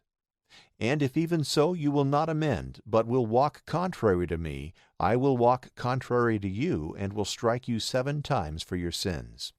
And I will bring in upon you the sword that shall avenge my covenant. And when you shall flee into the cities, I will send the pestilence in the midst of you. And you shall be delivered into the hands of your enemies, after I shall have broken the staff of your bread, so that 10 women shall bake your bread in one oven, and give it out by weight, and you shall eat, and shall not be filled. But if you will not for all this hearken to me, but will walk against me, I will also go against you with opposite fury, and I will chastise you with 7 plagues for your sins, so that you shall eat the flesh of your sons and of your daughters. I will destroy your high places and break your idols. You shall fall among the ruins of your idols, and my soul shall abhor you, insomuch that I will bring your cities to be a wilderness, and I will make your sanctuaries desolate, and I will receive no more your sweet odors. And I will destroy your land, and your enemies shall be astonished at it when they shall be the inhabitants thereof. And I will scatter you among the Gentiles, and I will draw out the sword after you, and your land shall be desert, and your cities destroyed. Then shall the land enjoy her Sabbaths all the days of her desolation. When you shall be in the enemy's land, she shall keep a Sabbath, and rest in the Sabbaths of her desolation, because she did not rest in your Sabbaths, when you dwelt therein. And as to them that shall remain of you, I will send fear in the hearts of the countries of their enemies. The sound of a flying leaf shall terrify them, and they shall flee as it were from the sword. They shall fall when no man pursueth them. And they shall every one fall upon their brethren as fleeing from wars. None of you shall dare to resist your enemies. You shall perish among the Gentiles, and an enemy's land shall consume you. And if of them also some remain, they shall pine away in their iniquities in the land of their enemies.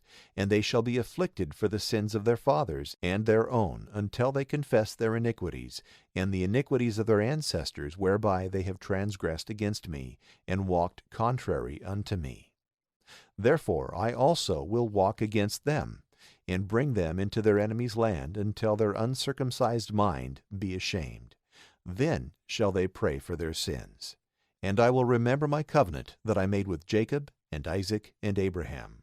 I will remember also the land, which, when she shall be left by them, shall enjoy her Sabbaths, being desolate for them.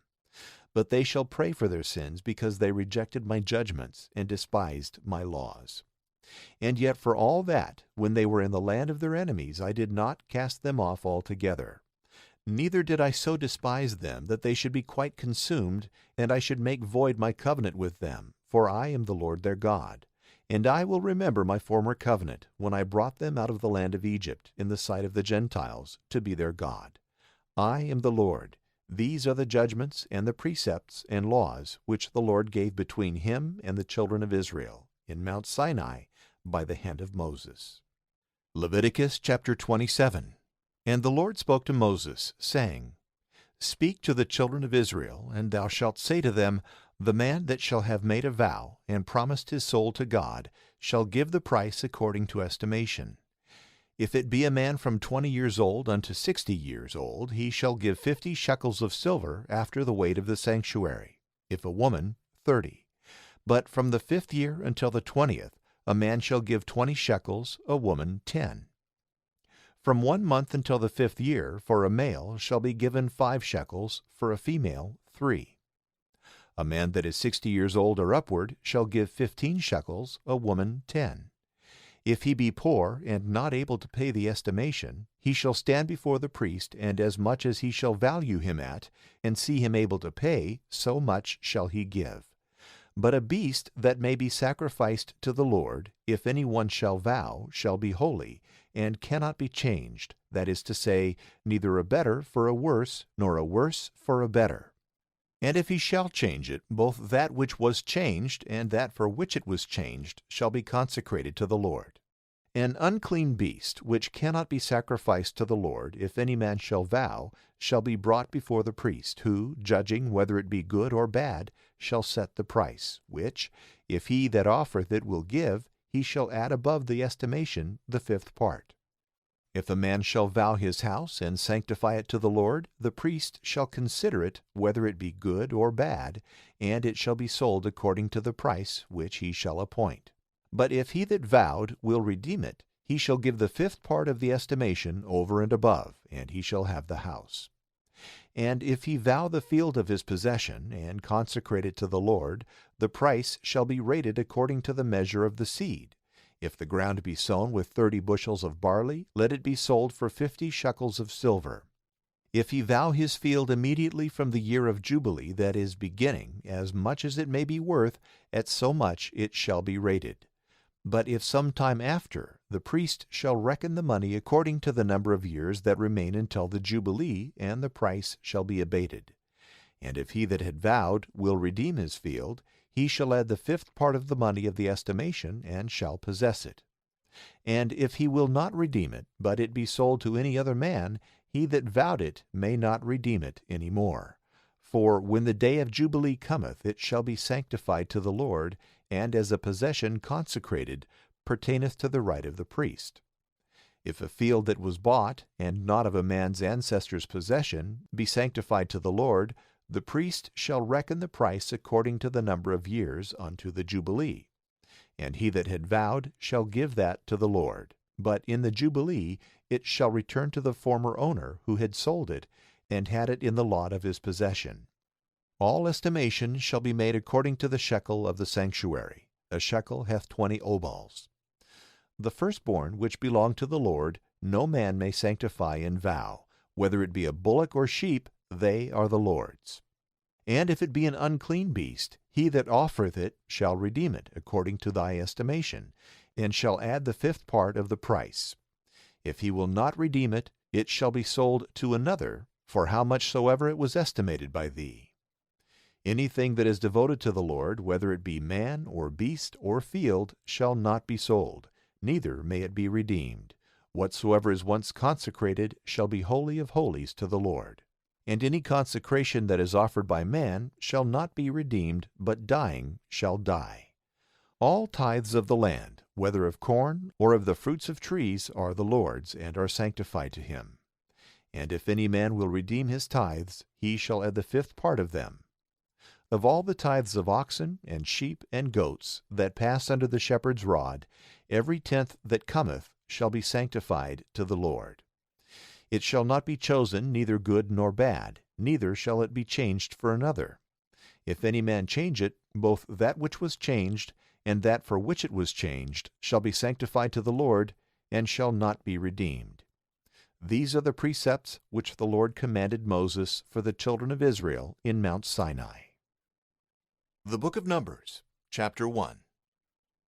And the Lord spoke to Moses in the desert of Sinai in the tabernacle of the covenant, the 1st day of the 2nd month, the 2nd year of their going out of Egypt, saying, Take the sum of all the congregation of the children of Israel by their families and houses, and the names of every one, as many as are of the male sex, from 20 years old and upwards, of all the men of Israel fit for war, and you shall number them by their troops, thou and Aaron. And there shall be with you the princes of the tribes and of the houses in their kindreds, whose names are these: of Reuben, Elizur, the son of Shaduar; of Simeon, Shelumiel, the son of Zurishaddai; of Judah, Nahshon, the son of Amminadab; of Issachar, Nathaniel, the son of Zuar; of Zabulon, Eliab, the son of Helon; and of the sons of Joseph; of Ephraim, Elishama, the son of Ammiad; of Manasseh, Gamaliel, the son of Pedahzur; of Benjamin, Abidan, the son of Gideon; of Dan, Ahiezer, the son of Ammishaddai; of Asher, Pagiel, the son of Akron; of Gad, Eliasaph, the son of Duel; of Naphtali, Ahira, the son of Enan. These are the most noble princes of the multitude by their tribes and kindreds, and the chiefs of the army of Israel, whom Moses and Aaron took with all the multitude of the common people, and assembled them on the 1st day of the 2nd month, reckoning them up by the kindreds and houses and families, and heads and names of every one, from 20 years old and upward, as the Lord had commanded Moses. And they were numbered in the desert of Sinai. Of Reuben, the eldest son of Israel, by their generations and families and houses and names of every head, all that were of the male sex, from 20 years old and upward, that were able to go forth to war, were 46,500. Of the sons of Simeon by their generations and families and houses of their kindreds were reckoned up by the names and heads of every one, all that were of the male sex, from 20 years old and upward, that were able to go forth to war, 59,300. Of the sons of Gad, by their generations and families and houses of their kindreds were reckoned up by the names of every one from 20 years old and upward, all that were able to go forth to war, 45,650. Of the sons of Judah, by their generations and families and houses of their kindreds, by the names of every one from 20 years old and upward, all that were able to go forth to war, were reckoned up 74,600. Of the sons of Issachar, by their generations and families and houses of their kindreds, by the names of every one from 20 years old and upward, all that could go forth to war, were reckoned up 54,400. Of the sons of Zabulon, by the generations and families and houses of their kindreds, were reckoned up by the names of every one from 20 years old and upward, all that were able to go forth to war, 57,400. Of the sons of Joseph, namely, of the sons of Ephraim, by the generations and families and houses of their kindreds, were reckoned up by the names of every one, from 20 years old and upward, all that were able to go forth to war, 40,500. Moreover, of the sons of Manasseh, by the generations and families and houses of their kindreds, were reckoned up by the names of every one, from 20 years old and upward, all that could go forth to war, 32,200. Of the sons of Benjamin, by their generations and families and houses of their kindreds, were reckoned up by the names of every one, from 20 years old and upward, all that were able to go forth to war, 35,400. Of the sons of Dan, by their generations and families and houses of their kindreds, were reckoned up by the names of every one, from 20 years old and upward, all that were able to go forth to war, 62,700. Of the sons of Asher, by their generations and families and houses of their kindreds, were reckoned up by the names of every one, from 20 years old and upward, all that were able to go forth to war, 41,500. Of the sons of Naphtali, by their generations and families and houses of their kindreds, were reckoned up by the names of every one, from 20 years old and upward, were able to go forth to war, 53,400. These are they who were numbered by Moses and Aaron, and the 12 princes of Israel, every one by the houses of their kindreds. And the whole number of the children of Israel, by their houses and families, from 20 years old and upward, that were able to go to war, were 603,550 men. But the Levites and the tribes of their families were not numbered with them. And the Lord spoke to Moses, saying, Number not the tribe of Levi, neither shalt thou put down the sum of them with the children of Israel, but appoint them over the tabernacle of the testimony, and all the vessels thereof, and whatsoever pertaineth to the ceremonies. They shall carry the tabernacle and all the furniture thereof, and they shall minister, and shall encamp round about the tabernacle.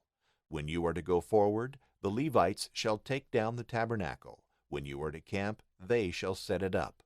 What stranger soever cometh to it shall be slain. And the children of Israel shall camp every man by his troops and bands and army. But the Levites shall pitch their tents round about the tabernacle, lest there come indignation upon the multitude of the children of Israel. And they shall keep watch, and guard the tabernacle of the testimony. And the children of Israel did according to all things which the Lord had commanded Moses. Numbers chapter 2. And the Lord spoke to Moses and Aaron, saying, All the children of Israel shall camp by their troops, ensigns, and standards, and the houses of their kindreds, round about the tabernacle of the covenant. On the east Judah shall pitch his tents by the bands of his army, and the prince of his sons shall be Nahshon the son of Amminadab. And the whole sum of the fighting men of his stock were 70,600. Next unto him they of the tribe of Issachar encamped, whose prince was Nathanael the son of Zuar. And the whole number of his fighting men were 54,400. In the tribe of Zebulun the prince was Eliab the son of Helon. And all the army of fighting men of his stock were 57,400. All that were numbered in the camp of Judah were 186,400, and they by their troops shall march first. In the camp of the sons of Reuben, on the south side, the prince shall be Elizur, the son of Sheduar, and the whole army of his fighting men that were numbered were 46,500. Beside him camped they of the tribe of Simeon, whose prince was Shalumiel the son of Zurishaddai, and the whole army of his fighting men that were numbered were 59,300. In the tribe of Gad the prince was Eliasaph the son of Duel, and the whole army of his fighting men that were numbered were 45,650. All that were reckoned in the camp of Reuben were 151,450 by their troops. They shall march in the second place. And the tabernacle of the testimony shall be carried by the officers of the Levites and their troops. As it shall be set up, so shall it be taken down. Every one shall march according to their places and ranks. On the west side shall be the camp of the sons of Ephraim, whose prince was Elishama, the son of Ammiud. The whole army of his fighting men that were numbered were 40,500, and with them the tribe of the sons of Manasseh, whose prince was Gamaliel, the son of Pedazur. And the whole army of his fighting men that were numbered were 32,200. In the tribe of the sons of Benjamin the prince was Abidan, the son of Gideon, And the whole army of fighting men that were reckoned up were 35,400. All that were numbered in the camp of Ephraim were 108,100 by their troops. They shall march in the third place. On the north side camped the sons of Dan, whose prince was Ahiezer the son of Ammishaddai. The whole army of his fighting men that were numbered were 62,700. Beside him they of the tribe of Asher pitched their tents, whose prince was Pagiel the son of Ochran. The whole army of his fighting men that were numbered were 41,500. Of the tribe of the sons of Naphtali, the prince was Ahira the son of Enan. The whole army of his fighting men were 53,400. All that were numbered in the camp of Dan were 157,600, and they shall march last.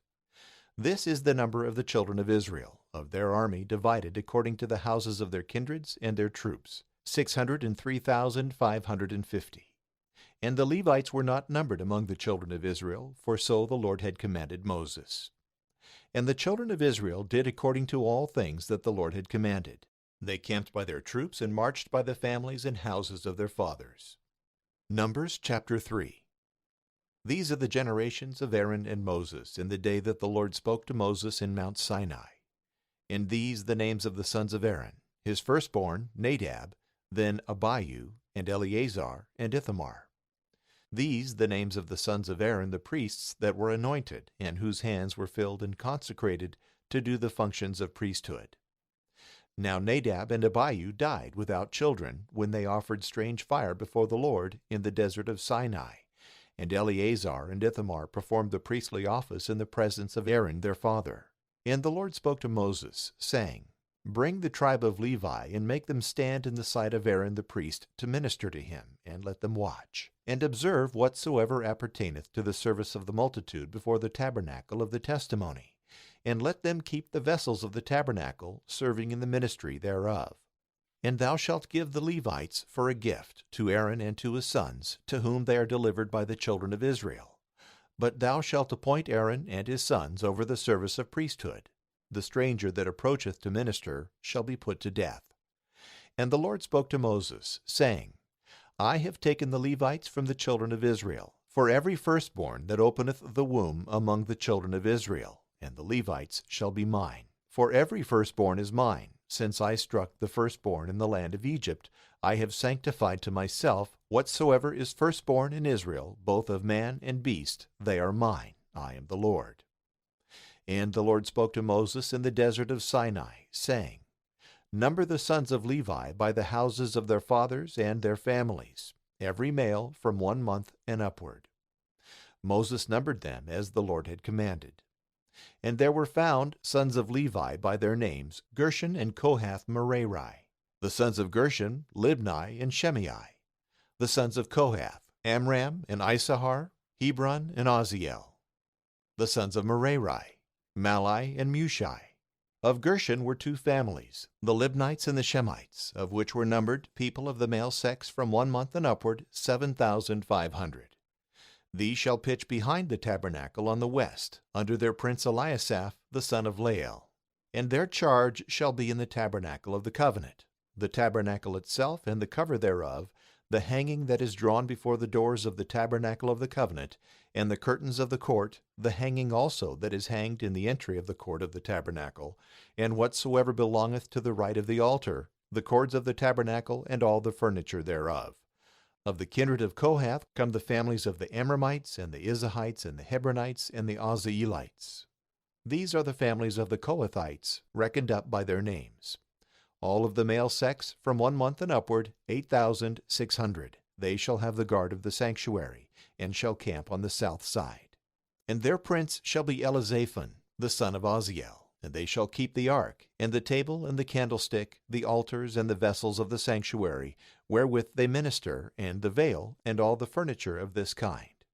And the prince of the princes of the Levites, Eleazar, the son of Aaron the priest, shall be over them that watch for the guard of the sanctuary. And of Merari are the families of the Malites and the Mushites, reckoned up by their names. All of the male kind from 1 month and upward, 6,200. Their prince Zurael, the son of Abiel, they shall camp on the north side. Under their custody shall be the boards of the tabernacle, and the bars, and the pillars and their sockets, and all things that pertain to this kind of service, and the pillars of the court round about with their sockets, and the pins with their cords. Before the tabernacle of the covenant, that is to say, on the east side, shall Moses and Aaron camp, with their sons, having the custody of the sanctuary in the midst of the children of Israel. What stranger soever cometh unto it shall be put to death. All the Levites that I, Moses, and Aaron numbered according to the precept of the Lord, by their families of the male kind from 1 month and upward, were 22,000. And the Lord said to Moses, Number the firstborn of the male sex of the children of Israel, from 1 month and upward, and thou shalt take the sum of them. And thou shalt take the Levites to me for all the firstborn of the children of Israel. I am the Lord. And their cattle for all the firstborn of the cattle of the children of Israel. Moses reckoned up, as the Lord had commanded, the firstborn of the children of Israel. And the males by their names, from 1 month and upward, were 22,273. And the Lord spoke to Moses, saying, Take the Levites for the firstborn of the children of Israel, and the cattle of the Levites for their cattle, and the Levites shall be mine. I am the Lord. But for the price of the 273 of the firstborn of the children of Israel, that exceed the number of the Levites, thou shalt take 5 shekels for every head, according to the weight of the sanctuary. A shekel hath 20 obals. And thou shalt give the money to Aaron and his sons, the price of them that are above. Moses therefore took the money of them that were above, and whom they had redeemed from the Levites, for the firstborn of the children of Israel, 1,365 shekels, according to the weight of the sanctuary, and gave it to Aaron and his sons, according to the word that the Lord had commanded him. Numbers chapter 4. And the Lord spoke to Moses and Aaron, saying, Take the sum of the sons of Kohath from the midst of the Levites, by their houses and families, from 30 years old and upward to 50 years old, of all that go in to stand and to minister in the tabernacle of the covenant. This is the service of the sons of Kohath. When the camp is to set forward, Aaron and his sons shall go into the tabernacle of the covenant and the Holy of Holies, and shall take down the veil that hangeth before the door, and shall wrap up the ark of the testimony in it, and shall cover it again with a cover of violet skins, and shall spread over it a cloth of all violet, and shall put in the bars. They shall wrap up also the table of proposition in a cloth of violet, and shall put with it the censers and little mortars, the cups and bowls to pour out the libations. The loaves shall be always on it. And they shall spread over it a cloth of scarlet, which again they shall cover with a covering of violet skins, and shall put in the bars. They shall take also a cloth of violet, wherewith they shall cover the candlestick with the lamps and tongs thereof, and the snuffers and all the oil vessels which are necessary for the dressing of the lamps. And over all they shall put a cover of violet skins, and put in the bars. And they shall wrap up the golden altar also in a cloth of violet, and shall spread over it a cover of violet skins, and put in the bars. All the vessels wherewith they minister in the sanctuary they shall wrap up in a cloth of violet, and shall spread over it a cover of violet skins, and put in the bars. They shall cleanse the altar also from the ashes, and shall wrap it up in a purple cloth, and shall put with it all the vessels that they use in the ministry thereof, that is to say, firepans, flesh hooks and forks, pot hooks and shovels. They shall cover all the vessels of the altar together with a covering of violet skins, and shall put in the bars. And when Aaron and his sons have wrapped up the sanctuary and the vessels thereof at the removing of the camp, then shall the sons of Kohath enter in to carry the things wrapped up, and they shall not touch the vessels of the sanctuary, lest they die. These are the burdens of the sons of Kohath in the tabernacle of the covenant. And over them shall be Eleazar the son of Aaron the priest, to whose charge pertaineth the oil to dress the lamps, and the sweet incense, and the sacrifice that is always offered, and the oil of unction, and whatsoever pertaineth to the service of the tabernacle, and of all the vessels that are in the sanctuary. And the Lord spoke to Moses and Aaron, saying, Destroy not the people of Kohath from the midst of the Levites, but do this to them, that they may live and not die by touching the Holy of Holies. Aaron and his sons shall go in, and they shall appoint every man his work, and shall divide the burdens that every man is to carry. Let not others by any curiosity see the things that are in the sanctuary before they be wrapped up, otherwise they shall die. And the Lord spoke to Moses, saying, Take the sum of the sons of Gershon, also by their houses and families and kindreds, from 30 years old and upward unto 50 years old. Number them all that go in and minister in the tabernacle of the covenant. This is the office of the family of the Gershonites. To carry the curtains of the tabernacle and the roof of the covenant, the other covering, and the violet covering over all, and the hanging that hangeth in the entry of the tabernacle of the covenant, the curtains of the court, and the veil in the entry that is before the tabernacle, all things that pertain to the altar, the cords and the vessels of the ministry, the sons of Gershon shall carry, by the commandment of Aaron and his sons, and each man shall know to what burden he must be assigned. This is the service of the family of the Gershonites in the tabernacle of the covenant, and they shall be under the hand of Ithamar the son of Aaron the priest. Thou shalt reckon up the sons of Merari also by the families and houses of their families, from 30 years old and upward unto 50 years old, all that go into the office of their ministry, and to the service of the covenant of the testimony. These are their burdens. They shall carry the boards of the tabernacle and the bars thereof, the pillars and their sockets, the pillars also of the court round about, with their sockets and pins and cords. They shall receive by account all the vessels and furniture, and so shall carry them. This is the office of the family of the Merarites, and their ministry in the tabernacle of the covenant, and they shall be under the hand of Ithamar the son of Aaron the priest. So Moses and Aaron and the princes of the synagogue reckoned up the sons of Kohath by their kindreds and the houses of their fathers, from 30 years old and upward unto 50 years old, all that go into the ministry of the tabernacle of the covenant. And they were found 2,750. This is the number of the people of Kohath that go into the tabernacle of the covenant. These did Moses and Aaron number according to the word of the Lord by the hand of Moses.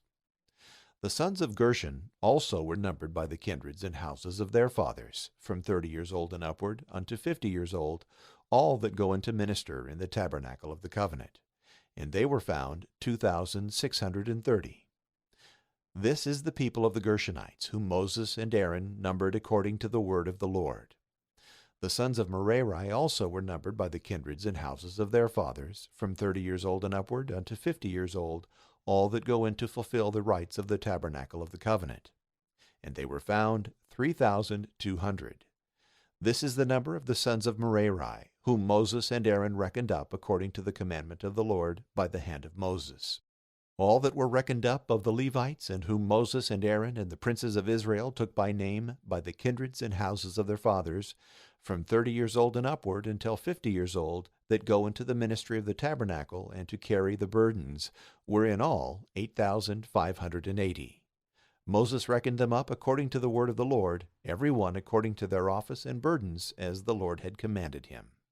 Numbers chapter 5. And the Lord spoke to Moses, saying, Command the children of Israel that they cast out of the camp every leper, and whosoever hath an issue of seed, or is defiled by the dead, whether it be man or woman, cast ye them out of the camp, lest they defile it when I shall dwell with you. And the children of Israel did so, and they cast them forth without the camp, as the Lord had spoken to Moses.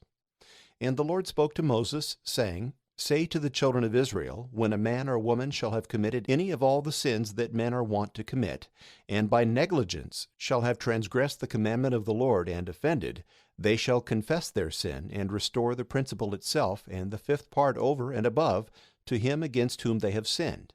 But if there be no one to receive it, they shall give it to the Lord, and it shall be the priest's, besides the ram that is offered for expiation, to be an atoning sacrifice. All the firstfruits also, which the children of Israel offer, belong to the priest. And whatsoever is offered into the sanctuary by every one, and is delivered into the hands of the priest, it shall be his.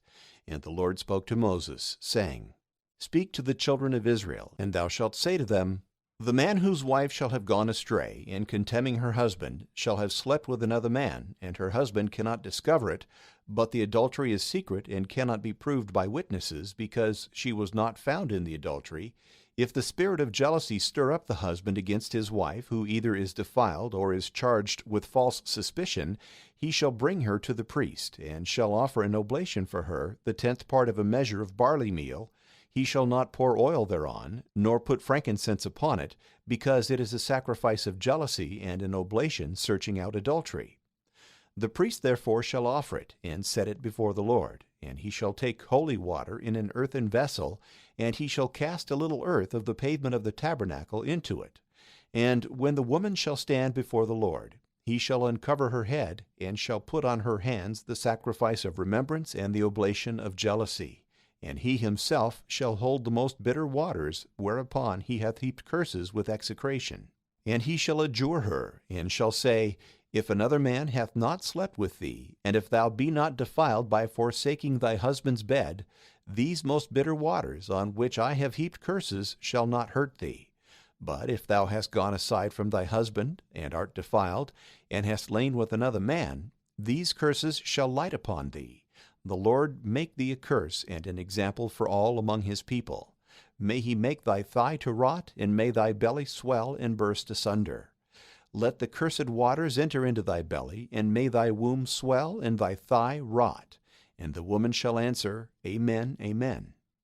And the priest shall write these curses in a book, and shall wash them out with the most bitter waters, upon which he hath heaped the curses.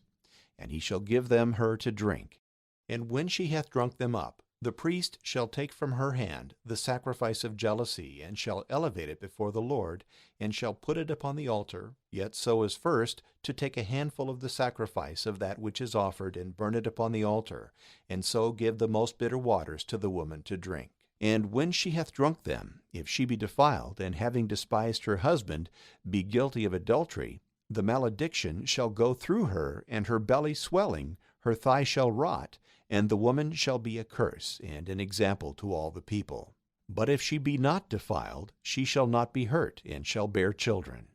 This is the law of jealousy. If a woman hath gone aside from her husband, and be defiled, and the husband stirred up by the spirit of jealousy bring her before the Lord, and the priest do to her according to all things that are here written, the husband shall be blameless, and she shall bear her iniquity. Numbers chapter 6.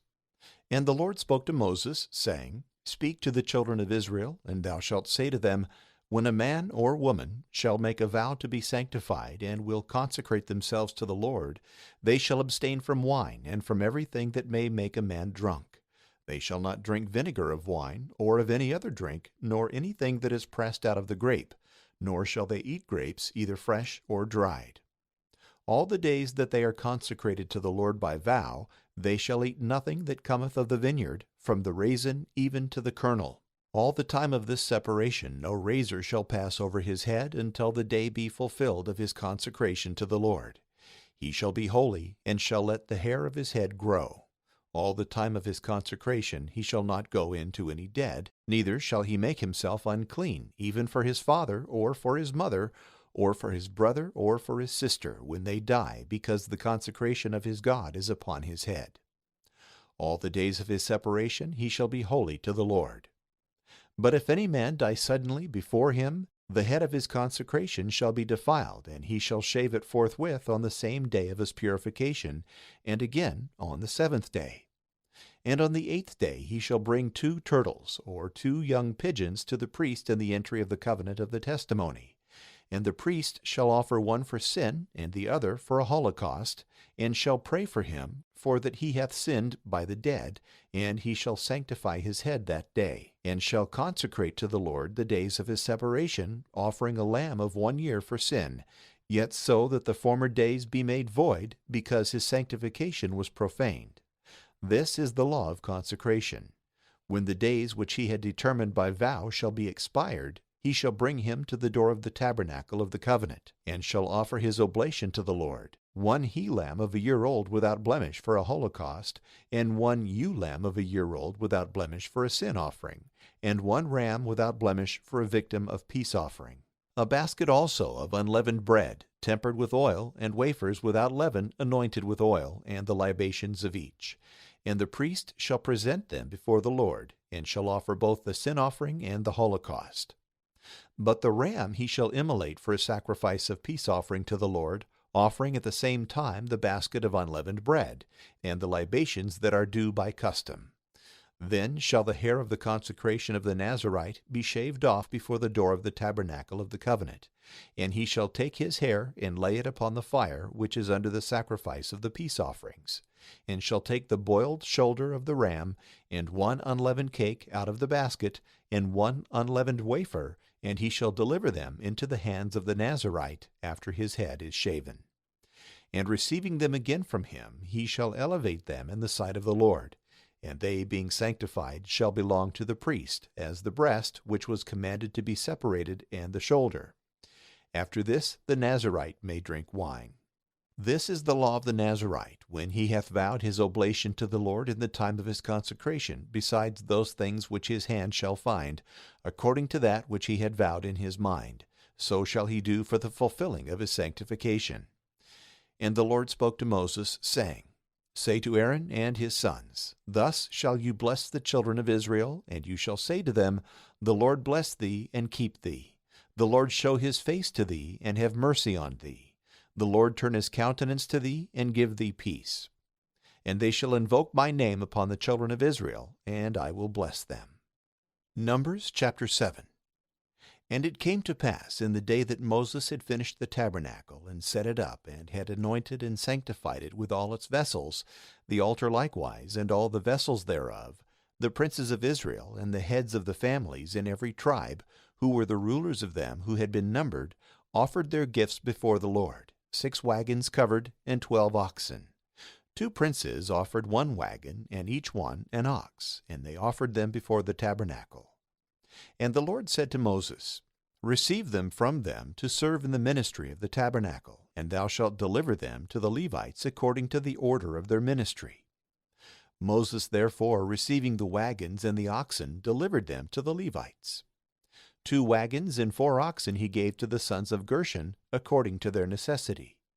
The other 4 wagons and 8 oxen he gave to the sons of Merari, according to their offices in service, under the hand of Ithamar the son of Aaron the priest. But to the sons of Kohath he gave no wagons or oxen, because they serve in the sanctuary, and carry their burdens upon their own shoulders. And the princes offered for the dedication of the altar on the day when it was anointed their oblation before the altar. And the Lord said to Moses, Let each one of the princes one day after another offer their gifts for the dedication of the altar. The first day Nahshon the son of Amminadab of the tribe of Judah offered his offering, and his offering was a silver dish weighing 130 shekels, a silver bowl of 70 shekels according to the weight of the sanctuary, both full of flour tempered with oil for a sacrifice, a little mortar of 10 shekels of gold full of incense, an ox of the herd, and a ram and lamb of a year old for a holocaust, and a buck goat for sin. And for the sacrifice of peace offerings, 2 oxen, 5 rams, 5 he-goats, 5 lambs of a year old. This was the offering of Nahshon the son of Amminadab.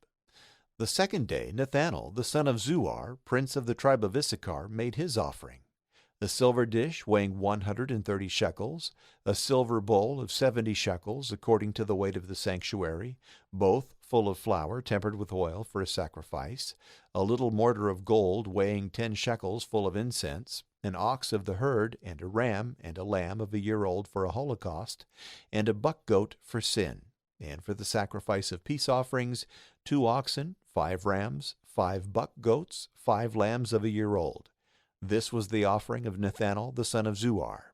The third day the prince of the sons of Zabulon, Eliab the son of Helon, offered a silver dish weighing 130 shekels, a silver bowl of 70 shekels by the weight of the sanctuary, both full of flour tempered with oil for a sacrifice, a little mortar of gold weighing 10 shekels full of incense, an ox of the herd, and a ram and a lamb of a year old for a holocaust, and a buck goat for sin.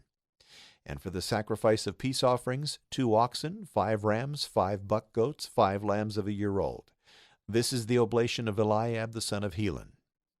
The fourth day the prince of the sons of Reuben, Elizur the son of Shedeur, offered a silver dish weighing 130 shekels, a silver bowl of 70 shekels according to the weight of the sanctuary, both full of flour tempered with oil for a sacrifice, a little mortar of gold weighing 10 shekels full of incense, an ox of the herd, and a ram and a lamb of a year old for a holocaust, and a buck goat for sin. And for victims of peace offerings, 2 oxen, 5 rams, 5 buck goats, 5 lambs of a year old. This was the offering of Elizur the son of Sheduer.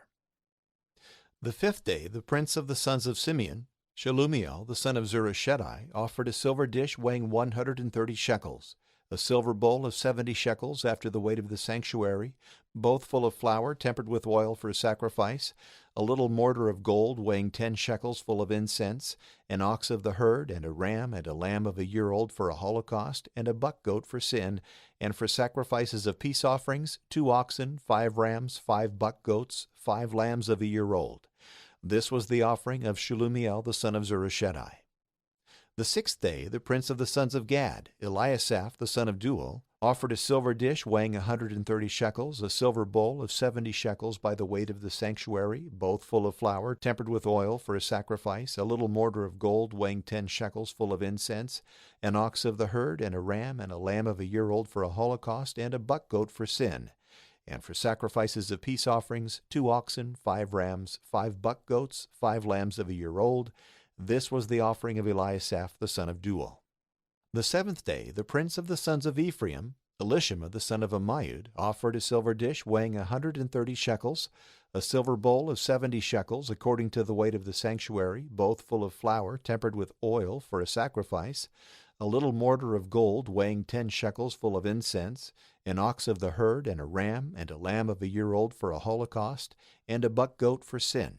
And for sacrifices of peace offerings, 2 oxen, 5 rams, 5 buck goats, 5 lambs of a year old. This was the offering of Elishama the son of Ammihud. The 8th day the prince of the sons of Manasseh, Gamaliel the son of Pedazur, offered a silver dish weighing 130 shekels, a silver bowl of 70 shekels according to the weight of the sanctuary, both full of flour tempered with oil for a sacrifice, a little mortar of gold weighing 10 shekels full of incense, an ox of the herd, and a ram and a lamb of a year old for a holocaust, and a buck goat for sin. And for sacrifices of peace offerings, 2 oxen, 5 rams, 5 buck goats, 5 lambs of a year old. This was the offering of Gamaliel the son of Pedazur. The 9th day the prince of the sons of Benjamin, Abidan the son of Gideon, offered a silver dish weighing 130 shekels, a silver bowl of 70 shekels by the weight of the sanctuary, both full of flour tempered with oil for a sacrifice, a little mortar of gold weighing 10 shekels full of incense, an ox of the herd, and a ram and a lamb of a year old for a holocaust, and a buck goat for sin. And for sacrifices of peace offerings, 2 oxen, 5 rams, 5 buck goats, 5 lambs of a year old. This was the offering of Abidan the son of Gideon.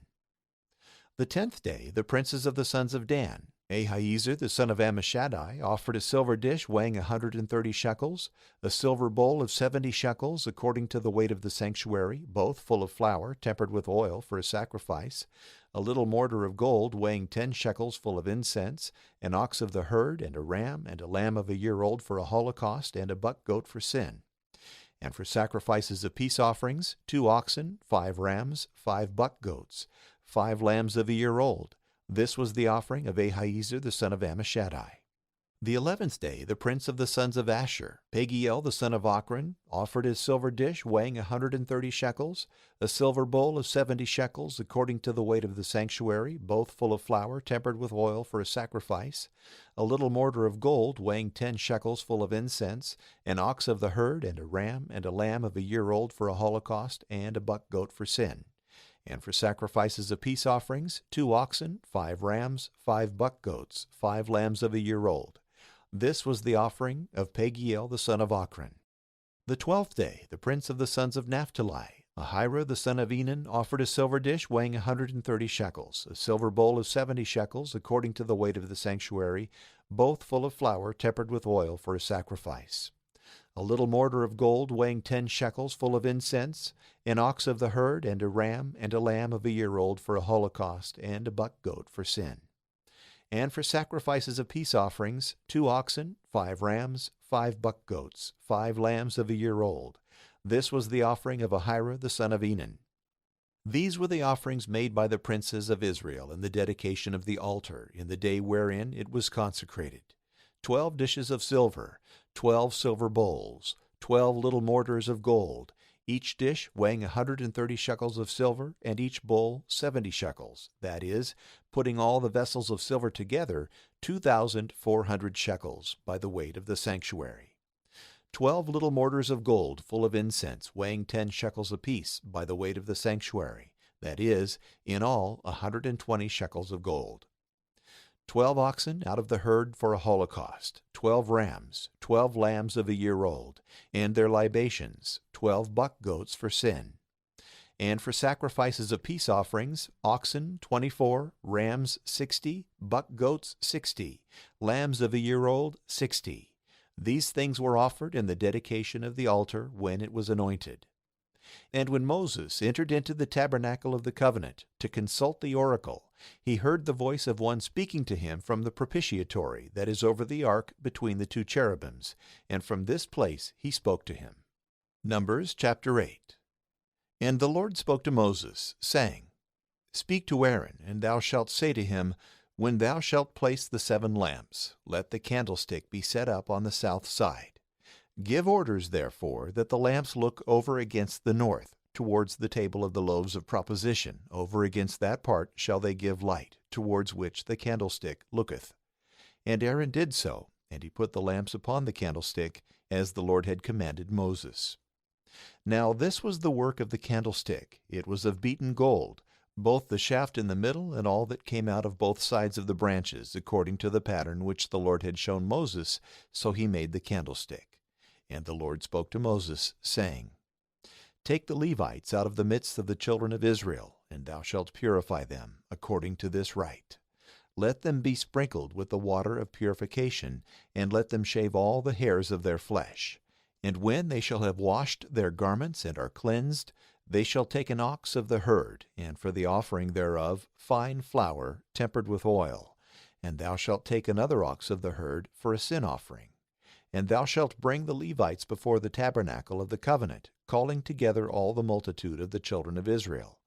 And when the Levites are before the Lord, the children of Israel shall put their hands upon them.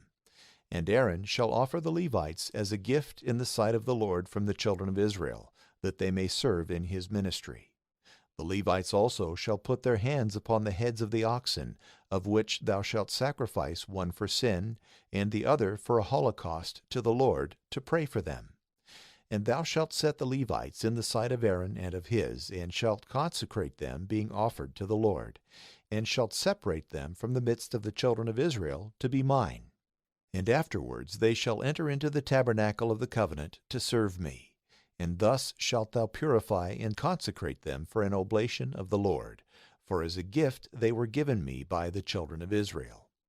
I have taken them instead of the firstborn that open every womb in Israel. For all the firstborn of the children of Israel, both of men and of beasts, are mine.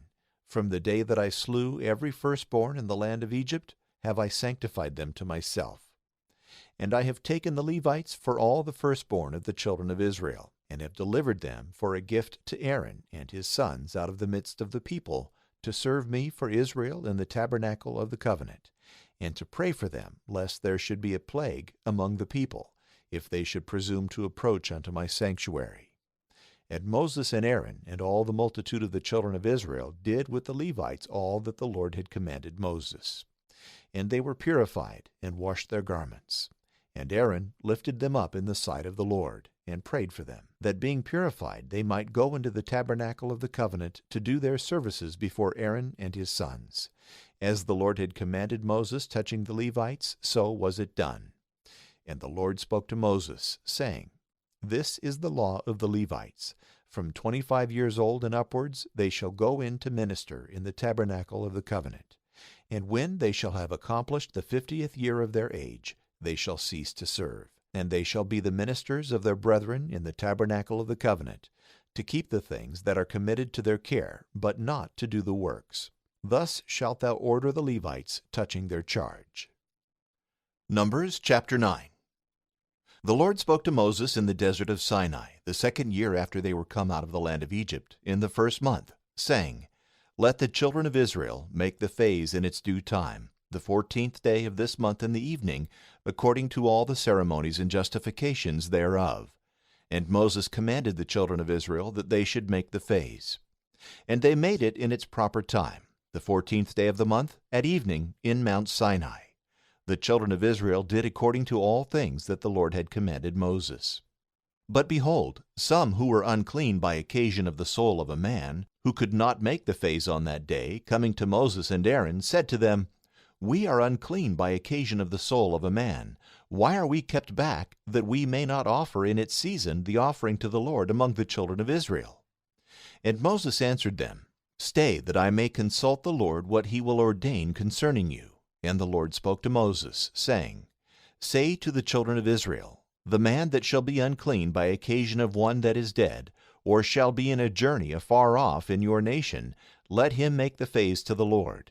In the 2nd month, on the 14th day of the month in the evening, they shall eat it with unleavened bread and wild lettuce. They shall not leave anything thereof until morning, nor break a bone thereof. They shall observe all the ceremonies of the phase. But if any man is clean, and was not on a journey, and did not make the phase, that soul shall be cut off from among his people, because he offered not sacrifice to the Lord in due season. He shall bear his sin. The sojourner also, and the stranger, if they be among you, shall make the phase to the Lord according to the ceremonies and justifications thereof. The same ordinances shall be with you both for the stranger and for him that was born in the land. Now on the day that the tabernacle was reared up, a cloud covered it, but from the evening there was over the tabernacle, as it were, the appearance of fire until the morning. So it was always. By day the cloud covered it, and by night, as it were, the appearance of fire. And when the cloud that covered the tabernacle was taken up, then the children of Israel marched forward, and in the place where the cloud stood still, there they camped. At the commandment of the Lord they marched, and at his commandment they pitched the tabernacle. All the days that the cloud abode over the tabernacle, they remained in the same place. And if it was so that it continued over it a long time, the children of Israel kept the watches of the Lord and marched not. For as many days soever as the cloud stayed over the tabernacle, at the commandment of the Lord they pitched their tents, and at his commandment they took them down. If the cloud tarried from evening until morning, and immediately at break of day left the tabernacle, they marched forward. And if it departed after a day and a night, they took down their tents. But if it remained over the tabernacle for 2 days or a month or a longer time, the children of Israel remained in the same place and marched not, but immediately, as soon as it departed, they removed the camp. By the word of the Lord they pitched their tents, and by his word they marched, and kept the watches of the Lord according to his commandment by the hand of Moses. Numbers chapter 10. And the Lord spoke to Moses, saying, Make thee 2 trumpets of beaten silver, wherewith thou mayest call together the multitude when the camp is to be removed. And when thou shalt sound the trumpets, all the multitude shall gather unto thee to the door of the tabernacle of the covenant. If thou sound but once, the princes and the heads of the multitude of Israel shall come to thee. But if the sound of the trumpets be longer, and with interruptions, they that are on the east side shall first go forward. And at the second sounding and like noise of the trumpet, they who lie on the south side shall take up their tents. And after this manner shall the rest do, when the trumpets shall sound for a march. But when the people is to be gathered together, the sound of the trumpets shall be plain, and they shall not make a broken sound. And the sons of Aaron the priest shall sound the trumpets, and this shall be an ordinance forever in your generations. If you go forth to war out of your land against the enemies that fight against you, you shall sound aloud with the trumpets, and there shall be a remembrance of you before the Lord your God, that you may be delivered out of the hands of your enemies. If at any time you shall have a banquet, and on your festival days, and on the first days of your months, you shall sound the trumpets over the holocausts and the sacrifices of peace offerings, that they may be to you for a remembrance of your God. I am the Lord your God. The 2nd year, in the 2nd month, the 20th day of the month, the cloud was taken up from the tabernacle of the covenant. And the children of Israel marched by their troops from the desert of Sinai, and the cloud rested in the wilderness of Paran. And the first went forward according to the commandment of the Lord by the hand of Moses. The sons of Judah by their troops, whose prince was Nahshon, the son of Amminadab. In the tribe of the sons of Issachar, the prince was Nathanael, the son of Zuar. In the tribe of Zabulon, the prince was Eliab, the son of Helon. And the tabernacle was taken down, and the sons of Gershon and Merari set forward, bearing it. And the sons of Reuben also marched by their troops in ranks, whose prince was Elizur the son of Sheduar. And in the tribe of Simeon the prince was Shelumiel the son of Zurishaddai. And in the tribe of Gad the prince was Eliasaph the son of Deuel. Then the Kohathites also marched, carrying the sanctuary. So long was the tabernacle carried, till they came to the place of setting it up. The sons of Ephraim also moved their camp by their troops, in whose army the prince was Elishama the son of Ammihud. And in the tribe of the sons of Manasseh the prince was Gamaliel the son of Pedazur. And in the tribe of Benjamin the prince was Abidan the son of Gideon.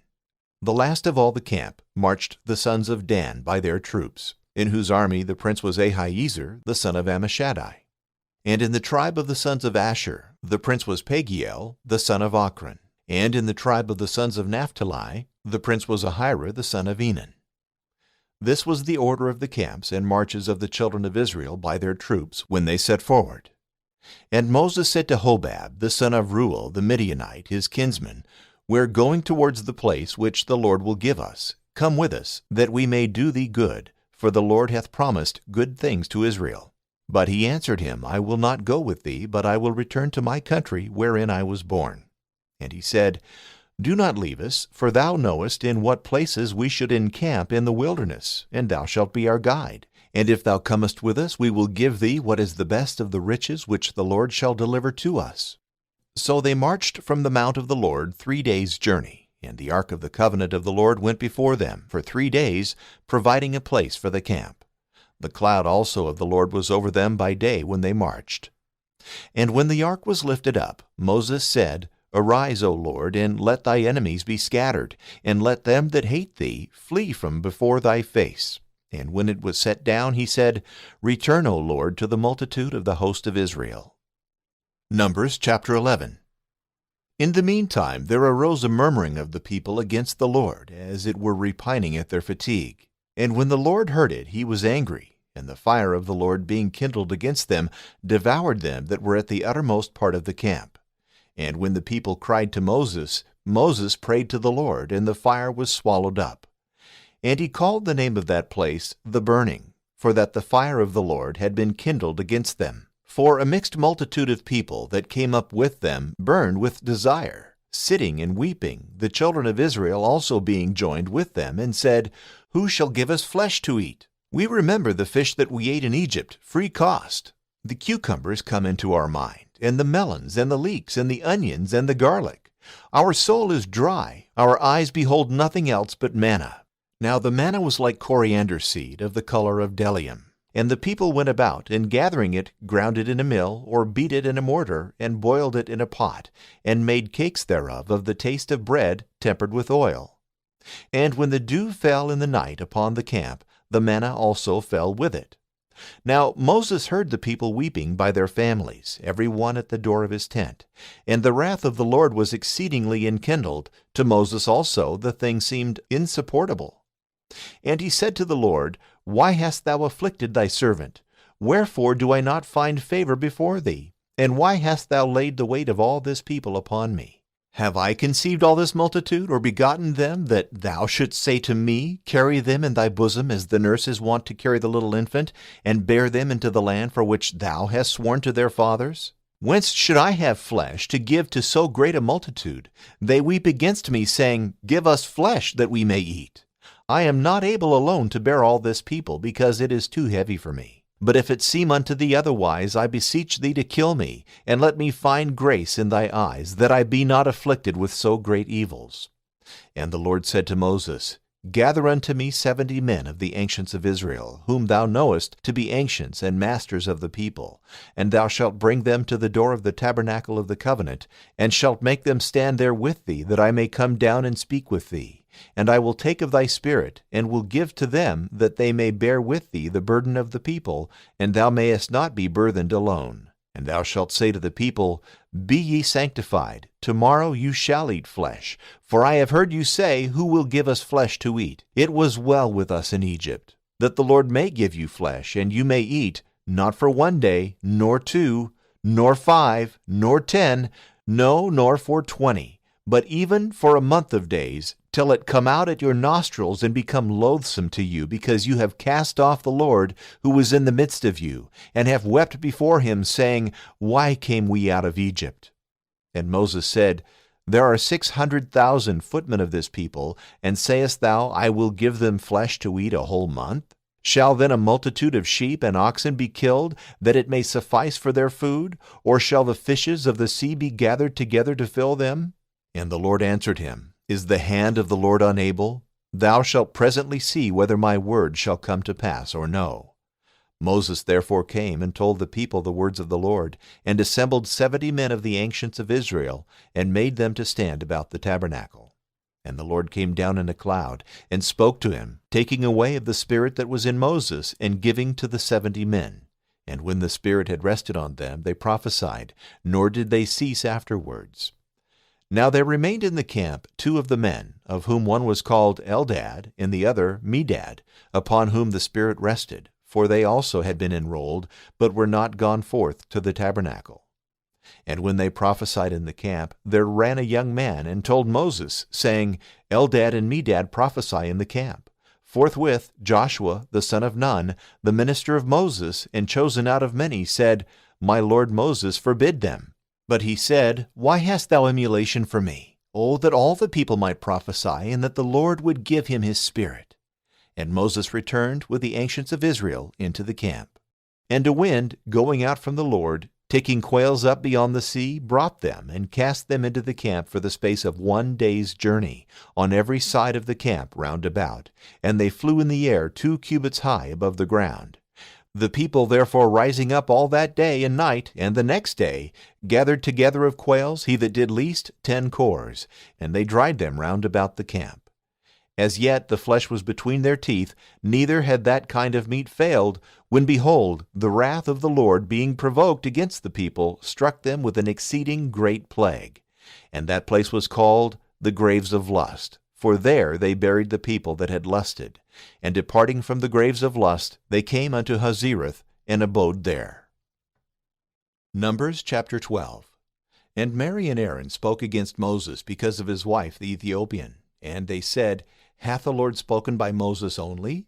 Hath he not also spoken to us in like manner?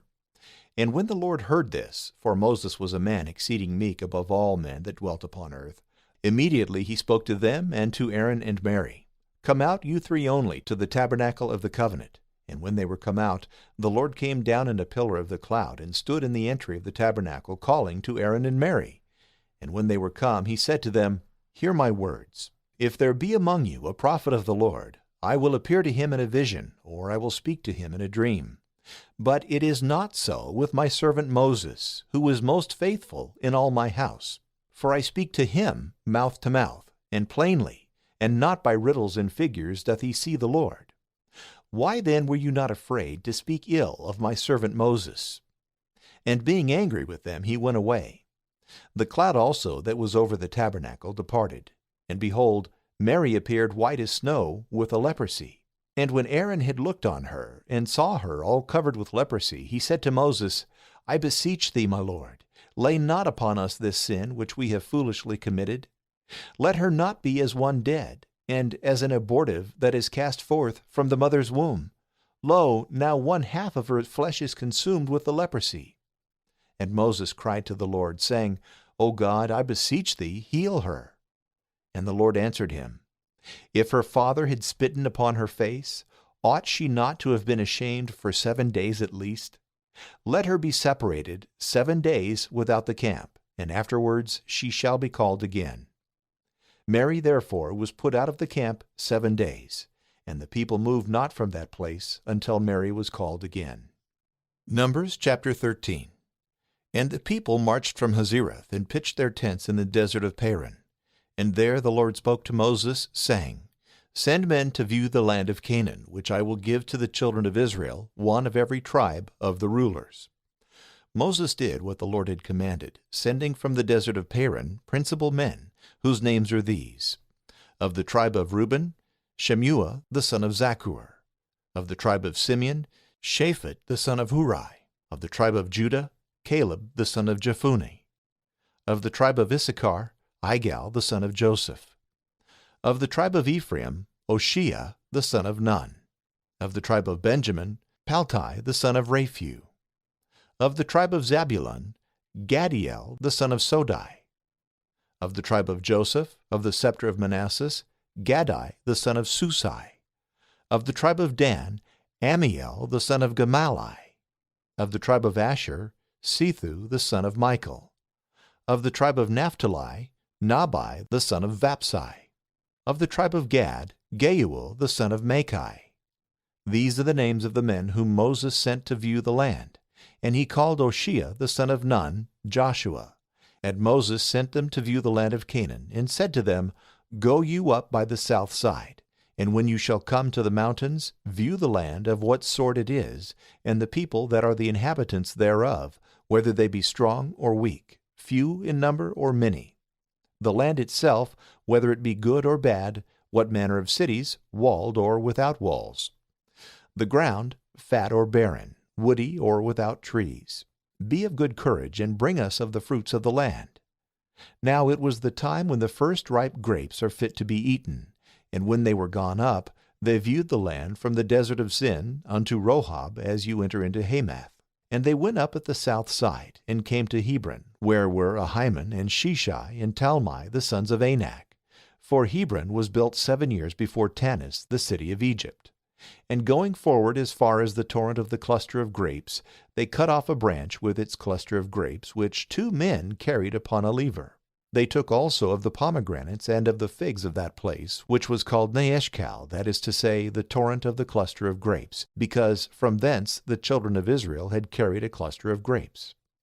And they that went to spy out the land returned after 40 days, having gone round all the country, and came to Moses and Aaron and to all the assembly of the children of Israel to the desert of Paran, which is in Kadesh. And speaking to them and to all the multitude, they showed them the fruits of the land.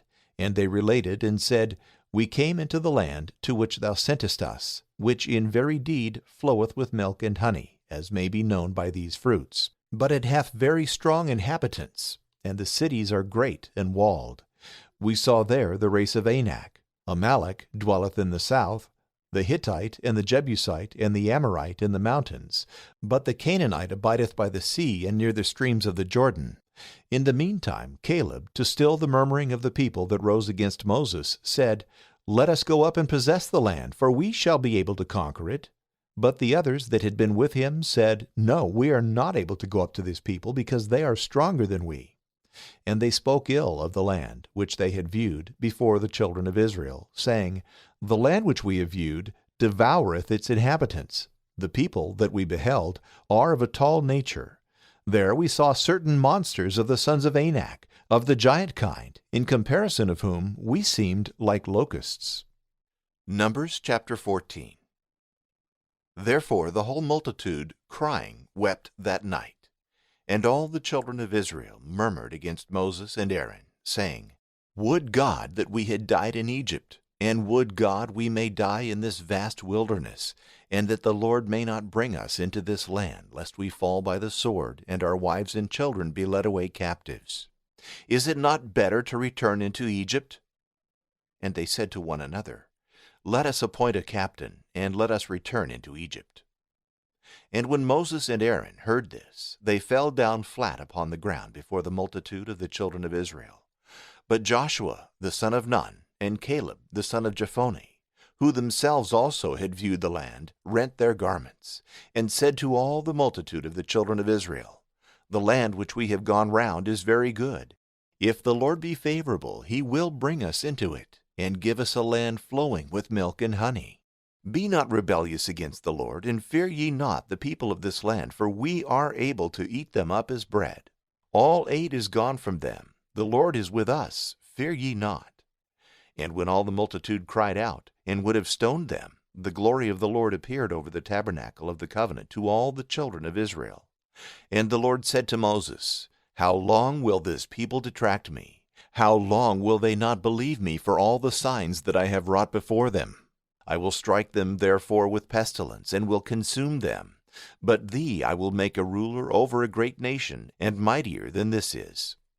And Moses said to the Lord, that the Egyptians, from the midst of whom thou hast brought forth this people, and the inhabitants of this land, who have heard that thou, O Lord, art among this people, and art seen face to face, and thy cloud protecteth them, and thou goest before them in a pillar of a cloud by day, and in a pillar of fire by night, may hear that thou hast killed so great a multitude as it were one man, and may say, He could not bring the people into the land for which he had sworn, therefore did he kill them in the wilderness. Let then the strength of the Lord be magnified, as thou hast sworn, saying, The Lord is patient and full of mercy, by taking away iniquity and wickedness, and leaving no man clear, who visitest the sins of the fathers upon the children unto the third and fourth generation. Forgive, I beseech thee, the sins of this people, according to the greatness of thy mercy, as thou hast been merciful to them from their going out of Egypt unto this place. And the Lord said, I have forgiven according to thy word. As I live, and the whole earth shall be filled with the glory of the Lord. But yet all the men that have seen my majesty, and the signs that I have done in Egypt and in the wilderness, and have tempted me now 10 times, and have not obeyed my voice, shall not see the land for which I swore to their fathers, neither shall any one of them that hath detracted me behold it. My servant Caleb, who, being full of another spirit, hath followed me, I will bring into this land which he hath gone round, and his seed shall possess it, for the Amalekite and the Canaanite dwell in the valleys. Tomorrow remove the camp, and return into the wilderness by the way of the Red Sea. And the Lord spoke to Moses and Aaron, saying, How long doth this wicked multitude murmur against me? I have heard the murmurings of the children of Israel. Say therefore to them, As I live, saith the Lord, according as you have spoken in my hearing, so will I do to you. In the wilderness shall your carcasses lie. All you that were numbered from 20 years old and upward, and have murmured against me, shall not enter into the land over which I lifted up my hand to make you dwell therein, except Caleb the son of Jephunneh, and Joshua the son of Nun. But your children, of whom you said that they should be a prey to the enemies, will I bring in, that they may see the land which you have despised. Your carcasses shall lie in the wilderness. Your children shall wander in the desert 40 years, and shall bear your fornication, until the carcasses of their fathers be consumed in the desert, according to the number of the 40 days wherein you viewed the land. A year shall be counted for a day. In 40 years you shall receive your iniquities, and shall know my revenge. For as I have spoken, so will I do to all this wicked multitude that hath risen up together against me. In this wilderness shall it faint away and die. Therefore all the men whom Moses had sent to view the land, and who at their return had made the whole multitude to murmur against him, speaking ill of the land that it was not, died and were struck in the sight of the Lord. But Joshua the son of Nun and Caleb had gone to view the land. And Moses spoke all these words to all the children of Israel, and the people mourned exceedingly. And behold, rising up very early in the morning, they went up to the top of the mountain, and said, We are ready to go up to the place of which the Lord hath spoken, for we have sinned. And Moses said to them, Why transgress you the word of the Lord, which shall not succeed prosperously with you? Go not up, for the Lord is not with you, lest you fall before your enemies. The Amalekite and the Canaanite are before you, and by their sword you shall fall, because you would not consent to the Lord, neither will the Lord be with you. But they, being blinded, went up to the top of the mountain. But the ark of the testament of the Lord and Moses departed not from the camp. And the Amalekite came down, and the Canaanite that dwelt in the mountain, and smiting and slaying them, pursued them as far as Hormah. Numbers chapter 15. And the Lord spoke to Moses, saying, Speak to the children of Israel, and thou shalt say to them, When you shall be come unto the land of your habitation, which I will give you, and shall make an offering to the Lord, for a holocaust, or a victim, paying your vows, or voluntarily offering gifts, or in your solemnities burning a sweet savor unto the Lord of oxen or of sheep, whosoever immolateth the victim shall offer a sacrifice of fine flour, the 10th part of an ephah, tempered with the 4th part of a hin of oil. And he shall give the same measure of wine to pour out in libations for the holocaust or for the victim. For every lamb, and for every ram there shall be a sacrifice of flour of 2/10, which shall be tempered with the 3rd part of a hin of oil. And he shall offer the third part, the same measure of wine for the libation, for a sweet savor to the Lord. But when thou offerest a holocaust or sacrifice of oxen to fulfill thy vow, or for victims of peace offerings, thou shalt give for every ox 3/10 of flour tempered with half a hin of oil, and wine for libations of the same measure, for an offering of most sweet savor to the Lord. Thus shalt thou do for every ox, and ram, and lamb, and kid. Both they that are born in the land and the strangers shall offer sacrifices after the same rite. There shall be all one law and judgment both for you and for them who are strangers in the land. And the Lord spoke to Moses, saying, Speak to the children of Israel, and thou shalt say to them, When you are come into the land which I will give you, and shall eat of the bread of that country, you shall separate first fruits to the Lord of the things you eat. As you separate first fruits of your barn floors, so also shall you give first fruits of your dough to the Lord. And if through ignorance you omit any of these things which the Lord hath spoken to Moses, and by him hath commanded you from the day that he began to command and thenceforward, and the multitude have forgotten to do it, they shall offer a calf out of the herd, a holocaust for a most sweet savor to the Lord, and the sacrifice and libations thereof, as the ceremonies require, and a buck goat for sin. And the priest shall pray for all the multitude of the children of Israel, and it shall be forgiven them, because they sinned ignorantly, offering notwithstanding a burnt offering to the Lord for themselves and for their sin and their ignorance. And it shall be forgiven all the people of the children of Israel, and the strangers that sojourn among them, because it is the fault of all the people through ignorance. But if one soul shall sin ignorantly, he shall offer a she-goat of a year old for his sin. And the priest shall pray for him, because he sinned ignorantly before the Lord, and he shall obtain his pardon, and it shall be forgiven him. The same law shall be for all that sin by ignorance, whether they be natives or strangers. But the soul that committeth anything through pride, whether he be born in the land or a stranger, because he hath been rebellious against the Lord, shall be cut off from among his people. For he hath contemned the word of the Lord, and made void his precept. Therefore shall he be destroyed, and shall bear his iniquity. And it came to pass, when the children of Israel were in the wilderness, and had found a man gathering sticks on the Sabbath day, that they brought him to Moses and Aaron and the whole multitude. And they put him into prison, not knowing what they should do with him. And the Lord said to Moses, Let that man die, let all the multitude stone him without the camp. And when they had brought him out, they stoned him, and he died as the Lord had commanded. The Lord also said to Moses, Speak to the children of Israel, and thou shalt tell them to make to themselves fringes in the corners of their garments, putting in them ribbons of blue, that when they shall see them, they may remember all the commandments of the Lord, and not follow their own thoughts and eyes, going astray after diverse things, but rather, being mindful of the precepts of the Lord, may do them, and be holy to their God. I am the Lord your God, who brought you out of the land of Egypt, that I might be your God. Numbers chapter 16.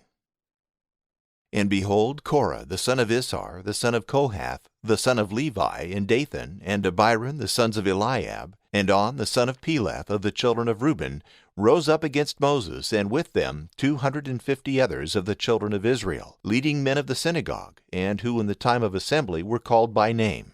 And when they had stood up against Moses and Aaron, they said, Let it be enough for you that all the multitude consisteth of holy ones, and the Lord is among them. Why lift you up yourselves above the people of the Lord? When Moses heard this, he fell flat on his face, and speaking to Korah and all the multitude, he said, In the morning the Lord will make known who belong to him, and the holy he will join to himself, and whom he shall choose, they shall approach to him. Do this therefore, take every man of you your censers, thou Korah, and all thy company, and, putting fire in them tomorrow, put incense upon it before the Lord, and whomsoever he shall choose, the same shall be holy. You take too much upon you, ye sons of Levi. And he said again to Korah, Hear ye, sons of Levi. Is it a small thing unto you that the God of Israel hath spared you from all the people, and joined you to himself, that you should serve him in the service of the tabernacle, and should stand before the congregation of the people, and should minister to him? Did he therefore make thee and all thy brethren, the sons of Levi, to approach unto him, that you should challenge to yourselves the priesthood also, and that all thy company should stand against the Lord? For what is Aaron, that you murmur against him? Then Moses sent to call Dathan and Abiram, the sons of Eliab. But they answered, We will not come. Is it a small matter to thee, that thou hast brought us out of a land that flowed with milk and honey, to kill us in the desert, except thou rule also like a lord over us? Thou hast brought us indeed into a land that floweth with rivers of milk and honey, and hast given us possessions of fields and vineyards. Wilt thou also pull out our eyes? We will not come. Moses therefore, being very angry, said to the Lord, Respect not their sacrifices. Thou knowest that I have not taken of them so much as a young ass at any time, nor have injured any of them. And he said to Korah, Do thou and thy congregation stand apart before the Lord tomorrow, and Aaron apart. Take every one of you censers, and put incense upon them, offering to the Lord 250 censers. Let Aaron also hold his censer. When they had done this, Moses and Aaron, standing, and had drawn up all the multitude against them to the door of the tabernacle, the glory of the Lord appeared to them all. And the Lord, speaking to Moses and Aaron, said, Separate yourselves from among this congregation, that I may presently destroy them. They fell flat on their face and said, O most mighty, the God of the spirits of all flesh, for one man's sin shall thy wrath rage against all? And the Lord said to Moses, Command the whole people to separate themselves from the tents of Korah and Dathan and Abiram. And Moses arose and went to Dathan and Abiram, and the ancients of Israel followed him. He said to the multitude, Depart from the tents of these wicked men, and touch nothing of theirs, lest you be involved in their sins. And when they were departed from their tents round about, Dathan and Abiram, coming out, stood in the entry of their pavilions with their wives and children, and all the people. And Moses said, By this you shall know that the Lord hath sent me to do all things that you see, and that I have not forged them of my own head. If these men die the common death of men, and if they be visited with a plague, wherewith others also are wont to be visited, the Lord did not send me. But if the Lord do a new thing, and the earth opening her mouth swallow them down, and all things that belong to them, and they go down alive into hell, you shall know that they have blasphemed the Lord. And immediately, as he had made an end of speaking, the earth broke asunder under their feet, and opening her mouth, devoured them with their tents and all their substance. And they went down alive into hell, the ground closing upon them, and they perished from among the people. But all Israel that was standing round about fled at the cry of them that were perishing, saying, Lest perhaps the earth swallow us up also. And a fire coming out from the Lord destroyed the 250 men that offered the incense. And the Lord spoke to Moses, saying, Command Eleazar the son of Aaron the priest to take up the censers that lie in the burning, and to scatter the fire of one side and the other, because they are sanctified in the deaths of the sinners. And let them beat them into plates, and fasten them to the altar, because incense hath been offered in them to the Lord, and they are sanctified, that the children of Israel may see them for a sign and a memorial. Then Eleazar the priest took the brazen censers wherein they had offered, whom the burning fire had devoured, and beat them into plates, fastening them to the altar, that the children of Israel might have for the time to come wherewith they should be admonished, that no stranger or any one that is not of the seed of Aaron should come near to offer incense to the Lord, lest he should suffer as Korah suffered, and all his congregation, according as the Lord spoke to Moses. The following day all the multitude of the children of Israel murmured against Moses and Aaron, saying, You have killed the people of the Lord. And when there arose a sedition, and the tumult increased, Moses and Aaron fled to the tabernacle of the covenant. And when they were gone into it, the cloud covered it, and the glory of the Lord appeared. And the Lord said to Moses, Get you out from the midst of this multitude. This moment will I destroy them. And as they were lying on the ground, Moses said to Aaron, Take the censer, and putting fire in it from the altar, put incense upon it, and go quickly to the people to pray for them, for already wrath is gone out from the Lord, and the plague rageth. When Aaron had done this, and had run to the midst of the multitude which the burning fire was now destroying, he offered the incense, and standing between the dead and the living, he prayed for the people, and the plague ceased. And the number of them that were slain was 14,700 men, besides them that had perished in the sedition of Korah. And Aaron returned to Moses to the door of the tabernacle of the covenant after the destruction was over. Numbers chapter 17. And the Lord spoke to Moses, saying, Speak to the children of Israel, and take of every one of them a rod by their kindreds, of all the princes of the tribes 12 rods, and write the name of every man upon his rod. And the name of Aaron shall be for the tribe of Levi, and 1 rod shall contain all their families. And thou shalt lay them up in the tabernacle of the covenant before the testimony, where I will speak to thee. Whomsoever of these I shall choose, his rod shall blossom, and I will make to cease from me the murmurings of the children of Israel, wherewith they murmur against you. And Moses spoke to the children of Israel, and all the princes gave him rods, 1 for every tribe. And there were 12 rods, besides the rod of Aaron. And when Moses had laid them up before the Lord in the tabernacle of the testimony, he returned on the following day, and found that the rod of Aaron for the house of Levi was budded, and that the buds swelling it hid bloomed blossoms, which, spreading the leaves, were formed into almonds. Moses therefore brought out all the rods from before the Lord to all the children of Israel, and they saw, and every one received their rods. And the Lord said to Moses, Carry back the rod of Aaron into the tabernacle of the testimony, that it may be kept there for a token of the rebellious children of Israel, and that their complaints may cease from me, lest they die. And Moses did as the Lord had commanded. And the children of Israel said to Moses, Behold, we are consumed, we all perish. Whosoever approacheth to the tabernacle of the Lord, he dieth. Are we all to a man to be utterly destroyed? Numbers chapter 18. And the Lord said to Aaron, Thou and thy sons, and thy father's house with thee, shall bear the iniquity of the sanctuary, and thou and thy sons with thee shall bear the sins of your priesthood. And take with thee thy brethren also of the tribe of Levi, and the scepter of thy father, and let them be ready in hand, and minister to thee. But thou and thy sons shall minister in the tabernacle of the testimony. And the Levites shall watch to do thy commands, and about all the works of the tabernacle. Only they shall not come nigh the vessels of the sanctuary, nor the altar, lest both they die, and you also perish with them. But let them be with thee, and watch in the charge of the tabernacle, and in all the ceremonies thereof. A stranger shall not join himself with you. Watch ye in the charge of the sanctuary, and in the ministry of the altar, lest indignation rise upon the children of Israel. I have given you your brethren the Levites from among the children of Israel, and have delivered them for a gift to the Lord, to serve in the ministries of the tabernacle. But thou and thy sons look ye to the priesthood, and all things that pertain to the service of the altar, and that are within the veil, shall be executed by the priests. If any stranger shall approach, he shall be slain.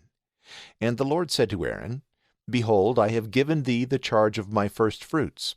All things that are sanctified by the children of Israel I have delivered to thee and to thy sons for the priestly office by everlasting ordinances. These therefore shalt thou take of the things that are sanctified, and are offered to the Lord. Every offering and sacrifice, and whatsoever is rendered to me for sin and for trespass, and becometh holy of holies, shall be for thee and thy sons.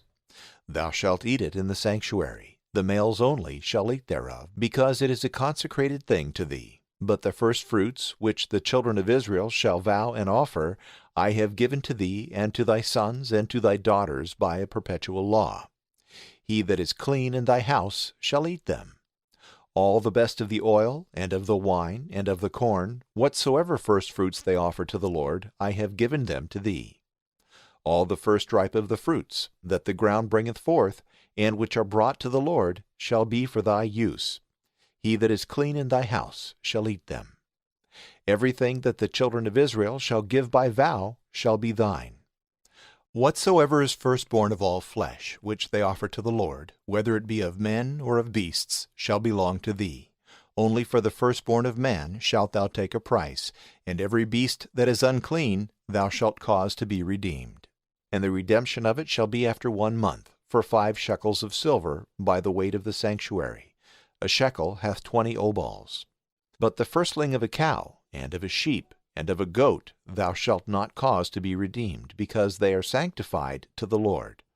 Their blood only thou shalt pour upon the altar, and their fat thou shalt burn for a most sweet odor to the Lord. But the flesh shall fall to thy use, as the consecrated breast, and the right shoulder shall be thine. All the firstfruits of the sanctuary, which the children of Israel offer to the Lord, I have given to thee and to thy sons and daughters, by a perpetual ordinance. It is a covenant of salt forever before the Lord, to thee and to thy sons. And the Lord said to Aaron, You shall possess nothing in their land, neither shall you have a portion among them. I am thy portion and inheritance in the midst of the children of Israel. And I have given to the sons of Levi all the tithes of Israel for a possession, for the ministry wherewith they serve me in the tabernacle of the covenant, that the children of Israel may not approach any more to the tabernacle, nor commit deadly sin, but only the sons of Levi may serve me in the tabernacle and bear the sins of the people. It shall be an everlasting ordinance in your generations. They shall not possess any other thing, but be content with the oblation or tithes, which I have separated for their uses and necessities. And the Lord spoke to Moses, saying, Command the Levites, and declare unto them, When you shall receive of the children of Israel the tithes, which I have given you, offer the firstfruits of them to the Lord, that is to say, the 10th part of the 10th. That it may be reckoned to you as an oblation of firstfruits, as well of the barn floors as of the winepresses. And of all the things of which you receive tithes, offer the firstfruits to the Lord, and give them to Aaron the priest. All the things that you shall offer of the tithes, and shall separate for the gifts of the Lord, shall be the best and choicest things. And thou shalt say to them, If you offer all the goodly and the better things of the tithes, it shall be reckoned to you as if you had given the firstfruits of the barn floor and the winepress. And you shall eat them in all your places, both you and your families, because it is your reward for the ministry, wherewith you serve in the tabernacle of the testimony. And you shall not sin in this point, by reserving the choicest and fat things to yourselves, lest you profane the oblations of the children of Israel, and die. Numbers chapter 19. And the Lord spoke to Moses and Aaron, saying, This is the observance of the victim, which the Lord hath ordained. Command the children of Israel that they bring unto thee a red cow of full age, in which there is no blemish, and which hath not carried the yoke. And you shall deliver her to Eleazar the priest, who shall bring her forth without the camp, and shall immolate her in the sight of all, and, dipping his finger in her blood, shall sprinkle it over against the door of the tabernacle 7 times, and shall burn her in the sight of all, delivering up to the fire her skin, and her flesh, and her blood, and her dung. The priest shall also take cedar wood, and hyssop, and scarlet twice dyed, and cast it into the flame, with which the cow is consumed. And then, after washing his garments and body, he shall enter into the camp, and shall be unclean until the evening. He also that hath burned her shall wash his garments and his body, and shall be unclean until the evening. And a man that is clean shall gather up the ashes of the cow, and shall pour them forth without the camp in a most clean place, that they may be reserved for the multitude of the children of Israel, and for a water of aspersion, because the cow was burnt for sin. And when he that carried the ashes of the cow hath washed his garments, he shall be unclean until the evening. The children of Israel and the strangers that dwell among them shall observe this for a holy thing by a perpetual ordinance. He that toucheth the corpse of a man, and is therefore unclean 7 days, shall be sprinkled with this water on the 3rd day and on the 7th, and so shall be cleansed. If he were not sprinkled on the 3rd day, he cannot be cleansed on the 7th.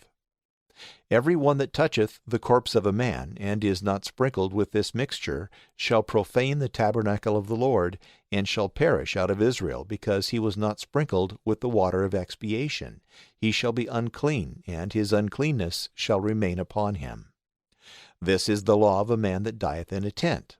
All that go into his tent, and all the vessels that are there, shall be unclean 7 days. The vessel that hath no cover, nor binding over it, shall be unclean. If any man in the field touch the corpse of a man that was slain, or that died of himself, or his bone, or his grave, he shall be unclean 7 days.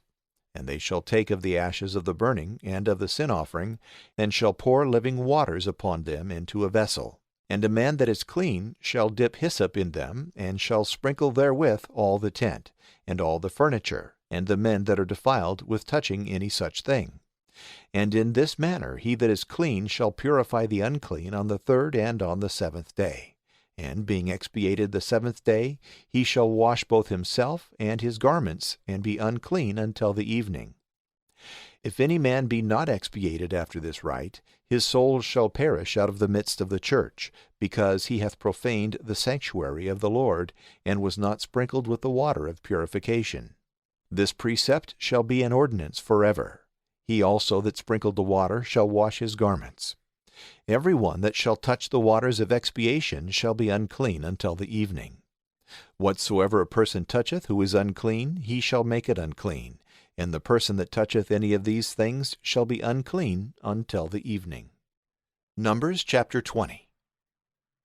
And the children of Israel and all the multitude came into the desert of Zin in the 1st month, and the people abode in Kadesh. And Mary died there, and was buried in the same place. And the people, wanting water, came together against Moses and Aaron. And making a sedition, they said, Would God we had perished among our brethren before the Lord! Why have you brought out the church of the Lord into the wilderness, that both we and our cattle should die? Why have you made us come up out of Egypt, and have brought us into this wretched place which cannot be sowed, nor bringeth forth figs, nor vines, nor pomegranates, neither is there any water to drink? And Moses and Aaron, leaving the multitude, went into the tabernacle of the covenant, and fell flat upon the ground, and cried to the Lord, and said, O Lord God, hear the cry of this people, and open to them thy treasure, a fountain of living water, that being satisfied they may cease to murmur. And the glory of the Lord appeared over them.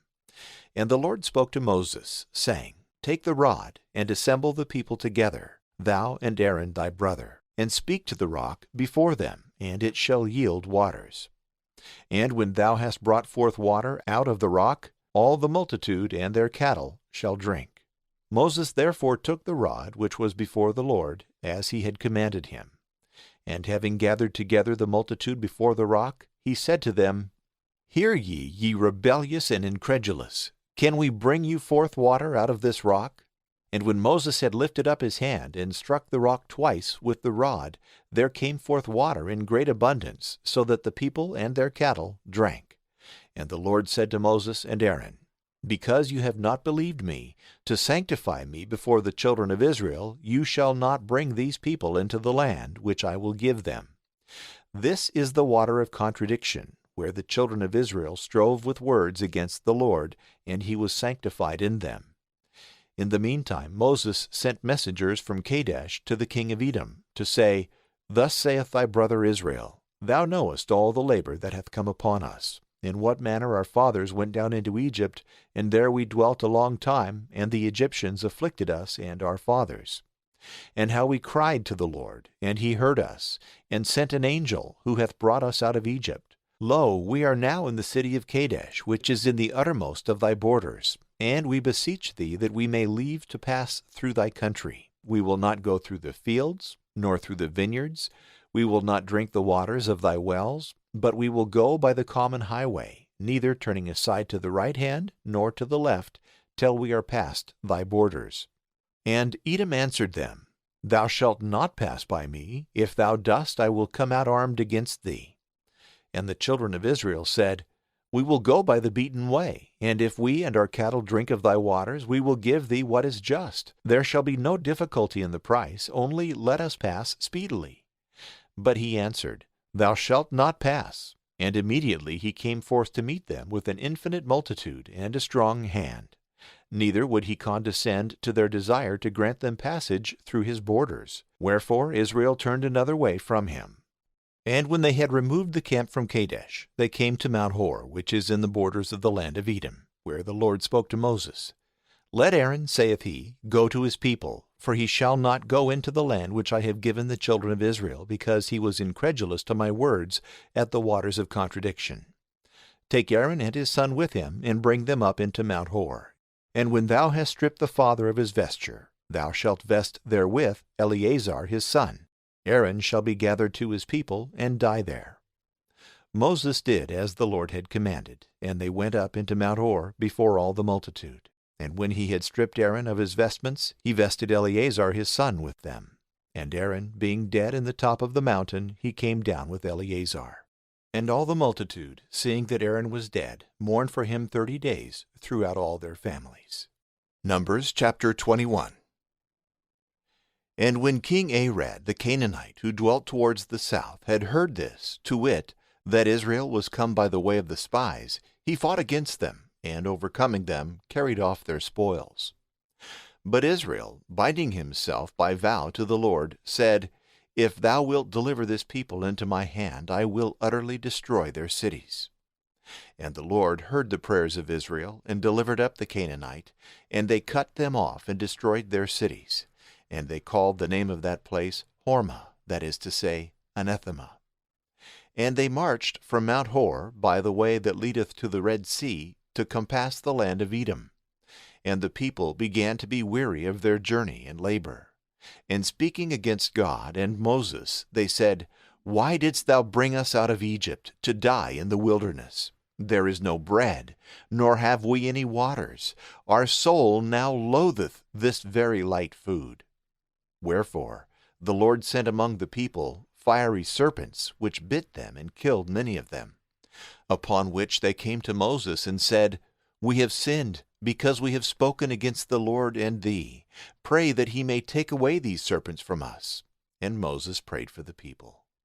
And the Lord said to him, Make a brazen serpent, and set it up for a sign. Whosoever being struck shall look on it shall live. Moses therefore made a brazen serpent, and set it up for a sign, which when they that were bitten looked upon, they were healed. And the children of Israel, setting forward, camped in Oboth. And departing thence, they pitched their tents in Jaabarim, in the wilderness that faced Moab toward the east. And removing from thence, they came to the torrent Zered, which they left and encamped over against Arnon, which is in the desert, and standeth out on the borders of the Amorite. For Arnon is the border of Moab, dividing the Moabites and the Amorites. Wherefore it is said in the book of the wars of the Lord, As he did in the Red Sea, so will he do in the streams of Ammon. The rocks of the torrents were bowed down, that they might rest in Ar, and lie down in the borders of the Moabites. When they went from that place, the well appeared, whereof the Lord said to Moses, Gather the people together, and I will give them water. Then Israel sung this song, Let the well spring up. They sung thereto, the well, which the princes dug, and the chiefs of the people prepared by the direction of the lawgiver, and with their staves. And they marched from the wilderness to Mattanah, from Mattanah unto Nahaliel, from Nahaliel unto Bamoth. From Bamoth is a valley in the country of Moab, to the top of Pisgah, which looked towards the desert. And Israel sent messengers to Sihon, king of the Amorites, saying, I beseech thee that I may have leave to pass through thy land. We will not go aside into the fields or the vineyards. We will not drink waters of the wells. We will go to the king's highway, till we be past thy borders.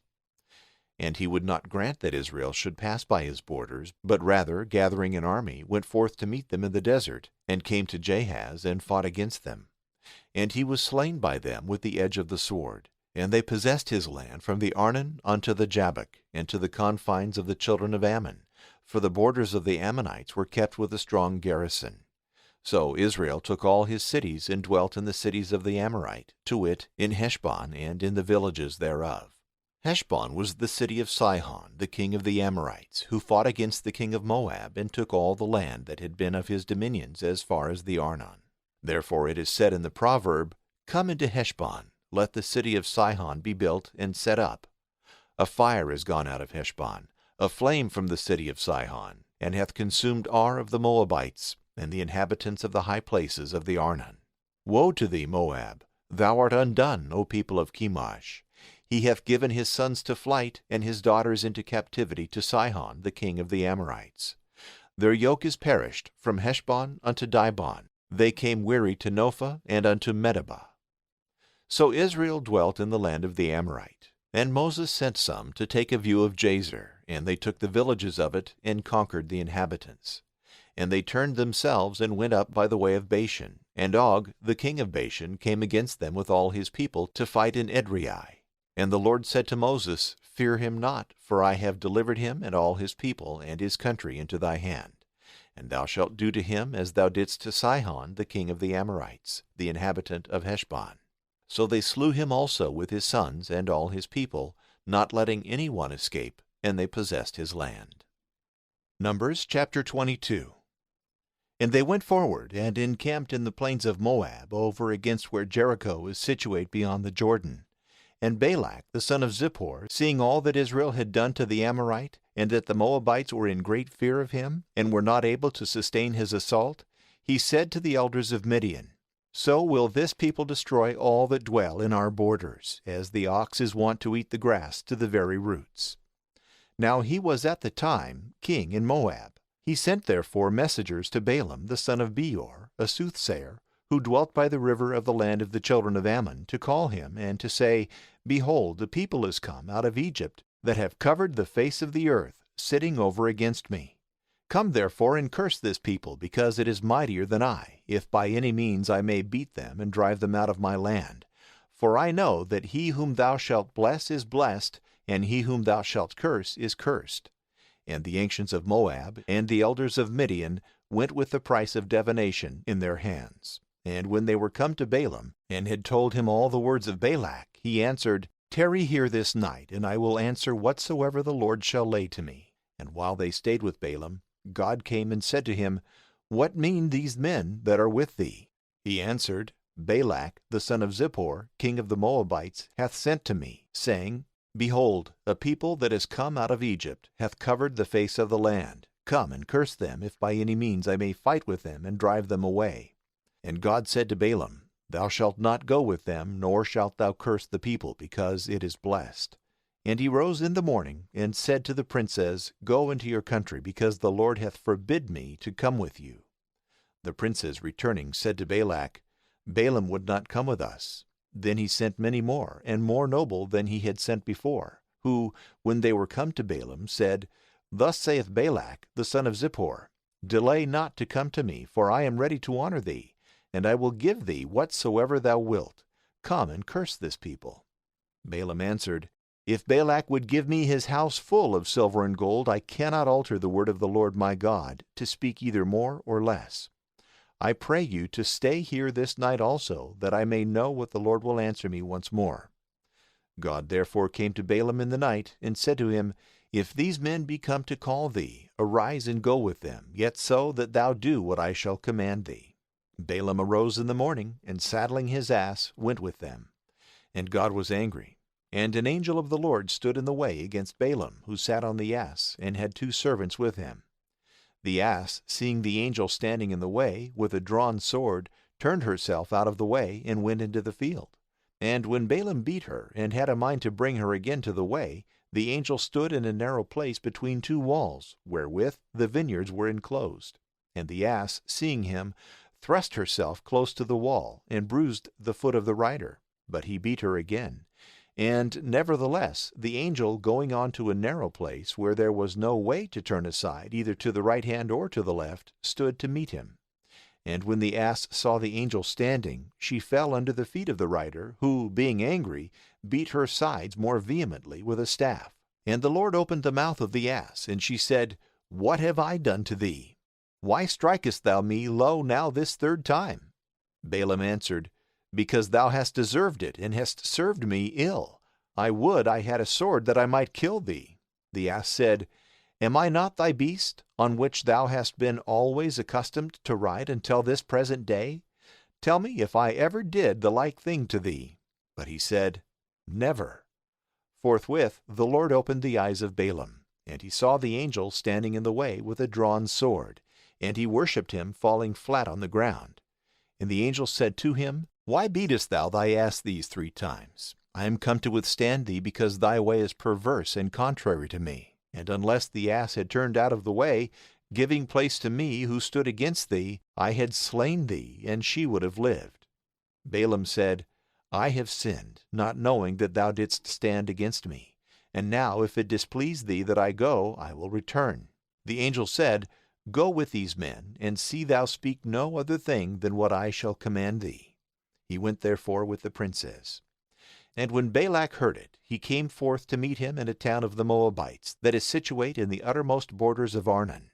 And he said to Balaam, I sent messengers to call thee. Why didst thou not come immediately to me? Was it because I am not able to reward thy coming? He answered him, Lo, here I am. Shall I have power to speak any other thing but that which God shall put in my mouth? So they went on together, and came into a city that was in the uttermost borders of his kingdom. And when Balak had killed oxen and sheep, he sent presents to Balaam, and to the princes that were with him. And when morning was come, he brought him to the high places of Baal, and he beheld the uttermost part of the people. Numbers chapter 23. And Balaam said to Balak, Build me here 7 altars, and prepare as many calves, and the same number of rams. And when he had done according to the word of Balaam, they laid together a calf and a ram upon every altar. And Balaam said to Balak, Stand a while by thy burnt offering, until I go to see if perhaps the Lord will meet me, and whatsoever he shall command I will speak to thee. And when he was gone with speed, God met him. And Balaam, speaking to him, said, I have erected 7 altars, and have laid on every one a calf and a ram. And the Lord put the word in his mouth, and said, Return to Balak, and thus shalt thou speak. Returning, he found Balak standing by his burnt offering with all the princes of the Moabites. And taking up his parable, he said, Balak, king of the Moabites, hath brought me from Aram, from the mountains of the east. Come, said he, and curse Jacob. Make haste and detest Israel. How shall I curse him, whom God hath not cursed? By what means should I detest him, whom the Lord detesteth not? I shall see him from the tops of the rocks, and shall consider him from the hills. This people shall dwell alone, and shall not be reckoned among the nations. Who can count the dust of Jacob, and know the number of the stock of Israel? Let my soul die the death of the just, and my last end be like to them. And Balak said to Balaam, What is this that thou dost? I sent for thee to curse my enemies, and thou, contrariwise, blessest them. He answered him, Can I speak anything else but what the Lord commandeth? Balak therefore said, Come with me to another place from whence thou mayest see part of Israel, and canst not see them all. Curse them from thence. And when he had brought him to a high place, upon the top of Mount Pisgah, Balaam built 7 altars, and laying on every one a calf and a ram, he said to Balak, Stand here by the burnt offering, while I go to meet him. And when the Lord had met him, and had put the word in his mouth, he said, Return to Balak, and thus shalt thou say to him. Returning, he found him standing by his burnt sacrifice, and the princes of the Moabites with him. And Balak said to him, What hath the Lord spoken? But he, taking up his parable, said, Stand, O Balak, and give ear. Hear, thou son of Zippor. God is not a man, that he should lie, nor is he the son of man, that he should be changed. Hath he said then, and will he not do? Hath he spoken, and will he not fulfill? I was brought to bless. The blessing I am not able to hinder. There is no idol in Jacob, neither is there an image god to be seen in Israel. The Lord his God is with him, and the sound of the victory of the king in him. God hath brought him out of Egypt, whose strength is like to the rhinoceros. There is no soothsaying in Jacob, nor divination in Israel. In their times it shall be told to Jacob and to Israel what God hath wrought. Behold, the people shall rise up as a lioness, and shall lift itself up as a lion. It shall not lie down till it devour the prey and drink the blood of the slain. And Balak said to Balaam, Neither curse nor bless him. And he said, Did I not tell thee that whatsoever God would command me, that I would do? And Balak said to him, Come, and I will bring thee to another place, if peradventure it please God that thou mayest curse them from thence. And when he had brought him upon the top of Mount Peor, which looketh toward the wilderness, Balaam said to him, Build me here 7 altars, and prepare as many calves, and the same number of rams. Balak did as Balaam had said, and he laid on every altar a calf and a ram. Numbers chapter 24. And when Balaam saw that it pleased the Lord that he should bless Israel, he went not as he had gone before to seek divination, but setting his face towards the desert, and lifting up his eyes, he saw Israel abiding in their tents by their tribes. And the Spirit of God rushing upon him, he took up his parable, and said, Balaam the son of Beor hath said, The man hath said, whose eye is stopped up, the bearer of the words of God hath said, He that hath beheld the vision of the Almighty, he that falleth, and so his eyes are opened. How beautiful are thy tabernacles, O Jacob, and thy tents, O Israel! As woody valleys, as watered gardens near the rivers, as tabernacles which the Lord hath pitched, as cedars by the waterside. Water shall flow out of his bucket, and his seed shall be in many waters. For Agag his king shall be removed, and his kingdom shall be taken away. God hath brought him out of Egypt, whose strength is like to the rhinoceros. They shall devour the nations that are his enemies, and break their bones, and pierce them with arrows. Lying down he hath slept as a lion, and as a lioness, whom none shall dare to rouse. He that blesseth thee shall also himself be blessed. He that curseth thee shall be reckoned accursed. And Balak, being angry against Balaam, clapped his hands together, and said, I called thee to curse my enemies, and thou, on the contrary, hast blessed them 3 times. Return to thy place. I had determined indeed greatly to honor thee, but the Lord hath deprived thee of the honor designed for thee. Balaam made answer to Balak, Did I not say to thy messengers, whom thou sentest to me, If Balak would give me his house full of silver and gold, I cannot go beyond the word of the Lord my God, to utter anything of my own head, either good or evil? But whatsoever the Lord shall say, that I will speak. But yet going to my people, I will give thee counsel, what this people shall do to thy people in the latter days. Therefore, taking up his parable, again he said, Balaam the son of Beor hath said, The man whose eye is stopped up hath said, The hearer of the words of God hath said, Who knoweth the doctrine of the highest, and seeth the visions of the Almighty, who falling hath his eyes opened. I shall see him, but not now. I shall behold him, but not near. A star shall rise out of Jacob, and a scepter shall spring up from Israel, and shall strike the chiefs of Moab, and shall waste all the children of Seth. And he shall possess Edom. The inheritance of Seir shall come to their enemies, but Israel shall do manfully. Out of Jacob shall he come that shall rule, and shall destroy the remains of the city. And when he saw Amalek, he took up his parable and said, Amalek, the beginning of nations, whose latter ends shall be destroyed.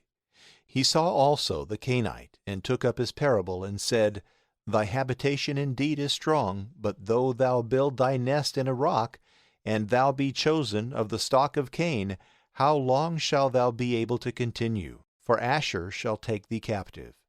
And taking up his parable, again he said, Alas, who shall live when God shall do these things? They shall come in galleys from Italy. They shall overcome the Assyrians, and shall waste the Hebrews. And at the last they themselves also shall perish. And Balaam rose and returned to his place. Balak also returned the way that he came. Numbers chapter 25.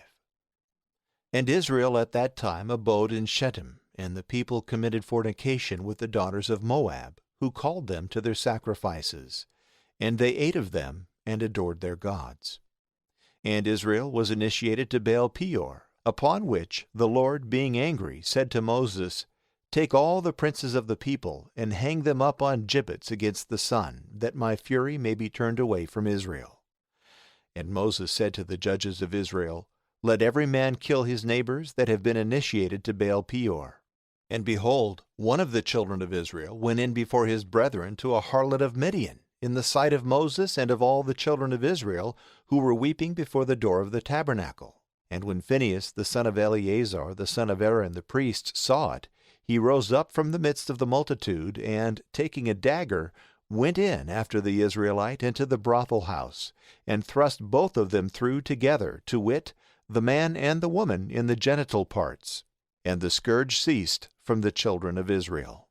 And there were slain 24,000 men. And the Lord said to Moses, Phinehas the son of Eleazar, the son of Aaron the priest, hath turned away my wrath from the children of Israel, because he was moved with my zeal against them, that I myself might not destroy the children of Israel in my zeal.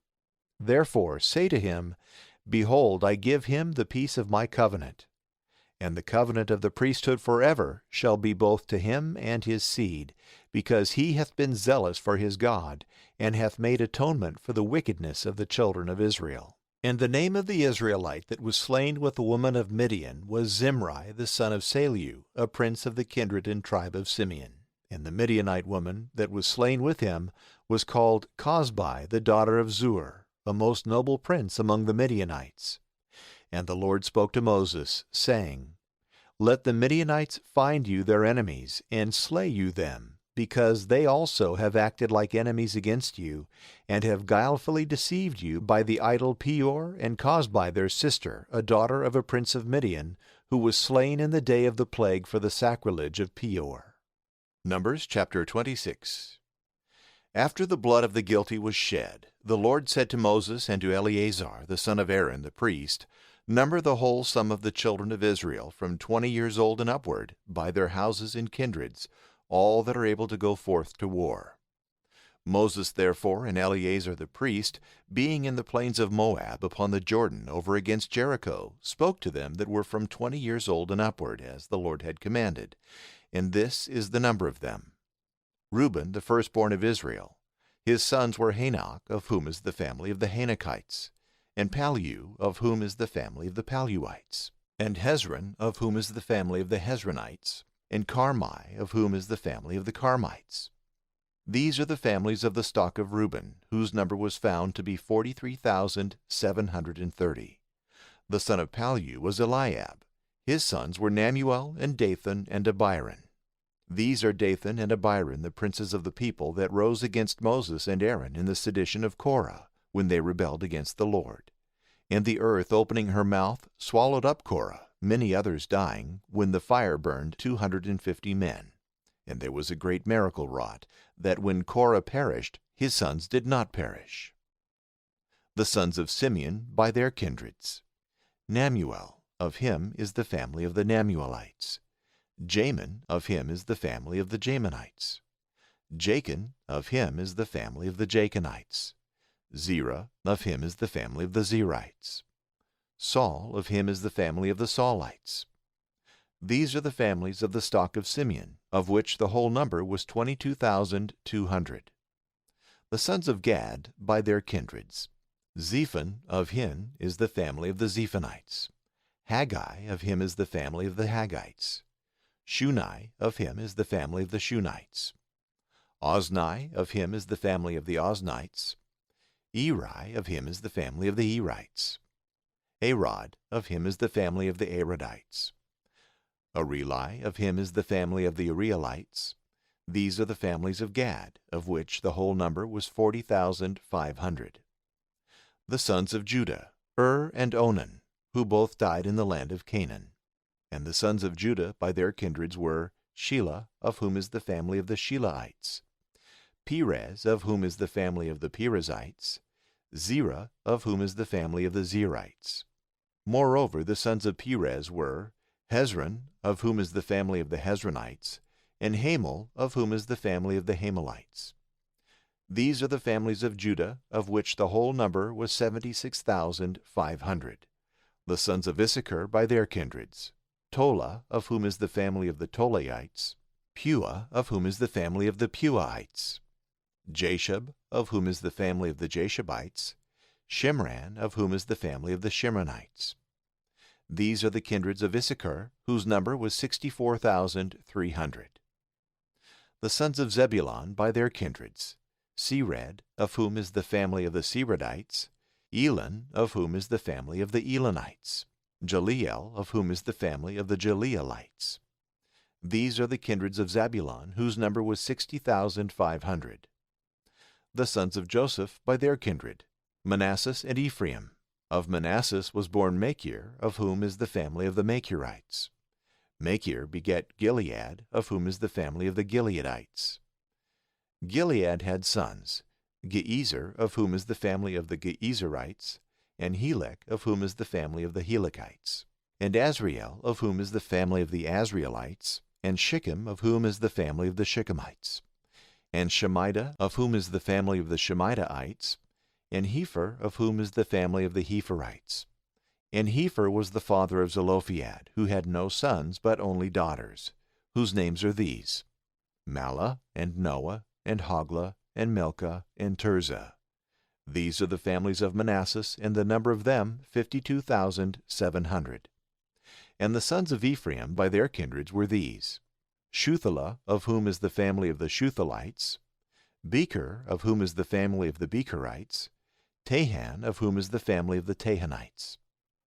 Now the son of Shuthelah was Eran, of whom is the family of the Heranites.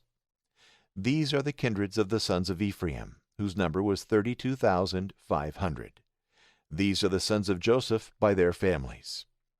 The sons of Benjamin in their kindreds: Bela, of whom is the family of the Belaites; Ashbel, of whom is the family of the Ashbelites; Ahiram, of whom is the family of the Ahiramites; Shupham, of whom is the family of the Shuphamites; Hupham, of whom is the family of the Huphamites. The sons of Bela: Od and Naaman. Of Od is the family of the Odites; of Naaman the family of the Naamanites. These are the sons of Benjamin by their kindreds, whose number was 45,600. The sons of Dan by their kindreds: Shuham, of whom is the family of the Shuhamites. These are the kindreds of Dan by their families. All were Shuhamites, whose number was 64,400. The sons of Asher by their kindreds: Jimnah, of whom is the family of the Jimnaites; Jesui, of whom is the family of the Jesuites; Beriah, of whom is the family of the Beriites. The sons of Beriah: Heber, of whom is the family of the Heberites; and Melchiel, of whom is the family of the Melchielites. And the name of the daughter of Asher was Serah. These are the kindreds of the sons of Asher, and their number 53,400. The sons of Naphtali by their kindreds: Jaziel, of whom is the family of the Jazielites; Guni, of whom is the family of the Gunites; Jezer, of whom is the family of the Jezerites; Shillem, of whom is the family of the Shillemites. These are the kindreds of the sons of Naphtali by their families, whose number was 45,400. This is the sum of the children of Israel that were reckoned up, 601,730. And the Lord spoke to Moses, saying, To these shall the land be divided for their possessions according to the number of names. To the greater number thou shalt give a greater portion, and to the fewer a less. To every one, as they have now been reckoned up, shall a possession be delivered. Yet so that by lot the land be divided to the tribe and families. Whatsoever shall fall by lot, that shall be taken by the more, or the fewer. This also is the number of the sons of Levi by their families: Gershon, of whom is the family of the Gershonites; Kohath, of whom is the family of the Kohathites; Merari, of whom is the family of the Merarites.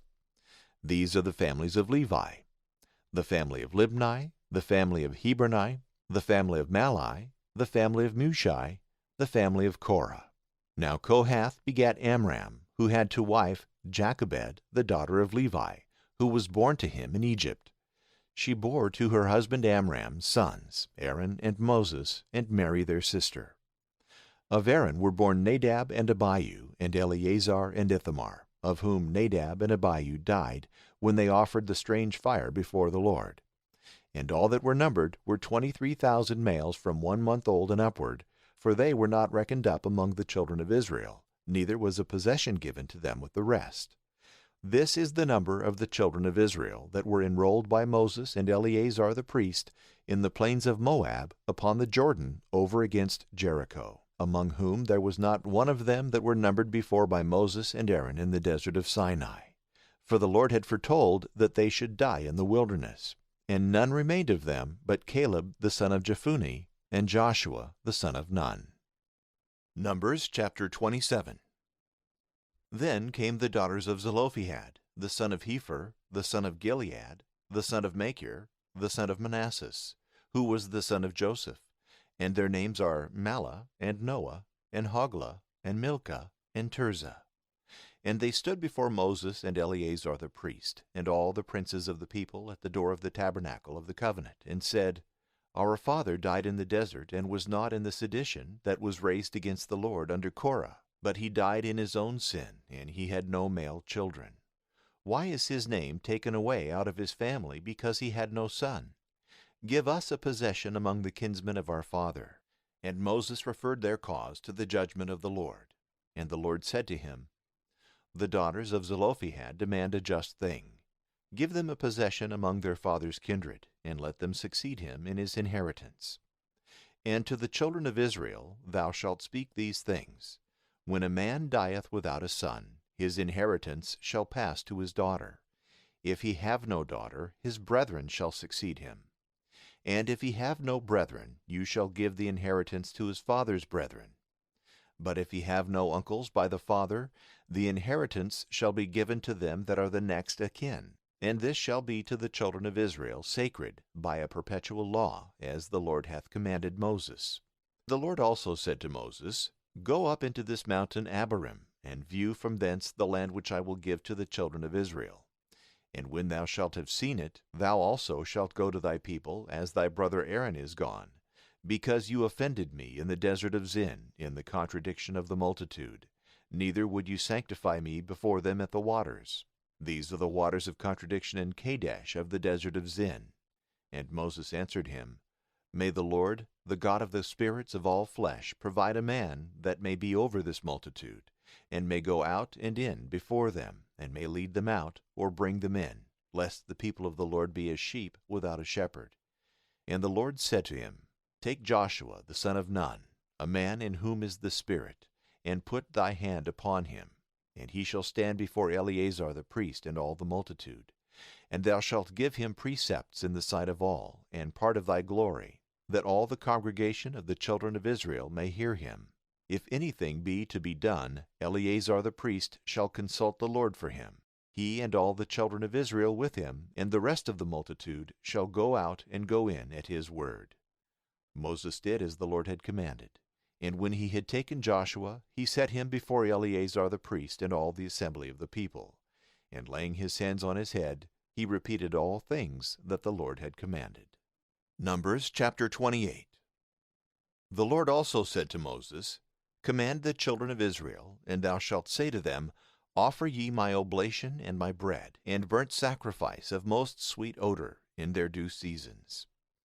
These are the sacrifices which you shall offer: 2 lambs of a year old without blemish, every day for the perpetual holocaust. 1 you shall offer in the mornings, and the other in the evening. And the 10th part of an ephah of flour, which shall be tempered with the purest oil of the measure of the 4th part of a hin. It is the continual holocaust which you offered in Mount Sinai for a most sweet odor of a sacrifice by fire to the Lord. And for a libation you shall offer of wine the 4th part of a hin for every lamb in the sanctuary of the Lord. And you shall offer the other lamb in like manner in the evening, according to all the rites of the morning sacrifice, and of the libations thereof, an oblation of the most sweet odor to the Lord. And on the Sabbath day you shall offer 2 lambs of a year old without blemish, and 2/10 of flour tempered with oil in sacrifice, and the libations, which regularly are poured out every Sabbath, for the perpetual holocaust. And on the 1st day of the month you shall offer a holocaust to the Lord, 2 calves of the herd, 1 ram, and 7 lambs of a year old without blemish, and 3/10 of flour tempered with oil in sacrifice for every calf, and 2/10 of flour tempered with oil for every ram, and the 1/10 of a tenth of flour tempered with oil in sacrifice for every lamb.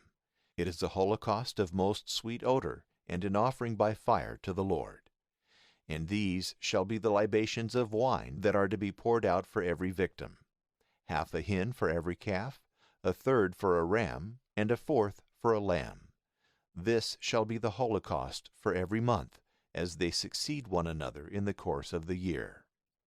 A buck goat also shall be offered to the Lord for a sin offering over and above the perpetual holocaust with its libations.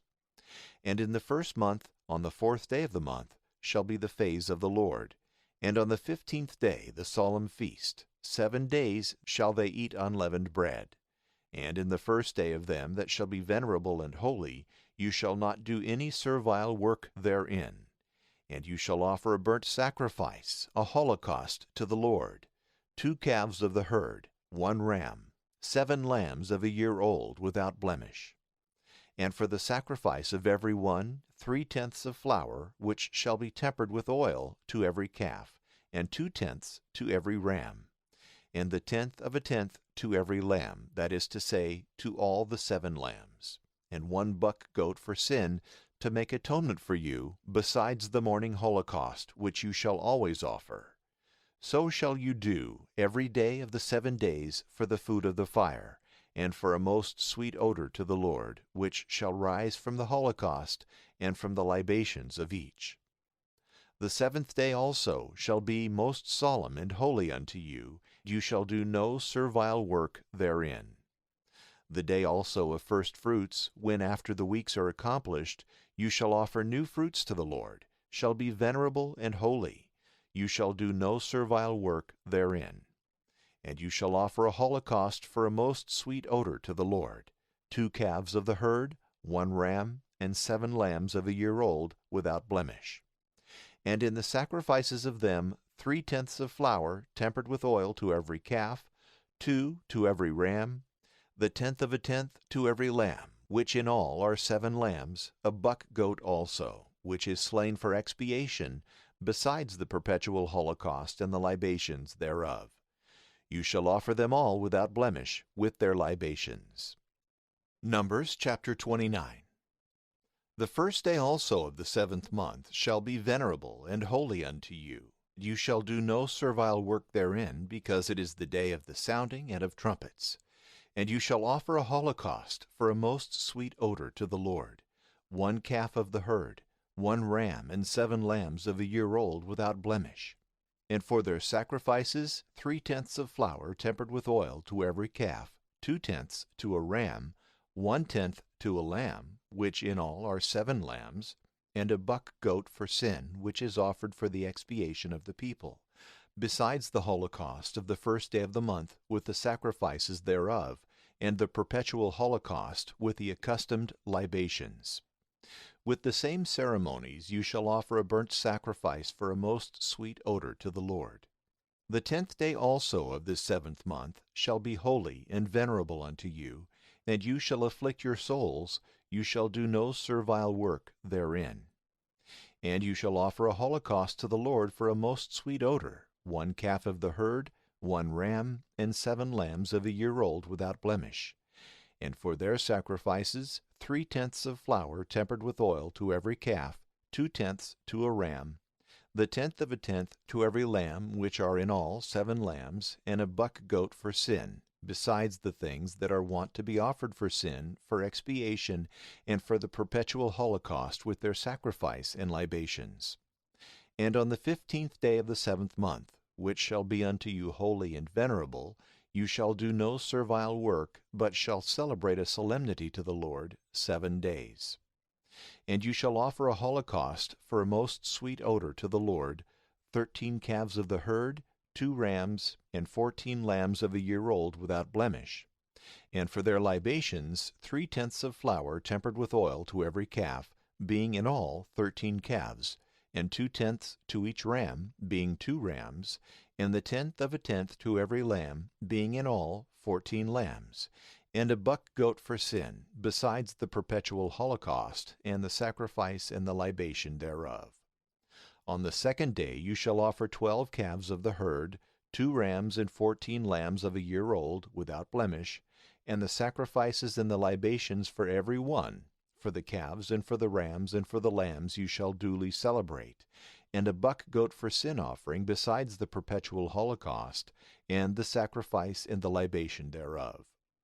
The 3rd day you shall offer 11 calves, 2 rams, and 14 lambs of a year old, without blemish, and the sacrifices and the libations of every one for the calves and for the rams and for the lambs you shall offer according to the rite, and a buck goat for sin, besides the perpetual holocaust and the sacrifice and the libation thereof.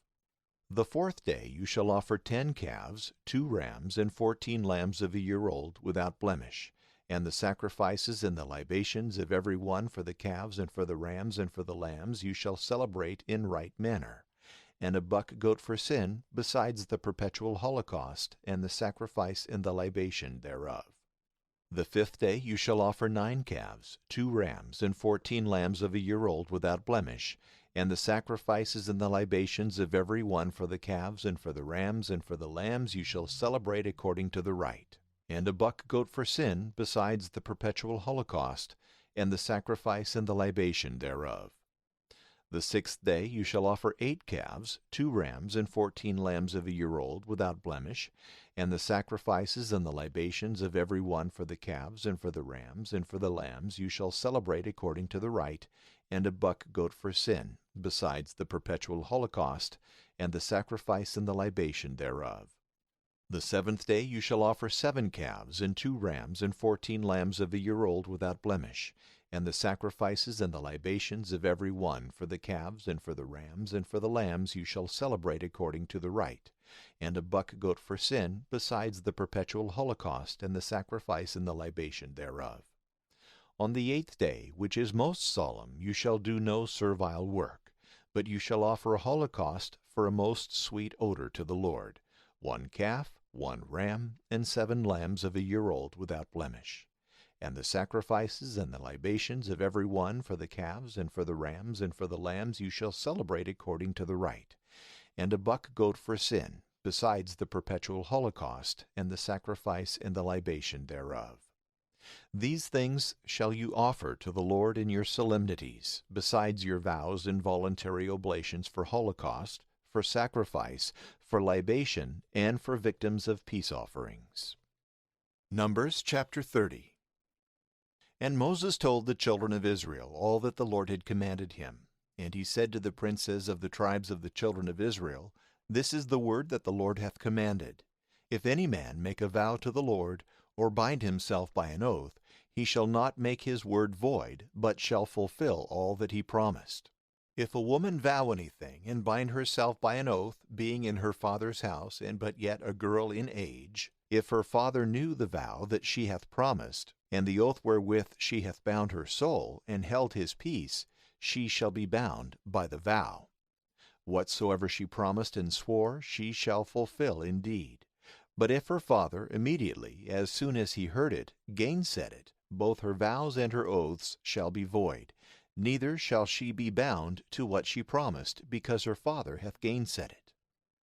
If she have a husband, and shall vow anything, and the word once going out of her mouth shall bind her soul by an oath, the day that her husband shall hear it, and not gainsay it, she shall be bound to the vow, and shall give whatsoever she promised. But if as soon as he heareth it he gainsay it, and make her promises and the words wherewith she hath bound her soul of no effect, the Lord will forgive her. The widow and she that is divorced shall fulfill whatsoever they vow.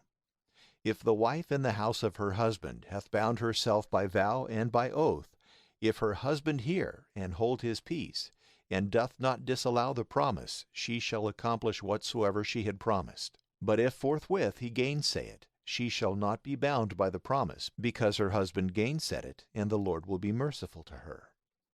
If she vow and bind herself by oath, to afflict her soul by fasting or abstinence from other things, it shall depend on the will of her husband, whether she shall do it or not do it.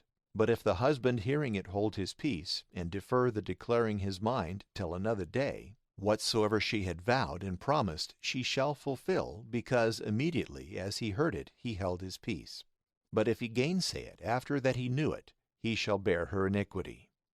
These are the laws which the Lord appointed to Moses between the husband and the wife, between the father and the daughter that is as yet but a girl in age, or that abideth in her father's house. Numbers chapter 31. And the Lord spoke to Moses, saying, Revenge first the children of Israel on the Midianites, and so thou shalt be gathered to thy people. And Moses forthwith said, Arm of you men to fight, who may take the revenge of the Lord on the Midianites. Let 1,000 men be chosen out of every tribe of Israel to be sent to the war. And they gave 1,000 of every tribe, that is to say, 12,000 men, well appointed for battle.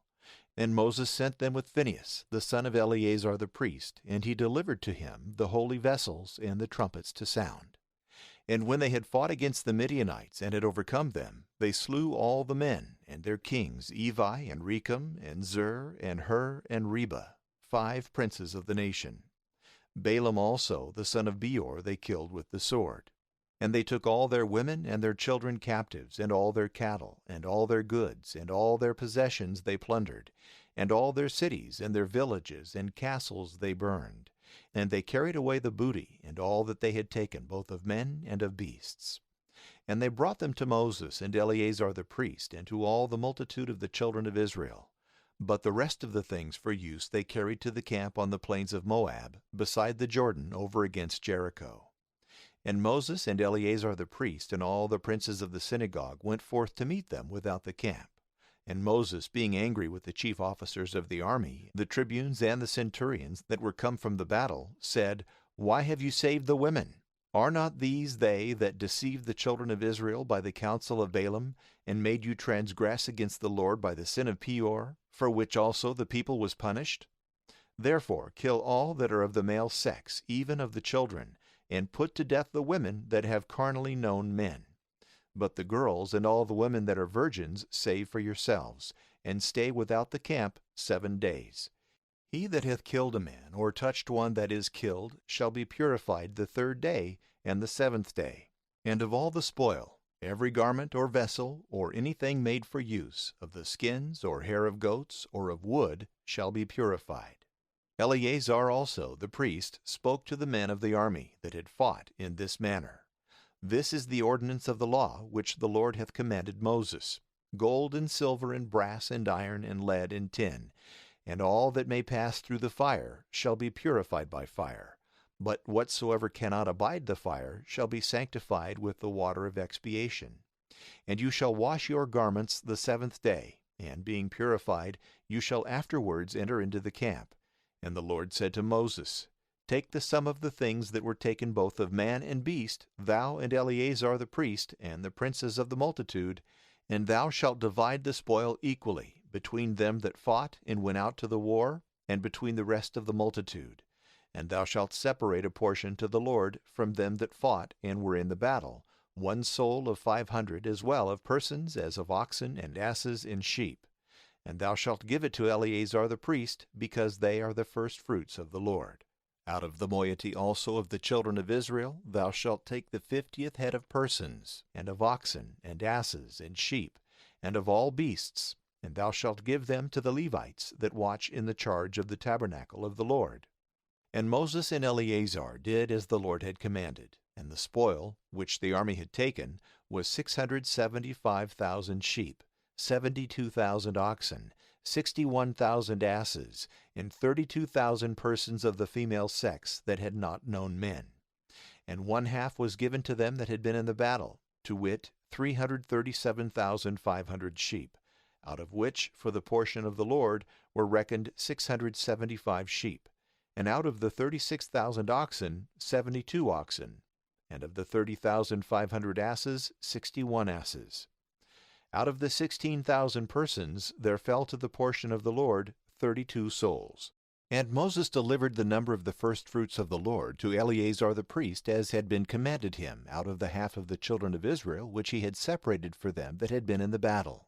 But out of the half that fell to the rest of the multitude, that is to say, out of the 337,500 sheep, and out of the 36,000 oxen, and out of the 35,500 asses, and out of the 16,000 persons, Moses took the 50th head, and gave it to the Levites that watched in the tabernacle of the Lord, as the Lord had commanded. And when the commanders of the army, and the tribunes and centurions were come to Moses, they said, We thy servants have reckoned up the number of the fighting men, whom we had under our hand, and not so much as one was wanting. Therefore we offer as gifts to the Lord what gold every one of us could find in the booty, in garters and tablets, rings and bracelets, and chains, that thou mayest pray to the Lord for us. And Moses and Eleazar the priest received all the gold in divers kinds, in weight 16,750 shekels, from the tribunes and from the centurions, for that which every one had taken in the booty was his own. And that which was received they brought into the tabernacle of the testimony, for a memorial of the children of Israel before the Lord. Numbers chapter 32. And the sons of Reuben and Gad had many flocks of cattle, and their substance in beasts was infinite. And when they saw the lands of Jazer and Gilead fit for feeding cattle, They came to Moses and Eleazar the priest and the princes of the multitude and said, Ataroth and Dibon and Jazer and Nimrah, Heshbon and Elealeh and Sheban and Nebo and Beon, the land which the Lord hath conquered in the sight of the children of Israel is a very fertile soil for the feeding of beasts, and we thy servants have very much cattle. And we pray thee, if we have found favor in thy sight, that thou give it to us as servants in possession, and make us not pass over the Jordan. And Moses answered them, What, shall your brethren go to fight, and will you sit here? Why do ye overturn the minds of the children of Israel, that they may not dare to pass into the land which the Lord hath given them? Was it not thus your fathers did, when I sent from Kadesh Barnea to view the land? And when they were come as far as the valley of the cluster, having viewed all the country, they overturned the hearts of the children of Israel, that they should not enter into the coasts which the Lord gave them.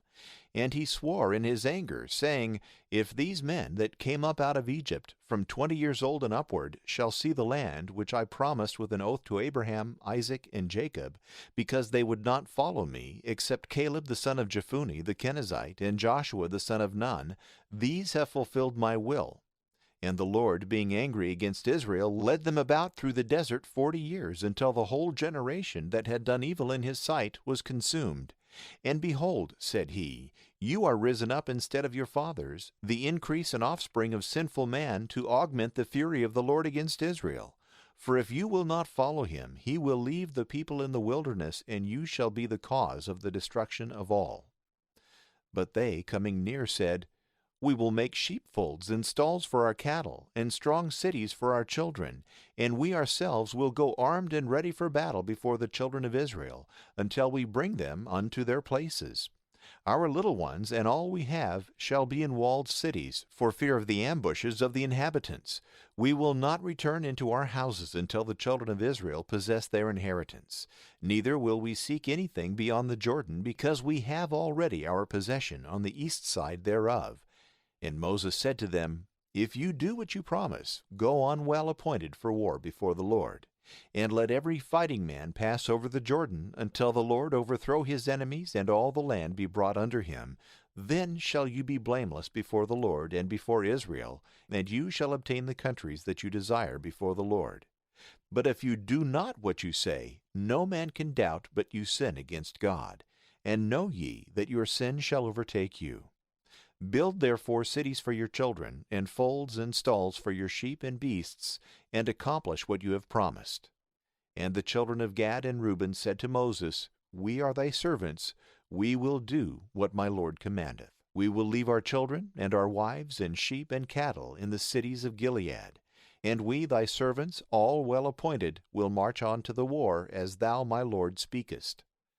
Moses therefore commanded Eleazar the priest, and Joshua the son of Nun, and the princes of the families of all the tribes of Israel, and said to them, If the children of Gad and the children of Reuben pass with you over the Jordan, all armed for war before the Lord, and the land be made subject to you, give them Gilead in possession. But if they will not pass armed with you into the land of Canaan, let them receive places to dwell in among you.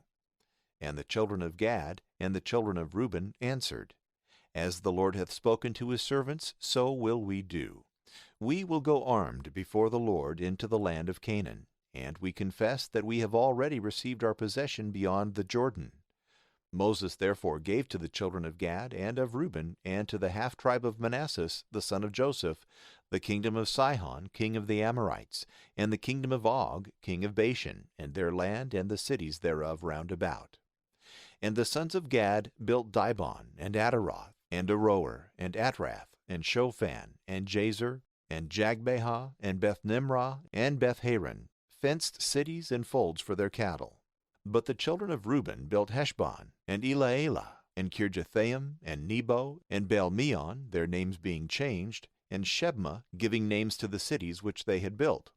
Moreover, the children of Machir, the son of Manasseh, went into Gilead and wasted it, cutting off the Amorites, the inhabitants thereof. And Moses gave the land of Gilead to Machir, the son of Manasseh, and he dwelt in it. And Jair, the son of Manasseh, went and took the villages thereof, and he called them Havoth Jair, that is to say, the villages of Jair. Noba also went and took Kenath with the villages thereof, and he called it by his own name, Noba. Numbers chapter 33. These are the mansions of the children of Israel, who went out of Egypt by their troops under the conduct of Moses and Aaron, which Moses wrote down according to the places of their encamping, which they changed by the commandment of the Lord. Now the children of Israel departed from Ramesses the first month, on the 15th day of the first month, the day after the phase, with a mighty hand, in the 8 of all the Egyptians, who were burying their firstborn, whom the Lord had slain. Upon their gods also he had executed vengeance, and they camped in Succoth. And from Succoth they came to Etham, which is in the uttermost borders of the wilderness. Departing from thence, they came over against Pi-hahiroth, which looketh towards Baal-zephon, and they camped before Migdol. And departing from Pi-hahiroth, they passed through the midst of the sea into the wilderness, and having marched 3 days through the desert of Etham, they camped in Marah. And departing from Marah, they came into Elim, where there were 12 fountains of waters and 70 palm trees, and there they camped. But departing from thence also, they pitched their tents by the Red Sea. And departing from the Red Sea, they camped in the desert of Zin. And they removed from thence, and came to Daphka. And departing from Daphka, they camped in Alush. And departing from Alush, they pitched their tents in Rephidim, where the people wanted water to drink. And departing from Rephidim, they camped in the desert of Sinai. But departing also from the desert of Sinai, they came to the graves of Lust. And departing from the graves of Lust, they camped in Hazereth. And from Hazereth they came to Rethma. And departing from Rethma, they camped in Rimmon-Perez. And they departed from thence, and came to Libnah. Removing from Libnah, they camped in Ressa. And departing from Ressa, they came to Keelatha. And they removed from thence, and camped in the mountain Shepher. Departing from the mountain Shepher, they came to Harada. From thence they went and camped in Makelath. And departing from Makelath, they came to Tahath. Removing from Tahath, they camped in Terah. And they departed from thence, and pitched their tents in Mithcah. And removing from Mithcah, they camped in Heshmonah. And departing from Heshmonah, they came to Mosera. And removing from Mosera, they camped in Beni-Jaakon. And departing from Beni-Jaakon, they came to Mount Gidgad. From thence they went and camped in Jatbatha. And from Jatbatha they came to Abrona. And departing from Abrona, they camped in Ezion-Geber. They removed from thence, and came into the desert of Zin, which is Kadesh. And departing from Kadesh, they camped in Mount Hor, in the uttermost borders of the land of Edom. And Aaron the priest went up into Mount Hor at the commandment of the Lord, and there he died in the 40th year of the coming forth of the children of Israel out of Egypt, the 5th month, the 1st day of the month, when he was 123 years old. And King Arad the Canaanite, who dwelt towards the south, heard that the children of Israel were come to the land of Canaan. And they departed from Mount Hor, and camped in Zalmonah, from whence they removed and came to Punon. And departing from Punon, they camped in Oboth.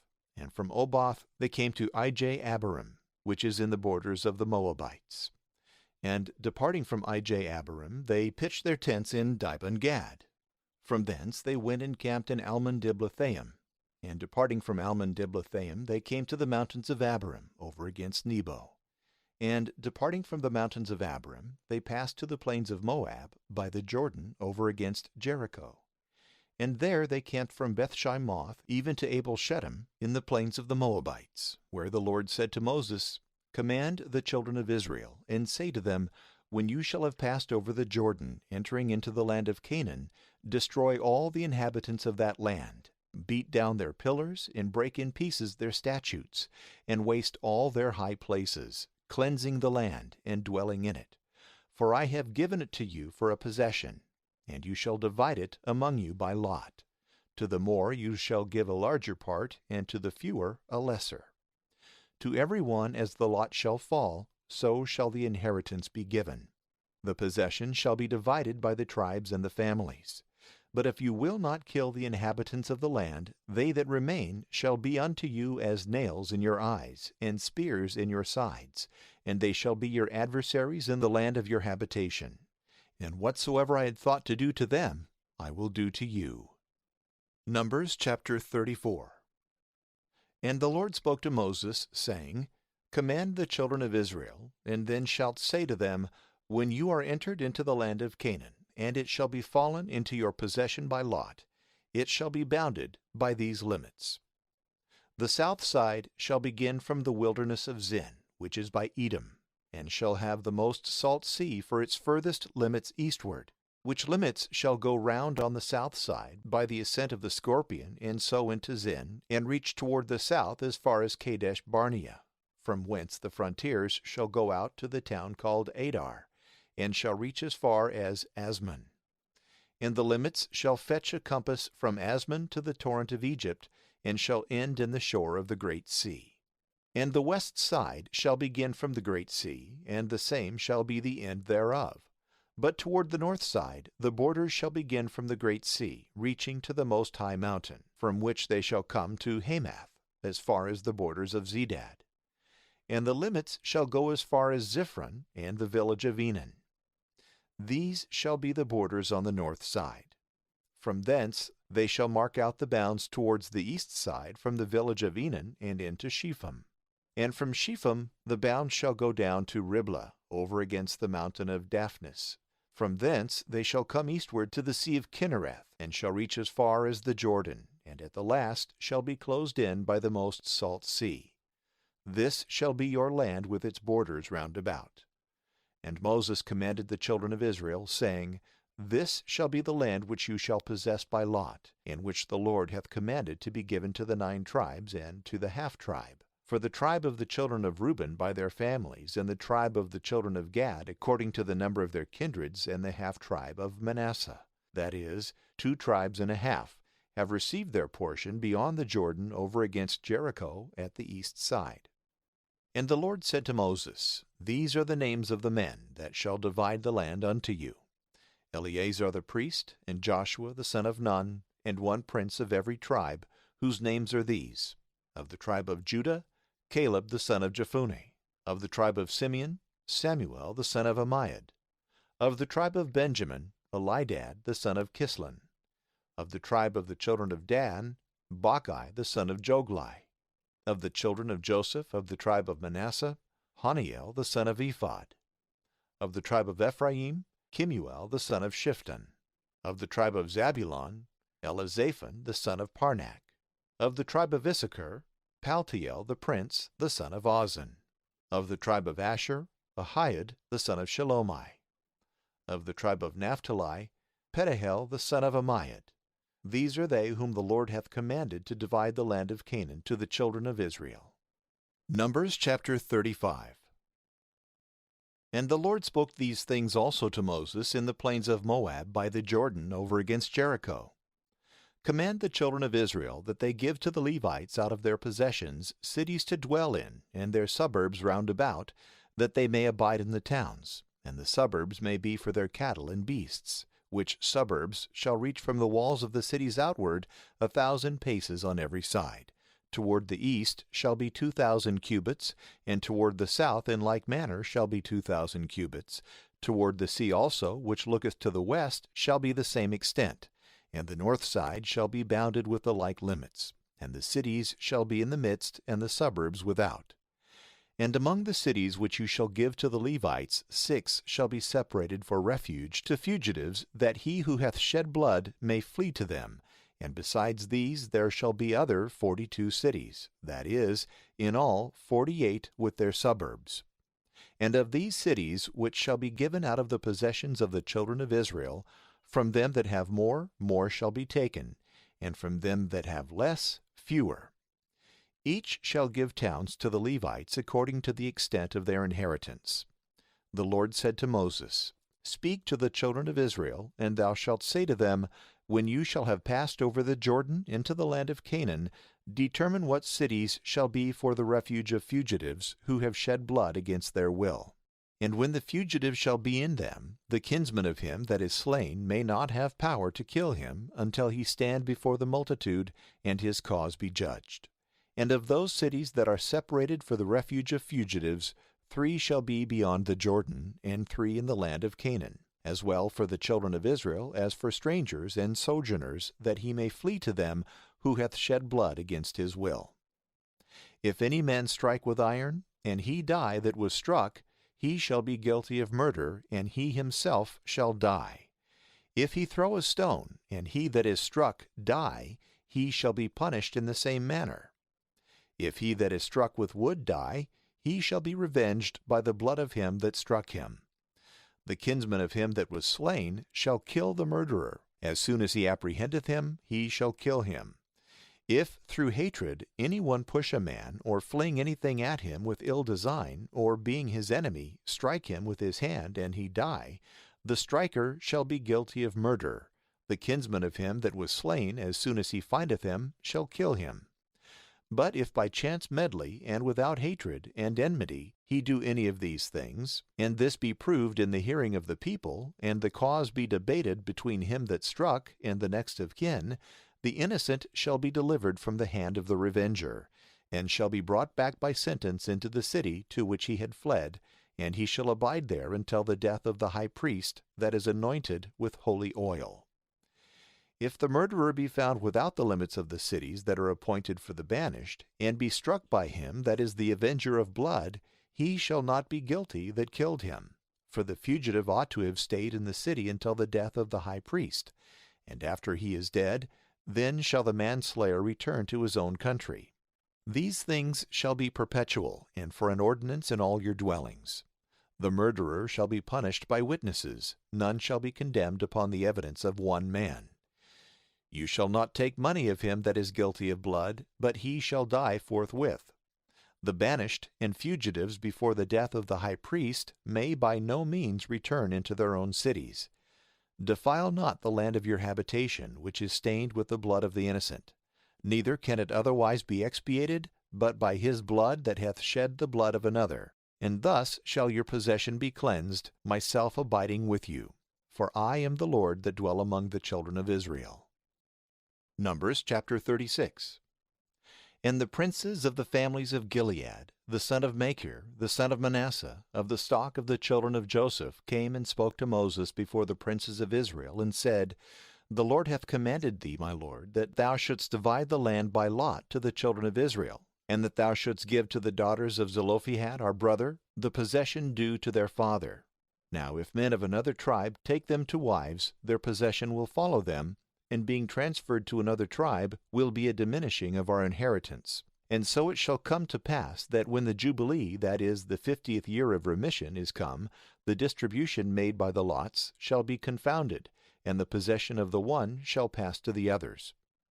Moses answered the children of Israel, and said by the command of the Lord, The tribe of the children of Joseph hath spoken rightly, and this is the law promulgated by the Lord touching the daughters of Zelophehad. Let them marry to whom they will, only so that it be to men of their own tribe, lest the possession of the children of Israel be mingled from tribe to tribe. For all men shall marry wives of their own tribe and kindred, and all women shall take husbands of the same tribe, that the inheritance may remain in the families, and that the tribes not be mingled one with another, but remain so as they were separated by the Lord. And the daughters of Zelophehad did as was commanded. And Mahlah, and Tirzah, and Hoglah, and Milcah, and Noah were married to the sons of their uncle by their father, of the family of Manasseh, who was the son of Joseph, and the possessions that had been allotted to them remained in the tribe and family of their father. These are the commands and judgments which the Lord commanded by the hand of Moses to the children of Israel, in the plains of Moab upon the Jordan over against Jericho.